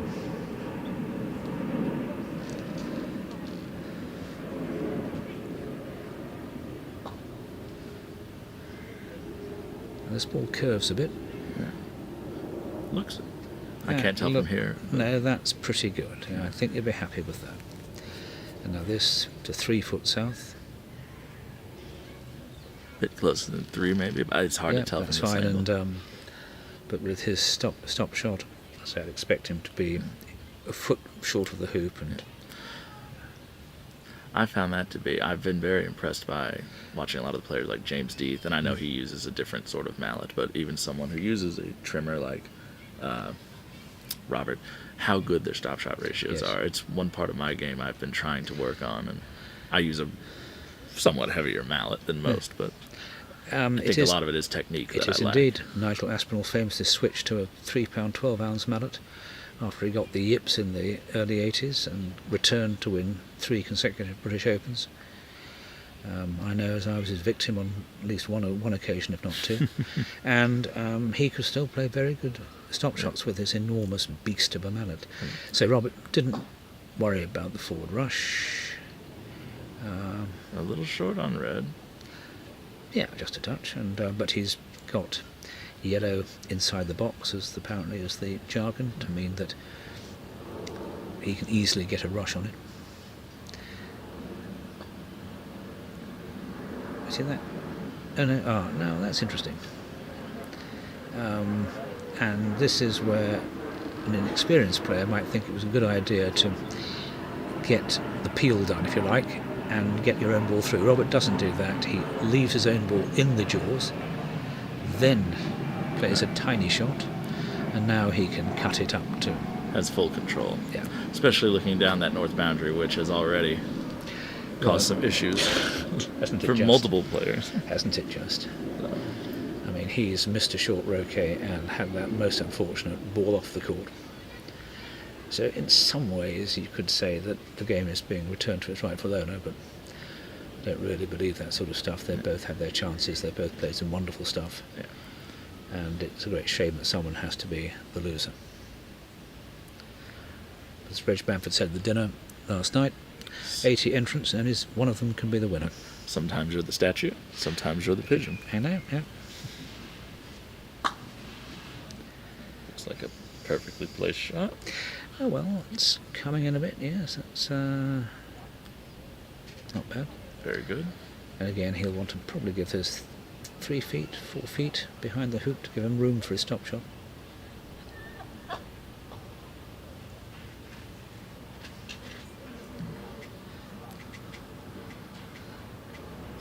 Do you happen to know the weight of Robert's mallet? I don't, but I would be surprised if it's much different from 2 pounds 12, 13, 14. A lot of the Americans, myself included, especially the younger ones, tend to play with heavier mallets, I find, than the rest of the world. I know Zach Watson uses about a 3 pound mallet. I just switched from a 3 pound, and I know Matthew has also used traditionally a 3 pound. Well, that was the traditional weight. I mean, every mallet you would pick up with 36 inches long in the sharp, 9 inches long in the head, and 3 pounds in weight. And that was what... And it was, you needed to have a reasonably heavy head, as they would say, to swallow the weight of the balls when playing a croquet stroke. So, slight inaccuracy if one's being pedantic, because he hasn't got a forward rush, and so he's got to play a big croquet stroke. And although there's no reason to think he won't do this with his normal precision, he'd have been much happier if he'd rushed yellow down to 2 or 3 yards to the west of red and just used a stop shot to send it across. That looks like a well-played shot. Yep. Yellow's coming in a little quick, but only slightly. Oh, no, it came in well quick.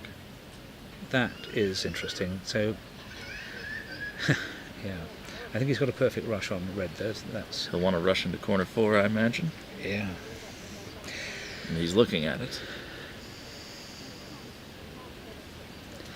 Thinking about where exactly he should be rushing to, and the answer is slightly on the west of a straight line. Then he can be guaranteed to get a rush across, or it makes it much easier. So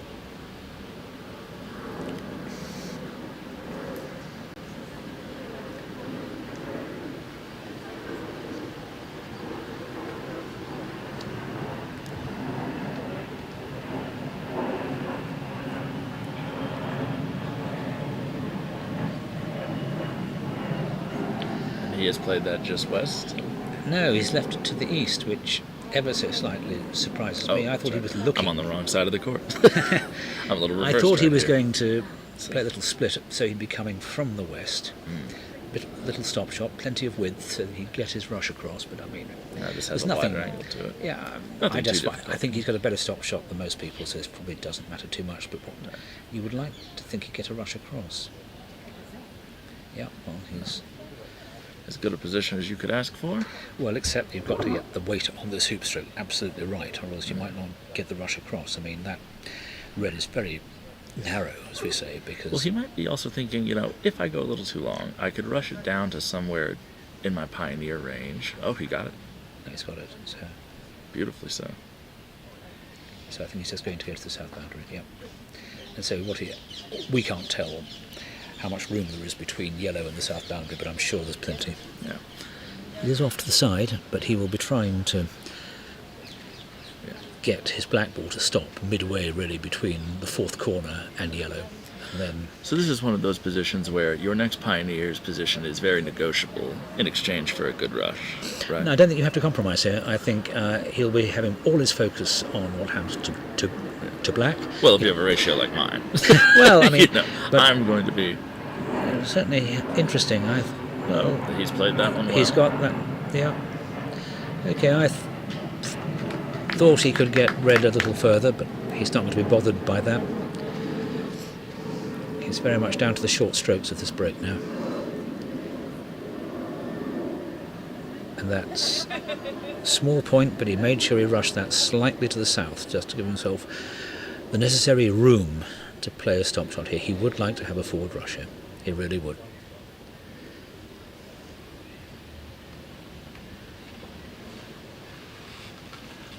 And he'll have room for it. One good controlled hoop, and stopping 2 feet short of yellow will be just what he wants. I think he'll settle for that.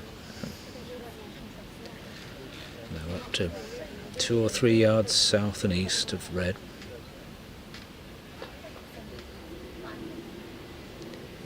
Looks good. A little close And a to nice, no, he's got plenty of room. Nice little stop shot, sending yellow to a yard north of Penult. Slip across and get the rush to 4 back, and the job is almost done.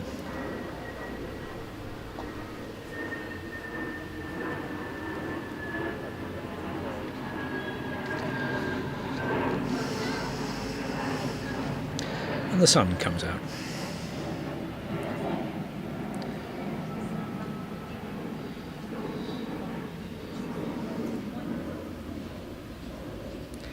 Of course, when you're the single ball player, you don't have to worry about rushes to the peg.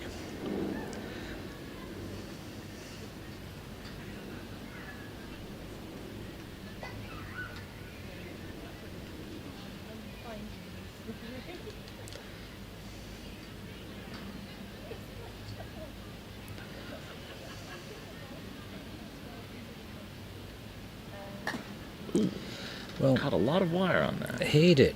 but he still got behind it. He did. No, that's why, no matter how good and experienced you are, closing out something big is always a struggle. Now, if he'd gone gently and hit a shot as badly as that, he'd have failed. So that's why he was keen to give himself insurance and could actually swing reasonably hard. And his swing, like we said before, kind of this dragging sort of swing, Yeah. probably puts a lot of extra topspin on the ball when he's going for shots like that. I don't think he certainly sort of probably accelerates the speed with which topspin is acquired. Especially on these quadway hoops, spin is your friend more than brute force. I'd always go for pure accuracy. Actually, just hit it straight. But no, certainly, if the lawn's then as dry as a bone now, so there's no skid. So yeah, you just want to stroke it smoothly, but yeah, this is the sort of length of penultimate that you want with the World Championship in front.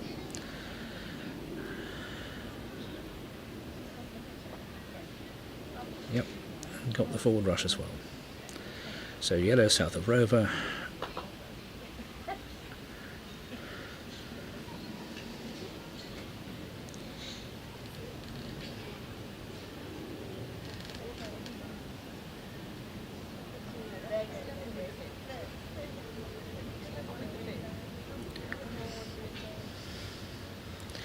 actually what is rather nice is this argument, who's the best player of all time so far. With Robert having 6 World Championships to Reg's 1, to Reg's 5, but Reg has 2 golf croquets to Robert's 0. True. It makes the answer even more Complicated. Obscure, which is exactly how I think it should be. Different disciplines. Different disciplines. But and the little roquet on red makes the whole thing academic. He's avoiding any possibility of a grievous by making sure it's yellow, which is the one back ball which comes up to the peg. Nice little rush up to the peg, and this is the sort of distance that you're beginning to think nothing can go wrong now. And with one shot, we have a new world champion. So well done, Robert Fulford, world champion for the 6th time in his career. 22 years after the last time, I think, or 21. And Matthew, despite his disappointment, walks on immediately to congratulate him. Well, that's all from us. Thank you, Tom, very much for your company. Thank you, Thank Stephen, you, everyone, for for listening. And I think it's fair to say that was one of the most enthralling finals I can recall, and I have seen quite a few of them. So, over and out.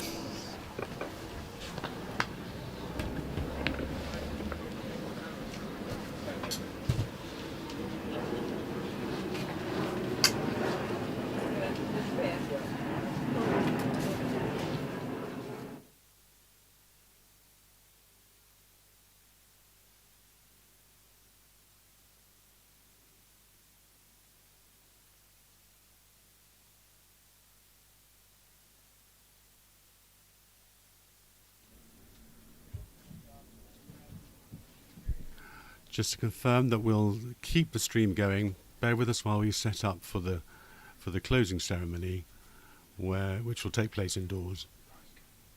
There may be a period where we just lose pictures for a short while, but please stay with us.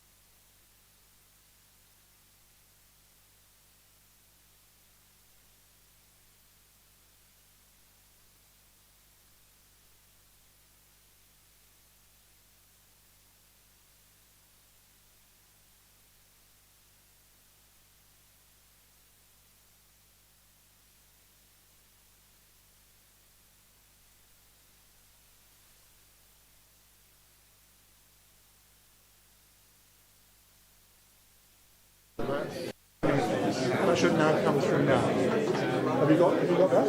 Sounds okay. Well, let's just leave it like that, because I think that will be okay. Okay.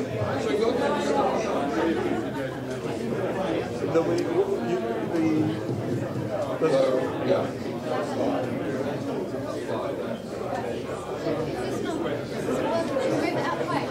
No, it's recording the sound. Hello and goodbye.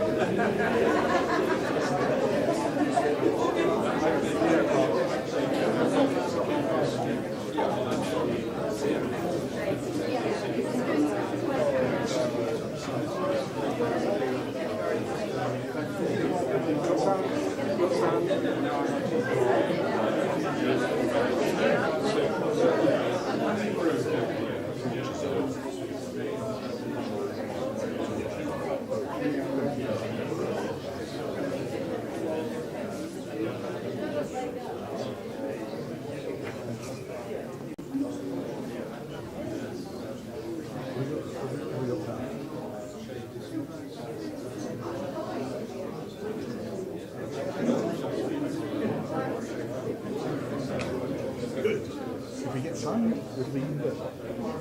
If we get sun.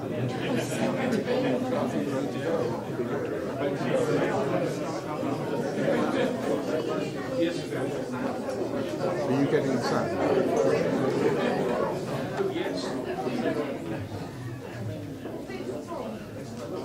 Ladies and gentlemen, thank you all for coming.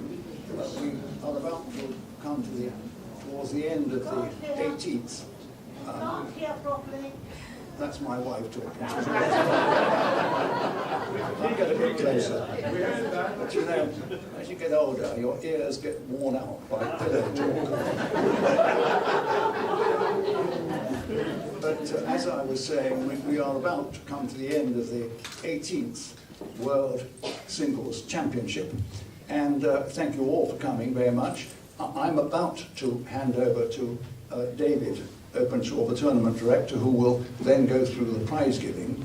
But before he does, I'd just like to say that I think tonight I can make one thank you that I wasn't able to make last night, which is that I believe our friends from Rockwell, who are developing Hurlingham Waterfront, are here this evening. And I would like to say how appreciative we are of their sponsorship.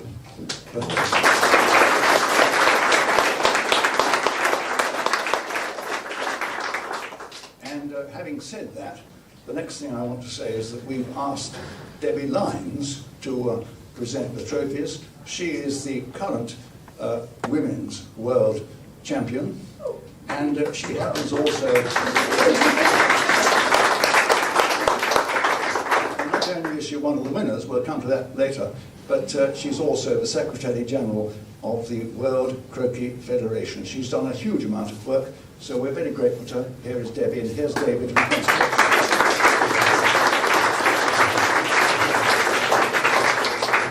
So I might have to jump a bit here. So you'll all be pleased to hear I'm not going to say a lot, but on behalf of the WCF, I would like to thank everybody who's been involved in making this tournament such a wonderful tournament. We've had 7 venues, and the volunteers at those venues have just done an amazing job. They've looked after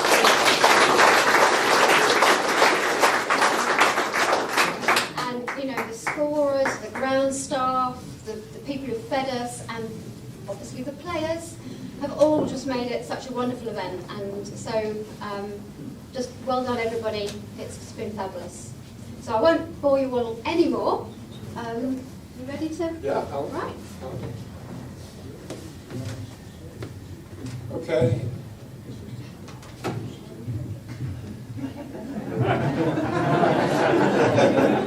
So we've got 7 events to announce the winners for. We'll start with the Z. That seems an appropriate place to start. So second in the Z was Stephen Forster.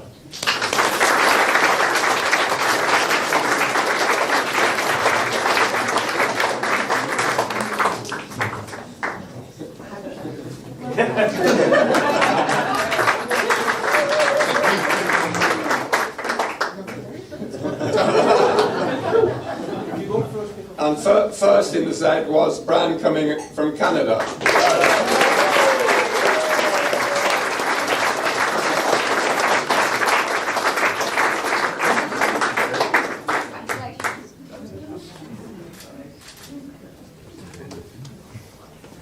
Then we have a new event, or a revised event from has been held in some previous years, the Managers Invitational.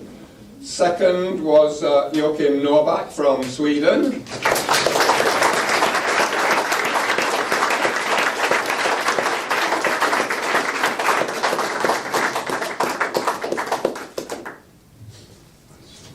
And first is Sandy Gregg from Ireland. We know that he's not here.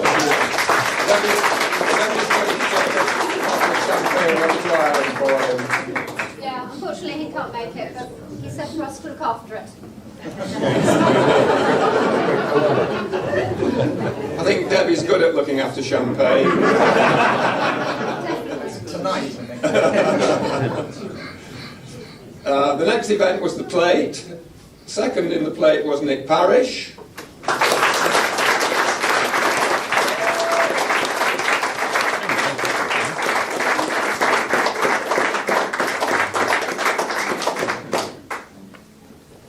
And first in the plate, Robin Brown.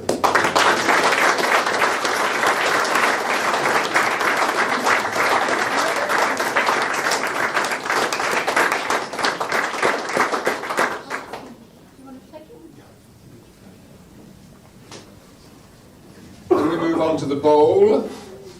Second in the bowl was Carl Maloof.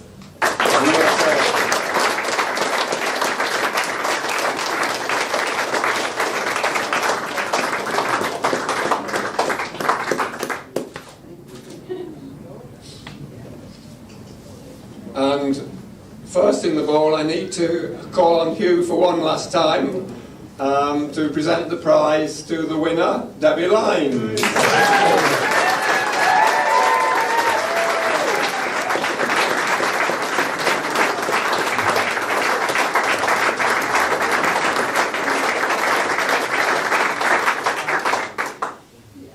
That seems to be a very popular victory. I'm happy. Now move on to the shield. Second in the shield was Zach Watson from the USA.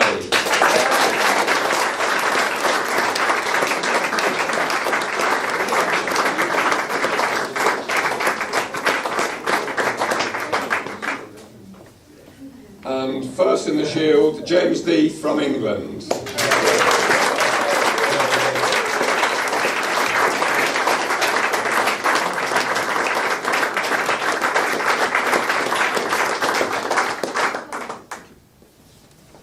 Then we move on to the championship itself.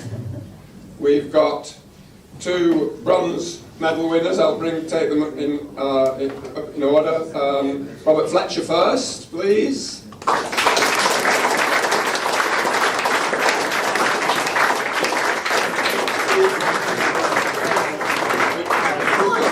We've got Stephen to impersonate Robert.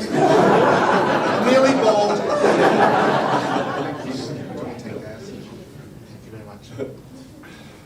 And also bronze medal winner and playing a fantastic croquet, Thomas Balding from the USA.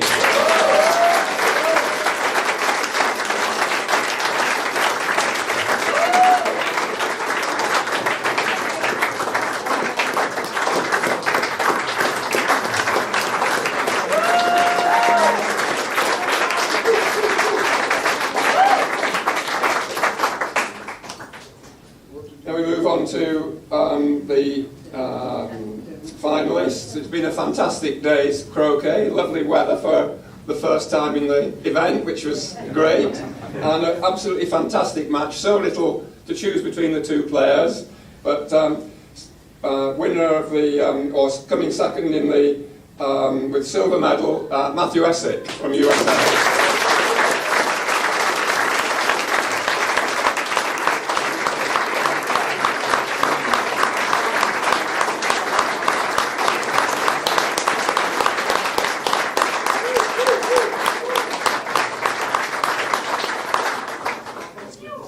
and the winner with the gold medal and the lovely Wimbledon bowl, Robert Fulford of England.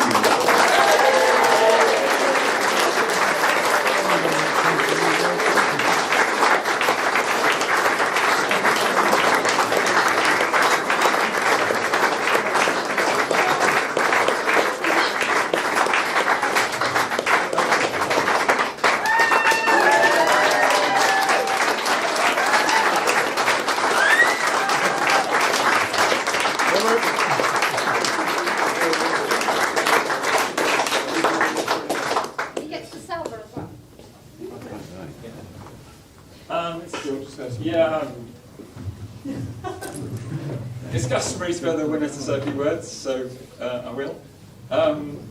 Firstly, the people I mostly thank, particularly Susan, my wife, who, without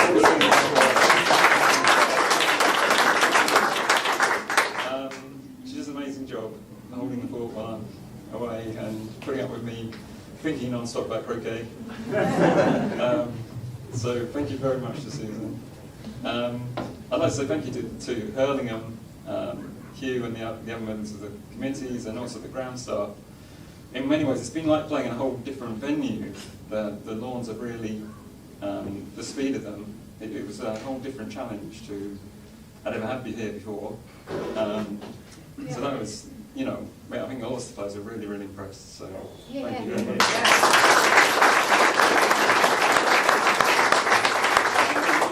All the other clubs as well, you know, we really appreciate all the efforts from all the other clubs. And I think I'll just finish by saying hard luck, Matthew. We did this last year, and so we can share. Well, Matthew, too, that's greedy, isn't it? But croquet careers are very, very long, so I'm sure you'll win a few more things. But anyway, thank you all.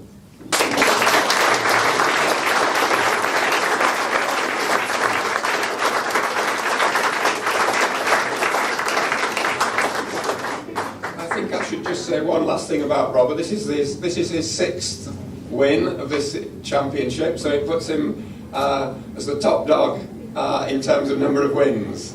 So well done again for that, Robert.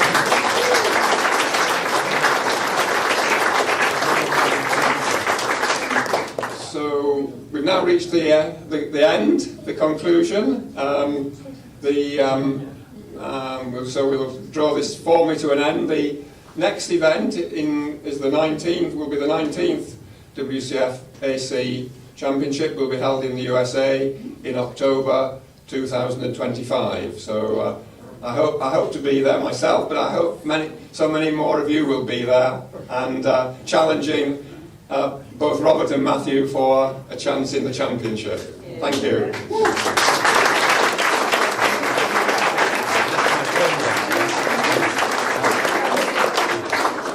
We don't understand.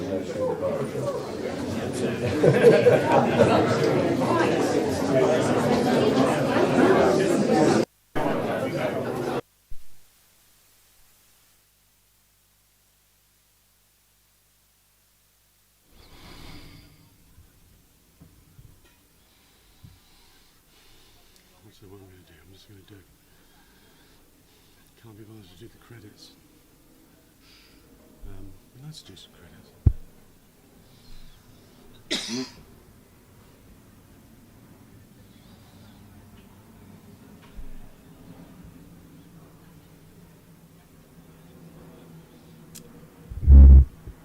Hello everybody, thanks so much for your company over the last 9 days.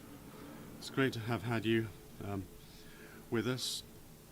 Just some people we'd like to really thank for being part of this live stream team. All the commentators, of course, Chris Clark, Keith Ayton, and all the names that you see there.